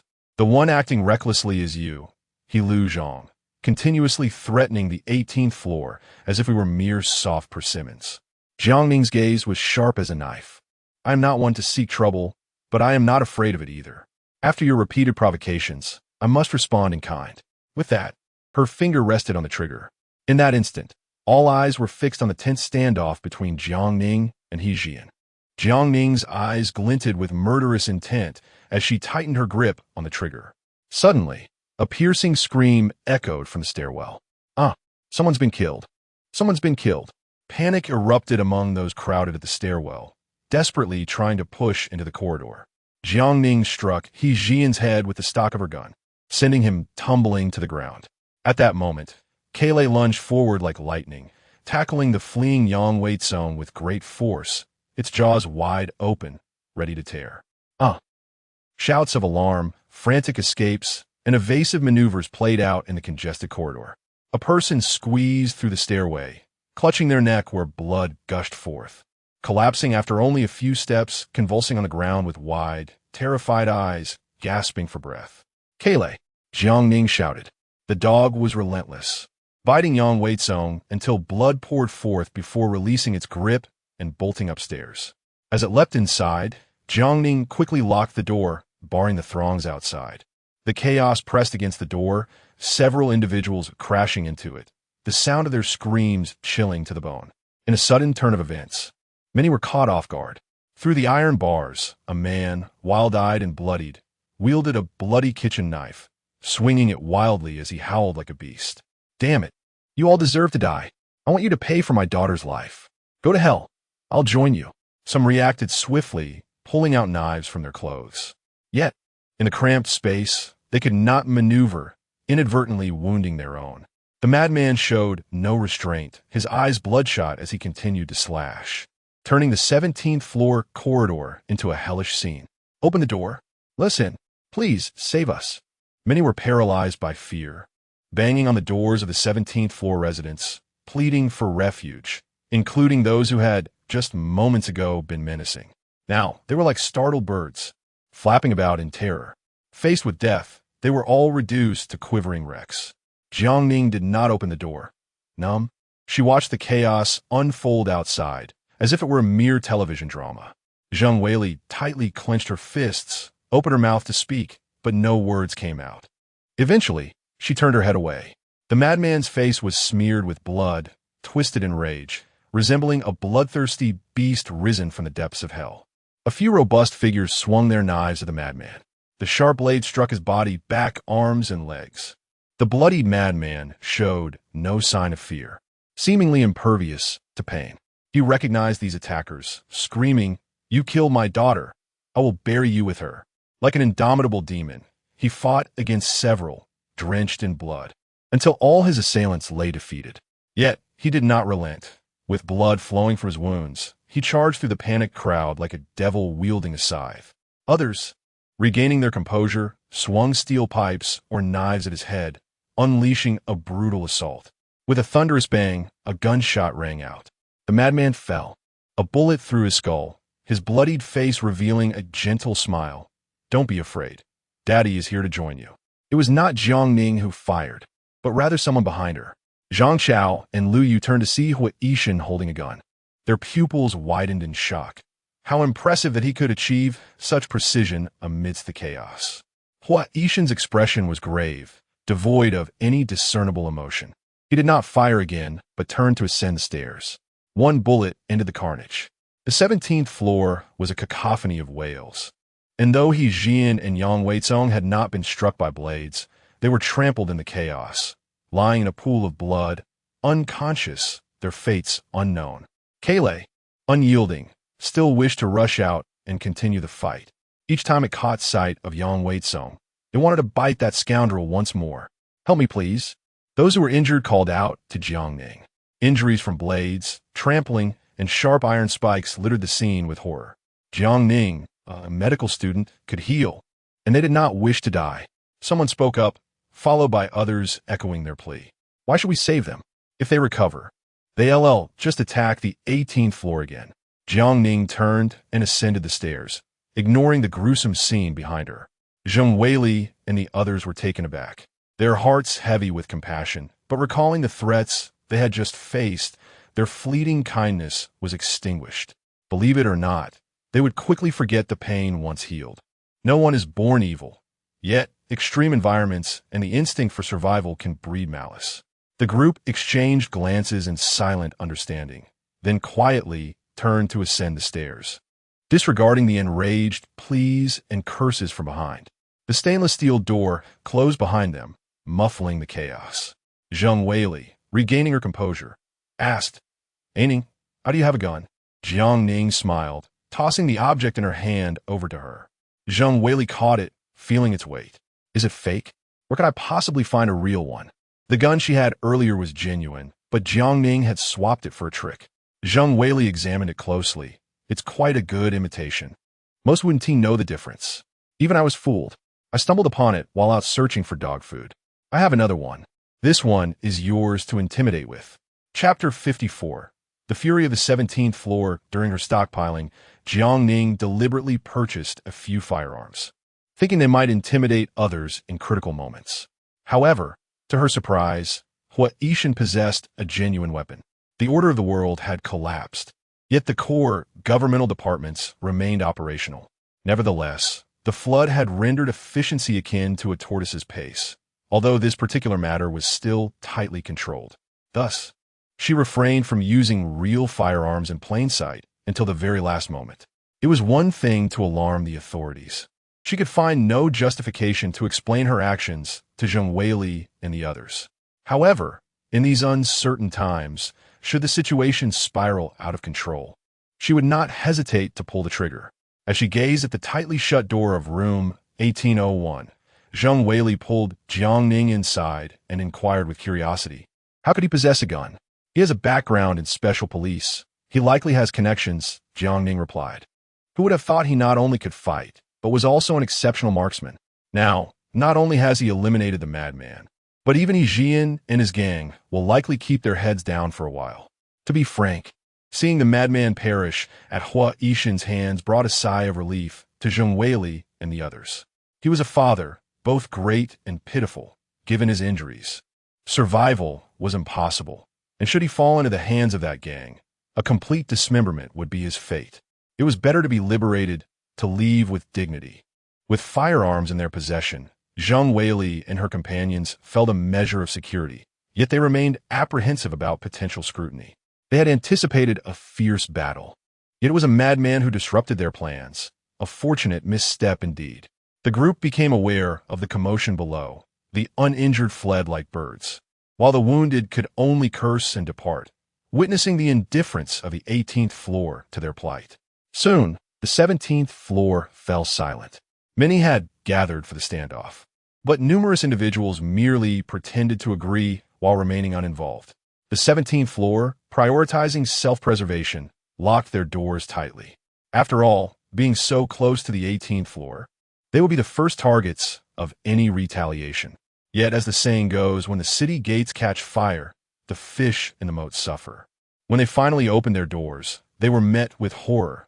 The corridors were stained with blood, and numerous corpses littered the ground. Who had they wronged that the 17th floor had become a battlefield? The three households cursed loudly, contemplating disposing of the bodies into the water and cleaning the blood-stained corridors. What kind of days are these? Are we to live like this? Just as they finished cleaning, relatives of the deceased stormed in, discovering the bodies had already been discarded, leading to a heated argument with the residents of the 17th floor. Even a mudman has some temper. The pent-up frustration of the 17th floor erupted as they charged into their rooms, brandishing kitchen knives. Who do we offend? You come here at the slightest provocation. We didn't kill anyone. Why blame us for not opening the door? Knowing full well they were committing crimes, why didn't you stop them? Now that there are deaths, you come to us for bad luck. If you wanted the bodies, why not come earlier? You could still fish them out of the water. Go ahead. The quiet and unassuming residents, now enraged, threatened the relatives with the knives, causing them to retreat in fear, leaving in frustration. Before coming upstairs, they had calculated what they might take, only to find no supplies and their men slain by a madman. How were these orphaned women to survive? Heaven, open your eyes and stop the rain. Around noon, Lu Yu and Zhang Chao managed to gather some intel. The madman wielding the knife lived on the 7th floor, divorced for many years and residing with his daughter. Previously, masked intruders had broken into their home at midnight, stealing all their supplies. Desperate, the daughter resorted to selling her body to survive, which led to a furious confrontation with her father. In a fit of rage, he struck her twice.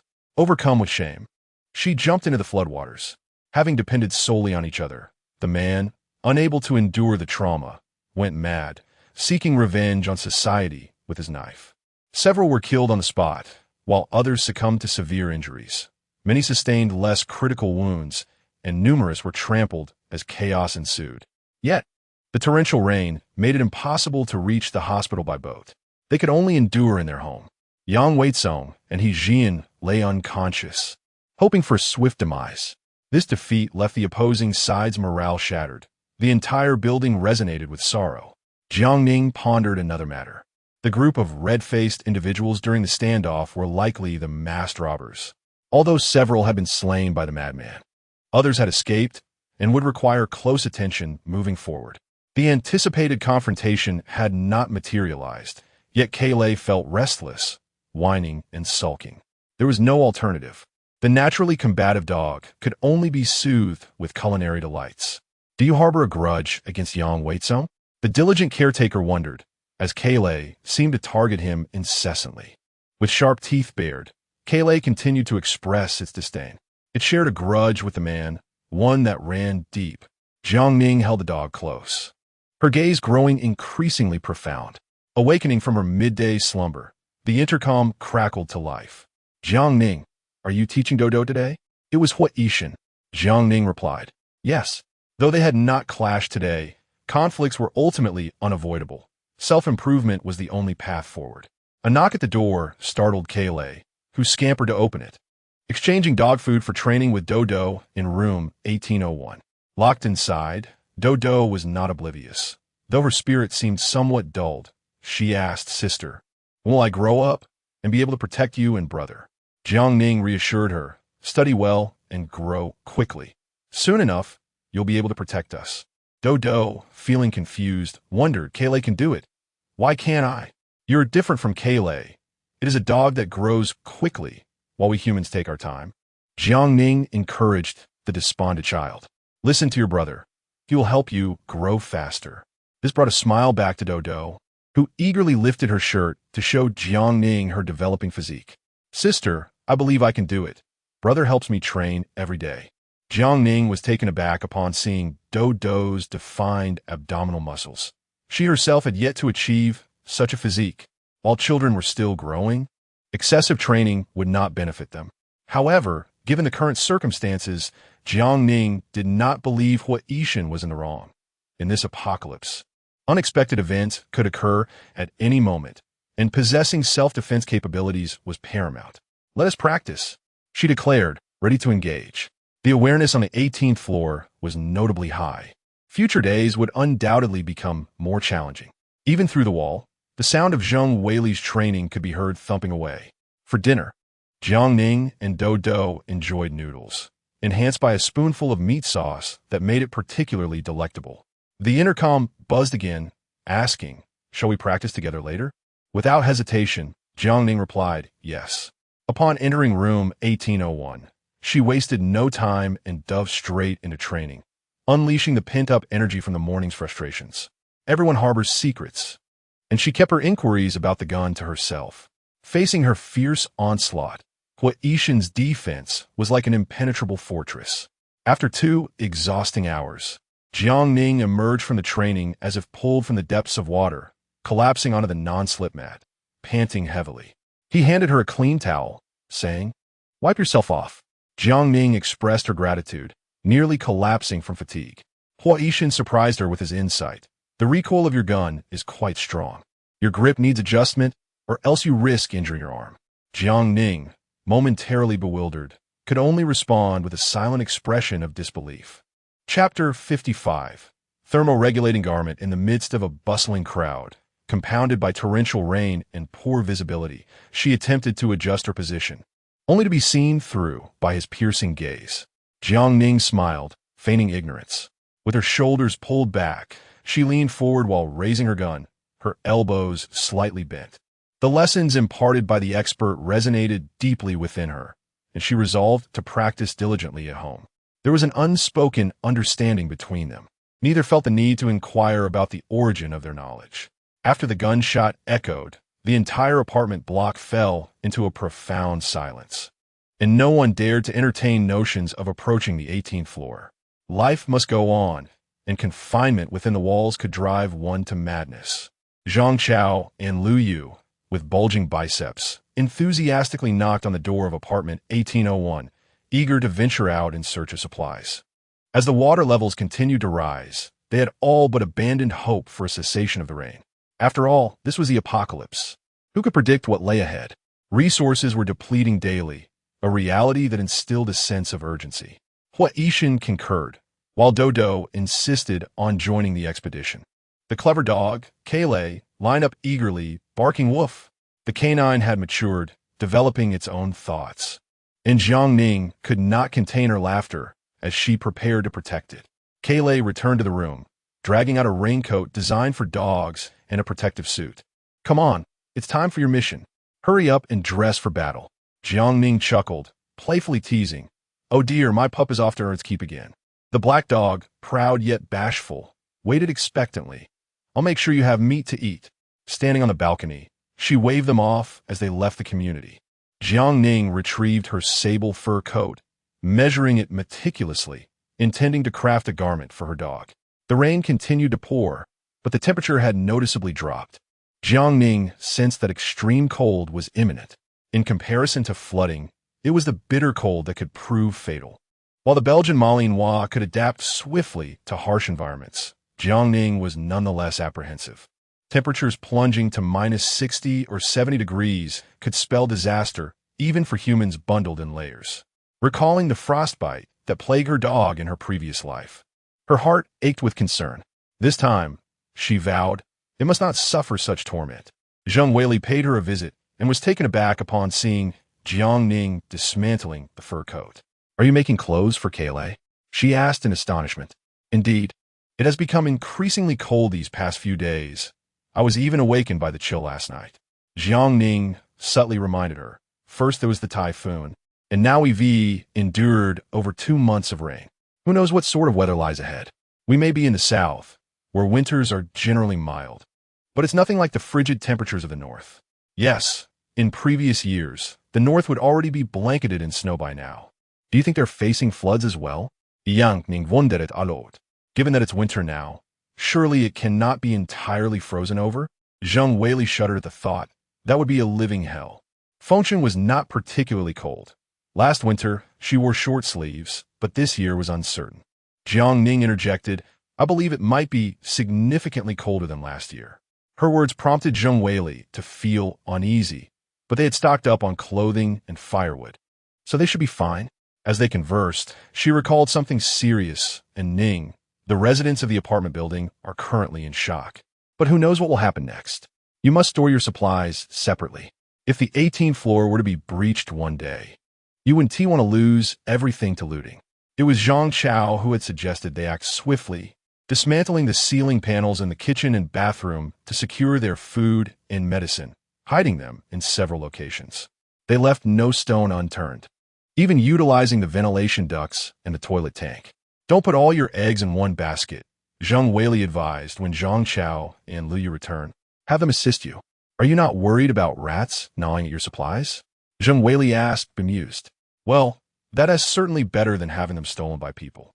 I assent it, but we must find a way to procure some rat poison or sticky traps. Your idea is sound. I'll give it a try as well," Jiang Ning affirmed, confident in the wisdom of apartment 1803. "If I hollow out the sofa, it should be sufficient to hide some food, right?" "Absolutely. How do they not think of that?" After bidding farewell to Zheng Weili, Jiang Ning resumed her work on the fur coat. Realizing she had plenty of material left over and decided to craft garments for De Hui and Xiao Bai as well. These two were thick-furred, and given that Xiao Bai was soon to give birth, she worried about their survival in the extreme cold. For the sake of her meat supply plan, she hoped they would endure. If not, they would have to be braised. Everything depends on their fate. She gathered the two to measure their sizes, reveling in the warmth of their fluffy bodies. Perhaps due to the improved diet, they seemed to have gained considerable strength, especially Xiao Bai, whose belly was noticeably round, likely carrying many pups. With 3 fur coats successfully transformed, Jiang Ning felt a surge of confidence in her DIY skills. Yet, mere fur coats were insufficient. Recalling the considerable amount of fabric stored in her space, she selected some insulating materials to create additional garments for them. Entering her space to rummage through her supplies, she grabbed 2 bundles of fabric and was about to exit when she inadvertently caught sight of the thermoregulating garment priced at 198,000. She casually retrieved it, deciding to test this seemingly mundane thermoregulating garment. To her surprise, it felt remarkably comfortable, the fabric soft and silky against her skin, although a bit large. She planned to wear it as sleepwear. Just as she was about to take it off, she suddenly sensed something unusual. With the rain and temperature drop, today as temperature hovered around 21 degrees. Even in her casual sweatshirt, she could still feel a chill. The thin fabric enveloped her like a biological membrane. It provided an unparalleled warmth, far exceeding that of her sweatshirt. Could it truly maintain a constant temperature? The temperature inside her space was higher than outside, and she quickly stepped inside. Sure enough, the warmth dissipated, leaving her with a sense of comfort akin to being naked. Upon re-emerging, warmth flooded back to her. This was indeed a high-tech thermoregulating garment. Jiang Ning pondered that when she had purchased it, she hadn't recognized its uniqueness. The temperature difference must not have been significant at the time. Wearing the thermoregulating garment, she lit the gas stove, placing her hand above the flame. She could feel the heat radiating through her palm, and her forearm was similarly affected, yet the warmth was less intense than that felt in her palm. The thermoregulating property was genuine. The notion of a constant 25 degrees was an illusion. However, The ability to produce such fabric was beyond impressive.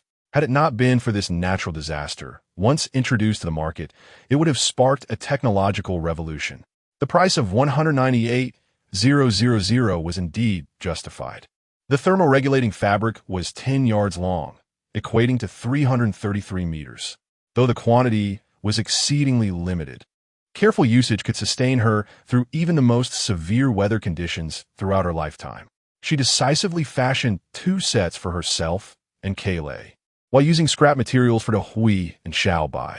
Not only clothing, but also gloves, socks, and scarves. What a substantial amount of fabric it required. As the invaluable thermoregulating garment was crafted, Jiang Ning was reluctant to waste a single thread. She searched through the downloaded life skills materials, successfully locating tutorials on clothing design and tailoring. After grasping the essentials, she practiced with other fabrics.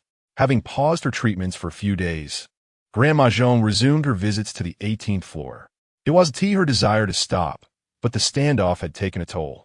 Several more infected individuals had succumbed to their injuries. While few dared to provoke the 18th floor, many harbored grievances, believing that all their misfortunes stemmed from it. Had the residents of the 18th floor been willing to share their food, the tragedy of that day would never have occurred. Grandma Zhong spoke earnestly, Xiaojiang. The hearts of people have been corrupted by these times. You must be exceedingly cautious moving forward.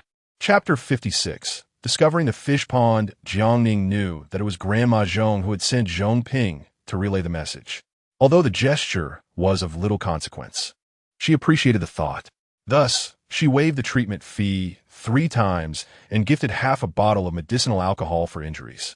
Though modest in quantity, merely 50 milliliters, it was quite generous in the context of a post-apocalyptic world. Of course, Jiang Ning did not dismiss the possibility of a goodwill gesture.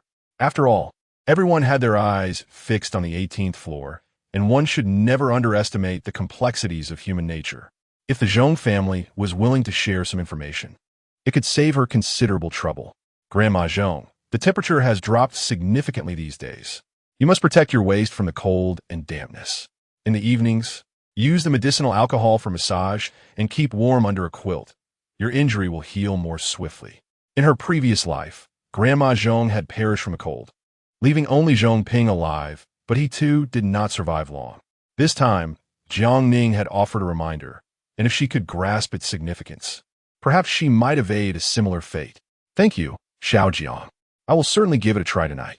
After expressing her gratitude, she proceeded to introduce a patient to Jiang Ning. There's a family upstairs. Their son is covered in eczema, scratching until he bleeds. They ventured to the hospital, but found no medication. They wish to bring the child to you for treatment. They aren't familiar with you, so they asked me to gauge your willingness. Rest assured, this family is decent. They won't get involved with Jian and his lot, and they have not participated in the joint intimidation from a few days ago. Eczema is a complex ailment. Relying solely on acupuncture will not suffice, and traditional Chinese medicine takes time to show results. Jiang Ning had herbs in her space, but it was impossible to take them out.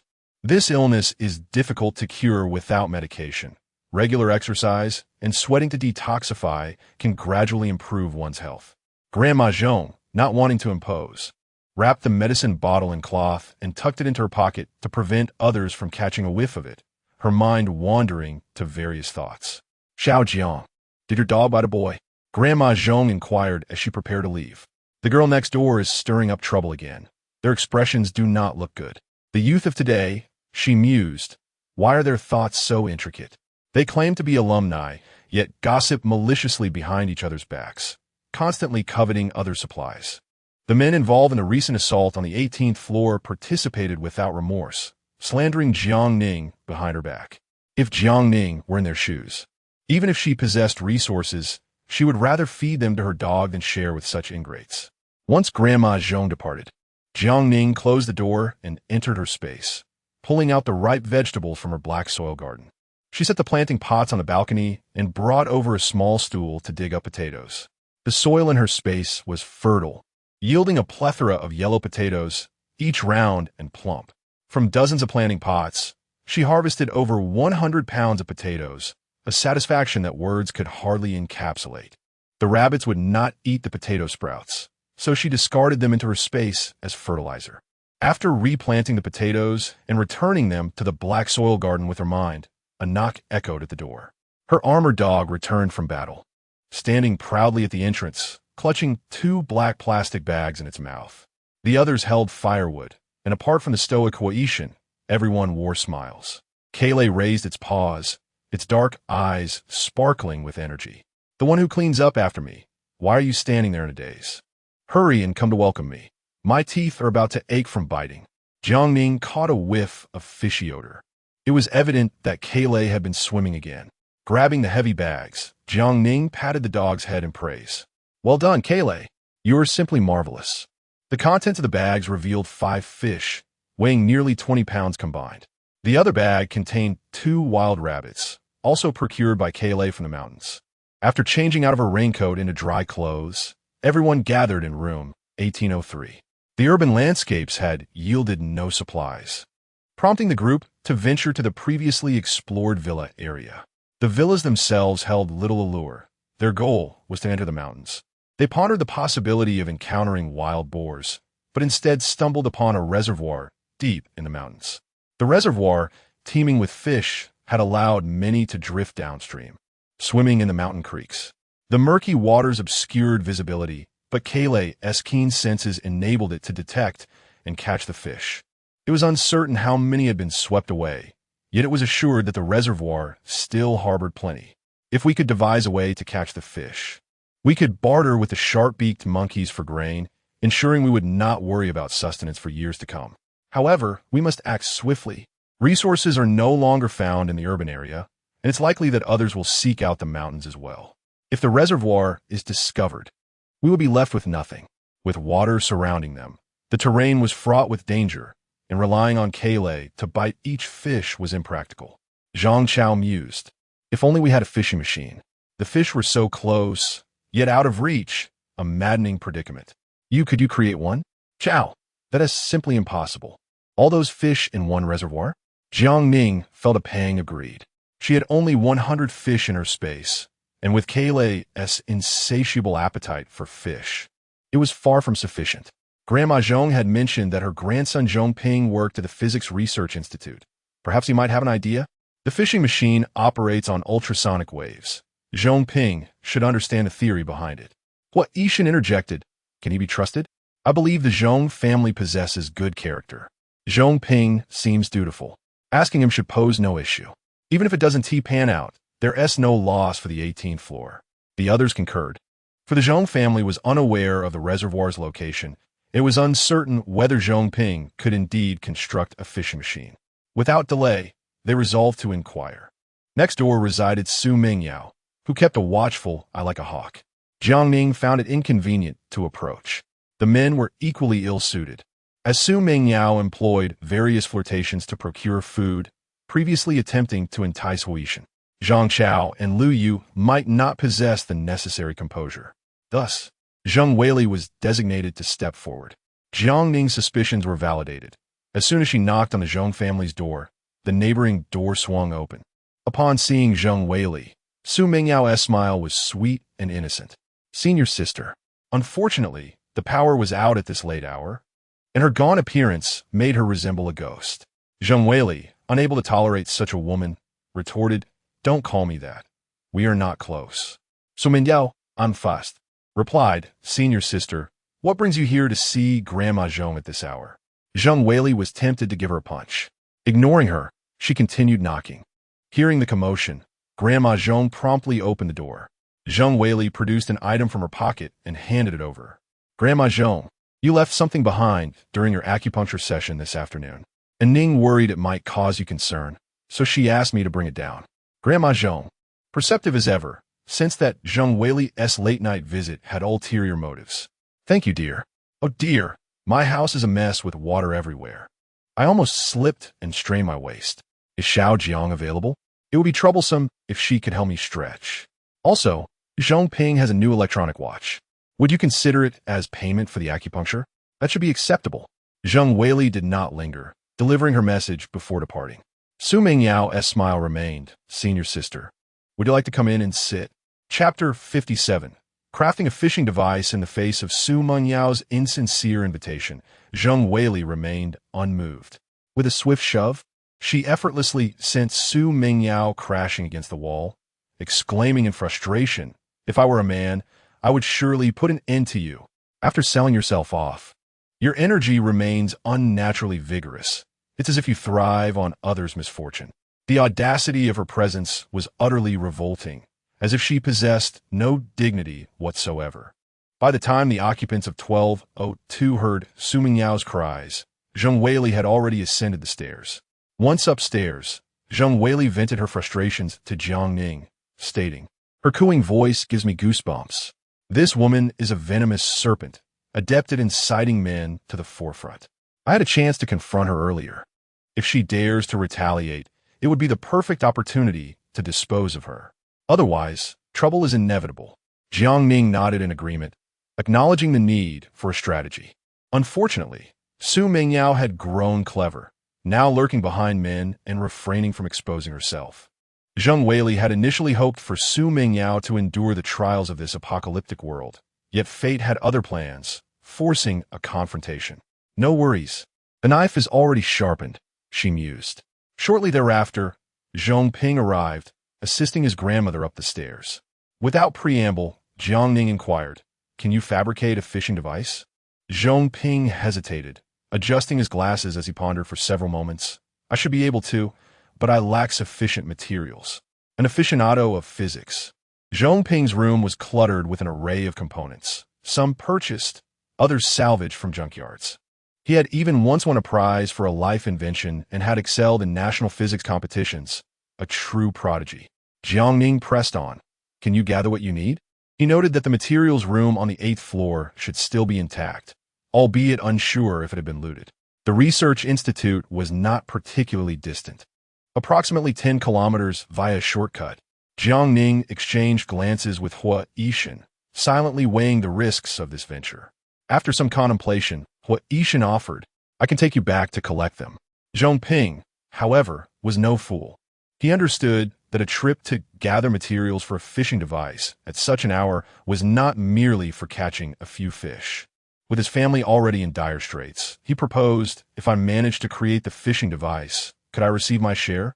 His request was reasonable. Jiang Ning would have done the same in his position. "Given the depth of the water, are you certain your device will catch fish?" He queried. "As long as there are fish, I can catch them. It's simply a matter of adjusting the ultrasonic frequency, which is quite straightforward." For the sake of culinary freedom, Jiang Ning acquiesced. "Very well, but this must remain confidential." After all they had endured, the Zhong family needed to exercise caution, knowing precisely what to disclose. "How long will it take to complete?" To Zhong Ping, constructing the fishing device was not an intricate task. He had worked on similar projects in high school. Provided he had the necessary materials, he could finish it by nightfall. Eager to expedite matters, Hua Yishan returned to fetch the inflatable boat. Wanting to keep the activities discreet from the residents of the 18th floor, Jiang Ning instructed Zhong Ping and his grandmother to head downstairs first. She tasked the occupants of 1803 with preparing fish by cutting them into pieces and salting them for preservation, planning to coat them in flour for frying upon her return. The rabbit would be skinned and cleaned, stored in a portable refrigerator for gradual consumption. Descending quietly, Zhong Ping awaited on the 6th floor, burdened with a heavy rubber boat. The residents of 1202 were preoccupied with comforting the injured Su Mengyao, oblivious to the movements of their neighbors. The inflatable boat quietly glided out of the community, its engine humming softly as it journeyed toward the research company. After approximately 40 minutes, the trio arrived at the Physics Research Institute. As expected, chaos reigned within, the place in utter disarray. Zhong Ping's expression darkened as he rushed toward the materials room on the 8th floor. The door had been pried open, and various items lay scattered across the floor. With a flashlight in hand, Zhong Ping tirelessly collected what he could. Research materials were invaluable to the staff, yet to ordinary survivors, they were utterly useless. Amidst the mess, he gathered a significant number of components, laying them on a table. "I need to salvage a few more items from the lab," he declared, heading towards several laboratories to dismantle equipment. Many of these machines were costly, yet regrettably, most had succumbed to flood damage. While Zhongping was typically reserved, a palpable sorrow tinged his words. Indeed, the flood has not only claimed lives, but has also devoured the treasures of human civilization. Jiang Ning, lacking knowledge of physics, could only wander nearby, attempting to salvage anything useful. In the dim light, Hua Yishan intended to accompany her, but Zhongping called out for assistance. Please lend me a hand. I need to modify this frequency converter. Jiang Ning ascended the stairs, discovering desks and door frames reduced to kindling, with packaging materials strewn about. She found several plastic planting pots, which she deemed useful enough to add to her storage. Computers from the research department and laboratory instruments represented invaluable data. Though she might not require them, someone in the future surely would, and they took up little space. After exploring several floors, she collected a trove of discarded trash and particularly inventive exhibits. Returning to the 8th floor, she found Zhongping had assembled several components.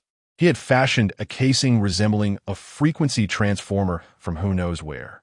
After retrieving additional parts from his backpack and toiling for another 2 hours, he finally succeeded in his installation.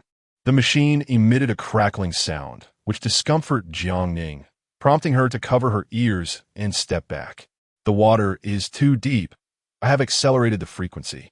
When operational, it can reach a range of 30 meters. The frequency is harmless to humans, but fish will be rendered belly up. The only drawback was its high power consumption, likely exhausting the battery within 3 to 4 hours. Once the fishing device was completed, Zhongping inquired, "Where shall we fish?" "You'll find out tomorrow." "Are there many fish?" Zhongping asked anxiously, adding, "If you need assistance, my parents can help." Resources were scarce everywhere, yet he recognized that the 18th floor possessed capabilities, thus hoping to contribute more. The exact quantity of fish remained uncertain. However, with so vast a reservoir, many fish would surely have been displaced, indicating a shortage of manpower for the task at hand. Tomorrow at 5 o'clock, 3 individuals from your household will gather outside the community. With the fishing device ready, Zhongping packed numerous components into his bag, knowing they might prove useful in the future. He had come well prepared, bringing several bags to collect every salvageable item. Specialization breeds expertise. The survival methods varied, and Jiang Ning and Hua Yishan did not object. Upon returning to the community in the early hours, they found Zhong Weili and the others still awake.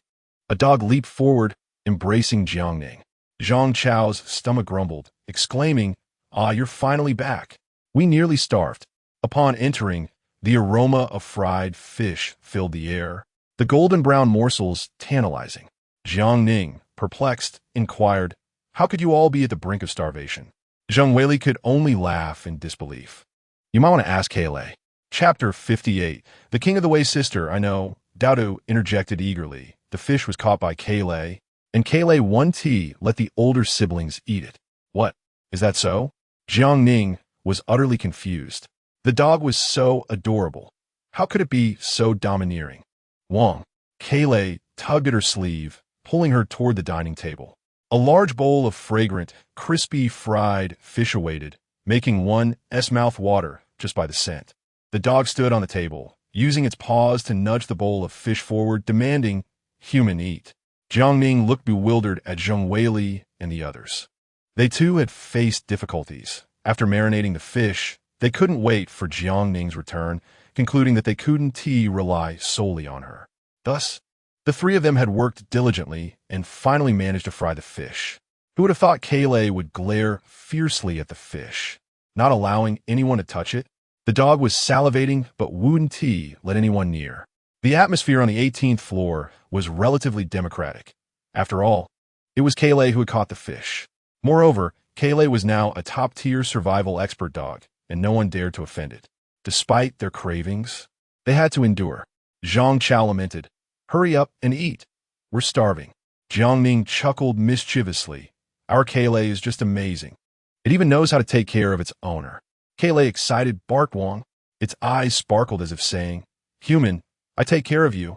Jiang Ning took a piece of fried fish and began to eat. It was crispy, fresh, and aromatic. It had not been easy, but room 1803 had finally made a breakthrough. Looking at the enlightened dog, Jiang Ning suddenly decided to play a trick. "Kale, I've already eaten. Who's next?" Wong. Wong. The dog wagged its tail vigorously, drooling. Understanding, Jiang Ning placed a piece into Kayleigh's bowl. What about next? The dog playfully nipped at Daodu's pant leg. They divided the fish among Zheng Weili, Zhang Chao, Lu Yu, and finally, Hua Yishan.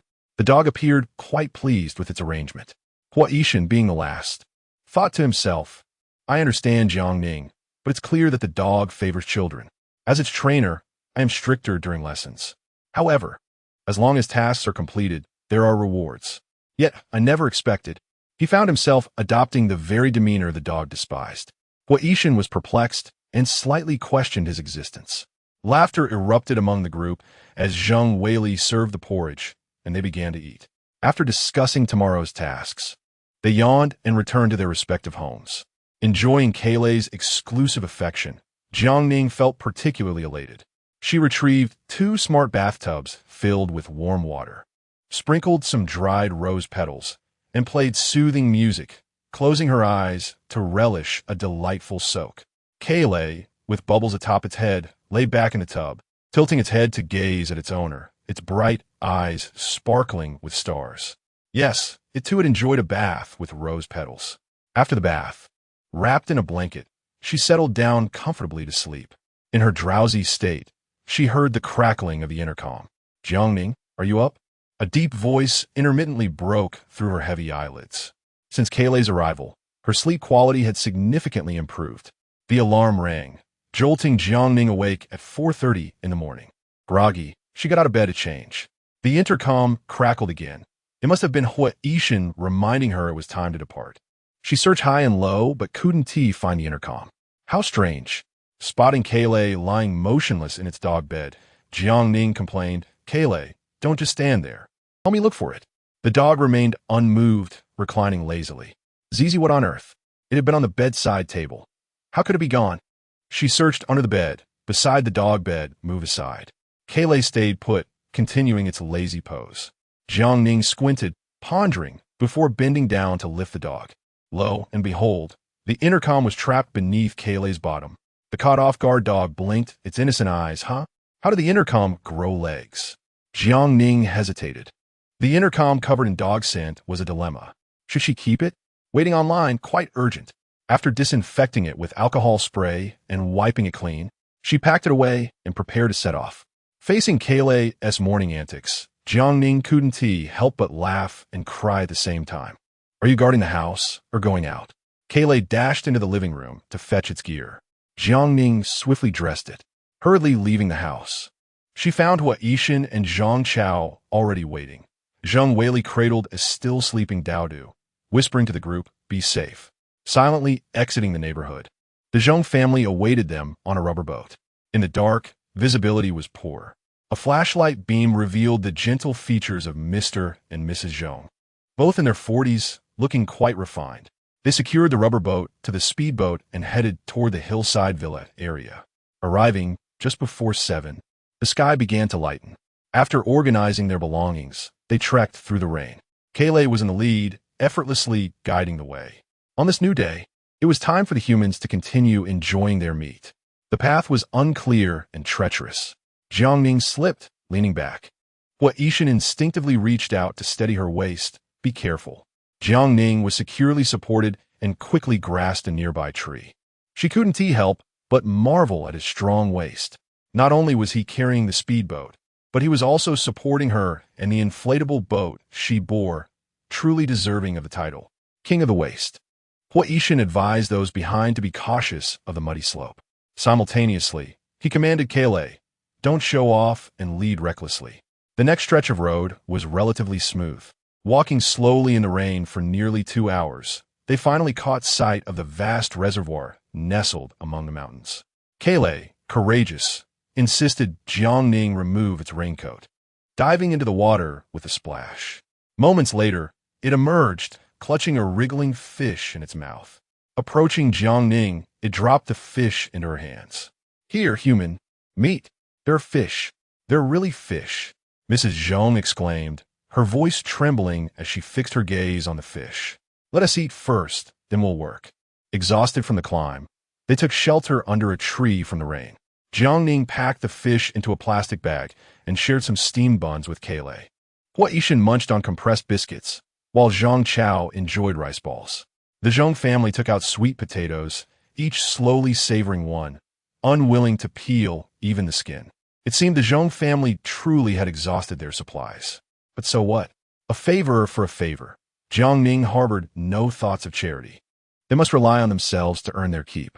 After replenishing their energy, Zhong Ping set up the fishing machine on the speedboat. Let us give it a try. The sound is a bit jarring, so cover your ears if you're not used to it. Jiang Ning stuffed earplugs in her ears while cradling Kailei closely. Dogs have sensitive hearing and are more affected by stimuli. She covered its ears and held it tightly. Chapter 59. The freedom to fish. Hua Yishan maneuvered the speedboat, bringing Zhongping to a halt on the surface of the water, approximately 30 meters wide. The fishing device whirred to life, emitting a faint, jarring hum. Kailei, feeling restless, repeatedly nudged the dog's head. Zhang Chao peered through his binoculars and, after a few moments, exclaimed with excitement, "There are fish! They are really jumping!"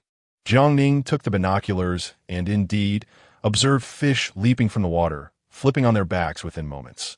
After lingering in one spot for about 10 minutes, the speedboat navigated to another location.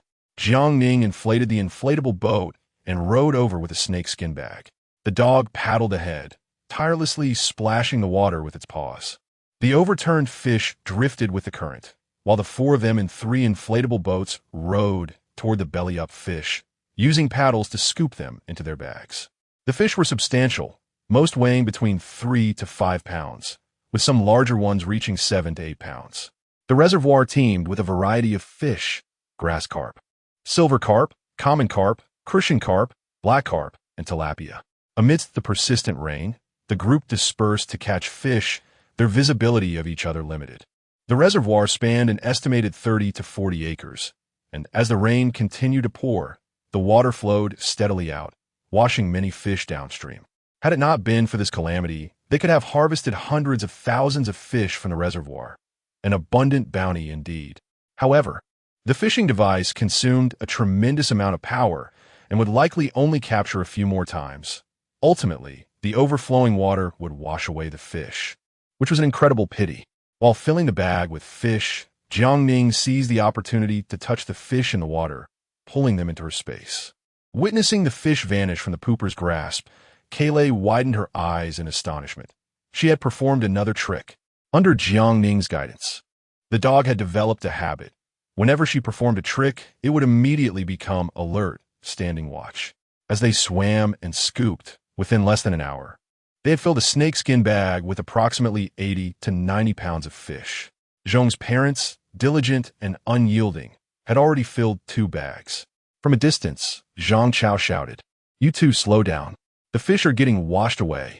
Hua Yishan and Zhong Ping were also busy catching fish, with 8 bags piled beneath a tree, weighing around 700 to 800 pounds. Without fish to eat, they were troubled, and with fish piled high, they were equally vexed about how to transport them. What if we catch a few hundred pounds each day? Zhong Ping pondered, concerned that the fishing device's battery would not last much longer. Can it be recharged? It can, but where can we recharge it? Hua Yishan suggested that they first trade the fish and then inquire if they could recharge it later from the group of sharp-beaked monkeys. Jiang Ning had no objections and proposed that each person carry a bag of fish down the mountain, with the understanding that someone would need to stay behind to guard the remaining fish. Given her age and strength, it was imperative that Jiang Ning stayed. Once Hua Yishan's figure disappeared from sight, confirming that no one was around, she moved the remaining 4 bags of fish onto the inflatable boat and rowed to the center of the reservoir to activate the fishing device. A few minutes later, fish began to surface belly up. Jiang Ning retrieved a large net to scoop the fish from the water and store them in her space. The reservoir was abundant with fish, and since they acted promptly, they managed to catch around 200 to 300 fish each time. After operating the fishing device 5 times, they had amassed over 2,000 fish, weighing several thousand pounds. When the fishing device ran out of power, Jiang Ning retrieved a solar battery pack from her space. Once charged, she caught another wave of fish, though the exact quantity was uncertain. It was surely no less than 20,000 pounds. With such an overwhelming number of fish, it was impossible to consume them all, so she planned to find reasons to distribute some later or trade them for other supplies, converting them into rations. After recharging the fishing device halfway, she rowed along the edge of the reservoir, collecting numerous dead fish swept downstream, filling up 3 snakeskin bags. About half an hour later, the dog became alert, and soon after, they heard Zhang Chao and the others approaching. When they reached the meeting point, they were surprised to see the 3 bags of fish. Zhang Chao exclaimed, "Ning, where did these fish come from? While you were away?" "I followed the edge of the reservoir and picked up quite a few fish," Jiang Ning replied, lifting her gaze to ask, "Have the trade negotiations been concluded?" Upon mentioning this, Zhang Chao displayed a mix of joy and concern. They needed the fish, but it was too much to consume at once. And 2 pounds of fish could only be exchanged for 1 pound of rice, allowing for a maximum trade of 200 pounds of new rice, with the remainder needing to be offset by other items. The principle of supply and demand was clear. Fish was naturally cheaper than pork. As food became increasingly scarce, the price of fish would rise, making it a challenge to sell 800 pounds at once. Jiang Ning inquired, "What should we do now?" They discussed other items, including medicine, canned goods, salt, oil, clothes, and various miscellaneous items. Hua Yishin expressed a willingness to contribute, saying, "If anyone is in urgent need of food, I can part with my share for medicine, canned goods, or oil and salt." Jiang Ning was indifferent. After all, 1803 would definitely require food, as the 3 of them were quite voracious. The Zhong family was in greater need, so they decided to split the shares of food between 1803 and the Zhong family. If the Zhong family wanted broken rice, they could take a larger portion, considering they had a family to feed. Jiang Ning asked about the priority. "Shall we continue to catch more fish?" "Of course. We mustn't waste food," Zhong's mother insisted. They had an idea. If they didn't want the fish, they could prepare it for themselves, frying, drying, or pickling it. In any case, there were 100 ways to prepare it. On their way back, they took a shortcut, and Zhong's mother discovered a vast patch of wild kudzu root in the valley, which could be dug up ground and processed into flour to stave off hunger. Jiang Ning mused, "Indeed, the wisdom of humanity is boundless." After finalizing their plans, they activated the fishing device once more. As they continued to catch and scoop, Zhang Chao frowned, sensing that the fish seemed to be dwindling. Jiang Ning took a deep breath. "I'm not responsible for this." Hua Yishin interjected, "Ultrasonic waves affect the fish. They sense danger and swim away with the current. It was only natural for them to flee from peril, especially since they could hardly consume all the fish they had already caught, which led to further concerns about how to manage them." After several more activations of the fishing device, they had collected over 1,000 pounds of fish, but it finally shut down. Zhang Chao, reeking of fish odor, felt nauseated by the smell and suggested, "Let us finish processing these fish first, then we can figure out how to recharge." Everyone agreed, and after filling their stomachs, they carried the fish down the mountain. Finding a shortcut made the journey significantly easier. After several trips, they had transported all the fish to the villa, leaving over 1,000 pounds after accounting for the traded fish. Bringing them back to the community was out of the question, as the Zhong family would be the first to attract attention. Jiang Ning exchanged glances with Zhang Chao and proposed that they process the fish at the villa. The Zhong family was eager to accept this plan. Thus, Jiang Ning and Zhong's mother remained to gut the fish, while the 4 men took the fish to trade. Handing Zhong's mother a cleaver, Jiang Ning crouched down to scale, gut, and cut the fish.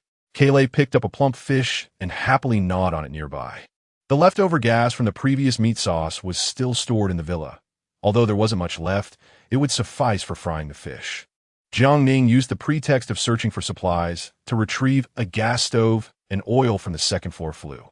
Zhong's mother was astonished and joyfully remarked, "You young people are truly resourceful." There wasn't much oil, but it would be enough to fry a few batches before their return. Zhong's mother was skilled in frying, while Jiang Ning continued to gut the fish. The aroma of frying fish became overwhelmingly strong, and it was evident that the pieces in the pot were overcooked. Yet Zhong's mother showed no intention of retrieving them. Jiang Ning gently suggested, "If we fry them too dry, they won't be edible, right? We need to ensure all moisture is removed. In this weather, they could spoil quickly. Frying may not be the healthiest option, but survival and satiating hunger were paramount. Indeed, storage was a significant issue. Jiang Ning had her choices and wouldn't consume overcooked fish. Kaylee adored fish, so she opted for the regular fry. Zhong's mother was astonished, wondering, how can we possibly eat all this fish? Chapter 60. Trading fish for dog food. Jiang Ning maintained an air of indifference, while Mother Zhong refrained from overly familiar interactions that could provoke annoyance. All right, I shall fry your portion first to prevent overcooking, she declared. To her credit, Mother Zhong truly excelled at frying. The fish emerged perfectly crispy on the outside and tender within, yielding an exquisite flavor. The enticing aroma lured Kola, who eagerly approached. Wagging its tail, Jiang Ning tossed several pieces to the dog while encouraging Mother Zhong to satisfy her hunger first. The fish was abundant, and it took nearly 2 whole fish before Mother Zhong's hunger was quelled. How long had it been since she had a full meal? The taste was divine, so delightful that one could almost swallow their tongue in enjoyment. The 18th floor indeed possessed remarkable skills, and Mother Zhong worked even harder, hoping they could take their catch home in the future. After frying several batches, the sound of a motorboat approached. Hua Yishan and his companions returned, carrying oil, salt, and various spices. Zhang Chao, with a broad smile, excitedly exclaimed, Ning, we've secured another business deal. After trading with the sharp-tongued monkey, they realized that with such a surplus of goods, they needed to devise alternative methods to prevent spoilage. Zhang Chao, adept at business dealings, proposed they visit the department store in search of new clients. Upon arriving at the department store, they discovered that the government had enacted new policies aimed at ensuring the survival of more citizens by introducing a market. Residents in need were permitted to set up stalls and barter essential goods. The market imposed no entry fees, but strictly prohibited disturbances. Those who violated the law would face severe consequences. The exchange of goods was plentiful, with throngs of people, yet the trade of food was scarce, primarily consisting of idle items such as clothing, bicycles, and kitchen utensils, while everyone sought to acquire food. In a bustling crowd, they hesitated to display the fish, opting instead to discreetly scout for potential buyers. Unfortunately, aside from Zhang Chao, whose keen eyes were an asset, the others struggled in this regard. The Zhong family were focused on their technical work, and Hua Yishan, with his background in law enforcement, found it challenging to identify promising clients, wary of potential pitfalls. It was crucial to note that while the market was bustling with traders, it was also rife with unscrupulous gangs looking to exploit the chaos. Thus, the three of them waited in a corner as Zhang Chao ventured into the crowd to seek out potential customers. Half an hour later, he returned with 2 ragged individuals. Father Zhong scrutinized them and was taken aback. Were these not his colleagues? Lao Gao, you're still alive? He exclaimed. Lao Zhong, you're alive too? The reunion of comrades amidst such dire times was poignant. Yet the looming disaster of their current situation kept Hua Yishan and the others on high alert. We have fish, and they possess dog food, Zhang Chao conveyed, eager to share the good news that Kola would not go hungry. Lao Gao lived in a neighborhood allocated to government employees. Though dilapidated, it was filled with familiar faces, mostly older residents with a fair share of younger families who banded together in search of supplies. They had acted promptly and, through sheer luck, discovered a dog food workshop, bringing back over 10,000 pounds of dog food. For months, they had survived on this sustenance. Though dog food was nutritious and filling, overindulgence led to nausea. Thus, they sought luck at the market. The middle-aged community was wise, carefully assessing potential traders before making any transactions. It was a fortunate coincidence that they would encounter old colleagues, easing the tension that had built up. After much haggling, they agreed on a trade: 3 pounds of fish for 1 pound of dog food. Father Zhong, frustrated, muttered about his colleague's cunning nature, lamenting, Lao Gao, you weren't like this before. Your conscience must be tarnished. Lao Gao, with a heavy heart, replied, Alas, we are all compelled by this calamity. While 3 pounds of fish for 1 pound of dog food may appear to be a disadvantageous trade, it was not necessarily so. Dog food was sustaining and well-preserved, whereas fish would spoil within days if not processed. Zhang Chao produced half a bag of dog food from his pack, stating, We've all tasted it, and it's quite palatable. Jiang Ning, however, declined to partake and instead called Kola over to sample it. Kola, though initially disdainful, relished it thoroughly, especially since it was offered by its beloved caretaker. The dog food was exceptionally well sealed, likely laden with preservatives, boasting a shelf life of 3 years. Upon hearing of the dog food, Mother Jiang was equally elated. If they proceeded to trade fish, it would suffice for the family for an extended period. Everyone desired it, including Jiang Ning, particularly upon learning of the freeze-dried dog food cans. Her beloved canine deserved the finest. Thus, all parties consented to exchange live fish for dog food. Lao Gao, testing the waters, acknowledged that both sides had substantial supplies and ultimately settled on a trade of 500 pounds of live fish for 500 pounds of dog food. Consequently, the remaining fish were few, but the reservoir still held plenty. Fishing would be a simple task.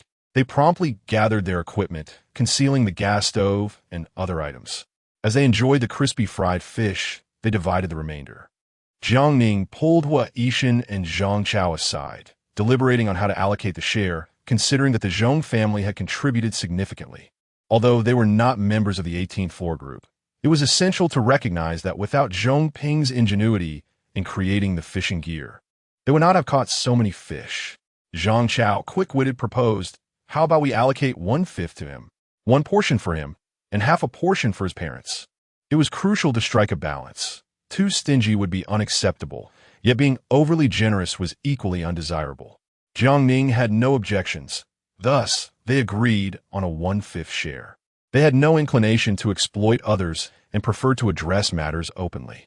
Learning they would receive a 1/5 share, the Zhong family's spirits lifted, their faces beaming with joy, as they considered themselves fortunate to receive even a share. With 500 pounds traded, they anticipated little would remain and decided to take all of it. In the darkness, the motorboat towed the rubber dinghy through the floodwaters. The group arranged to meet at a secluded area on the outskirts of the city for the exchange. Despite the presence of old colleagues, caution remained paramount. Jiang Ning urged everyone to don their life jackets and conceal their weapons. As they approached the trading site, Kola emitted a warning bark. Jiang Ning brandished a powerful flashlight, illuminating the area to reveal a motorboat alongside several rubber dinghies. The trading terms stipulated that Lao Gao's group could not exceed 6 individuals, 1 motorboat, and 3 rubber dinghies. Exceeding this limit would result in a breach of agreement, nullifying the exchange. Jiang Ning confirmed that the numbers were correct: 2 middle-aged men and 4 young men, all gripping iron rods, their expressions tense and alert. The flashlight scanned the surrounding waters, revealing no suspicious activity. The 500 pounds of fish were conspicuous, while the 500 pounds of dog food remained relatively discreet due to its weight. The Zhong family maneuvered their rubber dinghy closer, verifying that it was indeed dog food before signaling Hua Yishan and the others to approach. Weighing the goods, the exchange commenced. Although there were over 600 pounds of fish, Lao Gao only accepted 500 pounds of dog food. However, they also brought along 20 cans of freeze-dried pet food, suggesting they might try it and consider future trades with kin goods. Father Zhong leaned toward the dog food, chastising Lao Gao for his cunning ways. Chapter 61. Someone has arrived regarding this transaction. Jiang Ning was quite amenable, for the dog was fond of such delicacies. Thus, over 100 pounds of fish were exchanged for 20 freeze-dried cans. Lao Gao was equally satisfied with the fish received by Father Zhong and the others. Although 1,600 pounds may seem substantial, it was hardly enough when divided among the many families in the community. "Lao Zhong, do you have any left?" Father Zhong, cautious, inquired, "How much do you need? How about trading every 3 days, 2,000 pounds at a time?"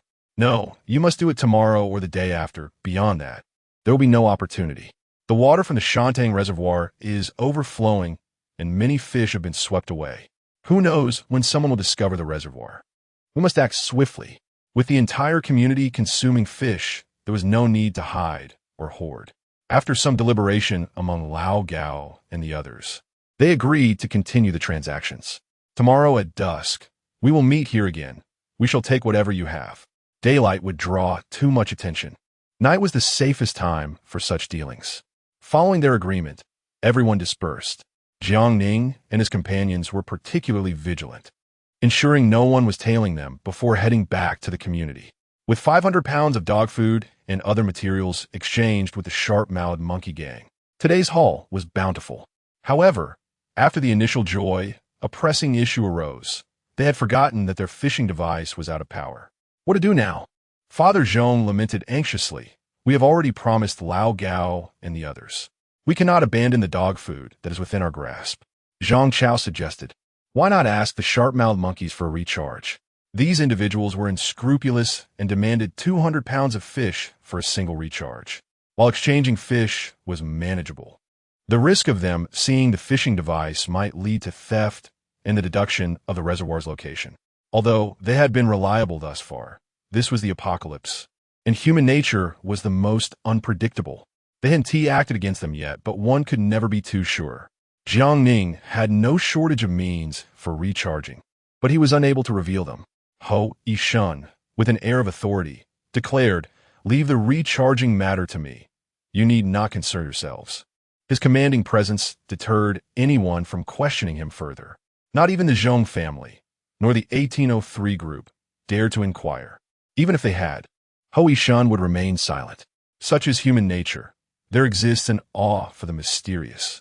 Ho Yishun undoubtedly embodied this enigma, and they were all too aware of the consequences of curiosity.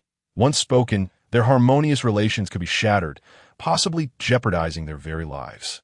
Despite the light-hearted demeanor of the 1803 group, they understood the stakes. With Ho Yishun, they did not enjoy the same privileges as they did with Jiang Ning. Thus, rather than inquire, they would assist in concealing matters. As the night deepened, vigilance remained high, and the group quietly transported their supplies upstairs, barefoot. The Zhong family emerged as the most successful in this outing. They not only acquired over 100 pounds of dog food, but also several dozen pounds of rice and crispy fish. If they rationed their provisions, they could sustain themselves for months. Grandmother Zhong was tormented by anxiety, straining to listen for any commotion outside as she gently opened the door for her son and daughter-in-law. Upon learning of their substantial gain, she whispered, "The residents of the 18th floor are truly commendable. We must remember the kindness received and not forget this debt of gratitude." "Mother, we are well aware," came the reply. The family did not rest, but instead worked through the night, packaging their goods into several portions, hiding them within wardrobes, sealing spaces, and even a range hood. Human hearts are akin to tigers. These supplies were vital for survival, demanding the utmost caution. Jiang Ning, however, had it easiest, simply tossing everything into his space. Zheng Weili declared, "And Ning, the three of us still have food. When the dog food runs out, feel free to come and take some." "Brotherly love must be clear," Jiang Ning replied without hesitation. "All right, we'll exchange goods when the time comes." After closing the door, he took the dog into the space for a hot bath, for the fishy odor was unbearable. The dog, having entered several times now, remained remarkably composed. Upon locating the stash of fish, its eyes sparkled with excitement, recognizing an abundance of provisions. While it could not count, it sensed the pile was monumental, enough to sustain it and the caretaker indefinitely. The prospect of endless meals brought Jiang Ning immense satisfaction. He would deal with the fish at a later time. Exhausted from the day, both he and the dog relished a warm chicken soup, sharing goofy smiles. Little White, with its round belly, approached quietly and sat beside Jiang Ning. He affectionately rubbed its round belly, speculating that it would soon bear a considerable number of pups. The dog, feeling threatened by the competition for attention, quietly bared its teeth in warning. Once the pups were born, they would all become its feast. Worn out from the day, they left later than usual the next morning. Lu Yu relieved Zhang Chao, while Zheng Weili stayed home to tend to the child, feeling increasingly anxious and as if she were receiving handouts. Unbeknownst to her, Ho Yishun had managed to recharge the fishing device, igniting curiosity among the group, yet none dared to inquire. To survive in this apocalypse, one must learn to keep their lips sealed. Lao Gao's group announced they would take whatever was available, ready to roll up their sleeves for a hard day's work. Fearing that Ho Yishun might not be able to keep pace, Jiang Ning decisively brought along his inflatable boat. The boat was equipped with an engine, and Father Zhong, concerned about the young girl's ability to carry it, offered to help her climb the mountain. Jiang Ning graciously accepted, and thus the Zhong father and son team, along with Lu Yu, took turns carrying the boat over the hills. Upon reaching the reservoir, they found the water level had risen even more than the previous day. Engaged in laborious tasks, the group did not skimp on their meals, ensuring they were well fed before commencing work. Especially for the Zhong family. The meat they consumed made them feel more robust than before. They divided the tasks efficiently. Ho Yishun and Zhong Ping operated the fishing device while Jiang Ning and the others spread out to catch fish. Zhong Ping had crafted 2 nets overnight, significantly enhancing their efficiency. The dog ominously stared at Zhong Ping, feeling deprived of its chance to hoard fish. The dog's intimidating gaze unnerved Zhong Ping, who asked Ho Yishun, "Why does it keep staring at me?" Ho Yishun, accustomed to the situation, responded, "If you don't watch it, how will you know it's watching you?" Stumped, Zhong Ping conceded, "All right, I'll focus on fishing." Drawing from their experience from the previous day, the group worked swiftly, and within approximately 2 hours, they had amassed nearly 2,000 pounds of fish. Just as they were about to continue, suddenly, the dog growled menacingly, "Woof." It fixed its gaze on the distance, alert and fierce. Jiang Ning pulled out binoculars and realized, to his dismay, that they were not alone. Others had arrived. A group of 30 or so individuals had also discovered the reservoir and were busy fishing. "What should we do?" Mother Zhong exclaimed, growing anxious. "We've been spotted." Jiang Ning remained composed, assuring, "They will fish as they please. We shall do the same." With 2,000 pounds of fish, fleeing is not an option. Soon, the newcomers approached the reservoir, equipped not only with inflatable boats, but also 2 speedboats. Upon closer inspection, there were at least 30 individuals, likely a team scouring for supplies. One speedboat led the charge, carrying a dozen armed men, some adorned with tattoos, as they ferociously steered toward the center of the reservoir. Ho Yishun furrowed his brow, securing the speedboat to the inflatable boat. With one speedboat tied to one inflatable boat, they would be able to move swiftly. He retrieved a nail gun from his backpack and tossed it to Jiang Ning, instructing, "Catch." Thanks to Jiang Ning's quick reflexes, he narrowly avoided a tumble into the water. Chapter 62. The consequences of provocation. The atmosphere grew tense as the newcomers approached, instilling fear particularly among the timid members of the Zhong family, who were unaccustomed to such high-stakes situations. Yet the apocalypse allowed no room for civility, forcing them to brandish kitchen knives in self-defense. The speedboat surged forward, its occupants tattooed and boisterous, screaming with fervor, while others paddled their inflatable boats closely behind. Spotting the belly-up fish floating on the water's surface, their eyes glimmered with avarice, especially since the bags aboard Jiang Ning's vessel were filled with the very catch they coveted. The speedboat came to an ostentatious halt, and its captain brandished a large cleaver. Barking orders, "Leave the fish, the boat, and the dog behind, and we might spare your lives." Among the 6, 2 women and 4 men. Only the tall man exuded any semblance of threat. The rest appeared utterly inept.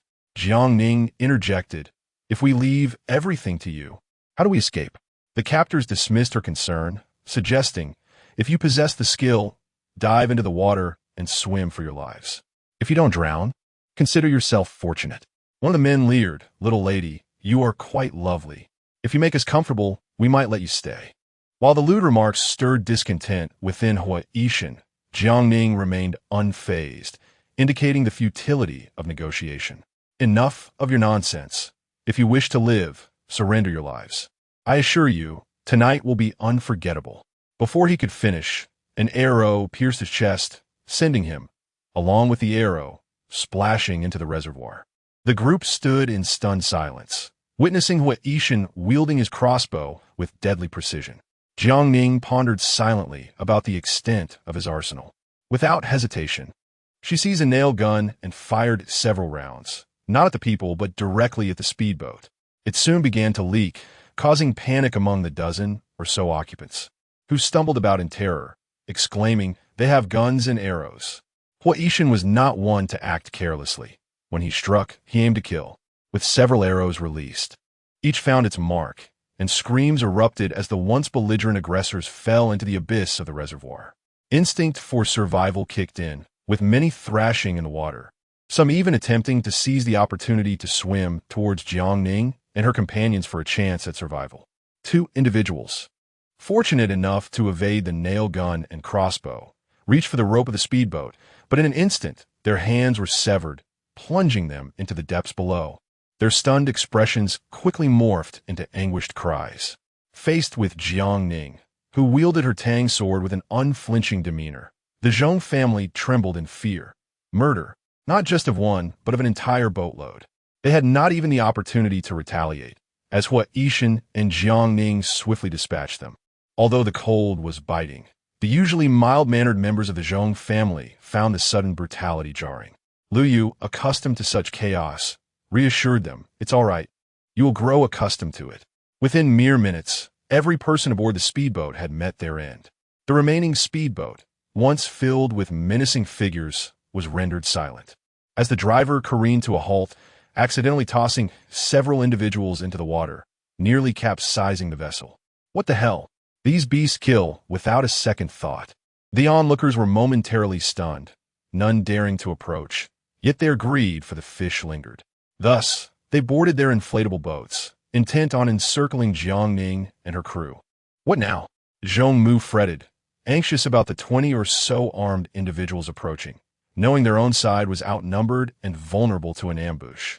Jiang Ning surveyed the scene with binoculars, discerning that the occupants of the speedboat were likely from a criminal gang. While the individuals in the inflatable boats appeared gaunt and desperate, their eyes reflecting a ravenous hunger for food, survivors coerced into the service of the gang for mere sustenance. Though armed with various weapons, it was apparent they lacked firearms. The distance rendered Jiang Ning's nail gun and crossbow ineffective, stripping them of their advantage. Jiang Ning felt unperturbed by the possibility of their charge. Her concern lay in a stalemate, which could prove detrimental. As anticipated, the tattooed men hesitated, instead urging those in the inflatable boats to advance. The latter, fearful yet driven by hunger, slowly paddled closer. Hua Yishan spoke up, "As long as they maintain their distance, we need not concern ourselves with them. Let us continue fishing." Lu Yu and the others snapped back to reality, retrieving their gear to catch the fish. With the reservoir exposed, today marked their final opportunity for a bountiful harvest. They had to seize it decisively. As for the troublemakers, they could be dealt with after the fishing was complete. There was no need to waste time in standoff. The earlier commotion had scattered many fish downstream, and the occupants of the inflatable boats began to collect the drifting bounty from afar. "I got one. I caught a fish," exclaimed one, while another shouted, "I got some too." Excitement lit up their faces as they filleted their catches on the spot, the raw fish reeking but a necessary sustenance. Far better than nibbling on leaves. Many could not resist the temptation, indulging in the fresh catch despite the mess of scales and blood adorning their lips. Jiang Ning stood resolutely on the speedboat, her gaze fixed on them as fishing resumed. The others remained focused on their task while she stood guard with her nail gun. Modified to reach up to 30 meters, its effectiveness diminished beyond 15. Greed often leads to folly. The group in the inflatable boats repeatedly probed for more fish, their insatiable hunger pushing them to encroach further. Jiang Ning remained silent, but as the first inflatable boat crossed into optimal range, she raised her hand and fired without hesitation. The shot did not strike a vital point, but hit the shoulder instead. With her next shot, she aimed at the inflatable boat. Startled, they hastily retreated, no longer daring to approach. "Please, miss, have mercy. We haven't eaten in days. Just let us catch a few fish. Our children are starving," they pleaded. Jiang Ning's voice was cold as ice. "Step back." Regardless of their desperate entreaties, her resolve remained unyielding. Reluctantly, they retreated, though they still sought to catch fish. The current was strong, and the mountain winds stirred the waters, scattering the fish that had been startled by the ultrasonic waves. The inflatable boats gradually dispersed, ceasing their advance towards Jiang Ning and her crew, now content to gather what they could from the periphery. Some agile individuals had already managed to secure over 20 fish. When they ventured too close, they quickly retreated to safety. The tattooed men aboard the speedboat were incensed by the disobedience of their companions, yet they were powerless to act, ultimately joining in the fishing. Meanwhile, they plotted to seize the opportunity once the others had finished gathering their haul. One of the henchmen whispered, "Boss, should we call for reinforcements?" The leader glared. "How would we do that? With only one speedboat, by the time we go and return, it will be dark. Besides, those disobedient sheep will have gathered plenty and could flee. We'll wait until they reach the shore, then devise a plan to ambush them." Ironically, Jiang Ning too contemplated a similar strategy to deal with them once they were ashore. Chapter 63. The reservoir dam break as the fishing drew to a close. The number of fish surfacing dwindled, while Hoard and his companions managed to catch nearly 3,000 pounds. Coincidentally, the fishing device ran out of power. The wind grew stronger, and the rubber boat was blown apart. Jiang Ning and the other's speedboat, having captured a considerable amount of fish, was barely held in place against the gusts, though standing on it felt precarious. The unanchored rubber boats, despite vigorous rowing against the wind, drifted further away with the current. Jiang Ning furrowed her brow, sensing something was amiss with the water flow. There seemed to be a current pulling towards the reservoir's sluice gate. Hoard, noticing the oddity, instinctively glanced at Jiang Ning. Their eyes met, and within each other's pupils, they discerned danger. In unison, they shouted and grasped the pull cord of the speedboat's engine. "Lu Yu, hold on tight." Jiang Ning swiftly started the speedboat, steering it away from the sluice gate. Lu Yu, seated in the rubber boat alongside Mother Zhong, nearly got swept away, clinging tightly to the tether. Hoard and the Zhong family were no exception, tightly gripping the bag of fish. The two speedboats raced through the reservoir like a whirlwind. "Big brother, they're escaping. Let us pursue them. Hurry, don't let them slip away. Chase after them." Just as the words left their lips, a tremendous crash echoed from afar. It felt as though the heavens had been pierced, unleashing a deluge of water that surged forth in an unstoppable torrent. Jiang Ning did not look back. She raced against the flood, propelling the boat towards the farthest point.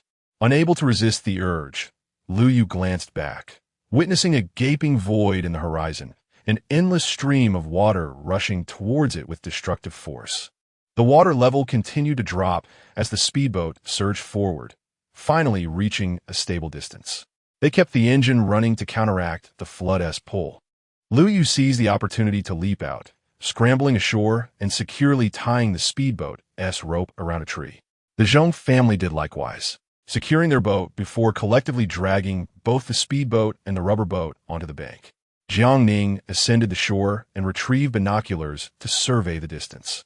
The reservoir's dam had indeed broken, with floodwaters gushing forth incessantly, resembling an unseen tentacle that sought to draw the occupants of the rubber boat towards the breach.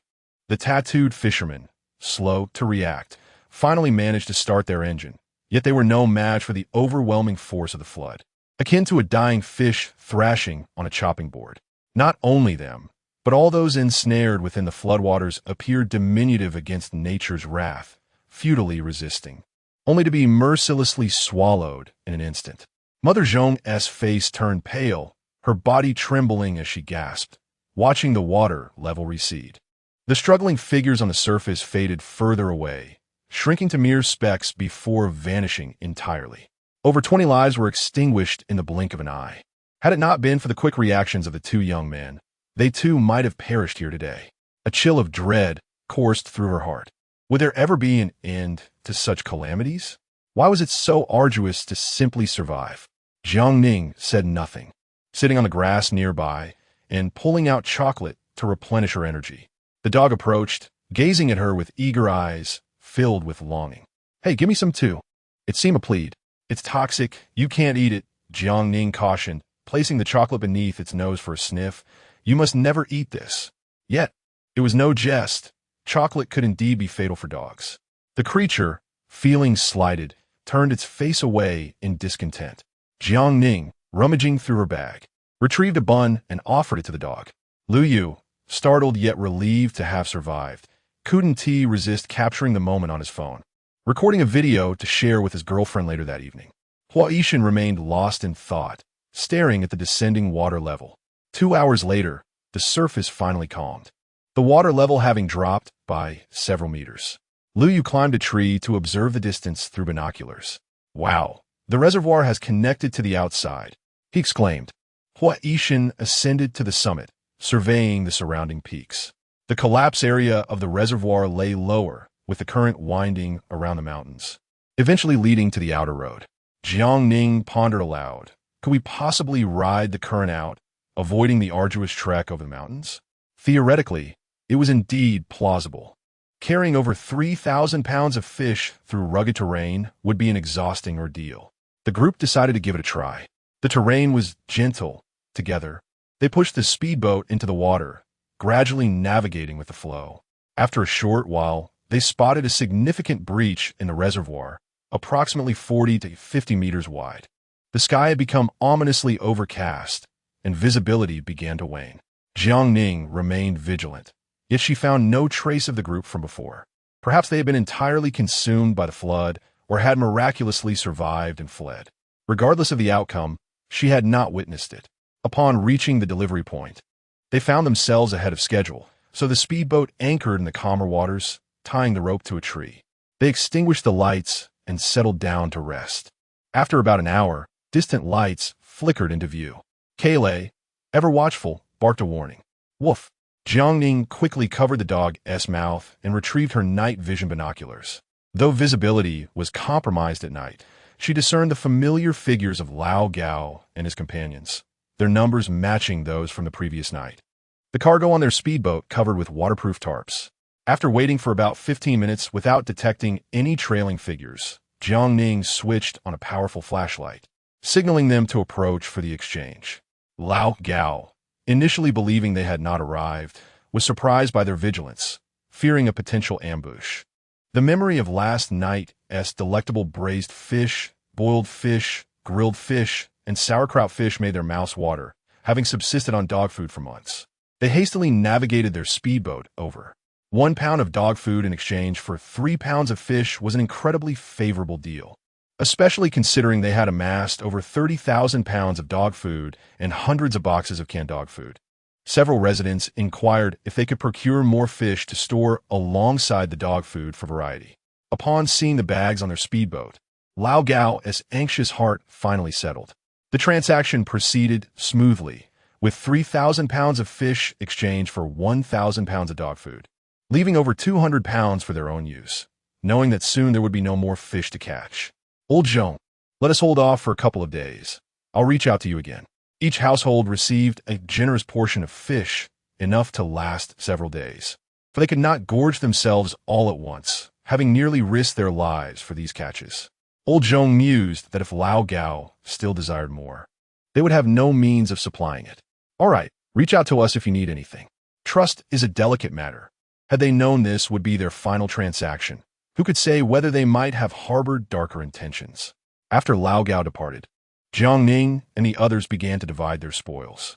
The Zhong family maintained a 5-way split for both the dog food and the fish, with Jiang Ning receiving nearly 200 pounds of dog food and 8 fish. Oh dear, hoarding food for the dog proves quite a challenge. It took 2 attempts to gather less than 300 pounds, but it should last for a while. Returning to the 18th floor in the darkness, Jiang Ning scrubbed vigorously with body wash for quite some time, finally ridding herself of the fishy odor. Kaylee, sensing the atmosphere, sprawled in the bathtub, pushing the body wash towards Jiang Ning, as if to say, "Come on, help me bathe." Jiang Ning sleeps thichet. Had she adopted a dog or merely acquired a demanding master? Fine, who cares about dignity? It's the dog that reigns supreme. Chapter 64. The bamboo shoots awakening naturally without having breakfast. Zheng Weili knocked on the door. Ning, how do you plan to prepare your fish? Jiang Ning replied nonchalantly. I intend to make pickled fish. I will inquire with Grandma Zhong later. Having received 2 portions from 1803, she found it impossible to consume such an abundance and contemplated taking half to the market at the department store to trade for useful supplies. Jiang Ning had no desire to join this bustling affair. She intended to return to the villa at Banshan with her cola, hoping to catch a rabbit or 2. The reservoir was perilously unstable, and after exhausting Zhang Chao and Lu Yu over the past few days, they were disinclined to venture there again. She then knocked on the door of 1801, where Hui Yishan agreed to accompany her to the market, primarily to allow Dodo to gain experience and familiarize herself with the harshness of the outside world. Unfortunately, The unfortunate Zheng Weili had to remain behind to tend to the household. Just as she was about to step out, Grandma Zhong approached, quietly inquiring if they were going to the 18th floor to dig wild kudzu roots. Taking advantage of the ride to the 18th floor, the Zhong family had amassed quite a stockpile of supplies, for who would ever refuse an excess? This time, the heavens were gracious, but there was no guarantee of future opportunities. The wild kudzu roots were as thick as tree roots, and 10 pounds might yield scarcely a pound of powder. The task of digging was arduous, and the subsequent grinding and washing posed further challenges. While kudzu powder is renowned for beautifying the skin, its texture was akin to mush, utterly unfulfilling. Those on the 18th floor, with ample provisions, had become complacent, showing no interest in participating in this unappealing endeavor. Consequently, the Zhong family had no choice but to tackle it alone. After breakfast, Jiang Ning set out with her dog, navigating back to the reservoir via a speedboat before embarking toward another mountain peak. On the other side lay a dense grove of mozo bamboo, a discovery she had made through her binoculars 2 days prior. Mozo bamboo produces shoots in winter, commonly referred to as winter bamboo shoots, and the season for harvesting them was currently upon them. As she ascended the mountain, she soon encountered a vast expanse of mozo bamboo, with soil clods cracked and scattered by the emerging shoots, some even poking their heads out. Bamboo shoots, real bamboo shoots. Jiang Ning retrieved her binoculars to ensure the vicinity was clear before taking out her hoe from her storage space, reminding her dog to keep watch. She swung the hoe to dig, scrape, and unearth the shoots, which were incredibly fresh, each weighing around 3 to 4 pounds with their husks. She continued to dig incessantly. In the midst of this, the dog became a playful nuisance, aiding her with its paws. "Be careful not to hurt your paws," Jiang Ning cautioned. However, the dog insisted on lingering near the spot where she was digging. Jiang Ning feigned sternness. "Kola, be careful, or I'll swat you." At last, the dog complied, retreating to keep watch. Moments later, it darted off again. Such was the nature of a herding dog, always restless, whether it was chasing after a fight or a chicken. After several minutes, the dog returned, proudly carrying a bloodied object in its mouth. To Jiang Ning's astonishment, it was a plump wild rabbit, riddled with several bite marks. What a fierce attack it must have endured. She cleaned the rabbit, shook off the excess water, and placed it in her storage space, tossing in a couple of wild boar bones for it to gnaw on. Jiang Ning, diligent in her work, wielded the hoe with fervor. Indeed, she had successfully harvested an entire grove of bamboo shoots. Hundreds of pounds of bamboo shoots could be transformed into an array of culinary delights. Stir-fried bamboo shoots with cured meat, bamboo shoots marinated in wild mountain pepper, spicy bamboo shoots in red oil, pickled sour bamboo shoots, and sun-dried bamboo shoots. Just the thought of it made her mouth water. After a brief respite, Jiang Ning took out her chainsaw and began to fell the mature bamboo. Soon, entire stands of old bamboo came crashing down. While she couldn't precisely articulate her plans for the bamboo, she sensed it would be useful in the future, perhaps for constructing shelters or other structures. With the extreme cold approaching, all vegetation on the mountain would perish, and regrowth would not be an easy feat. After cutting down over 100 mozo bamboo stalks and uprooting several old bamboo roots, she intended to plant them in her storage space during her downtime. Not only bamboo, but she also uprooted wild grasses, wild fruit seedlings, and various medicinal herbs. Noticing that time was still on her side, she resumed logging in the forest. With insufficient time to chop off branches, she opted to store entire trunks in her space, knowing that once dried, the branches could serve as firewood. After felling dozens of trees, she wished to continue her labor, but the encroaching darkness prompted her to return. Though exhausted, a sense of security enveloped her, knowing she had ample supplies in her storage space. She gathered a half bundle of firewood for appearance's sake and returned to the speedboat with her dog. Upon reaching the 18th floor, Dodo opened the door and leaped into her arms, her face beaming with pride. "Sister, I sold fish today." Jiang Ning welcomed her in, asking, "Did you sell them all?" Yes. I sold 3 fish," Dodo exclaimed, her joy evident. Jiang Ning praised her. "Wow, our Dodo is truly impressive." Dodo, overjoyed, hopped up and down. "Brother praised me too." After changing out of her wet clothes, Jiang Ning found a cartoon to entertain Dodo but noticed scratches on her face. What happened to your injury? Dodo looked a bit aggrieved. While I was eating candy, someone suddenly rushed over and snatched it from my mouth. Jiang Ning furrowed her brow.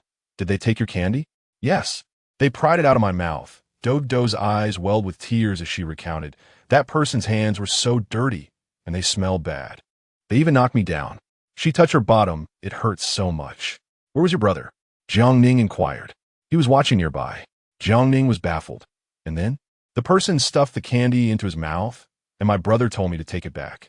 Dodo, reluctant to confront the boy, but not wanting to anger her brother, lunged to reclaim her candy. The boy refused to yield and even raised his hand to hit Dodo. Angered, she retaliated, easily landing a series of blows that left him bruised and battered. It was Dodo's first experience fighting, and in the end, she extracted the candy from his mouth, presenting the saliva-soaked treat to her brother. What Ishin declined, instead gently ruffling her hair. Dodo, you did very well. In the future, you must protect your belongings and not let others bully you. Though she grasped only part of it, fear crept in her heart upon receiving her brother's praise. Remember, brother cannot protect you forever. If you do not defend yourself, not only will your candy be taken, but all your treats will be snatched away, leaving you as pitiful as them, starving, dirty, and begging in streets. Though those children did not wish for such a fate, the calamity of their world was merciless. Ishin had Dodo look into the eyes of the boy who had been struck. The defeated child's eyes were red, seemingly filled with self-loathing. Dodo could not comprehend. He stole my candy. That is wrong. Why does he not admit his fault and remains so fierce? Dodo, when a person is on the brink of starvation, there is no right or wrong in their eyes. They think if they can overpower you, they can take what you have. Ishin held his sister close, patiently explaining. Do you understand why he was so aggressive towards you? Dodo shook her head. Because you wear new clothes, have good food to eat, and do not suffer hunger, while he possesses nothing. Thus, he feels envious and wishes to seize your belongings. Brother, are they all like that? As they entered the bustling market, Dodo sensed many pairs of such eyes, which made her inexplicably nervous. Most of them are. But you can use the skills your brother taught you to protect yourself, and then no one will dare to bully you. Chapter 65. Genuine Affection or Deception. The first fight left a profound impact on Dodo's spirit. She embraced Ishin's neck, declaring, Brother, when I grow up, I will protect you. Good, he replied. Dodo will also protect her sister and Kale. Good. Following this, Ishin took it upon himself to teach her the art of fishing. Jiang Ning observed in silence, noting how straightforward and somewhat harsh his teaching methods were. Yet, in a world where order had collapsed, perhaps adhering to the traditional values of integrity and beauty would only serve to hinder Dodo. Well, your brother's teachings are not entirely incorrect. Jiang Ning, curious, asked, Dodo, have you ever gone hungry or been bullied? Dodo lowered her head, nervously clutching her clothing. It's okay. You don't have to share if you don't want to.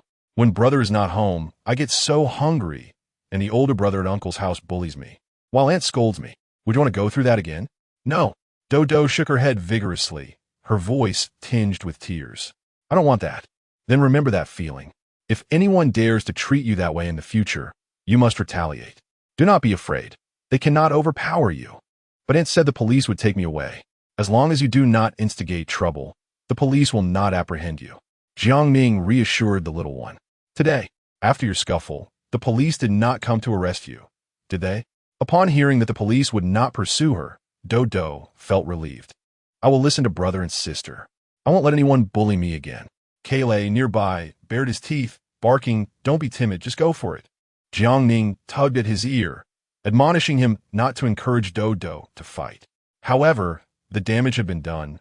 Dodo, invigorated, clenched her small fists and declared, Fighting is so easy.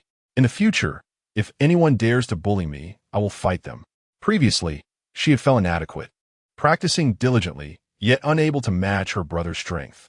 Today, however, she realized it was not her weakness, but rather her brother's prowess that was remarkable. The boy who snatched candy from her couldn't even withstand her single hand. Jiang Ning felt a headache coming on with these two and decided to shift the conversation.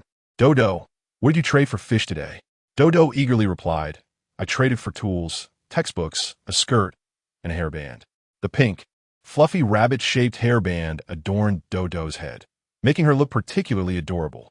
Yet, she felt a twinge of guilt. Sister, did we lose out on brother's fish? Zhang Chao and Liu both said we exchange for useless items. Not at all. As long as you find it valuable, that is what matters. Everyone has different needs. And besides, Hua Yishan does not lack supplies. The items from 1803 are far more practical. 2 bags of salt, dried vegetables, sanitary pads, and a lighter. Zheng Weili even handed her a pack of sanitary pads. Even in the apocalypse, we still bleed every month. What a hassle.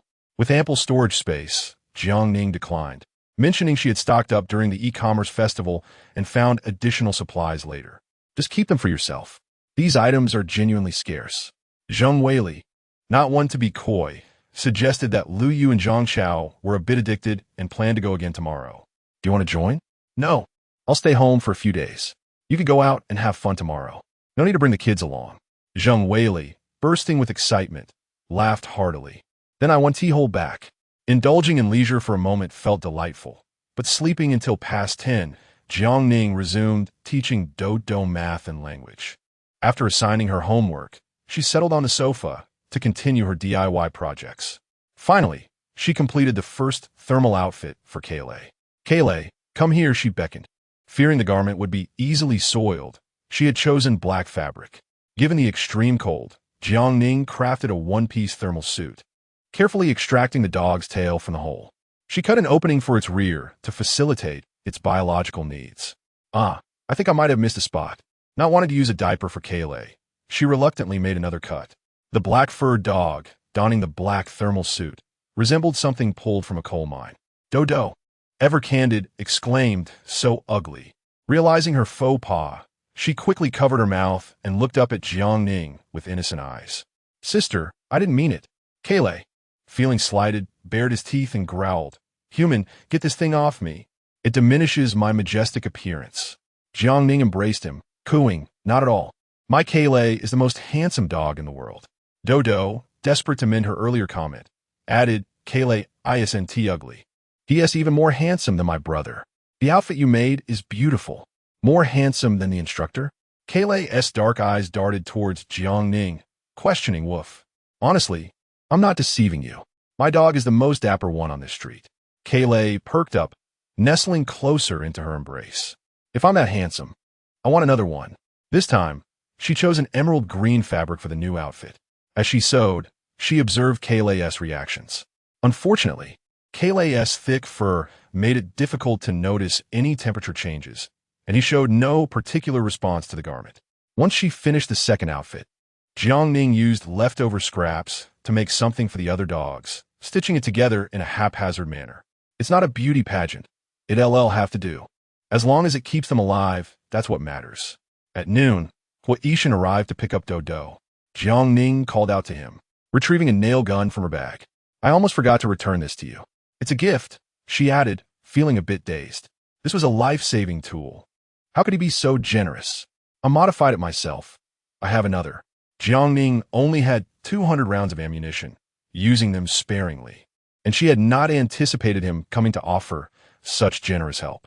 Yet, there's no such thing as a free lunch in this world. What do you want in exchange? Anything I possess is negotiable. Food, wine, meat, cigarettes, medicine.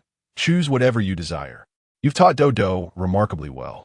She has already learned quite a few characters.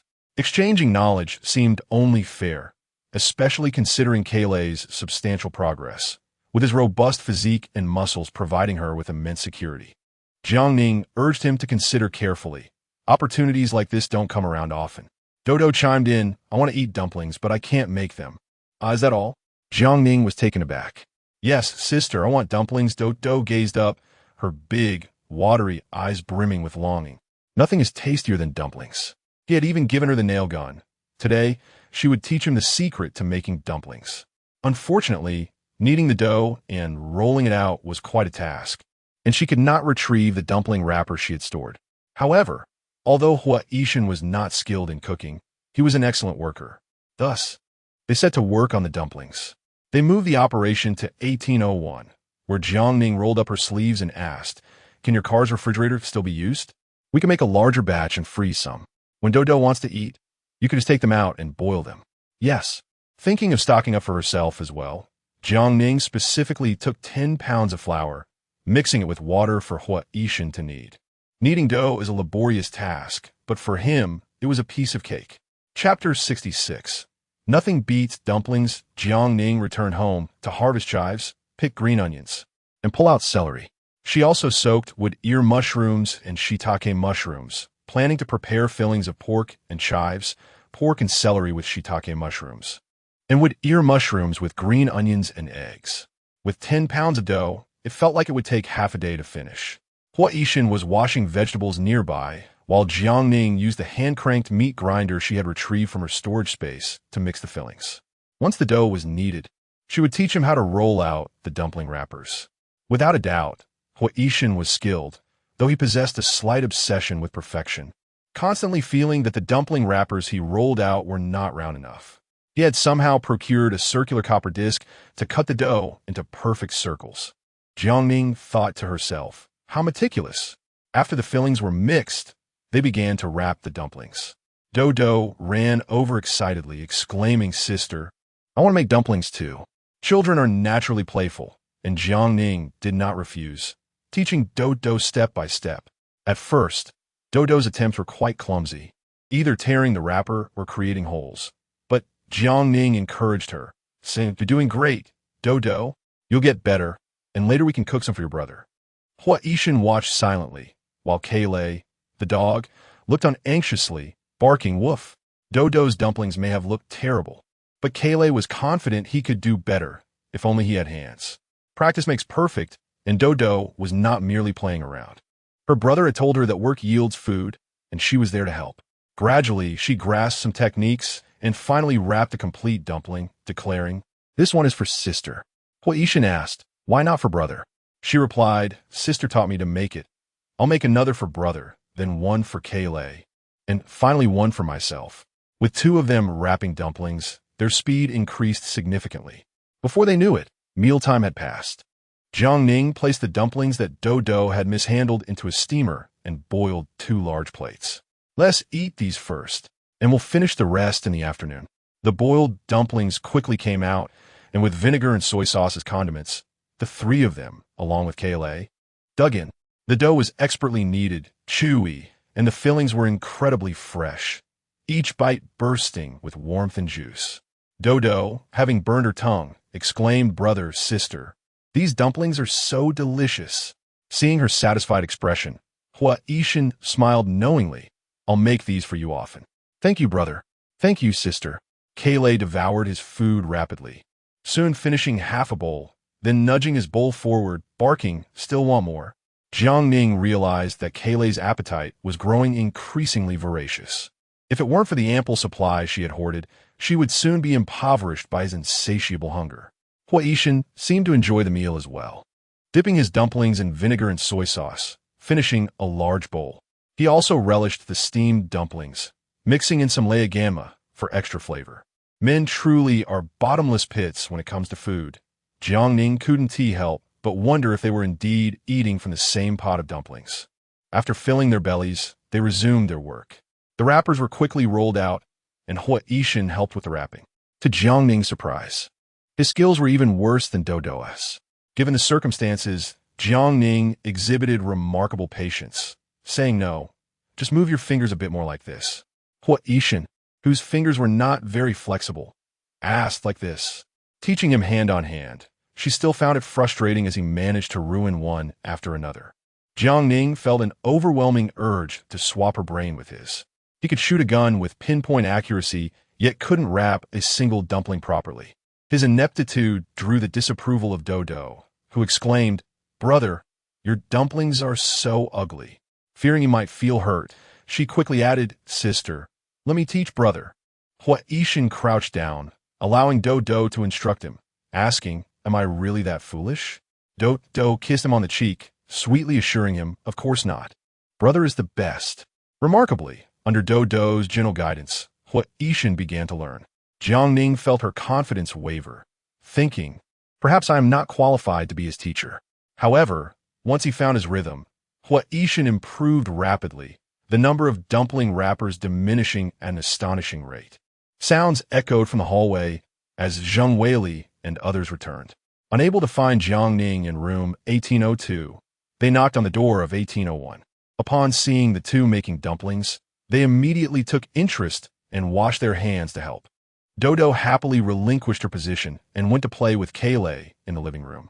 1 pound of flour mixed with water yielded 1.5 pounds of wrappers, and each pound of wrappers could produce 70 dumplings. With the assistance of room 1803, they finally completed 1,000 dumplings.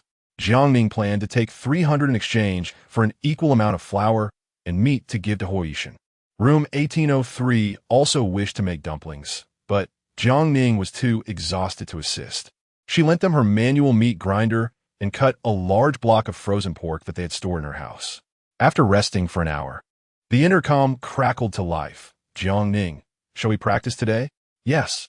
If you want to practice archery, you can come over early.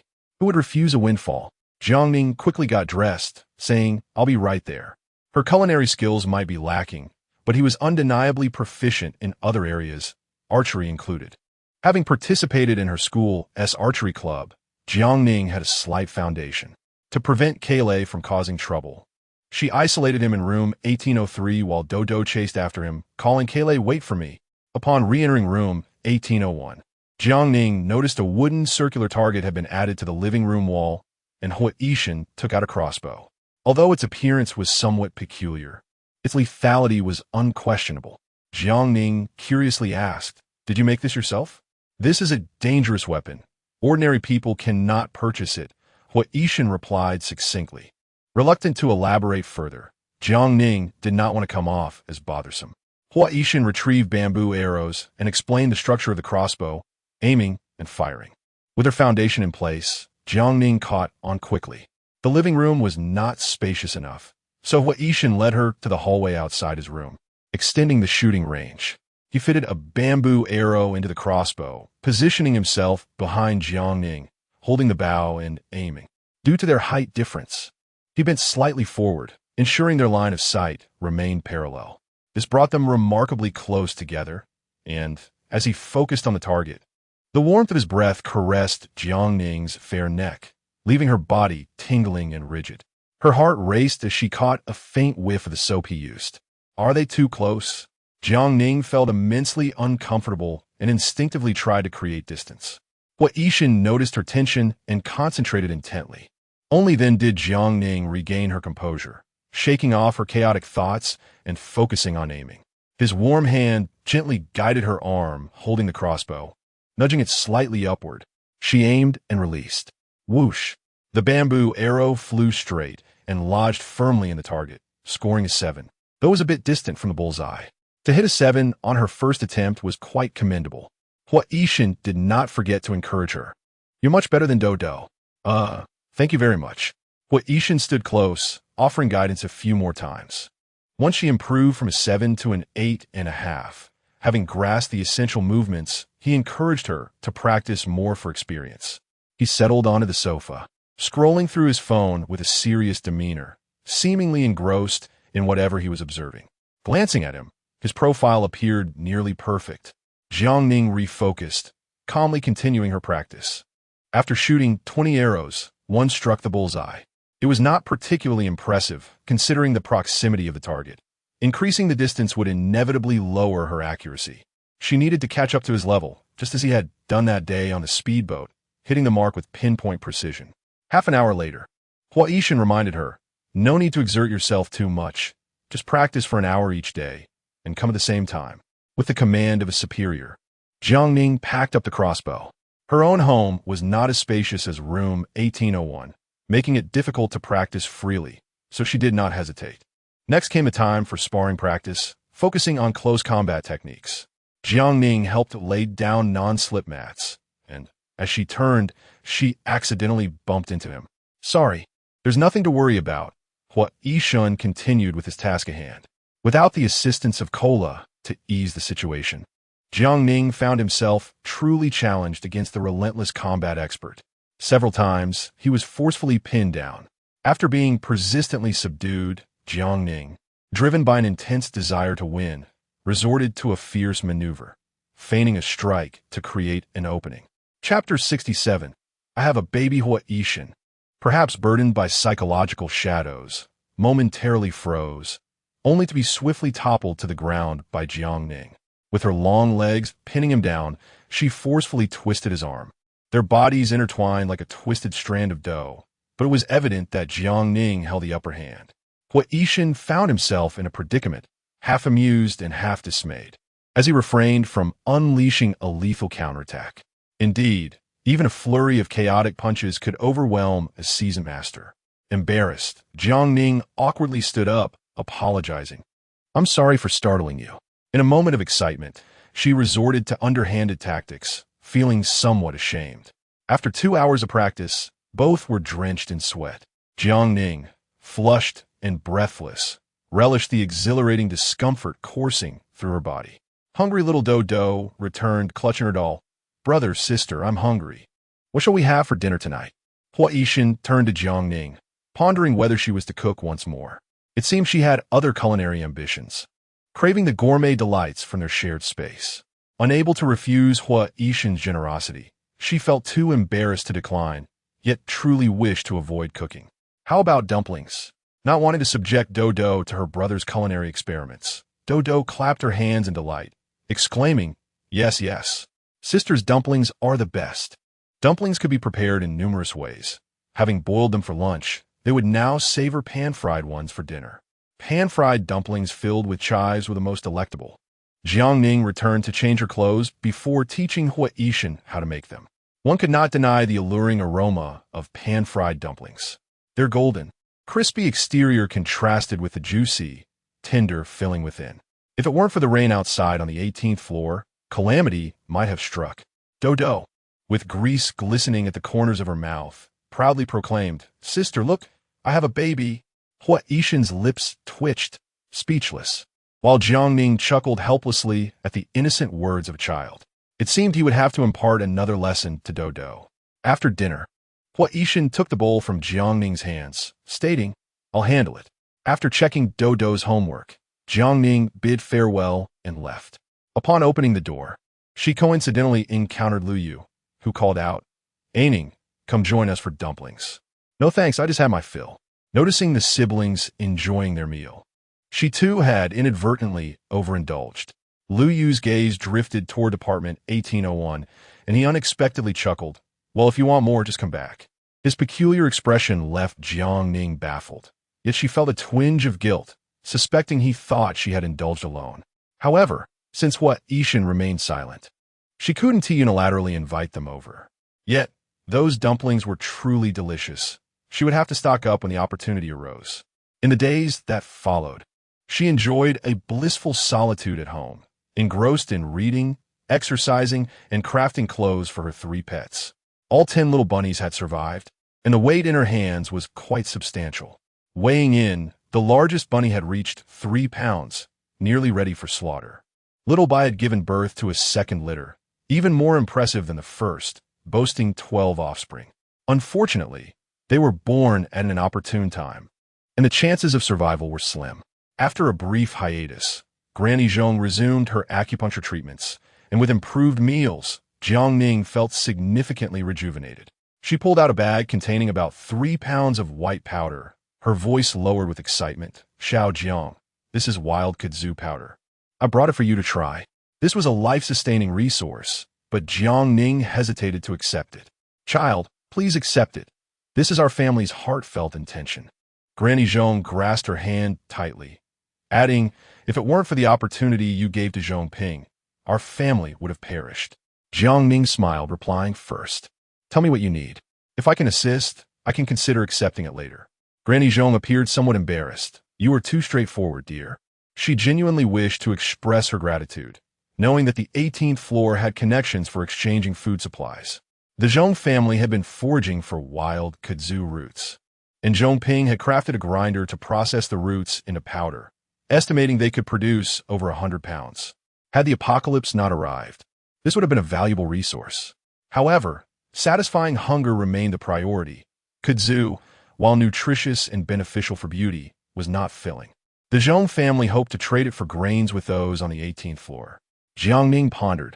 How do you plan to barter? 1 pound for 1 pound. What do you think? Jiang Ning did not give a definitive answer, stating she would inquire. Granny Zhong felt uncertain, likely believing the prospects were slim. But if it came to it, exchanging for broken rice would suffice. It appeared the Zhong family was aware of the situation. Would they be willing to exchange fresh rice for kudzu powder? In this environment, only those affluent and unconcerned about food shortages would consider such a trade. While treating Granny Zhong with acupuncture, Jiang Ning returned to her room to prepare kudzu powder. The powder bore a mildly sweet, slightly bitter flavor, accompanied by an earthy aroma. The taste was average, but it possessed numerous benefits. It could clear heat, detoxify, quench thirst, nourish the kidneys, strengthen the spleen, aid digestion, soothe the nerves, brighten the eyes, and promote bowel movements, making it a rare find in the post-apocalyptic world. Jiang Ning, not one to hoard resources, evenly divided the 3 pounds of kudzu powder between apartments 1801 and 1803, mentioning the Zhong family's plan to exchange for grains. The two families showed little interest. Zhang Chao lamented the fish that had escaped from the reservoir, expressing regret. What a pity. The sharp-beaked monkey even came back to us, asking for another batch of fish, 2,000 pounds in one go. Lu Yu shared in the disappointment. They must have channels to sell to the wealthy. Otherwise, who would dare order such a large quantity? Hearing that there were no fish left, their expressions conveyed a sense of loss, leading to repeated reminders that they should be contacted if fish became available in the future. The next day, Jiang Ning informed Granny Zhong that the other party agreed to trade broken rice for kudzu powder, provided the quality was assured. She decided to accept this batch as, with the progression of the apocalypse, people's health would only decline further, making it a worthwhile supplement. Granny Zhong was overjoyed. A few days later, the Zhong family prepared 100 pounds of wild kudzu powder, additionally gifting Jiang Ning 5 pounds as compensation for her assistance. The father and son from the Zhong family awaited her in a quiet corner outside the community. Jiang Ning, aboard a rubber boat, transported the kudzu powder, taking cola for a stroll outside. Upon reaching a secluded spot, she stowed away the kudzu powder in her space, replacing it with an equal weight of broken rice before returning after walking her dog sufficiently. The Zhong family was elated upon seeing the exchanged broken rice. As she awoke from her afternoon nap, the rain had significantly lessened. Jiang Ning did not share in the joy. Instead, her brow furrowed, sensing an impending cold front. By evening, the rain had dwindled to a light drizzle, and the sky seemed to brighten slightly. Over the past 3 months, countless lives have been lost to the despair of the flooding, and now, at last, the clouds seemed to be parting.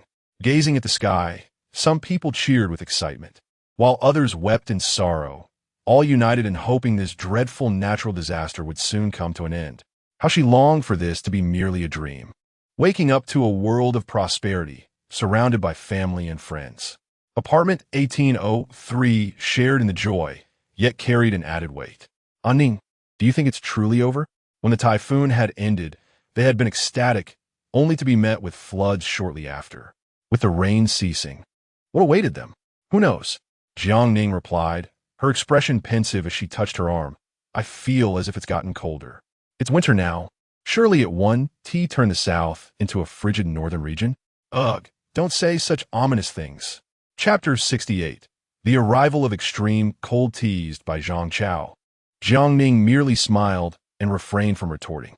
If she truly possessed the gift of foreboding, she would wish for the extreme cold never to arrive. Observing discreetly, she noted that Hua Yishan remained as stoic as ever, his expression neither sorrowful nor joyful. Kale, however, was somewhat restless, having been trained for 4 hours and still unable to settle down, emitting soft whimpering sounds intermittently. Uncertain of when the extreme cold would descend, Jiang Ning, sensing an ominous premonition, prepared an electric blanket, down comforter, and cotton quilt in advance. That night, she donned her thermal clothing, as the high-intensity training during the day had greatly depleted her energy.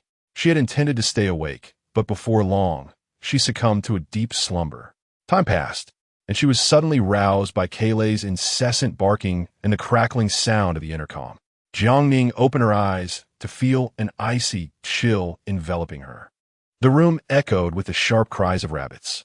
Turning on her flashlight, she discovered over 20 rabbits huddled together in Kayleigh's doghouse, trembling from the cold. Jiang Ning, Jiang Ning. The intercom crackled with Hua Yixin's anxious voice. I'm here, she stuttered, her lips chattering from the cold. He urged her urgently through the intercom, reminding her to dress quickly as the temperature was dropping. The air was as sharp as a knife, rendering her speechless.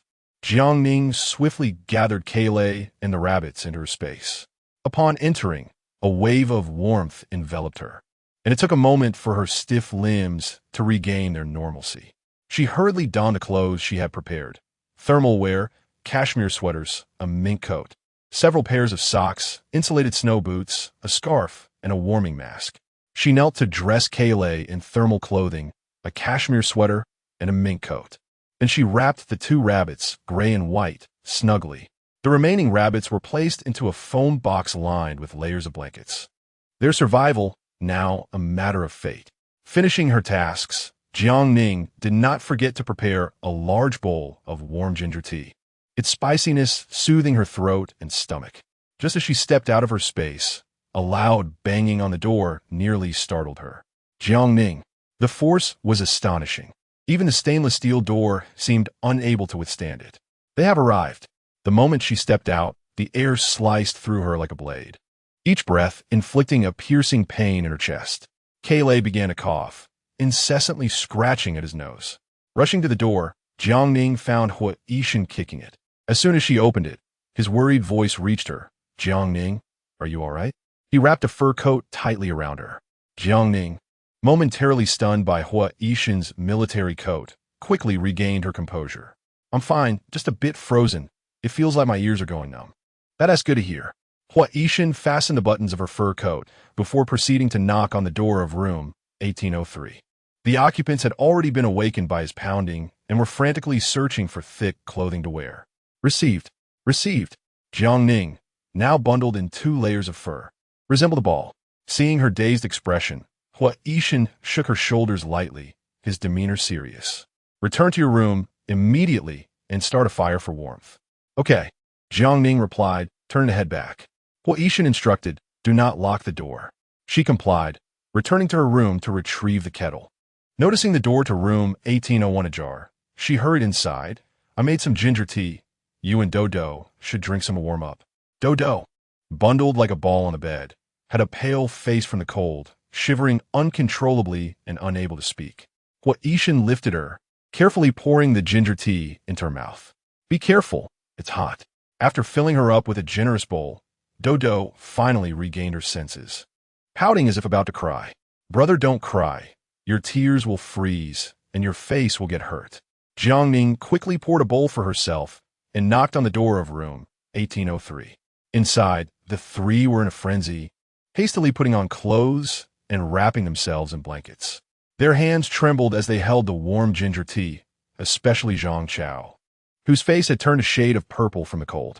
Bundled in their mink coats and blankets, the Southerners shivered uncontrollably, feeling an unsettling numbness in their hearts. Only recovering after several bowls of hot ginger tea. Ning, you truly have the gift of foreboding, Zhang Chao chattered, teeth clattering. If you hadn't T1 that million, we would have perished tonight. The heavy clothing and blankets were not merely for frivolous spending, but had inadvertently become a means of survival. Zheng Weili and Lu Yu remained tightly embraced, her body warming up more quickly as she shivered and prepared to start fire. Seeing that the 3 were relatively unharmed, Jiang Ning felt a sense of relief. Noticing that the door to room 1801 was still open, she stepped back inside. How is Dodo? Hua Yixin was tending to the charcoal stove, and after having some ginger tea, she felt warmer. Dodo was nestled in a blanket, her bright eyes peeking out. Sister, I'm fine now. How is Kayleigh? Woof. The previously overlooked dog finally seized the opportunity to demonstrate its robust physique, though it was too bundled up for its muscles to show. Spotting Kayleigh dressed in mink, Dodo's spirits lifted instantly as she reached out to stroke the black dog's face. With the charcoal fire lit, the room felt much cozier. Jiang Ning stood up to leave, reminding them, Do not seal the doors and windows too tightly. Leave a crack for ventilation. In her previous life, the cold had been so terrifying that someone, in their negligence, had suffocated, departing early to meet the king of hell. Huaishan had prepared 2 charcoal stoves, handing one to Jiang Ning. Take care. Jiang Ning paused, suddenly remembering she was still wearing his mink coat, and promptly removed it. Keep it. I'm not as sensitive to the cold as you are. No, she insisted, feeling warm in every part of her body except her hands, feet, and face. It seemed the thermal clothing was working wonders, providing her with a comforting warmth. She observed the dog, estimating it had also begun to recover. Resolute, she returned the coat to him. Don't get yourself sick. Dodo needs your care. Huaishan did not insist further, but remained adamant about giving her the charcoal stove. Unable to refuse his kindness, Jiang Ning accepted it. With everyone on the 18th floor safe, she exhaled a long sigh of relief. Now, she could focus on the commotion downstairs, which sounded quite significant. Closing the double doors, she hurried back to her room and retrieved a thermometer. To her astonishment, the outdoor temperature had plummeted to a staggering -19 degrees.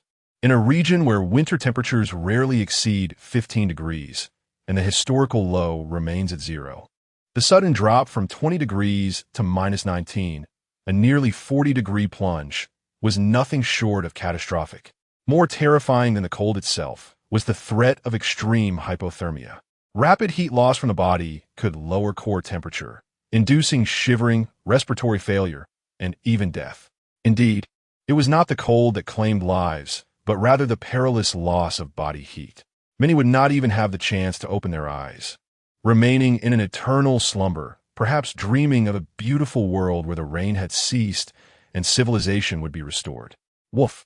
Jiang Ning snapped back to reality, retrieving from her space a power bank, an electric heater, and an electric blanket. Chapter 69. The Frozen City. Not only did Jiang Ning possess an electric blanket, but even the dog was afforded the same luxury. A small piece was selected for it, placed atop the lazy sofa, while a power bank was plugged in, and 2 electric heaters were activated, causing the room's temperature to rise swiftly.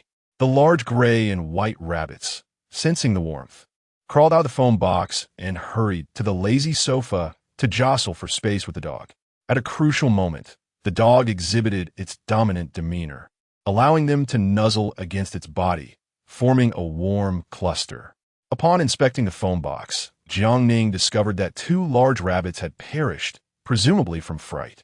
The remaining few appeared somewhat listless, while the newborns remained blissfully unaware of their predicament. The large gray rabbit, having been thoroughly harassed by the dog, had grown particularly bold. With its fur providing warmth, it was undisturbed by the clothing, yet it paid no heed to its own offspring. Jiang Ning removed one of the young and gently placed it against the dog's belly, admonishing the 2, "You must take responsibility for your own offspring." The dog bared its teeth in response, as if to say, "Did you hear that? Care for them properly, or else." Despite their grievances, the dog did not push away the dozens of offspring, dutifully caring for them.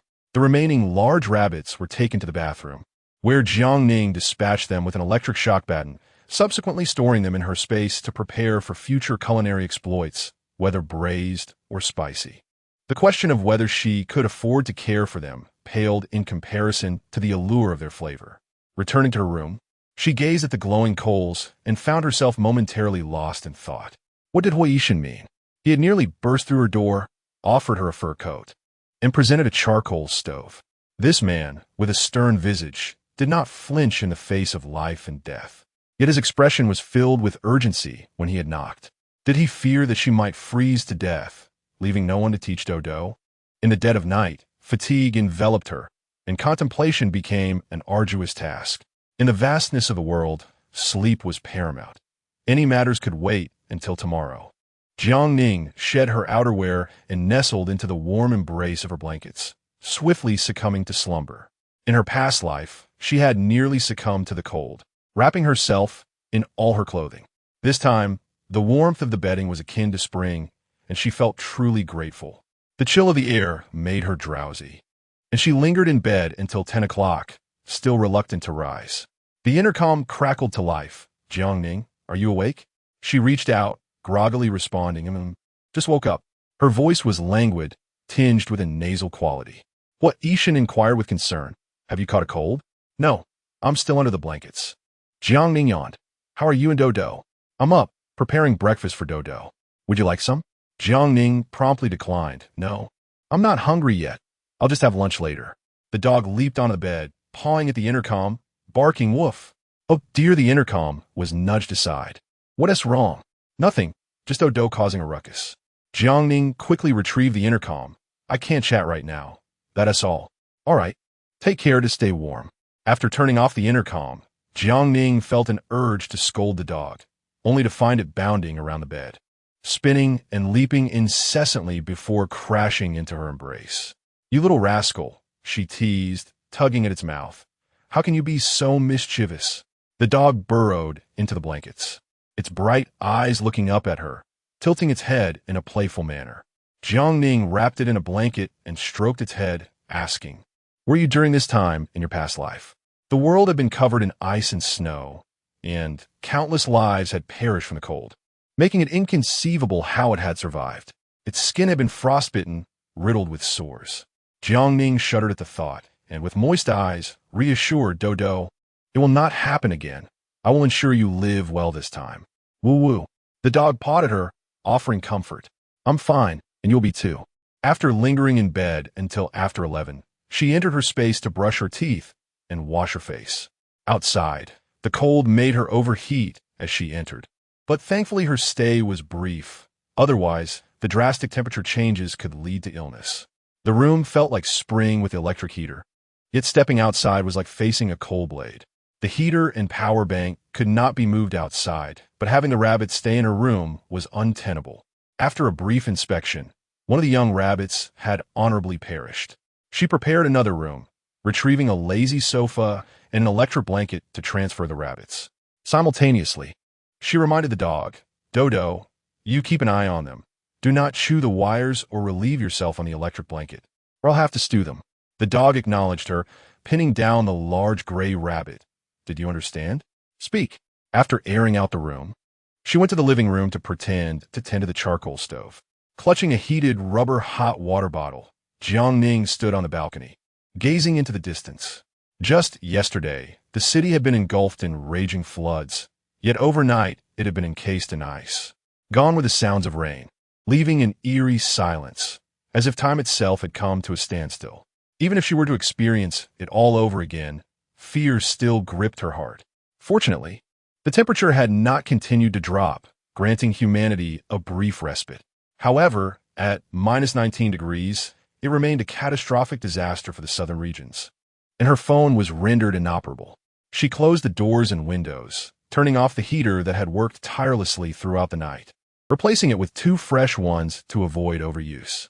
With the heater and charcoal stove, warmth finally permeated the living room. The cold demanded hot soup, so Jiang Ning prepared beef brisket with radish, vegetables, and rice, adding freeze-dried canned food to the dog's bowl. Leaning against the heater, she savored her meal. Not wishing to wash dishes afterward, she tossed them into her space to deal with later, opening the window to dissipate the smell. She then sat with her hot water bottle, perusing medical texts. Zhang Weili knocked on the door to check in, confirming they were all alive. But she didn't even open the door, eager to return to her warm blankets. Zhang Chao had caught a cold, but thankfully, she had medication on hand. Just as she was about to take a nap, the intercom buzzed. Dodo, doesn't T have class today? Does Dodo want to exercise? Jiang Ning respected the dog's wishes. Dodo, do you want to exercise? After a moment of contemplation, Dodo finally stood up. Woof! A day without running made it feel unwell. Jiang Ning opened the door slightly, nudging the dog outside. Go on. Soon, the sounds of parkour echoed from the stairwell. Concerned for its well-being, she decided to follow it outside. The dog's fur coat had been removed and was now held by Hoishan. After several laps, he continued to strip off the dog's cashmere sweater. By the end, even the thermal clothing was discarded. Jiang Ning felt a twinge of worry. Isn't it cold for it? Hoishan explained, Belgian Malinois can rapidly adapt to harsh environments. Too much covering is counterproductive to their movement. Though their fur is short, it is dense and provides excellent insulation. They heat up quickly when active, but dogs do not sweat as humans do. Jiang Ning stood beside him, clutching her hot water bottle, noticing that Hoard was not bundled up at all, not even wearing his fur coat. "Aren't you cold?" "Cold. Oh, what should she do then?" Considering the principle of reciprocity, she offered him the hot water bottle. "Here." Hoard did not take it. Looking at her, "What about you?" "I still have another one. I have dozens stored in my space." "Thank you. I can give it to Dodo." "Sure, whatever you prefer. I just wanted to express my goodwill." Suddenly, there was a knock at the door downstairs. Xiao Jiang, are you all right?" Chapter 70, Apologies. The villains on the 18th floor still live once again. The familiar voice of Jiang echoed, accompanied by several men. Jiang Ning chose to ignore them. Jiang persisted in knocking on the door while murmuring to those beside him. "Director, it seems rather quiet on the 18th floor. What if something happened last night?" The speaker's voice was hoarse, clearly suffering from cold. If something did happen, it would be quite exhilarating, Jiang thought to himself, yet feigned concern as he replied, "Don't speak nonsense. Young Jiang and the others are strong and healthy. How could anything happen to them? If there were issues, we would certainly help." "Director, your kindness is commendable, but have you not noticed how the 18th floor treats us? We cannot say that. We all reside in the same building. It's only right that we look out for one another." "Ah, it seems there is some movement. They are still alive." The tone carried a hint of disappointment, as if hoping for a complete downfall of the 18th floor so that their abundant supplies would belong to them. "Apologies for disappointing you, Director," Jiang Ning's cold voice interrupted. "Not only are we alive, but we are thriving." The sudden emergence of her voice left the group momentarily stunned. After knocking for so long without a response, they had not expected her to speak. This created an awkward situation. Jiang quickly regained composure, saying, "See, little Jiang, we were merely concerned. It's good to hear you're well. Rest assured, you'll outlive us all." With that, he masked his irritation behind a smile, adding, "If you encounter any difficulties, remember I am here to assist." The group departed reluctantly, their faces betraying their dissatisfaction. In this apocalyptic world, many like Jiang existed, wishing for the demise of others to seize their resources for survival. However, they dismissed him as a mere fool, unconcerned about his intentions. After tending to her dog, Jiang Ning put on her thermal clothing. Following Hoard's advice, she opted for a lighter cashmere sweater, but she still required the dog's fur coat, as the weather was still harsh. "What about you?" Hoard inquired. "Are we still practicing today?" "Yes," she affirmed. If even the dog could endure, she had no reason to slack off. She was determined to train in the extreme cold. The anti-slip mat had become stiff with the chill, prompting Hoard to lay down an additional layer of cloth. The living room, equipped with a charcoal stove, felt inferior compared to Jiang Ning's setup and remained quite cold. After removing her outerwear, Jiang Ning began to practice with Hoard. Half an hour later, they were both sweating profusely. She wore ultra-smooth thermal socks, but during a collision, she stumbled backward, the socks slipping off, causing her to fall. Hoard reacted swiftly, leaping forward to catch her. They landed on the anti-slip mat, his weight pressing down on her, causing her to let out a muffled groan as the air was forced from her lungs. Her vision momentarily clouded with stars, and her teeth felt jolted. "Hoard, you're quite heavy," she thought, as he quickly helped her sit up. "Are you all right?" he asked, noticing he was supporting her head. "I'm fine. My socks just slipped," she replied. Suddenly, a commotion erupted from the dog's room as Kayla rushed out, barking and tugging at Hoard's clothing. "Let her go." Jiang Ning intervened. Kayla. Ignoring her, Kayla was insistent, believing Hoard had bullied her owner. Jiang Ning promptly picked up Kayla, explaining, "He didn't bully me. He saved me." Kayla was unconvinced, displaying a defiant attitude. Hoard pondered if the dog harbored resentment towards him. "No," Jiang Ning quickly clarified. "Kayla just lacks a sense of security. Dogs are naturally protective of their owners." Fearing a confrontation, she hurriedly carried Kayla away. Upon returning home, Kayla not only refused to apologize, but seemed to sulk, as if accusing Jiang Ning of favoritism. How could that be? Jiang Ning coaxed the irritable Kayla with treats. "You're my priority. Training with the instructor is just to help me grow stronger, so I can protect you." Kayla turned its head away, proud and aloof. Jiang Ning removed her thermal socks to prove her point, offering them for Kayle to try. "See? They really are slippery," she proclaimed, tossing them towards Kayle. Kayle, with twitching lips, had no retort, realizing they were not particularly pleasant.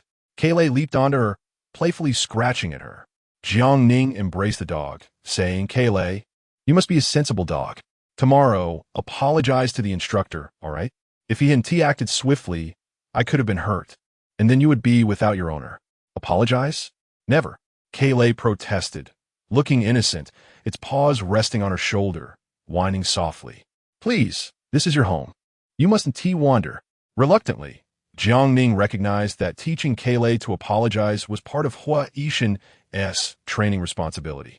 Not wanting to disrupt their harmonious relationship, she decided to pass this challenging task on him. After nightfall, the cold intensified. Jiang Ning checked the temperature on the balcony, -21 degrees. Such brutal weather. Countless souls would be sleepless tonight, or perhaps never open their eyes again. She drew the curtains in the living room, turned on the solar lights, and retrieved dinner from her storage.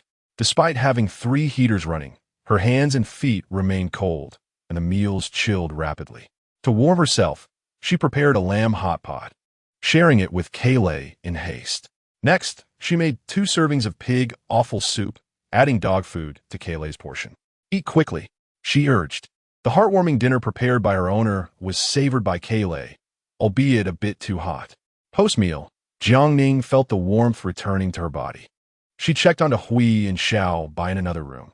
Both seemed lively, though the newborn rabbits were struggling. Having just been born with scant fur and lacking parental affection, one had already perished. Rabbits are known for their cold resistance. Some breeds can even survive in the Arctic. However, being in the southern region, they too were adapting swiftly. The newborns needed milk, so Jiang Ning removed Xiaobai's fur coat and thermal clothing. She noticed that compared to yesterday's trembling, both rabbits appeared much calmer today. It seemed that animals adapted to natural disasters more rapidly than humans. Once Xiaobai finished nursing, Jiang Ning continued her observations, noting no signs of cold-induced shivering. Clearly, the fur coat provided ample warmth. She retrieved Timothy hay from storage, ensuring both rabbits had a hearty meal. After indulging in a hot bath, she felt utterly rejuvenated. Bathing had become an integral part of her existence, regardless of the weather. She found it essential. In the sweltering summer heat, she could bathe thrice a day, given the oppressive humidity. Emerging from storage, she saw Xiaobai still unaffected, tending to the newborns. Jiang Ning promptly removed a Hui's coat as well, allowing them to acclimatize without the heating on. As the cold settled in, she nestled into bed, recording the latest duration she could reside in her space. Approaching 4 months, her hours had accumulated to 145, translating to 6 days of occupancy. This was no small feat. Her eyes nearly brimmed with tears. Danger lurked at every corner, compelling her to persist in her efforts, hoping to grow old with Kayle in their safe haven. Chapter 71. Resolving water sources. Having indulged in excessive daytime slumber, I found myself particularly alert in the evening, continuing to explore the confines of my space. The garden yielded a harvest of peppers, eggplants, and cucumbers, while the grapes from the old vine had grown notably large, transitioning from green to a deep red hue. I estimated that in just over a month, they would be ripe for picking. In the first year, only 10 bunches had formed, but I anticipated a yield of around 40 to 50 pounds upon maturity. On a whim, reluctant to retreat into the space and waste time, I attempted to harvest one using my consciousness. I had little hope, for I had never successfully extracted anything planted in the soil before. To my astonishment, a red grape appeared in my hand. A surge of joy flooded my heart, prompting me to try pulling up some vegetables. To my surprise, I successfully uprooted several handfuls. However, the effort drained my mental energy, leaving me dizzy. Could it be that I could not only harvest plants from the garden, but also cultivate the land? Once the dizziness subsided, I endeavored to manipulate a hoe to till the soil. My head felt heavy, yet I succeeded, albeit only for a brief spell. How peculiar. I had previously attempted this with no response. Was my newfound capability a result of my physical training? Elated at this discovery, I realized that my mental faculties could also be exercised, which would save time and allow me to fully utilize the rich soil of my garden. I envisioned planting corn, peanuts, sweet potatoes, soybeans, and mung beans, everything that could be sown. Thus, I practiced diligently, and by the deep of night, I had successfully tilled 5 square meters of land, utterly exhausted and collapsing onto my bed. Kayleigh, my dog, sensed something amiss and approached, sniffing curiously. Woo-woo. It expressed, anxious about my state. I shared my joy with Kayleigh. We can increase our food supply again. Are you not thrilled? Woof, it replied, dancing in circles with delight. The following day, I lingered in bed, using my consciousness to continue tilling until I was utterly fatigued, finally rising for breakfast. As I drew back the curtains, I was astonished to see snow falling outside. In the southern coastal region, snowfall was a rare phenomenon, often heralding disaster. The flakes were light, almost indistinguishable unless one looked closely. Furrowing my brows, I pondered, last life brought only extreme cold, yet now it snowed? Indeed, things had changed. The bitter cold was already perilous. Must we also contend with a snow calamity? Floodwaters had reached the 6th floor, and if snow were to accumulate, additional levels would be necessary. Was the city truly to be buried alive? Such thoughts sent shivers down my spine. Just after finishing breakfast, a knock echoed through the door. A meeting was convened in room 1803 to discuss the pressing issue of water supply. After a day of huddling indoors for warmth, the cold had intensified. Yet we could at least breathe a little easier. Zhang Chao and Lu Yu, bundled like balls, trembled as they spoke of the frozen water tower. How would we procure water? I had a water source in my space, but I could not disclose this and instead feigned a worried expression. What shall we do? I echoed their sentiments. Zhang Chao scratched. I didn't bathe yesterday. I feel so uncomfortable. This habitual concern was ingrained over years and could not be altered overnight. A day without washing made one feel unclean. I quickly chimed in. I feel the same. My scalp itches. In the face of our collective discomfort, all eyes instinctively turned to Huaishan. The focus of concern, he remained silent, while Dodo tugged at his sleeve. Brother, I want to bathe too. Huaishan, who held the hopes of the 18th floor, took a deep breath. It seems it has snowed. Although the snowfall was light, it could accumulate and be harnessed. I replied, are you suggesting we collect snow from the rooftop? Yes, how do we not think of this? The group hurried to the rooftop. As the doors swung open, a rush of cold air filled our lungs, an uncomfortable sensation. Wrapping my face in a scarf, I stepped outside. The temperature was frigid, and the falling snowflakes had frozen, causing my snow boots to slip. Seeing my imminent fall, Kayleigh dashed forward, attempting to cushion my fall with his body. Yet, someone else was quicker, extending a hand to steady my waist. Kayleigh bristled, glaring fiercely at the interloper. How dare they intervene, despite my ability to regain my balance? Kayleigh's sudden movement caused Lu Yu to stumble, and he fell heavily. Though wrapped warmly, he felt aggrieved. Wife, someone is bullying me. What could Zheng Weili do? Kayleigh was a survival expert, and Huaishan was a powerhouse. Could I confront either? What harm was there in a man falling? Suck it up. Not just Lu Yu. Zhang Chao shared in the misfortune. He had taken a half step ahead of Huaishan when he was unexpectedly shoved aside, crashing against the doorframe. I simply hoped that as long as I was unharmed, that was all that mattered. In the aftermath of my fall, each person felt a different emotion. Even the usually strong Zheng Weili felt a pang of envy. Observing Huaishan, I reflected on my own partner. Aside from his captivating looks, I had little to praise. Huaishan, ever the gentleman, withdrew his hand after ensuring my balance. Be careful. I offered a simple thank you. Woo. Kayleigh protested, scraping the snow with his paw. Clearly distressed. Kayleigh returned. I urged, concerned that it might be cold. Lacking a mask for Kayleigh, I could not filter the icy air. Kayleigh, feeling scolded, darted about the rooftop in protest. Zhang Chao chimed in, Kayleigh, don't run around. We need to collect the snow for water, and we don't want it flavored with your paws. Upon hearing this, Kayleigh sprinted even faster. You'll all be drinking my foot bath. The spirited dog was hard to contain, and I exerted significant effort to usher him off the rooftop. The rooftop was expansive, and the overnight snowfall had formed a thin layer of ice that we could shatter and gather. After months of rain, concerned about potential bacteria on the rooftop floor. Lu Yu and Zhang Chao laid down sheets of color-coded steel found at an unfinished construction site, initially intended to block water from the balcony. We discovered several pieces left over that could be put to good use. Dividing the work, we planned to collect snow and ice daily, and we could also chip the ice from the water tower's walls. With our water supply dilemma resolved, everyone felt a wave of relief. Indeed, collaboration bore fruit, pooling our collective wisdom. As we closed the rooftop door and descended, our hands and feet numb from the cold, we heard loud banging sounds emanating from below. Zheng Weili, assuming someone was attempting to intrude on the 18th floor, struggled to contain her temper. Upon seeing Kayle calmly standing at the staircase, listening intently, I realized it was a misunderstanding. What were these miscreants up to now? The last time I'd been on the rooftop, my ears had nearly frozen off, buzzing in protest. After a long wait, my hearing slowly returned to normal. We gathered at the staircase, listening intently. The commotion seemed quite significant, accompanied by a cacophony of voices. Chapter 72.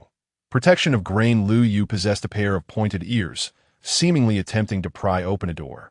And it appeared that there were quite a few individuals involved. Jiang Ning wore a grave expression. The sudden drop in temperature the night before had likely claimed numerous lives, and they were presumably trying to break into the homes of the deceased. This was utterly outrageous. Jiang Ning shrugged, resigned to the fact that the dead must make way for the living. If her deductions were accurate, Dijian was likely conducting a count of the survivors to organize efforts to salvage the belongings of the deceased. Lu Yu accepted the grim reality. After months of flooding, it was not merely that every household had run out of food. Some had resorted to boiling their leather shoes to stave off hunger, and any burnable furniture had been chopped for firewood. Even if they pried open doors, what could they possibly find? Some remnants might still be uncovered. Though unsettled, no one dared to voice their discontent. They were fortunate to have acquired some supplies. Had they been in the same predicament, they might have resorted to breaking into the homes of the deceased as well. As Ning had remarked, the dead must indeed yield to the living. Feeling dejected, Jiang Ning bid her farewells and retreated to her warm bed. Venturing outside had nearly frozen her to death, and upon returning, she was eager to place her hands against the electric heater. Xiaobai was nursing her young, while the Hui scoured for food, circling around Jiang Ning incessantly. The two appeared quite lively, having been given some hay and feed. Aside from the essential daily training and archery practice, Jiang Ning was adamant about avoiding the outdoors. She preferred to nestle in her blankets with a book or engage her consciousness in farming. The heavens finally showed some mercy, and she managed to cultivate about 100 square meters of land before planting corn seeds in small pits and covering them with soil. The expenditure of her mental energy left her feeling utterly drained, as though her very essence had been siphoned away. Starving wretch. I could really use a protein bar right now. 1803 was quite industrious, diligently clearing snow from the rooftop each day and bringing down a portion for Jiang Ning and Hua Yishan. Though unspoken, they all kept a mental tally. Their survival abilities paled in comparison to the two, and it was primarily Jiang Ning and Hua Yishan who exerted themselves in the search for supplies, thus reaping the benefits during distribution. Therefore, it was prudent to contribute as much as they were capable of. Jiang Ning had mentioned this several times, yet 1803 remained oblivious. They contemplated taking turns clearing the snow from the rooftop, yet they could not match their swiftness. Each time they opened the door, they found buckets brimming with snow already placed at their doorstep. Perhaps this brought 1803 some solace, and Jiang Ning chose not to intervene further. The space lacked for nothing in terms of water. She would simply close the door and pour the ice and snow into her dark soil garden, effectively watering her plants. She felt somewhat guilty for squandering her friend's intentions, but who would neglect a superior option? The temperature continued to decline daily, sometimes noticeably, sometimes subtly, until it had plummeted to a chilling -26 degrees. Downstairs, a series of loud bangs echoed each day, continuing for several days before finally quieting. From the sounds, it seemed even the 17th floor had been breached. It was likely that many had perished. After all, this was the southern region, where neither the construction of the houses nor the winter garments were as robust as those found in colder climates.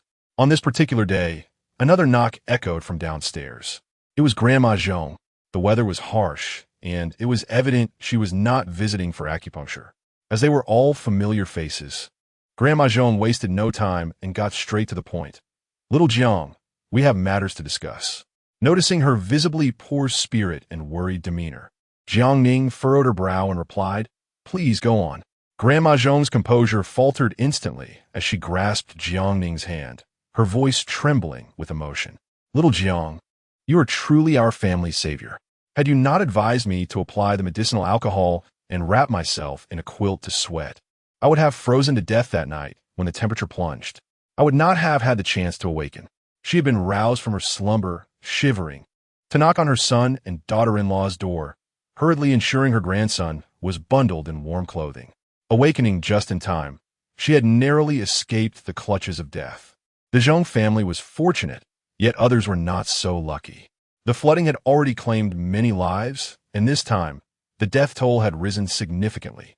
In her long life, Grandma Zhong had never imagined that the typically mild winters of the south could descend to -26 degrees. The coastal regions were already damp and cold, and with the floods reaching the 6th floor, the entire city felt as if it were encased in a cold storage facility. The neighborhood was quite old. Aside from the university students renting homes, many residents were elderly or children. The entire apartment building, compared to before the typhoon, had likely lost about 60 to 70% of its inhabitants. Typhoons, floods, extreme cold. What on earth was happening in this world? Jiang Ning refused to take credit, asserting that she merely offered suggestions based on the illness. It was Grandma Zhong who had diligently followed medical advice. However, Grandma Zhong held a different view and had brought a jar of fermented fish as a token of gratitude. "This was prepared by my daughter-in-law. It's a specialty from our hometown. Do have a taste." The jar weighed around 3 to 4 pounds, a generous offering. Jiang Ning had already accumulated a number of canned fermented fish in her storage, but Grandma Zhong was adamant about pressing it upon her, nearly forcing it into her hands. Reluctantly, Jiang Ning accepted. Seeing her comply, Grandma Zhong continued to chat. "We've been somewhat fortunate. Not only did we awaken, but we also avoided frostbite. It seems that the household next door has not been so lucky. A few have succumbed to frostbite and illness. That girl surnamed Sue has had the audacity to come knocking for medicine, as if we have any to spare. It's as if she's accusing us of withholding it. She has been here several times now. Just yesterday, another person died, reportedly from frostbite leading to a fever. While it was indeed tragic, what right did they have to pressure the Zhong family for medicine? Even if they had some, it was essential for their own survival. The weather was no trifling matter. Even a common cold could prove fatal." Jiang Ning frowned. How was it that everyone else perished while Su Mingyao remained unharmed? She truly was remarkably resilient. Without extraordinary circumstances, Grandma Zhong would not have ventured upstairs. She sighed deeply, her expression laden with concern. "Little Jiang, I sense something is amiss. This building is likely on the brink of calamity." "What do you mean?" He Jian had summoned the survivors to pry open the homes of the deceased, removing food, clothing, bedding, and wooden furniture. While there was nothing inherently wrong with this, after all, everyone wished to survive, the manner in which he Jian conducted himself was reprehensible. He allocated resources based on favoritism. Men received more, while women were allotted half as much. Had the Zhong family not survived in full, they too would have been subjected to his tyranny. Though men may have had the physical strength to break down doors, women were adept at uncovering hidden supplies, many of which were concealed in unexpected places, all of which had been discovered by the women. However, their lack of strength rendered them unable to resist, and he Jian hoarded the majority of the resources that should have been evenly distributed, while other men contentedly accepted meager scraps. This was not the most alarming aspect. He not only frequently collaborated with the heads of other units, but also associated with external gangs. Just yesterday, he took several young girls out, offering 1 pound of grain for an hour of their time, and 5 hours of leisure in exchange. They truly were heartless beasts. The girl surnamed Yu from next door was returned on the verge of death, her pants soaked in blood. She had traded her body for 5 pounds of rice, only to have Yi Jian claim half of it, leaving the remaining 2.5 pounds for several individuals to share. How much could she possibly consume? Jiang Ning was not surprised. After all, Yang Weizong had previously urged her to exchange her body for favors. An encounter that had resulted in a severe beating with a rolling pin, which had deterred him from ever suggesting such a thing again. Who would have thought that Yu Qingqing could be so hopelessly foolish? Had Su Mingyao not ventured out? Not yet, but it was only a matter of time. Grandma Zhong was not merely gossiping. She had come bearing troubling news. Outsiders were entering buildings 18 and 19 to collect protection grain, demanding contributions from every household. If one could not comply, they were to go out and find it, or else. He Jian was closely connected with these individuals, and it was unlikely he harbored any good intentions. Protection grain? Chapter 73. The threatening letter in a previous life, there was indeed a requisition of protective grain, with each individual required to contribute 3 pounds weekly. The consequences of failing to meet this demand were dire. Young men and women were taken away for entertainment, while the middle-aged and elderly sought ways to procure resources. Of course, if one felt discontent, they could leave, but the outcome was either freezing to death or starving. Such nefarious acts were rampant, not just occurring in the Jinhan community, but everywhere, with the government dispatching police to eradicate the problem. However, the perpetrators were well informed, playing a game of hide-and-seek. They either concealed themselves in the homes of survivors or returned after the police had departed. The cleansing was never thorough, and with the arrival of spring, the evils would resurface, leaving the survivors in the most wretched state. On the 17th floor, 2 families did not survive. We contemplated moving to Unit 1701, while another family wished to squeeze into 1702, prompting my inquiry. Jiang Ning discerned that the Zhong family sought to be closer for mutual support. The apartment was not hers, and whether she resided there or not was of no concern to her. Yet there were words that needed to be articulated. In truth, you can reside wherever you wish, but it is imperative to consider the ramifications of moving. It is not just the occupants of this building who have designs on us. Residents from other units are also plotting. Should they decide to storm in, those on the 17th floor would be the first to bear the brunt. In these times, survival is a struggle for all, and I can only look after myself, unable to provide for others. The Zhong family genuinely sought protection, believing that proximity to the 18th floor would afford them relative safety amidst the chaos outside. Jiang Ning spoke candidly, and Grandma Zhong chuckled awkwardly, remarking, "Life and death depend on fate. I wouldn't dare impose on you young folks for protection. Moving to the 17th floor is merely for peace of mind. I won't be a bother." After exchanging pleasantries, Grandma Zhong took her leave. As I opened the door to escort her downstairs, I noticed an envelope on the steps to Jiang Ning. Ah, it has finally arrived. Jiang Ning maintained her composure, picking up the letter and placing it in her pocket without even glancing at it. First, I gathered at Unit 1803 to relay Grandma Zhong's concerns. Upon hearing of Yi Jian's heinous acts, Zheng Weili was incensed, declaring, "That beast, I will kill him." In this unforgiving world, Zheng Jie, fierce and succinct, recognized the reality. Eliminating one Yi Jian would not eradicate the multitude of others. The cycle would continue.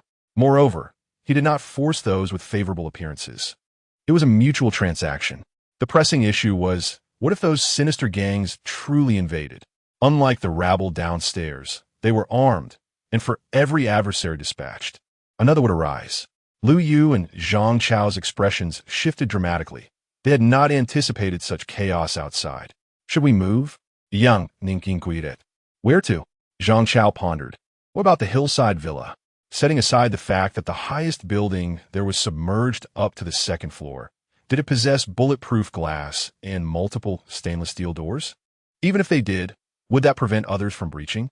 Zheng Weili resolutely stated, "We are not moving. Whoever comes, I will confront them." To leave would hasten demise. This was also Jiang Ning's stance. Moving was not an option. She was not in a rush to express her thoughts, her gaze resting on Huaishan. He displayed no particular emotion, suggesting that residing on the 17th floor was not necessarily safer. Should they insist on moving, they could fortify the staircase with additional doors, making it more challenging for intruders to ascend. Zhang Chao's expression transformed in realization. Yes, this was a siege. To reach the 18th floor, one must first breach the 17th. And additional layers of defense would facilitate a counterattack. We will not retreat. We will fight. Jiang Ning fervently agreed, asserting that should they dare approach, they would be met with fierce resistance. Her words exuded a palpable intensity, startling Zhang Chao and Lu Yu. Was this truly the Jiang Ning they knew? She appeared cold, as if emerging from a grave, evoking a sense of dread. Woof! Kola stood by Jiang Ning, baring its teeth, adopting a posture that seemed to challenge all adversaries. Whoever is cowardly is a fool. Let's do this. With a shared understanding, each began their preparations. Jiang Ning closed her door and retrieved the letter. I know your secret. If you wish to keep it hidden, meet me at Xinxing at 3 o'clock. No one else can accompany you. Otherwise, your secret will be exposed. The handwriting was hasty, clearly forged. How audacious to threaten her without even signing a name. Jiang Ning could easily deduce the senderess' identity. Xinxing was less than 2 kilometers from the Jinhan community, a bustling marketplace for dining and entertainment, though now, much of it lay buried under ice. It was noon, and she had ample time to make the appointment. The frigid air necessitated substantial energy to withstand the cold. So Jiang Ning consumed 2 bowls of fragrant rice, a serving of steamed ribs, and a dish of stir-fried pork. Kola, uninterested in dog food, drooled over the ribs, its eyes wide and pleading, as if protesting the discrimination in its diet. Acknowledging her oversight, Jiang Ning swiftly prepared a meal for Kola, swapping the stir-fried pork for crispy fried fish, which delighted the dog immensely. Though the floodwaters had frozen, more individuals ventured out in search of supplies. Not only food was needed, but also firewood for warmth. As survivors emerged, various crimes surged, with some being robbed before they could even leave the community. Others, having found resources, tragically never returned home. Jiang Ning was reluctant to let Kola venture out into danger, yet the dog clung to her pant leg resolutely, seeming to imply that refusal would be unacceptable. Oh dear, was this a threat? With no other choice, Jiang Ning donned Kola in a thermal suit, followed by a protective outfit. Any further layers would incite rebellion. The instructor had been correct. The Belgian Malinois adapted swiftly to harsh environments, and in just a few days, its resilience surpassed her own. She dressed in a thermal suit layered beneath a bulletproof vest, topped with an Arctic survival suit. Whether it was the thermal suit or the extreme cold gear that proved effective, only her hands and feet felt the chill. Contemplating the threatening letter, Jiang Ning retrieved her backpack to stow Kola inside. The dog, inherently fond of freedom, resolutely resisted confinement. Jiang Ning had to coax it, saying, "We're going out to catch the bad guys, but only I can go. Otherwise, our rations will be exposed, and you must sneak into the village." The notion of jeopardizing its food supply was intolerable. The dog erupted in protest, but ultimately complied, climbing into the bag. "Come on, let us zip you up. If no one dies today, we cannot resolve this." Kola had indeed grown stronger. Carrying it felt quite hefty. As they descended the stairs, the building was eerily silent, as if devoid of life. Upon reaching Unit 1202, she deliberately slowed her pace, casting a meaningful glance. Chapter 74. Negotiation. Though the new city lies merely 2 kilometers ahead, the ice surface is treacherously slippery, rendering the so-called snowproof boots utterly ineffective. Should she be pursued, not only would she be unable to flee swiftly, but accidents would be all too easy to come by. Seizing the opportunity to rummage through her backpack, Jiang Ning retrieved her ice skates and donned them. The skates were slightly oversized, but with a few pairs of socks, they fit snugly. Although Jiang Ning had practiced ice skating, her southern upbringing left her clumsy, and she wobbled awkwardly as she glided towards the community's exit. Before she could reach the gate, 2 men suddenly burst forth from Building 7, brandishing clubs as they charged at her. It was hardly surprising. She was far too conspicuous. The polar survival suits, designed for rescue missions, boasted vivid colors even in the dreary weather. The 2 men, bundled in layers of clothing, with only their greedy eyes visible, clearly intended to rob her of her attire. Unfortunately for them, the slippery ice thwarted their advance, and they tumbled spectacularly before they could reach Jiang Ning, leaving them sprawled in a disheveled heap. Once free from the confines of her community, Jiang Ning gradually regained her skating rhythm, propelling herself towards the new city. Along the way, she encountered a few groups of survivors who gazed in envy at her swift movement across the snowy expanse. How impressive! In the south, it was rare to see anyone so well-equipped. Observing their own disheveled states, they could not help but feel a pang of jealousy.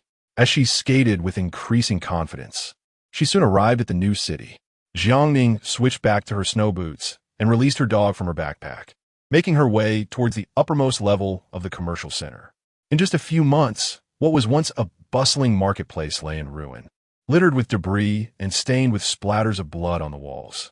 The unfamiliar environment rendered her companion, Kayleigh, particularly vigilant as the dog led the way, ensuring their safety before Jiang Ning followed. The new city had only 2 floors left above water. Jiang Ning chose a secluded spot on the top floor that offered a panoramic view of the surroundings. The roads and nearby shops were submerged, with distant high-rises barely visible above the waterline. Scanning the area with her binoculars, she detected no immediate threats. Outside, the cold was biting. Sitting still made every breath feel as if it could numb her heart. The temperature must have plummeted below -30 degrees. She applied a warming patch to her feet and clutched a hot water bottle for comfort, instructing Kayleigh to keep watch while she entered a meditative state. It was still early, and she had ventured out early in the cold to ascertain whether her pursuers had accomplices lurking nearby. Nestled in her sheltered spot, she focused her consciousness on cultivating the soil within her space, intending to plant peanuts. Kayleigh remained steadfast and serious, keen to identify anyone who might threaten their food supply. When fatigue set in, Jiang Ning closed her eyes to rest or to observe with her binoculars. By 3 o'clock, not a single suspicious figure had materialized, not even a shadow. Jiang Ning possessed ample patience, but as the clock neared 4, Kayleigh emitted a low alert. Peering through her binoculars, she spotted a figure slowly moving across the icy expanse, shrouded from head to toe, making it impossible to discern their shape. Yet, the direction they came from allowed her to make an educated guess about their identity. Glancing at her mechanical watch, she signaled for Kayleigh to take cover. Even as they hid, they remained vigilant, Kayleigh on guard for any outer threats. The shadow ascended to the top floor cautiously, its eyes scanning the empty surroundings, appearing utterly bewildered at the desolation. Concealed in the darkness, Jiang Ning chuckled. It seemed that everyone was prone to disappointment. In the frigid environment, the cold seeped into her very bones. Su Mingyao, on the brink of fainting from the chill, refused to succumb so easily. It was inconceivable that Jiang Ning would venture out so early unless she were unconcerned about exposing her space. The thought of Jiang Ning's carefree existence while she herself was forced to barter her body for sustenance filled Su Mingyao with rage. Had she been able to secure the jade pendant, her circumstances would surely differ. Life had become unbearable. Yang Weizong was a spineless man, reliant on women for survival. Despite having her as a girlfriend, he still sought food by sharing a bed with Yu Qingqing. After taking advantage of her, he would then push her towards other men to barter for food. Just yesterday, he had coerced Yu Qingqing into accepting a job with He Jian, all for a meager 5 pounds of grain, leaving her battered and bruised. Yang Weizong consumed the food that Yu Qingqing obtained through her own sacrifices, feeling no guilt, and even began to manipulate her mind, suggesting that she would be next in line for such treatment. Desperation gnawed at Su Mingyao, yet she knew that without Yang Weizong and his ilk, her fate would be even more dire. This existence was unbearable.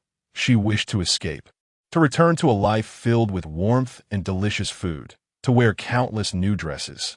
She longed for the dreamlike state to end and for her to awaken in her former world.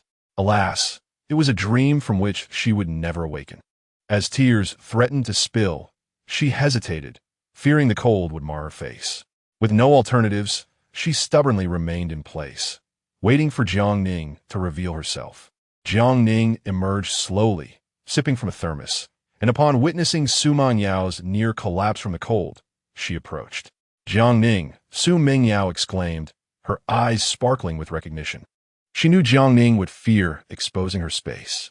Observing Jiang Ning's pristine attire and self-assured stride, she couldn't help but compare it to her own mismatched clothing, scavenged from the deceased, a thought that made her stomach churn. In that moment, jealousy consumed her. If only the space belonged to her, Jiang Ning's life would be hers. Intentionally distancing herself from Yang Weizong and the others, she resolved to succeed this time. Listening to Jiang Ning's familiar tone, as if greeting a close friend, Su Mingyao's audacity was remarkable. Is there something you need? With no outsiders present, Su Mingyao dropped the pretense and threatened directly, I know you possess a space. Jiang Ning, intrigued, asked, how do you know I have a space? That is of no concern to you. I simply know, now that they were face to face. Jiang Ning had no intention of feigning ignorance. Yes, I do have a space, but what of it? If others were to learn of your possession of a space brimming with resources sufficient for them to live comfortably as they did before the apocalypse, what do you think they would do? So, Jiang Ning, I harbor no ill intentions.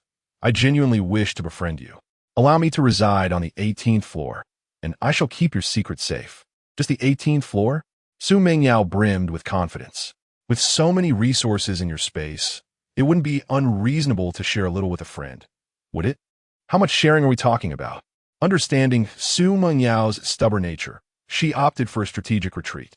I'm not greedy. I just want to be well fed. By securing her place on the 18th floor and earning the favor and protection of Hua Yishan, she planned to ensure her own safety before eventually seizing the space for herself. Hua Yishan was armed, handsome, and capable, with her own space in hand. She could thrive in this predatory world. In time, she would extract her revenge on all who had wronged her. Jiang Ning remained unaware of the grand schemes Su Mingyao harbored. What if I refuse? Chapter 75. The school bell's downfall as the enchanting dream abruptly shattered.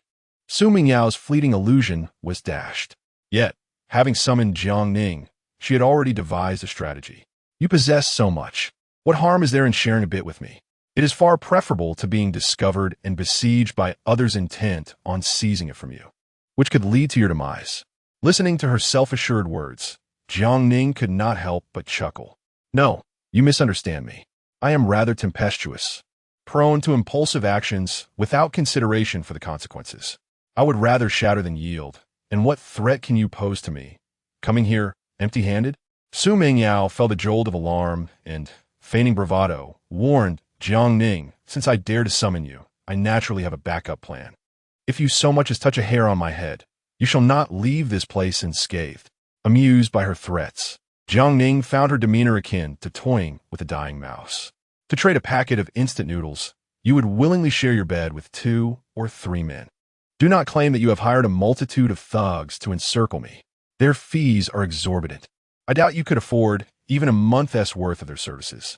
This is not a matter of gender discrimination, but rather the stark disparity in physical strength that compels many vulnerable women to rely on men for survival, thereby securing the resources necessary for their existence. When life is at stake, who cares about dignity? Jiang Ning had witnessed it firsthand. A mere packet of biscuits could barter for a school bell with poses of her choosing. Does it evoke hatred? Yes. Does it inflict pain? Indeed. Yet these are choices made willingly. Should one school bell refuse, another would quickly take her place. Pushed to her limits, Su Mingyao seethed. What makes you so arrogant? Is it merely your reliance on that space? Without it, you would be worse off than I. You are simply cheating. Do you truly believe you are formidable? With your looks, you wouldn't even be able to trade for instant noodles. Apologies, but I am indeed not as formidable as you. Anyone can spread their legs, Jiang Ning retorted. In her previous life, she would rather starve than make a Faustian bargain with a demon. Ironically, Su Mingyao, wielding that space, resorted to similar exchanges, pilfering resources through her body. Alas, this life was far harsher for her. What does it have to do with cheating? It is merely a matter of character. Jiang Ning sneered. You ought to clarify who holds the power of choice now. Grinding her teeth, Su Mingyao admitted, Indeed, I have not brought anyone today, but should I fail to return, your secret regarding the space will be exposed. Is that so? Fully aware of her selfishness and greed, Jiang Ning felt no fear. Do not tell me you confided in Yang Weizong or those other men. Su Mingyao felt silent. They not only shared you with Yu Qingqing, but also sent you out to barter. If you truly trusted them, you would have come alone.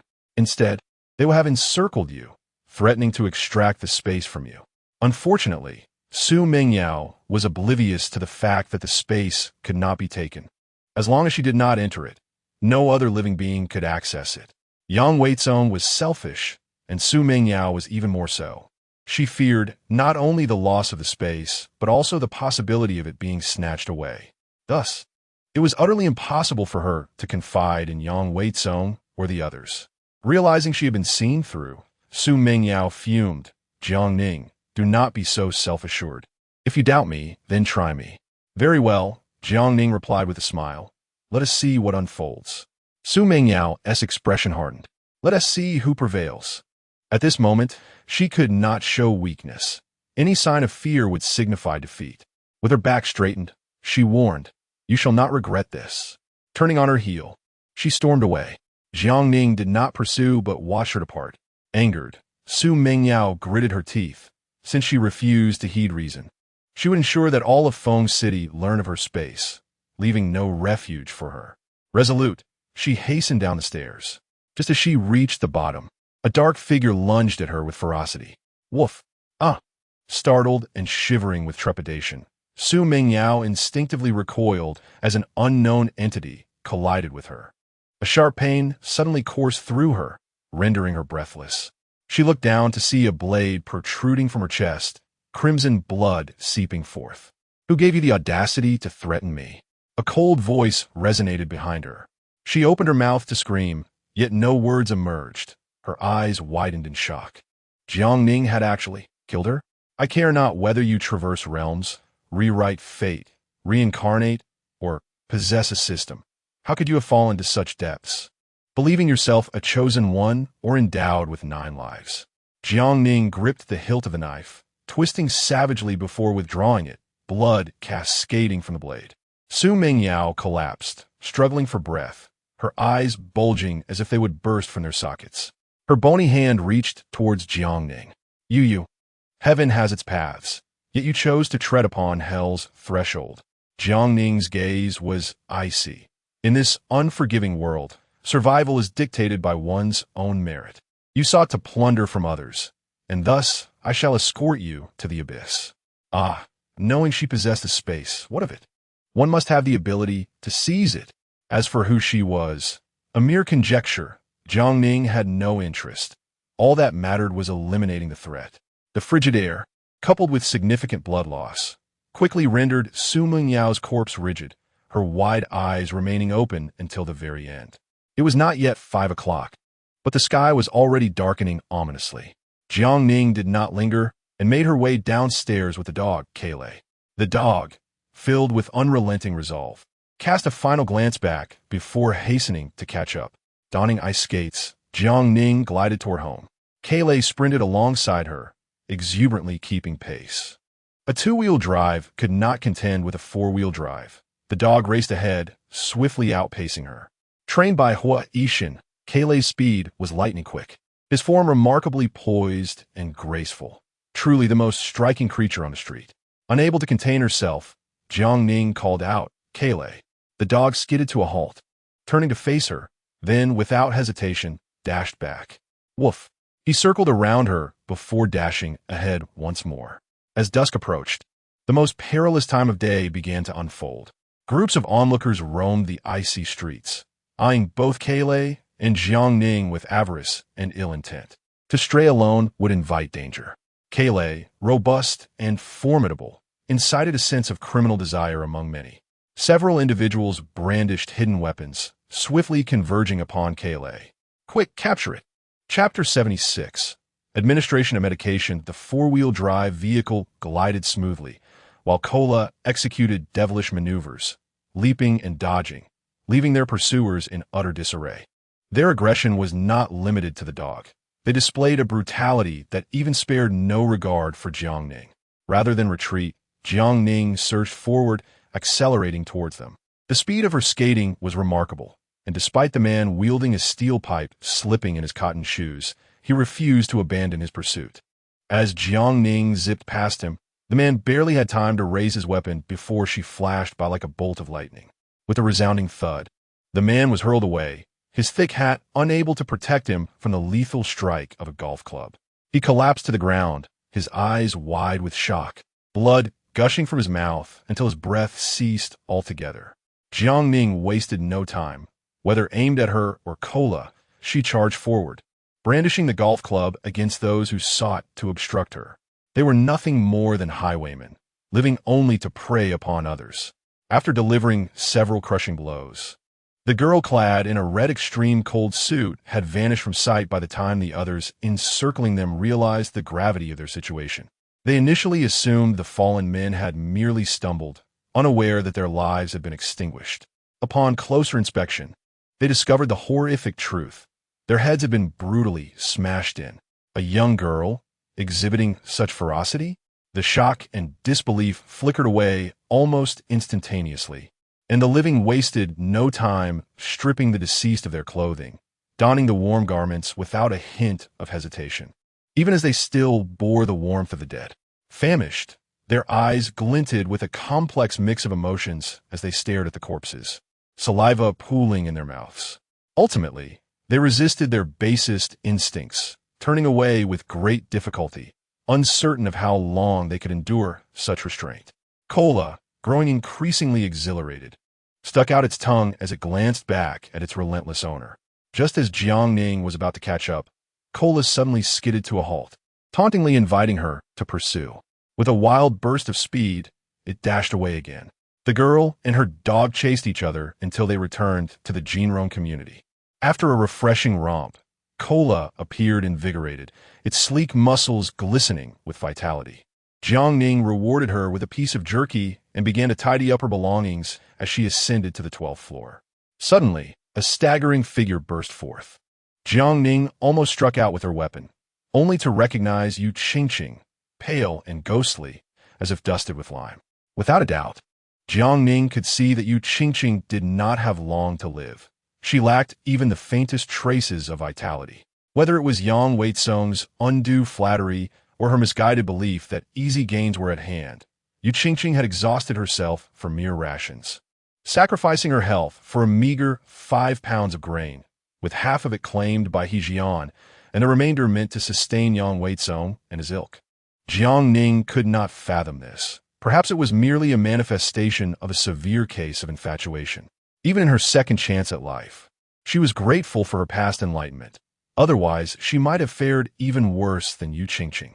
Jiang Ning, save me, please, Yu Qingqing rasped, her body swaying precariously, her dim eyes flickering with the last remnants of hope. Jiang Ning inquired, "How can I save you?"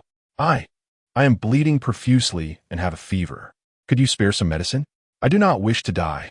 Yu Qingqing could barely maintain her balance, leaning against the staircase for support. "Why come to me? Jiang Ning replied flatly. The grain you earned, I have not consumed a single grain of it. Whoever benefited from your labor, go to them for help. Do not presume I owe you anything. Even if I had medicine, I would not give it to you. What do you have to ask for my aid? Your pitiful state and your foolishness do not compel me. I am neither your parent, nor have I taken from you. Whoever has wronged you, seek their assistance. Your pleas fall on deaf ears with me." With that, she continued her ascent. "Wait," Yu Qingqing gasped, her lips trembling. "I am not content. I truly regret it. Had I known it would come to this, I would never have relinquished the grain. Jiang Ning, please help me. I do not want to die like this, only to be tossed out the window." It seemed she understood her fate all too well. The thought of being drained of life was unbearable. Jiang Ning halted, rummaging through her backpack before handing her a packet of pills containing several potent sleeping pills. "You decide what to do with this." Yu Qingqing clutched the medication tightly, enduring the pain in her body as she stumbled back to room 1202. How ironic it was that this was her rented home, now awaiting her demise. Given a second chance, she would never have been foolish enough to respond in the group chat, inviting a pack of wolves into her midst. Longing for home, for her parents, for her grandparents, for the meals they once prepared, she lamented that she would never have that opportunity again. Truly, there are no pills for regret. Clenching the medication tightly, Yu Qingqing resolved to take action. Upon reaching the 18th floor, she heard a rhythmic thumping in the hallway. Zheng Weili was practicing her punches. Glistening with sweat, Lu Yu and Zhang Chao were clumsily sparring with sticks, a comical sight, yet their determination to improve was commendable. Seeing her return, the two seized the chance to slack off. "Ning, did you go out?" "Yes, I took Kola for a walk." What was it like outside? Even adorned in fur coats, they had yet to acclimate to the harsh conditions. Since the extreme cold had set in, their farthest venture had been to the rooftop for snow. It was quite lively, with highwaymen lurking everywhere. Lu Yu froze. Zhang Chao stood still. How terrifying. Will they die if they go out? Jiang Ning, you're not joking, are you? This was a reality they would have to confront sooner or later, and Jiang Ning had no intention of sugarcoating it. She revealed the bloody golf club. What do you think? Lu Yu clung to Zheng Weili wife. I'm scared. Zhang Chao, lacking anyone to grasp onto, turned serious. The calamities of the apocalypse had transformed ordinary individuals into monsters, let alone those who thrived in darkness. Grandma Zhong's concerns were not unfounded. It was only a matter of time before the 18th floor became a target. They needed to strengthen themselves quickly, lest they become a burden. Rain, let us continue training. Chao, we can do this. After returning to the room to change, just as Jiang Ning removed her bulletproof vest, the intercom crackled to life. Jiang Ning, do you want to practice today? Yes, I'll be right there. Though she had taken Kola out for a run, their training had been delayed, but that was no challenge for Hua Yishan. He dressed Dodo in thick clothing, complete with warm hat and shoes. Dodo, head to the stairs and watch Kola run laps. Okay, brother. After lounging on the bed all day, Dodo was overjoyed at the prospect of playing with Kola. After 2 intense hours of practice, Jiang Ning was drenched in sweat, panting heavily. This exhaustion felt exhilarating, a satisfying kind of fatigue. Moreover, Jiang Ning discovered that as her physical strength improved, her capacity for controlled movements also lengthened. Although she still moved at a snail's pace, she was progressing in a positive direction, with a promising future ahead. Chapter 77. Anxiety disorder. Hua Yishan emerged, taking over Dodo's role as the instructor, and noticed that room 1803 was still drenched in sweat from their strenuous training. Surviving was no easy feat, especially on the 18th floor, where they had become targets in the eyes of others. To preserve their resources, even dogs were enhancing their combat prowess, let alone humans. At that moment, he felt a stirring within him. Would you like to learn crossbow shooting? The members of 1803 were taken aback. Was 1801 truly addressing them? Crossbow shooting? Did he intend to teach them? How thrilling! Their hearts raced with excitement. Zhang Chao reacted swiftly. Yes, yes, yes. They had long envied Hua Yishan's teachings to Jiang Ning, witnessing her daily professional sparring sessions. With Hua Yishan's background as a special police officer, his expertise in both offense and self-defense was unparalleled. Just a couple of his pointers could surpass a month of their aimless training. Jiang Ning was a testament to this. In her childhood, she and Lu Yu had teamed up against him. Though they had suffered a crushing defeat, they managed to hold their ground for a few exchanges. Now, however, she could easily overpower both of them with a single punch. And then there was Kaylay, a stray dog with an abundance of combat experience, now undergoing elite police dog training that went beyond mere abnormality. Yes, they were somewhat weaker, yet still dignified. How could it be that even dogs surpassed them? It was a humiliation, a disgrace. They had longed to beseech Hua Yishan to take them under his wing, but lacked the courage to voice it. The reason was simple. His formidable aura was almost overwhelming. Despite their group efforts to scavenge for resources, his demeanor remained cold and distant, his words few and precise, with an unmistakable sign above his head. Do not disturb unless familiar. People were not all the same. Hua Yishan had a unique bond with Jiang Ning, but that did not extend to the rest of 1803. Hence, even with fervent longing in their hearts, none dared to speak up, not even to Jiang Ning. Yet now, he had actually uttered the words. Zhang Chao felt as though he might weep. Was this an opportunity to cling to greatness? Lu Yu, too, wished to shed tears. Perpetually bested by his wife, yearning to learn some formidable self-defense moves to stand tall before her. Even Zheng Weili felt a stirring in her heart. In the realm of combat, she was confident in her ability to defeat Hua Yishan, but what of other skills? In this apocalyptic world, where calamities had turned survivors into demons, how effective were her fists? Could she rival others' crossbows? Could she match their firearms? Moreover, she harbored an ultimate dream, to one day challenge Hua Yishan. In unison, 1803 responded, and Hua Yishan nodded, tomorrow. That night, Two grown men were so exhilarated they could hardly sleep, secretly hiding beneath their covers, indulging in beer. Chow, why do you think what Ishan suddenly changed his attitude? You. The 18th floor is a prime target. No matter how formidable he is, he cannot wield 3 heads and 6 arms. Besides, he has a sister to protect. The only way for him to breathe easier is if everyone on the 18th floor becomes stronger. Chow, we must strive harder. You, let's aim to be like Ning. As the two brothers chatted and drank, they accidentally overindulged, eventually collapsing into slumber. A piercing scream echoed from below. Zhang Chao, jolted awake, cursed under his breath. Damn, another death. Lu Yu, groggy, climbed out of bed. Another day, another death. This is infuriating. Where are you going? To find my wife. Zhang Chao's heart sank, right? I don't deserve a wife. Next door, Jiang Ning was also roused by the commotion. The noise seemed to emanate from several floors below. She turned over and continued to sleep. Kaylay, at the door, listened intently, ensuring no two-legged beasts were attempting to break in. Satisfied that the coast was clear, he glanced at his slumbering owner before contentedly curling up in his bed. Early in the morning, the 17th floor echoed with sounds of training, and Kaylay occasionally listened at the door, feeling a sense of restlessness, a lingering urge to engage in battle. Jiang Ning opened the door to find Zhang Chao and Lu Yu practicing crossbow shooting in the hallway. It seemed Hua Yishan's teachings were sound. It was their own lack of talent that was the issue. Zheng Weili possessed talent, yet her temper was volatile. What is going on with you two? After numerous attempts, you still can't hit the target. Even Kaylay aims better than you. Jiang Ning nearly burst into laughter. There was no denying that certain skills were more innate. Zheng Weili had always been physically gifted. Her limbs, movements, speed, and agility surpassed that of ordinary individuals, making her adept at grasping new concepts. But these two, one ailing and the other frail, had less athleticism than the average person. Merely persisting until now was commendable. Hua Yishan's aloofness and Zheng Weili's impatience made their situation particularly challenging. I'll give it a try. She had long wanted to teach 1803, but since Hua Yishan had imparted this knowledge to her, it was inappropriate to proceed without his consent. Indeed, they formed a team, yet who would lay their hearts bare to one another? Moreover, Hua Yishan's wariness matched her own. She had merely benefited from the two children exchanging teachings to grow closer to him.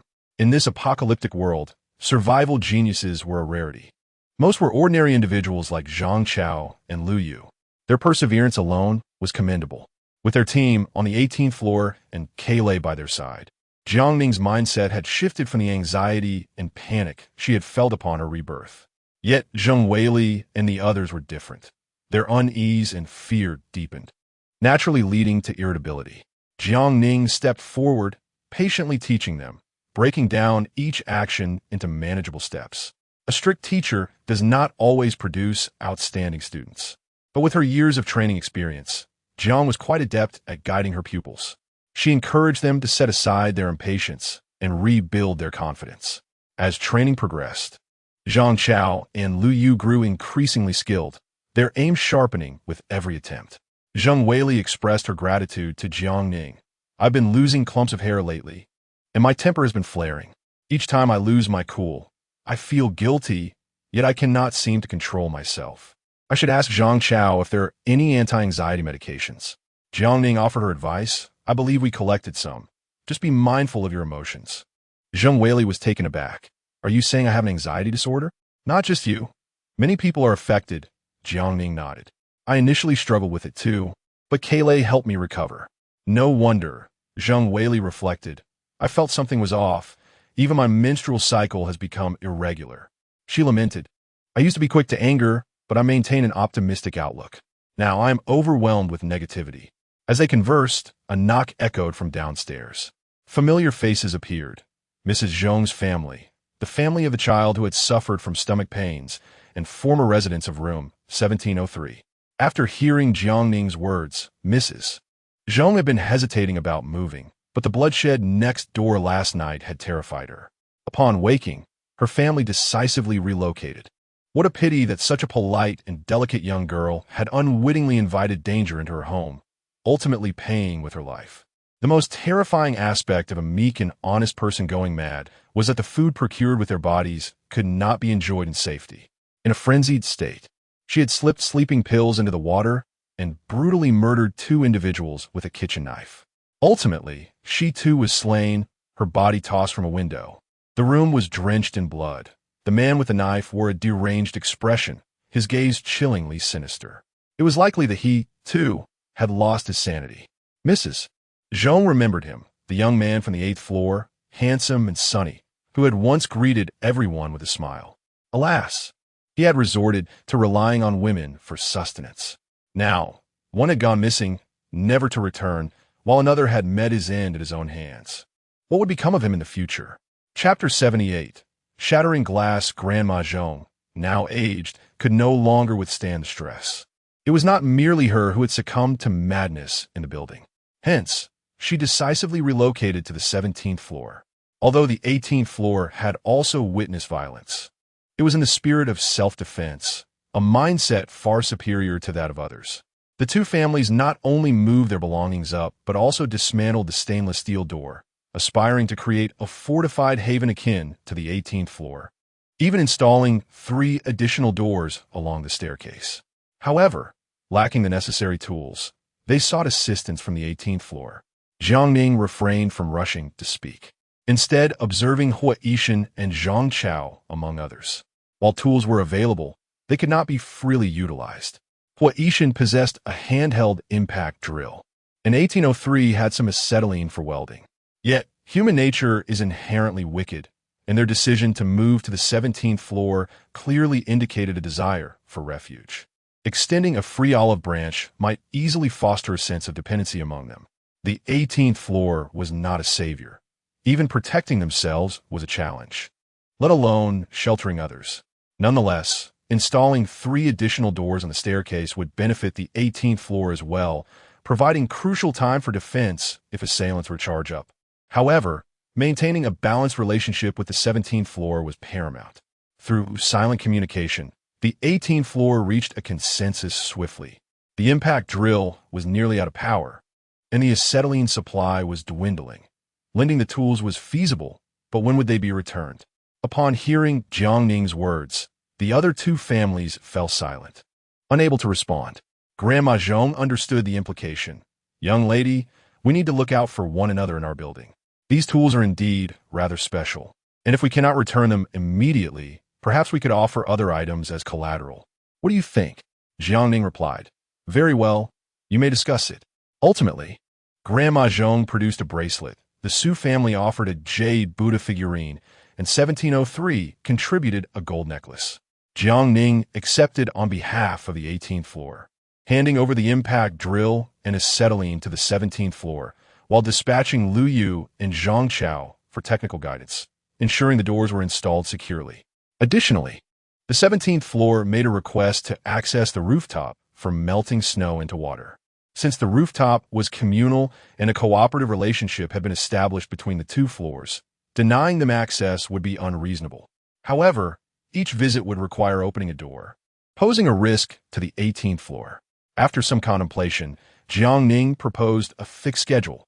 One person could ascend daily at 4 in the afternoon, and they should decide who that would be. Only one individual? The 17th floor felt discomfort at this limitation, but given the circumstances, they reluctantly assigned the task to Zhong Ping. Once the staircase doors were installed, Lu Yu returned with 3 keys. Henceforth, exiting and re-entering would not be easy, as they would need to pass through 6 barriers.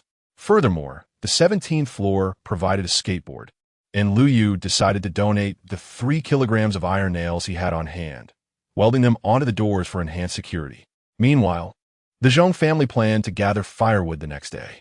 In the extreme cold, it was impossible to remain indoors without fuel. Despite having collected a considerable amount previously, it was consumed rapidly from dawn till dusk. Though they could endure for a while longer, the coastal southern regions lacked forests, and all usable furniture had been stripped bare, forcing survivors to venture into the mountains for firewood. The hillside villa area was replete with trees, but it was too far to traverse in a single day on foot. Recently, they had heard of Fengshan, where opportunities were fleeting. Lu Yu and Zhang Chao felt a heightened sense of danger and contemplated hoarding supplies. Ning, are you going? Jiang Ning, feeling lethargic, dismissed the idea and decided to postpone the endeavor. Yishan also refused to venture out for firewood. The entire 1803 team mobilized, with Lu Yu mysteriously acquiring a folding mechanical saw blade, eager to showcase his prowess. However, Kailei was eager to go out, but the caretaker would not permit it. Upon awakening in the morning, Jiang Ning stood on the balcony, observing the fully armed 1803 team depart. Perhaps they had overdressed, as they were bundled up so tightly that she could not discern who was who. Suddenly, several shadows dashed out from Building 8, menacingly attempting to seize Lu Yu's military coat. Within the coat lay a fur-lined overcoat. Lu Yu would not allow them to succeed. Brandishing a wooden stick embedded with rusty nails and engaging in combat, roaring defiantly, "Come on, if you're not afraid to die." Damn it, they're picking on him. Thinking he's easy prey, Jiang Ning, watching from the balcony, could not suppress her laughter. Lu Yu had been the weakest physically on the 18th floor, but after months of relentless training, he was no longer the same. Being at the tail end of the 18th floor did not imply he could not fight when he ventured out. Look at him, the once timid rabbit now fiercely retaliated. The force of his blows left the assailants from Building 8 momentarily stunned, realizing they had encountered formidable resistance. After being struck by a woman's fists, they finally panicked and fled, exclaiming, "Quick, it's those devils from the 18th floor. Damn it, we should have checked the calendar before going outside. How do we provoke these calamities?" Despite one's temper and optimism, the harsh realities of the apocalypse could wear one down. Lu Yu, fueled by determination, subdued several adversaries, feeling a sense of relief from his pent-up frustrations. Isn't just fighting and killing? I could do that too. After watching 1803 depart, Jiang Ning returned to the living room to enjoy her breakfast of warm milk and bread. Kayleigh's appetite was growing, finishing the dog food and demanding bread slices. Initially concerned about weight gain, which would hinder their agility, it turned out he was only gaining muscle, his fur becoming dense and sleek. Jiang Ning patted her belly, feeling closer to achieving her fitness goals. Unable to endure the extreme cold, Yishan suspended Dodo's lessons, freeing up time for Jiang Ning, who resumed her reading and gardening, practicing archery at intervals in 1801. Lu Yu and the others returned only after dusk, having cut the fallen trees into manageable lengths and bundling them for transport. The icy ground was treacherous, causing several falls and leaving them in disarray. Although the trees were frozen, they had not fully dried out, making them particularly heavy to drag. Upon their safe return, Jiang Ning opened the door to assist, with Kailei eagerly following and Dodo equally determined, calling out, "Sister, wait for me. Kailei, wait for me." She donned a red winter coat, her hair styled into 2 playful tufts, and her ears protected by soft fabric, making her appear adorably cute. The windows at the stairwell were cumbersome, and since 702 had no survivors, it was unclear who had shattered the living room window, greatly facilitating entry and exit. Jiang Ning felt a twinge of reluctance. But since 1803's firewood had just arrived, she had no choice but to squeeze through 702. Aware of the grim reality, she couldn't help but glance towards the distance, where a mound of bodies lay. These were individuals whose families had sought to honor their deceased loved ones with dignity, while others, lacking civic sense, callously discarded the dead. For instance, Yang Weizong had thrown Yu Qingqing and several of her accomplices down. It must be said, this scoundrel was indeed fortunate to have survived such a fate. The firewood was heavy, and it took several trips to transport all. Kailei gnawed on shorter branches while Dodo chose lighter pieces, both bouncing along in a race. Two-wheelers could not compete with four-wheelers, and Dodo ended up losing her ear protection. By the final trip, night had completely fallen, and the biting cold intensified. Jiang Ning retrieved a stone from her space and hurled it forcefully at Yang Weizong's window. After months of training, her arm strength was remarkable, and with daily archery practice, aiming was no challenge. With a resounding crash, the glass shattered. Yang Weizong was likely absent. The darkness offered no response. Others in the vicinity heard the commotion but remained unmoved. In this era, Murder had become a mundane occurrence, let alone the shattering of glass. As long as it did not affect their own households, they were indifferent to the fate of others. Chapter 79. Distribution of supplies upon returning upstairs. Zheng Weili intended to allocate a few pieces of wood to Jiang Ning. However, Jiang Ning declined, stating that she had ample clothing and bedding, and would consume firewood at a slower pace. She suggested they take the wood back to store, assuring them that she could procure it herself if necessary. Understanding her disposition, Zheng Weili did not press the matter further. Lu Yu knocked on the door of 1801, summoning everyone back to 1803. Good news! Today, many had ventured to Fengshan to gather firewood, and had indeed heard some uplifting tidings. The government was set to distribute supplies. In the wake of the recent floods, which had rendered travel perilous for residents and brought many government departments to a standstill, the thawing of the ice had finally allowed for some mobility, albeit in the biting cold. The government would distribute relief grain the day after tomorrow, once a week at the rate of £1 per person, to be collected at the original community committee location with identification. While a pound of rice per week was undeniably meager, the sudden calamity had submerged all supplies, particularly in coastal cities with low elevation. Even if the national grain reserves were situated at higher altitudes, the ferocity of the combined typhoon and flooding left little room for timely evacuation of resources. Fengshan housed millions. Even if half were to tragically perish, there would still be over 1 million survivors, making the distribution of such quantities of grain a formidable challenge. Furthermore, the government announced the invalidation of paper currency, with plans to introduce new denominations, temporarily resorting to barter. This news was largely inconsequential to the residents, as their cash had long been spent, though those who profited from the disaster undoubtedly lamented their misfortune. In addition to the grain distribution, the government also issued job postings for thousands of positions, ranging from technical researchers to ground-level recovery teams. Compensation was in the form of food, with scarce research personnel earning 20 to 30 pounds of grain per month, while laborers would receive 5 pounds, which included a meal. Lu Yu jested, and Ning, shall we apply for these jobs? Jiang Ning replied nonchalantly, do as you wish. I certainly will not. With no technical skills to offer, the prospect of laboring for a mere 5 pounds of grain seemed futile. However, with the addition of the weekly relief grain, it might suffice for survival.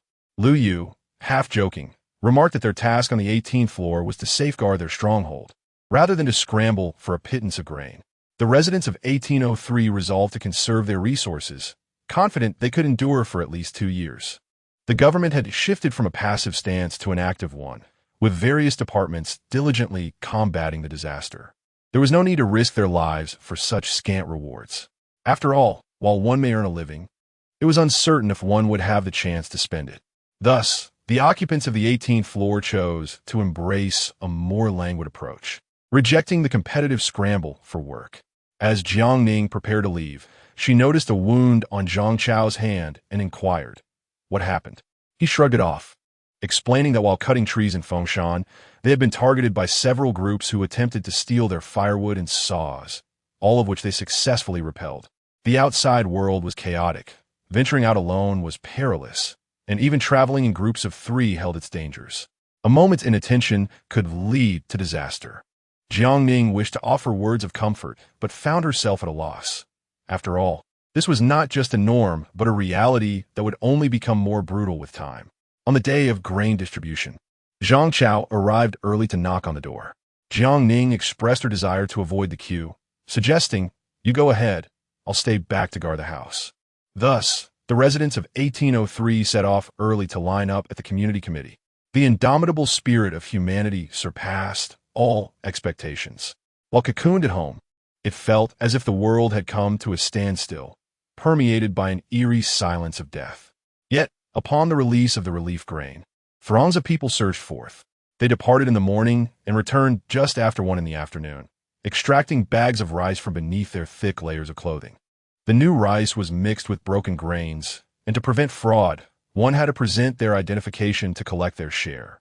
The scene was chaotic, yet the presence of armed police ensured that no one dared to cause trouble at the distribution point, though danger lurked in the distance. Thieves were re-emerging, and there were those who would snatch and flee. To secure more grain, human ingenuity knew no bounds. The individuals ahead of Zheng Weili in line even brought out their elderly mother, over 80 years old, bundled in several thick quilts. Yet, just as they were about to receive their grain, she passed away. Her family wept and protested, claiming the government as policies were to blame for the demise of their long-lived elder. Their uproar drew a crowd, murmuring about the government's lack of compassion, demanding compensation. A volunteer approached, lifting the quilts to inspect the elderly woman, only to find her body had stiffened long before. "I apologize. I previously worked in a hospital. This lady has not just passed away. Her death occurred at least 24 hours ago." Such misconduct would not be tolerated. The eligibility for grain distribution was revoked for the troublemakers. As one began to shout, they were met with the cold glint of a gun barrel. These were not peaceful times. The police were indeed willing to use force. Liu Yu cautioned, and Ning, "There are pickpockets and robbers everywhere. Keep your grain hidden. Do not let anyone get too close." At the entrance of the community, there were indeed thieves lurking, but they hesitated to approach Zhang Chao and Liu Yu, who were armed. Jiang Ning nodded and, after changing her clothes, attempted to take Kola inside 1803, only for the dog to stubbornly latch on her pant leg. Eager to venture outside.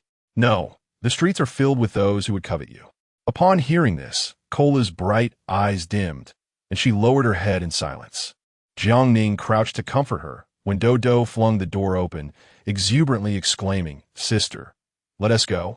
Jiang Ning frowned and glanced at Hua Yishan. "Are you taking Dodo outside?" "Yes, just to see the outside world," he replied.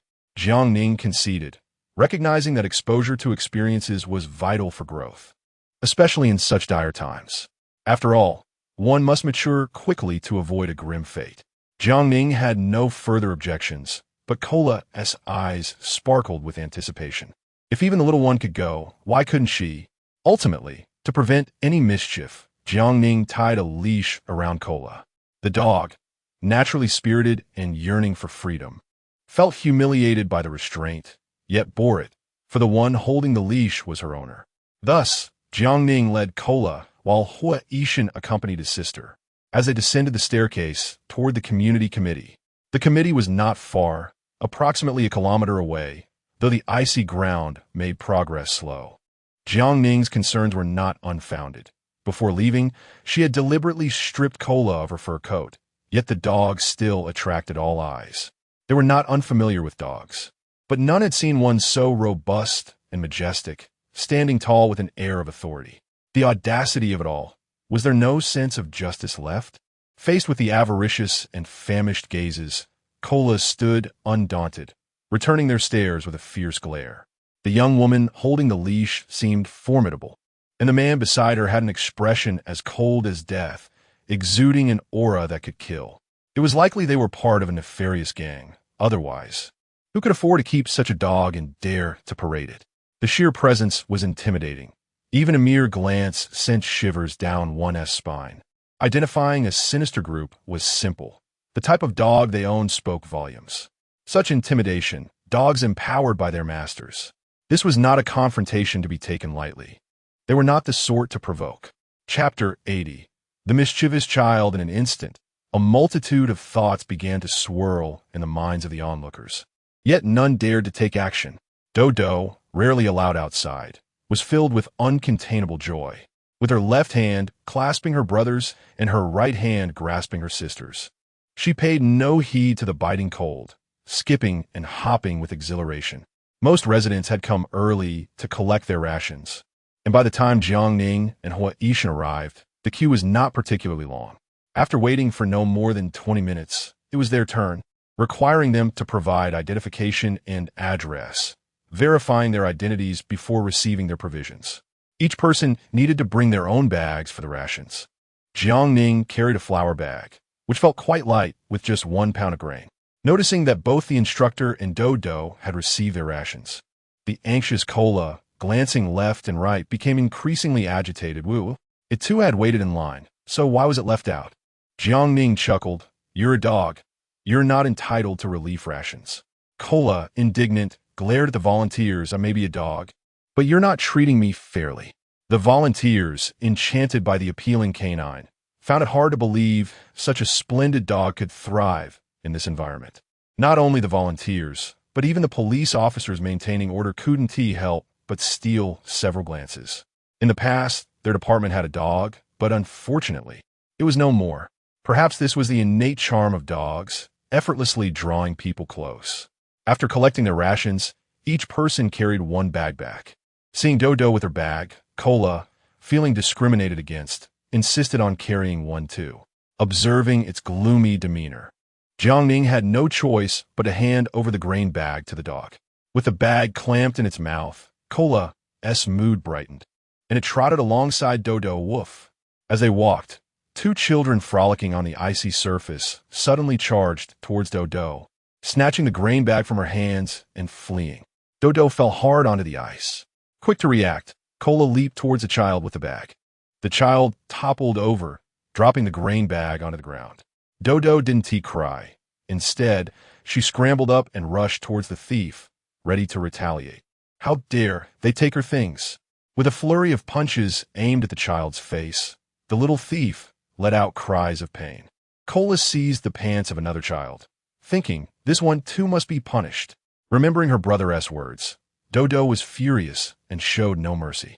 With Cola's assistance, Dodo not only delivered a sound beating, but also reclaimed her bag, her face flushed with anger, vowing, "If you dare to steal from me again, I will make you pay." Ishan observed the scene without intervening. Jiang Ning found it amusing. No wonder they had brought Dodo out. It was a setup to catch the thieves. "What are you doing?" A woman in a thick coat rushed over, shouting indignantly. "They are just children. How can you bully them like this? Is there no justice?" Ishan remained silent, his cold gaze fixed upon her. Unfortunately, the woman failed to notice, continuing her tirade and even attempting to grab Dodo, only to be met with Cola's fierce growl that made her retreat. How outrageous! Even the dog is bullying people. Someone come and judge. Jiang Ning stepped forward and kicked the woman down. As she fell, she was about to create a scene when a sharp knife pressed against her neck. "It seems you're not aware of the consequences of inciting children to steal. Don't blame us for teaching them a lesson." Adults often underestimate their children's capacity for mischief, and many parents exploit this by allowing their offspring to engage in nefarious activities. Even if caught red-handed, they could easily deflect blame, claiming the children were unaware of their actions, insisting adults should not take it seriously. If the children were injured, they could fabricate a story for compensation. Jiang Ning spoke from experience. She had encountered such situations before, and not just once. "What a vile instigator you are. Those children didn't act with malice." The woman, fierce and threatening, declared, "Your daughter and that dog have hurt my son. If I don't receive an explanation today, don't blame me for calling the police." Before she could finish, Jiang Ning thrust the knife forward. She didn't aim for her heart, but instead pierced her side, the blade slicing through layers of thick fabric, the cotton spilling out. The woman's face drained of color as she fell onto the ground, terrified. "If you fail to discipline your children, I assure you, it won't just be a mere poke at their clothes next time." At a loss for words, the woman sat trembling, while the two children shivered in fear. Dodo picked up the grain bag from the ground, glancing at Ishan with a mix of apprehension and anticipation. "Brother, I won." Ishan gently patted her head. "Yes, you reacted quite swiftly." Having subdued the trio, Jiang Ning decided not to linger further and led the group towards the residential complex. Dodo and Cola walked ahead, while Ishan and Jiang Ning followed. Ishan broke the silence. "Shall we go cut bamboo tomorrow?" Jiang Ning, puzzled, replied, "Bamboo is not suitable for burning. We need to craft 3 more crossbows, bamboo arrows or consumables, and we must prepare some in advance." Taking precautions seemed wise, and Jiang Ning readily agreed. Of course. As Ishan intended to speak again, Cola suddenly broke free from its leash, nearly tripping Dodo. Cola remembered its owner's teachings. Sneak into the village quietly. Avoid those who might fire guns. With its tail tucked and shoulders hunched, it stealthily veered in another direction. Having spent considerable time together, Jiang Ning swiftly recognized this as an omen of impending trouble. Curiously, she looked in the direction Cola was heading. In the distance, she spotted a group of people, heavily bundled up, making them unrecognizable. Taking out her binoculars to scrutinize them one by one, she unexpectedly recognized a familiar face. You and Dodo, head back. I have something to attend to with Kola. Without waiting for Hua Ishin's response, she hastened to catch up with the dog. Kola, maintaining a low profile, waited for Jiang Ning, who had wrapped her face so only her eyes were visible, trailing closely behind two men. They navigated through the crowd, crossing the street and entering an abandoned office building. Kola's eyes sparkled with excitement as it climbed the stairs, moving quietly while glancing back to ensure Jiang Ning followed. Hurry up! Jiang Ning, unhurried, continued her ascent while keeping a vigilant eye on her surroundings. Upon reaching the top floor, she needn't worry. The keen-nosed dog led the way. Inside the office, muffled, unsavory sounds echoed. Jiang Ning silently positioned herself by the window, witnessing one man being pinned to the table. Kola's eyes widened, ready to charge in. Jiang Ning quickly covered its ears and eyes. Don't look, it's too vile. After approximately 2 minutes, just as the frenzied individual was about to initiate the final confrontation, a sharp knife suddenly pierced his chest. Ah! He cried out in agony. Yang Weizong remained oblivious, clutching his own hands tightly. Regret washed over him. He truly regretted his decisions. Had he known this was the end of days, he would never have confessed his feelings to Su Mengyao. Thus, Jiang Ning wouldn't have abandoned him. He could have resided on the 18th floor, becoming one of them, enjoying a life of luxury without the worry of resources, and would never have had to compromise his dignity for a mere pound of grain, becoming a mere tool for others' amusement. In just a few short months, those who attended his birthday party had perished. Su Mengyao was gone. Yu Qingqing was gone, along with the Jian and the others. But he didn't wish to die. How could he make Jiang Ning fall in love with him once more? Chapter 81. The school idol's demise in the past. Yang Weizong had been utterly confident, believing that someone like Jiang Ning, who emerged from an orphanage, would be easy to manipulate. She was adept at survival and earning money, yet she lacked security and love, rendering her profoundly sensitive. With the right approach, he thought, he could easily entice her with his good looks. Gifts would flow freely, and she would even rush to offer herself. What happened to Jiang Ning? Previously, she would readily accept gifts, and she had gone so far as to rent an apartment and purchase an expensive pair of sneakers without a second thought. This kind of infatuated woman could turn on a dime, as if transformed into an entirely different person. Suddenly, Yang Weizong recalled Su Mingyao's ambiguous remarks, which had hinted more than once that Jiang Ning seemed to have changed. Could it be true that Jiang Ning had indeed become someone else? In a world where natural disasters could occur, what else was impossible? Lost in contemplation, he failed to notice the unusual presence of a man. His thoughts consumed by Jiang Ning's secrets. If his suspicions were correct, having this leverage would ensure he could live in luxury. However, he felt a dampness on his neck. Wait, was that a metallic scent? As he reached to touch it, he found his hands stained with blood. Ah! He screamed, stumbling backward. Before him stood a woman clad in a red, frigid outfit, her face obscured except for her chilling gaze. Yet, he recognized her, Jiang Ning, wielding a bloodied Tang Dao that belonged solely to her. Jiang Ning, have you lost your mind? Anger surged through him, quickly followed by shame, as he felt his face flush, wishing he could vanish into the earth. Jiang Ning smirked. You seem to have a clear understanding. Before Yang Weizong could gather his thoughts, the ravenous creature, Kale, lunged at him, viciously biting his face. Vile beast! You've been encouraging the owner to sell it for meat, haven't you? Yang Weizong cried out, blood streaming down his face. Jiang Ning, get this creature away from me. A beast? Jiang Ning retorted, eyeing his disheveled form.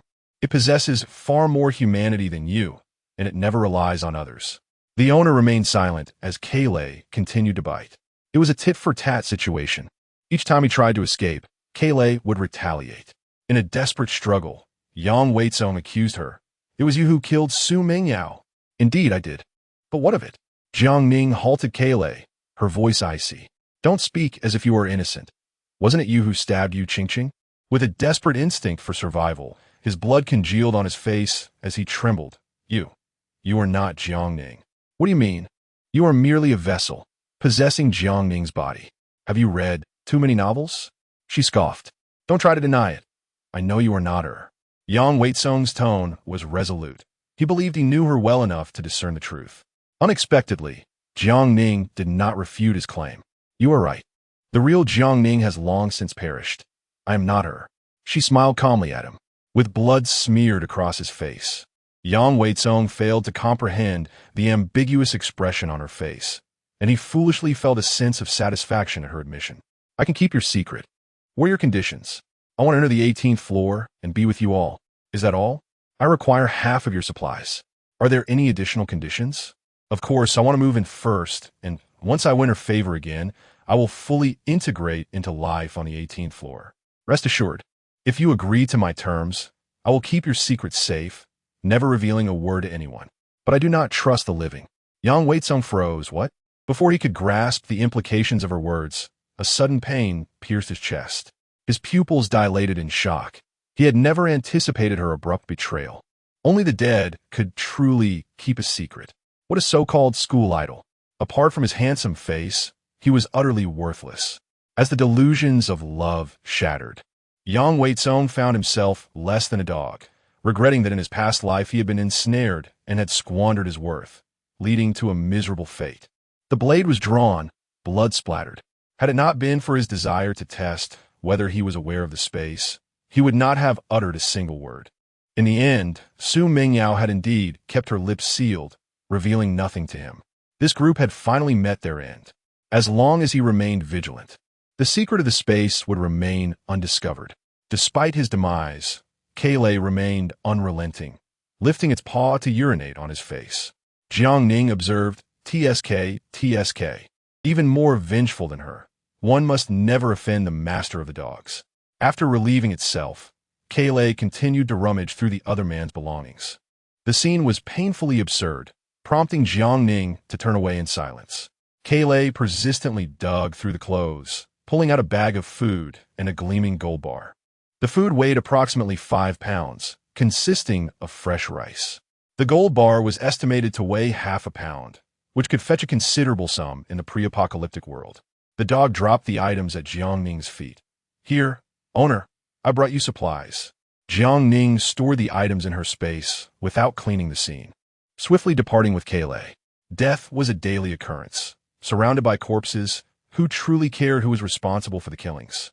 As darkness began to descend, the risks outside multiplied. Turning onto the main path, she was surprised to find Hua Yishan still waiting, holding on to Do's hand against the biting cold. His profound gaze met hers, a slight smile breaking through his stern features. Sister, Do exclaimed, waving enthusiastically Kale. The dog bounded over, nuzzling against Do. Jiang Ning approached, puzzled. Did I not instruct you to leave first? It's fine to go back. You could have enjoyed the wind. Enjoy the wind? The frigid air could prove lethal. Jiang Ning rubbed her hands together. Let us go, it's almost dark. Each took a dog and strolled slowly toward the community. Upon returning to the 18th floor, Jiang Ning knocked on the door of room 1803, hoping to enlist Zhang Chao and Lu Yu to craft a sled. She had no desire to venture out daily for firewood. A mere pretense would suffice while she lounged at home. Therefore, she intended not only to bring back bamboo the next day, but also to devise a way to procure firewood. A sled? Lu Yu exclaimed, for Kale? Well, why not? After all, dog food should not be taken for granted. Any creature that breathes must contribute. In this post-apocalyptic world, it was only fair that Kale should not feel discriminated against. In the name of democracy, equality between humans and dogs should not be a source of shame. Chapter 82. The sled. Upon learning that they were to craft a sled for the distinguished canine, Zhang Chao and Lu Yu were instantly invigorated. While they had never encountered sled in person, they had seen images of one and believed that with some tinkering, they could indeed create it. Coke, you are quite remarkable, even capable of pulling a sled. The bewildered dog responded with a confused, what is a sled? However, it was of no concern. As long as its caretaker believed it could, then it certainly would. Woof. Noticing a considerable pile of cut steel plates on the table, Jiang Ning inquired, what are you planning to do with these? Lu Yu, eager to show off, replied, Ning, guess. I shan't guess. Jiang Ning raised her fist, confess. Zhang Chao chuckled and explained, with those nefarious gangs encroaching upon our community to collect protection fees, armed as they are. How can our mere flesh and blood stand against them? Thus, Rain and I devised a plan to craft some bulletproof vests. This revelation opened Jiang Ning's eyes. She had not anticipated their heightened sense of crisis. Those steel plates may not withstand bullets. They could potentially absorb some impact. Perhaps even saving a life should a bullet find its mark. Ugh, let's not utter such ominous words. Observing their earnest efforts for survival, Jiang Ning felt a wave of relief wash over her. Her heart was considerably steadied. Upon learning that she was to venture out with Hua Yixin the next day to gather bamboo, both Zhang Chao and Lu Yu offered their assistance. Yet, the situation had grown more perilous than before. The 18th floor required not just a lookout, but it seemed that one person alone, Zheng Weili, would not suffice. Do not worry about our safety. No one shall take our supplies unless they tread over our corpses. Jiang Ning wanted to temper their dramatic sentiments. But if the 18th floor were truly breached, the aggressors would likely leave no survivors. Zheng Weili reminded her, Ning, remember to knock on our door when you head out tomorrow. After exchanging a few more words, Jiang Ning returned to her own abode. With Yang Weizong and Su Mingyao both deceased, she prepared a modest celebration of 3 dishes and a soup, accompanied by a can of pineapple beer. If only they hadn't been so clingy. I would have preferred they hone their skills in this apocalypse. Setting her alarm for 7 o'clock, Jiang Ning fell into a deep slumber until dawn. Recalling Zheng Weili's words, she knocked on the door of 1803. Remarkably, within a single night, the sled had been constructed. To reduce friction and enhance portability, it was fashioned from aluminum tubing, curved at both ends, resembling a small boat. Additionally, Zheng Weili brought over a couple of autumn garments. More specifically 2 pieces, sandwiched with steel plates and sewn together. Surprisingly, it felt quite substantial in her hands, especially with extra plates added to the chest area for increased protection against impacts. Ning, the outside world is far too perilous. Wear this when you go out. Should you encounter danger, it may offer some protection. Initially, she intended to make one for Coke, but time was of the essence. No need to rush. The entire 18th floor will have one. The only issue is, I am uncertain of Hua Yixin's size. Perhaps you could ask him? Why must I be the one to ask? Jiang Ning queried, confused. You could simply approach him directly. Zheng Weili retorted, well, it's obvious to anyone with eyes. What is there to conceal? Just then, the door to 1801 creaked open, and Dodo emerged, rubbing her eyes. Sister, we are leaving. Jiang Ning pressed for time, skipped the inquiry, and hurried to her room to change, gathering several belts and ropes. Coke, fearing abandonment, followed her closely, even clutching a rope in its mouth. Come on. Caretaker, help me tie this. As Hua Yixin walked Dodo, she had no reason not to take Coke along, and thus she decisively brought it with her. Upon reaching the 17th floor, they encountered the Zhong father and son, armed with a machete. They were also headed to Fengshan to gather firewood, and thus departed together. Jiang Ning did not wish to waste the dog's talents and busied herself with loading the sled. I seem to be at a loss, she admitted. Zhong Ping stepped forward. Allow me to give it a try. While he was unfamiliar with sledding, he possessed a keen understanding of physics and mechanics, knowing how to optimize their efforts and reduce friction. After a brief contemplation, he secured the belts around Coke's body, suggesting slight modifications to the sled to enhance its efficiency for hauling firewood. As they discussed the adjustments, Zhong's father expressed interest. When you return, devise a similar contraption. It will make your work considerably easier. Although they had no dogs at home, they could utilize people in their stead, a far better option than shouldering the burden manually. In fact, his son had also crafted a pulley, but it had become stuck in the cold, whereas the dog seemed to possess a certain flair. The Malinois, endowed with exceptional physical capabilities and explosive strength, bolted forward with the harness securely fastened. Dodo, momentarily taken aback, quickly chased after, calling out, Coke, wait for me. The dog, still adjusting to the sled, exhibited an unusual gait, feeling as though something were tugging at it from behind, instinctively turning to bite. Yet, this contraption was created by its caretaker for the purpose of fetching wood. Resist the urge to bite, it thought. The dog moved swiftly, zigzagging in its attempts to adapt to the cumbersome restraint. With its high intelligence, especially after the training it had undergone, It quickly discerned the mechanics and soon adjusted to the harness, even turning back to Jiang Ning, barking, "Woof," as if to say, "Caretaker, hop on. I shall pull you." Fearing it would tire itself out, Jiang Ning hesitated to allow it to pull her. The dog, however, was persistent, determined to take her for a ride. Ultimately, with no other option, Jiang Ning placed Dodo on the sled. You pull Dodo for fun. Underestimating its prowess, she thought, "Show the caretaker what you can do." Thus, the dog set off, pulling the sled, with Jiang Ning and the others trailing behind. Numerous eyes from the community were fixated on them. Yet no one dared to provoke the residents of the 18th floor. They were a formidable group, known for their ruthlessness.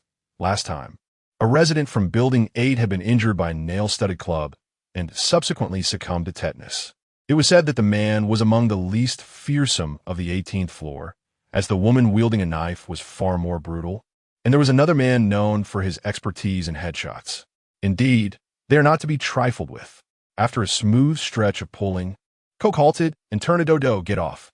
Dodo, thinking the dog had tired, quickly dismounted the sled. But to her surprise, it dashed back to Jiang Ning. "Come on, caretaker, it's your turn now." Unable to refuse such enthusiasm, Jiang Ning decided to test the dog, stepping onto the sled. The dog sprang forward with all four legs, hurtling ahead. Had she not held onto the harness, she would have been sent flying.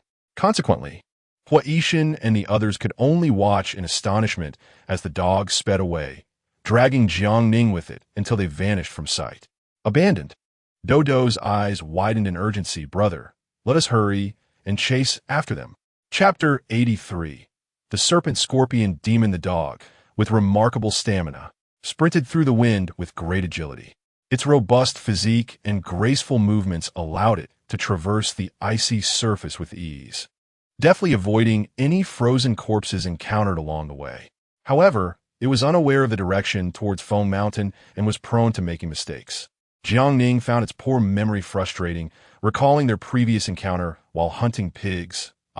Not just pigs, but also wild rabbits. The dog received a cue, promptly adjusted its course, and within half an hour, arrived at the foot of Foam Mountain. They arrived early, and the mountain was still devoid of any human presence. The bamboo forest was located halfway up the slope, and Jiang Ning, unwilling to waste time waiting at the base, began to ascend with the dog. Bamboo is not suitable for burning, and survivors would prioritize cutting down trees. In a short span of time, the trees at the mountain's foot had been completely felled, and they occasionally encountered frozen corpses. These corpses belonged to those who had perished while scavenging for firewood or had been killed in retaliation, their bodies encased in a layer of ice, exuding a chilling aura. Yet what choice did they have? Without firewood, they risked freezing to death, and survivors had to brave life-threatening dangers. The icy snow made the ascent treacherous, and dragging the sled took considerable time before they reached the bamboo forest. The trees atop the mountain had succumbed to the frost, their branches laden with ice and snow. Clad in temperature-regulating clothing, Jiang Ning's body remained warm, but her hands, feet, and face felt the biting cold. Rubbing her hands together, she contemplated retrieving a chainsaw from her storage space to clear the bamboo and return to the warmth of her bed. Unfortunately, the presence of others on the mountain deterred her from taking such risks. Instead, she picked up the steel saw given to her by Lu Yu and patiently knelt down to begin sawing. Using a steel saw requires skill, otherwise, the blade could easily break. With only one saw at her disposal, a broken blade would present a significant problem. Not everyone possesses an axe or a butcher's knife. Most wield ordinary kitchen knives. With a chuckle, she thought about how even chopping a clove of garlic could result in a broken knife. Jiang Ning knelt down, first shattering the ice clinging to the surface of the bamboo before gradually sawing. Coke, seemingly apprehensive that the bamboo might fall and injure its caretaker, jumped up and clung to the bamboo. Finding its antics bothersome, Jiang Ning pushed it aside, insisting it need not assist, just keep watch and ensure no one struck her from behind. The dutiful dog refused, believing it could both cling to the bamboo and keep watch. "If you don't move away, be careful, I might saw off a piece of your belly." The dog, feeling emotionally wounded, merely responded with silence. After sawing through 2 sections of bamboo, Jiang Ning used her knife to chop off the branches, cutting each segment into approximately 2 meters for easier transport. At this moment, survivors began to ascend a mountain. A dog. Initially startled, they quickly approached, their voices transformed with excitement. What a fat dog. Coke, the plump canine, barked. Woof. Fat. No, it was pure muscle. Observing only a single young woman amidst the bamboo grove, wielding a steel saw, their excitement intensified. If they could acquire that saw, gathering firewood would no longer be a concern. Moreover, the hefty dog appeared to weigh around 60 to 70 pounds, all pure meat, succulent and inviting. As they drew closer, Jiang Ning, unfazed, unsheathed her Tang Dao and greeted them with a gentle smile. Can you guess why I am alone yet managed to keep my dogs so well fed? Her words left the crowd momentarily stunned. Indeed, many had succumbed to hunger. So how could she maintain such a well-nourished dog? Without uttering another word, Jiang Ning merely smiled at them, a smile that was both sinister and chilling. Her icy gaze scrutinized their bodies as though weighing which parts were the most succulent. The predatory glint in her eyes sent shivers down their spines. Was this the fabled serpent-scorpion demon? My dog is quite discerning. It only consumes legs, and they must be fresh and still warm. The dog assumed an aggressive stance, its muscular chest puffed out, baring its teeth with an unmistakable aura of menace. Woof. Indeed, it only feasted on fresh legs, blood still flowing, and dared anyone to challenge that. The onlookers were stunned, realizing this fierce dog had been nurtured to devour legs. Some, overwhelmed by fear, trembled uncontrollably. At that moment of tension, 3 men bypassed the crowd, knives in hand, striding directly towards the fierce woman, the tallest among them holding the hand of a young girl. Hey, you guys are incredibly brave, daring to provoke a serpent-scorpion beauty, they thought, eagerly awaiting a confrontation, hoping to pick up the spoils from the aftermath. However, reality proved less glamorous than their idealistic expectations. Contrary to their hopes for a brawl, the leg-eating dog not only remained silent, but wagged its tail at them. Suddenly, the 3 men turned in unison, standing resolutely beside the woman, their cold gazes sweeping over the crowd. Ah, we seem to have intruded. With reluctant resignation, the onlookers dispersed in haste. Dowdu clung to the dog, appearing somewhat aggrieved. Coke, you didn't even wait for me. Coke nudged her gently, a gesture of reassurance. Noting Jiang Ning chopping bamboo, Zhong Fu expressed his confusion. Shout, Jiang. Bamboo is hollow and burns poorly. We should be cutting trees instead. I'm not strong enough to haul them, so bamboo will suffice. Besides, bamboo burns poorly and isn't worth stealing, right? Zhong Fu pondered her reasoning. It made some sense yet felt off. The risk of cutting down trees was high, and the Zhong family was nearby to offer assistance if needed. With only one steel saw available, he had to resort to using a hatchet. The hollow bamboo yielded easily, and with just a few strokes of the hatchet, the bamboo fell with a resounding crash, far quicker than with the steel saw. His swift and efficient movements dispatched the branches in no time, showcasing a level of strength Jiang Ning could not aspire to. She would have to continue her painstaking work. As more people ascended the mountain, the number of predatory gazes increased. The fat dog, the steel saw, and the pretty little girl captivated the greedy eyes of many. Some overtly, others lurking in the shadows, all searching for opportunities. Coke activated its keen instincts, precisely detecting the ill intentions surrounding them. Baring its teeth, it prepared for a confrontation. Dowdu, not wishing to be outdone, mimicked Coke's fierce posture. Be fierce, brother said, if I appear more ferocious than anyone else. No one will dare bully me. Thus, without hesitation, she emulated Coke, baring her teeth and grinning. The little girl's attempt at intimidation elicited a scoff from the dog, for she had not even managed to mimic its fur.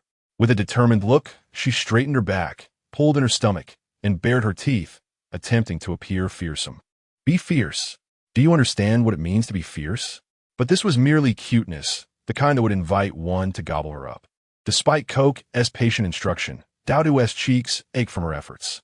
Ultimately, she surrendered and opened her backpack, revealing a watermelon knife, the legendary blade that had cleaved its way from Saigon Street to Square Street. With the knife in hand, she transformed into a fierce specter, casting a cold glare at those loitering around the bamboo grove. Dowdu swung the knife down, severing a sapling in half with a single stroke. Those with ulterior motives, witnessing her display, were left speechless, pondering how they had encountered one formidable individual after another. Had children become this ruthless? It was clear they could not provoke her. Not all. What a pity for the excessively plump dog meat. Had they been offered even a taste, they would have gladly accepted their demise. Chapter 84. Ambushed from behind despite Jiang Ning's diligent work, she remained acutely aware that the dog was a trustworthy companion. Yet she still refrained from fully exposing her back to it. Periodically, she would turn around in vigilance, wary of any potential sneak attacks.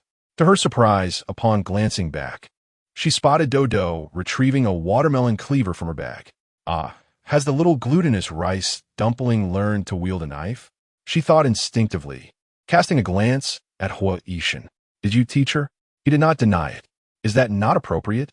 Well, no, it's quite commendable. The harsh realities of a post-apocalyptic world had indeed compelled the innocent youth to mature rapidly.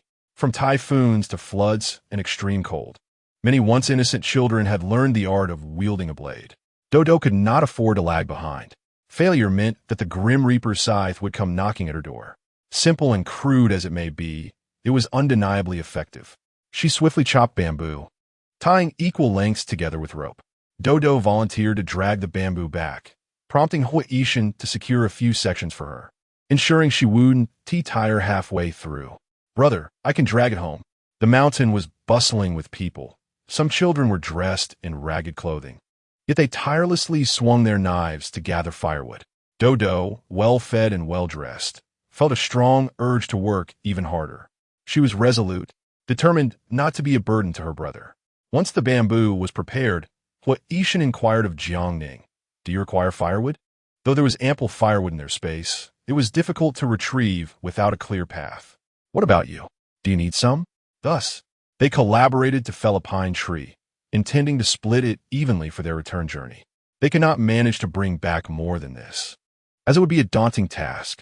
The Zhong father and son each chopped down a pine tree, and even this would prove to be a struggle to carry back. After all, they were merely scholarly individuals accustomed to office work, not laborers. The ascent was arduous, but the descent was even more treacherous, with snow accumulating into icy shards. A slip could send both person and timber tumbling down the mountain, with potentially dire consequences. The group proceeded cautiously, assisting one another as they wrestled against the mountainous incline. Dodo, brandishing her cleaver at the front, cleared the path, while the dog trailed behind to guard against any ambushes. Their teamwork was seamless. Jiang Ning felt a mix of amusement and heartache. Natural disasters had forged these younglings into formidable beings. Having successfully navigated down the mountain, the dog dutifully dragged the sled fill it up. Seeing its prideful demeanor, Jiang Ning indeed filled it to the brim. A piece of timber was placed at the bottom, upon which they stacked the bamboo. Due to the freeze-drying process, some moisture had evaporated, and Jiang Ning added her share as well. "Let us go." The dog engaged its four-wheel drive with a sudden jolt, but to its dismay, it found itself unable to move. What a lazy creature! Yet, despite its earlier boastfulness, it was determined to drag the load back, even if it meant doing so on its knees. Dodo, pulling 3 bamboo tubes, tugged forward with the rope. The icy surface was slippery and strenuous, but she managed.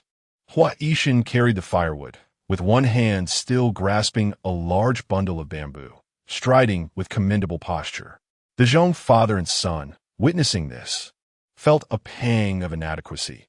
These young individuals were truly remarkable, excelling in every endeavor.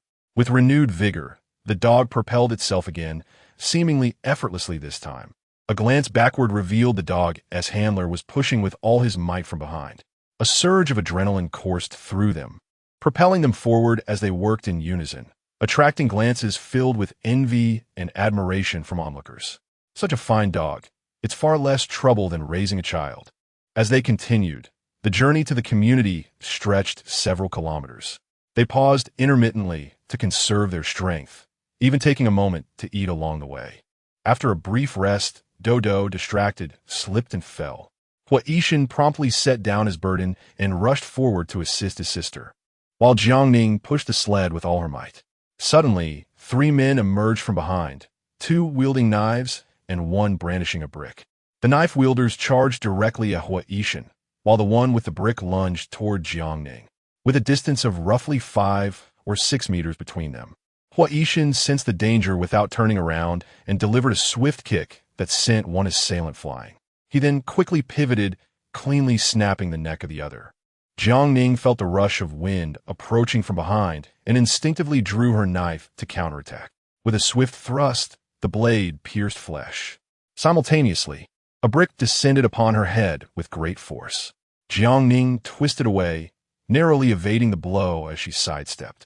The sound of shattering bricks resonated, but the impact never reached her, as Hoard blocked it with a shoulder. His action widened her eyes in surprise. The Zhong father and son, alerted by the commotion, rushed over with their knives drawn. "Are you all right?" Hoard grunted, "I'm fine." Jiang Ning regained her composure. "Are you truly unscathed?" Wearing thick clothing, she presumed no bones were broken. In an instant, two men lay dead. The one Hoard had kicked was now pale with fear, scrambling to his feet and fleeing. It was not just him. Another woman nearby also fled. Clearly, they were part of the same gang. Jiang Ning pursued, drawing a boning knife from her bag with a swift motion, hurling it with force. The man, clad in thick garments, was struck and sent tumbling. Jiang Ning closed in, her icy gaze fixed upon him. The man, in a state of panic, pleaded, "It was a misunderstanding. We didn't intend any harm." They had merely sought to rob them, never expecting such fierce resistance. "Not intentional," Jiang Ning retorted. "Then it was deliberate. Please, I beg you, let me go. I have a wife and children at home." Jiang Ning, uninterested in his pleas, swiftly dispatched him to the afterlife. "Who doesn't have children to care for? If I perish today, what will become of Kolo?"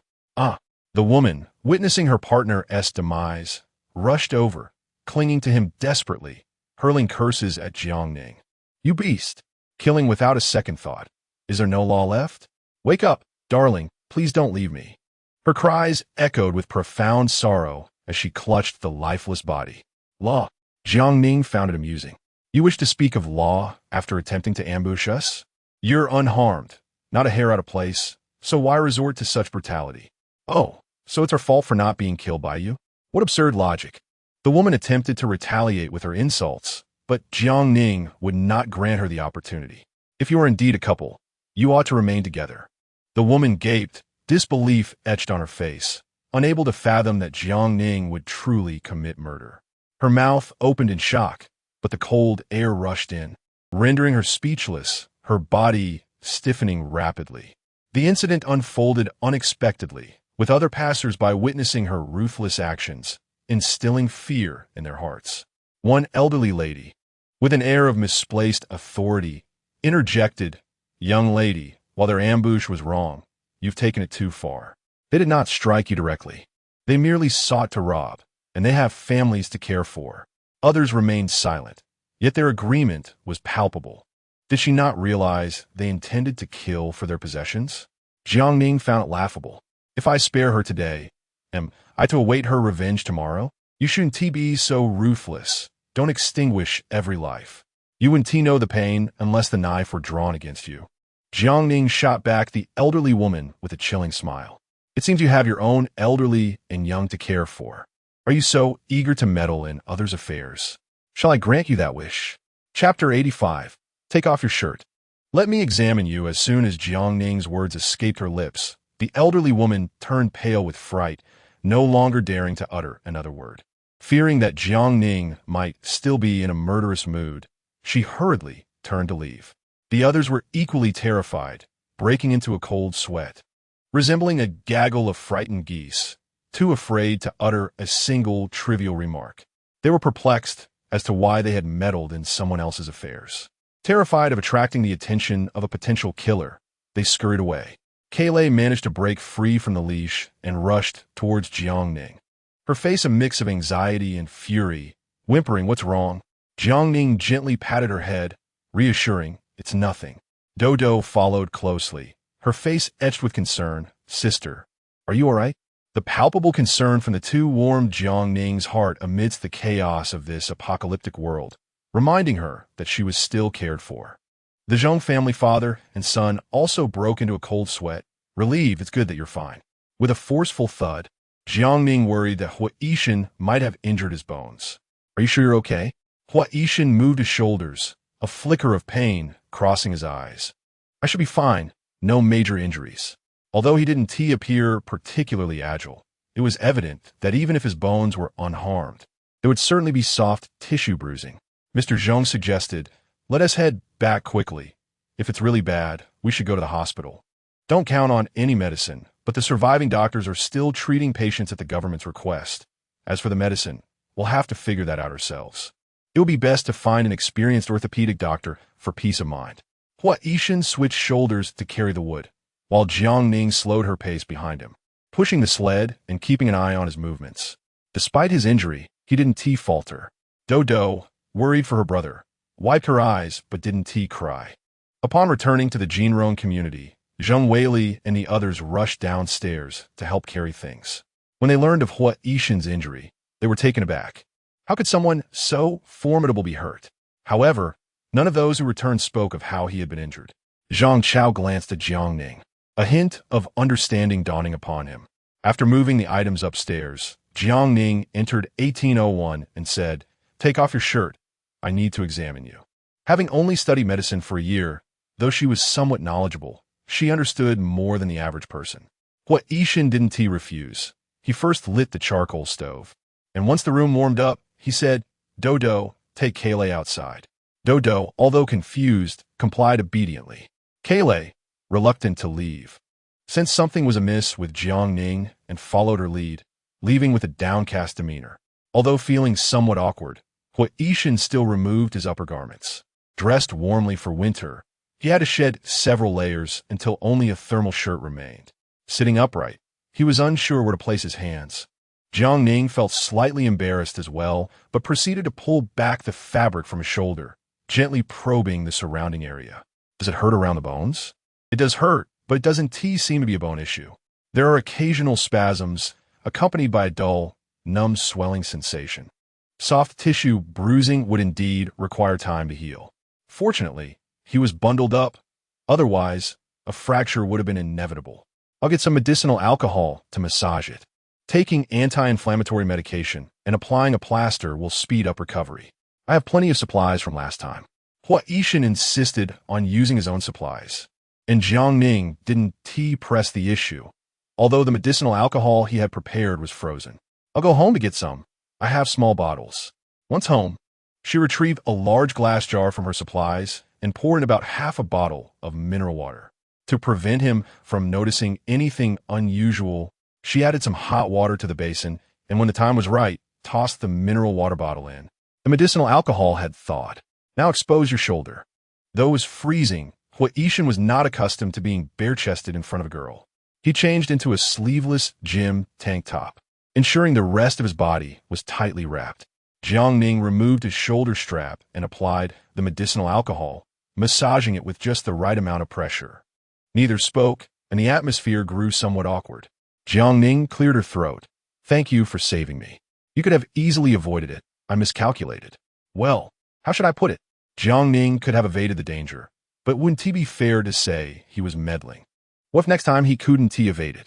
She felt the concern from her team, but she felt compelled to remind him, if it weren't for you, I might not have escaped. Still, be mindful of yourself.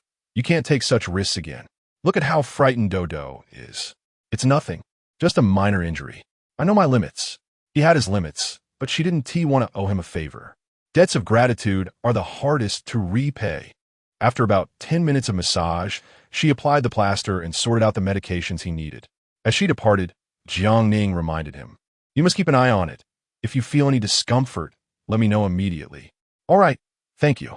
Jiang Ning paused for a moment. It's only right. After all, he was injured because of her. Upon returning home, she took a shower, changed into her loungewear, and settled onto the sofa, her thoughts drifting farther away. The relationships on the 18th floor were quite amicable.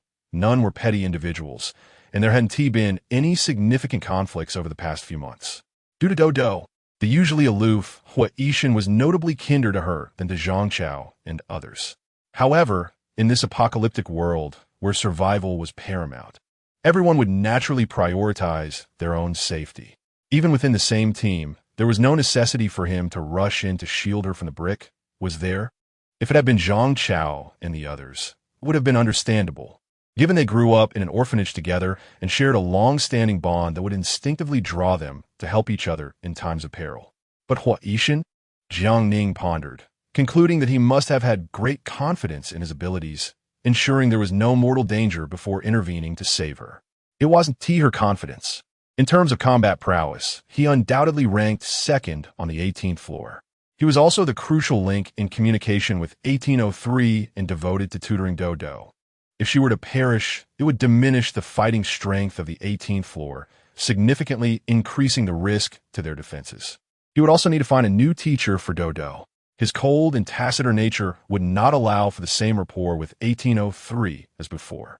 If new neighbors moved in, it would surely lead to significant conflicts. Indeed, that was the case. After coming to this realization, Jiang Ning couldn't help but breathe a sigh of relief. Yet there was an unsettling feeling. Kaylay jumped up, scratching at her, urging her to play. The energetic dog successfully interrupted her train of thought. Today had exhausted the dog, and dinner was particularly lavish. There was not only chicken breast, but also rib soup, corn soup, and an abundance of essential green vegetables. The meal was utterly delightful. As night fell, she switched on the intercom. Shun, how does your injury feel? Calling him that felt a bit strange, but using his full name felt even more awkward. The response came swiftly, it's all right. Unsure of what to say next. Jiang Ning scratched her ear. Well, if you feel any discomfort, let me know right away. After disconnecting the intercom, she turned off the lights and went to sleep. The room was warm, but she was awakened at 10 by Kaylay's antics. Opening the door, she was nearly overwhelmed by the frigid air, which felt significantly colder than the previous day, sending shivers down her spine. Checking the temperature on the balcony, it had plummeted to minus 35 degrees. Quickly retreating back inside, she brushed her teeth and washed up in her space before enjoying a bowl of fragrant wonton noodles. After finishing, she turned on the intercom. How does your injury feel today? Numb, not very flexible. Chapter 86. Animal Evolution. Listening to his description, Jiang Ning felt it was not too serious and habitually inquired. Have you eaten? Not yet. Dodo is preparing. Dodo is making breakfast? She could barely reach the stove, standing by the countertop. She has to learn gradually. Indeed, children of the apocalypse lack pretension. Otherwise, survival would be impossible. A cry of pain echoed from the intercom, belonging to Dodo. Jiang Ning asked what happened. She hoped it wasn't like what happened to Hua Yishan, who had been burned by hot oil. Silence ensued on the other end. Realizing that Dodo had been injured because of her, Jiang Ning stepped out of her room and made her way to room 1801. Dodo? After knocking several times, the door finally opened. Dodo was fine. She had volunteered to take care of her brother after seeing him hurt, and thus had begun learning to prepare breakfast. However, she could not reach the pot, so she had moved a stool to stand on. In her unsteady attempt, she fell, but fortunately, her reflexes were honed by Hua Yishan's rigorous training, enabling her to adjust her landing and avoid injury. Nevertheless, little Dodo was in a foul mood, digging at her fingers, tears welling in her eyes. Sister, am I useless? I can't even make breakfast. She seemed on the verge of tears. You are not. Jiang Ning gently patted her head, reassuring her, learning to make breakfast at just 5 years old is already impressive. Your brother only learned recently. Hua Yishan, who had been mentioned, could only offer his consolation. Yes, Dodo is far more capable than her brother. Feeling guilty for the lack of breakfast, Jiang Ning asked, what do you want to eat? I will teach you how to make it. Dumplings. Dodo brightened at the thought that her brother wanted dumplings. Thus, Dodo climbed back onto the stool, while Jiang Ning patiently instructed her. Cola stood beside them, eager to learn as well. In this apocalyptic world otherwise, Jiang Ning would have sent Cola to university, where it might even earn a diploma. To her surprise, Dodo proved quite adept, skillfully boiling water, washing dishes, and wiping the table. However, Jiang Ning's expression remained troubled. Hua Yishan drove a Hummer. Their economic situation could not be poor, yet Dodo was doing these chores. It was evident she had been forced into this by her unscrupulous uncle's family. Thinking of Hua Yishan's taciturn and ruthless nature, Jiang Ning couldn't help but wonder about the fate of his uncle's family. Of course, that was his private matter, and she would not pry. In the kitchen, the three of them, 2 people and a dog, were busy while Hua Yishan stood by the kitchen door. Perhaps even he did not notice the slight upward curve of his lips. It was undeniable that Dodo's culinary talent surpassed Hua Yishan's. Not only did she cook the dumplings perfectly, but they also remained intact. In good spirits, little Dodo carefully scooped half a bowl and exclaimed, "Brother, try what I made." She served not only her brother, but also Jiang Ning and Kola. "I've already eaten. You should enjoy it yourself." Kola, being a greedy dog, ran off to fetch Jiang Ning's wash basin from the bathroom. "Here, fill it up." Feeling embarrassed, Jiang Ning pinched its ear. "This is filled with chive filling. You can't eat it, or it will be harmful to you." Kola froze, looking utterly dejected. Angered at the restrictions and not wishing to perish, it turned and left with the wash basin, huffing in frustration. "What do I eat then? Life is intolerable." Hua Yishan sat at the dining table, initially complimenting Dodo, then turned to Jiang Ning and asked, "Aren't you going to eat anything?" Jiang Ning declined, asserting she was genuinely full. Even if she hadn't eaten, she would not easily consume someone else's food. In times of disaster, eating another's provisions equated to endangering lives, even if Hua Yishan were wealthy. Once Hua Yishan finished his meal, Jiang Ning spoke up, "Your wound needs to be treated with medicinal alcohol." Her technique was quite proficient, but Hua Yishan felt somewhat awkward. "Let Dodo help me with that later." Dodo eagerly chimed in, "I'll help my brother," grateful for his gentlemanly demeanor. Jiang Ning felt a wave of relief. Just as they finished eating, a knock on the door interrupted them. Zhang Chao and Lu Yu had come to learn how to make bamboo arrows. Upon seeing Jiang Ning, the two did not find it strange, but exchanged knowing glances. Hua Yishan, despite his shoulder injury, was not incapacitated and began teaching in the living room. He started by cutting the bamboo to the appropriate lengths, explaining that shaving the ends and roasting them could enhance their resilience. Their keen understanding made the learning process smooth, and their hands moved with remarkable agility. Zhang Chao, puzzled, remarked, "Shun, the crossbow has decent shooting capabilities, but in winter, with heavy clothing, it's challenging to penetrate and injure someone. That's why we need to improve our aim and target their eyes." Zhang Chao was taken aback. "How is that possible? Their eyes are so small, and they're always moving. I can't do that. What do we do if we can't? We must practice hard. It's better than waiting for death." Jiang Ning alleviated their stress. "You can aim for the face, too. Scars are relatively thinner." With her reassurance, they felt relieved and complimented her. "You're the best, Ning." "Well, don't compare yourselves to me. I'm aiming for the eyes." Zhang Chao was left speechless. "Forget it." While the cold persisted, the three of them exchanged banter, creating a pleasant atmosphere in the living room. Hua Yishan occasionally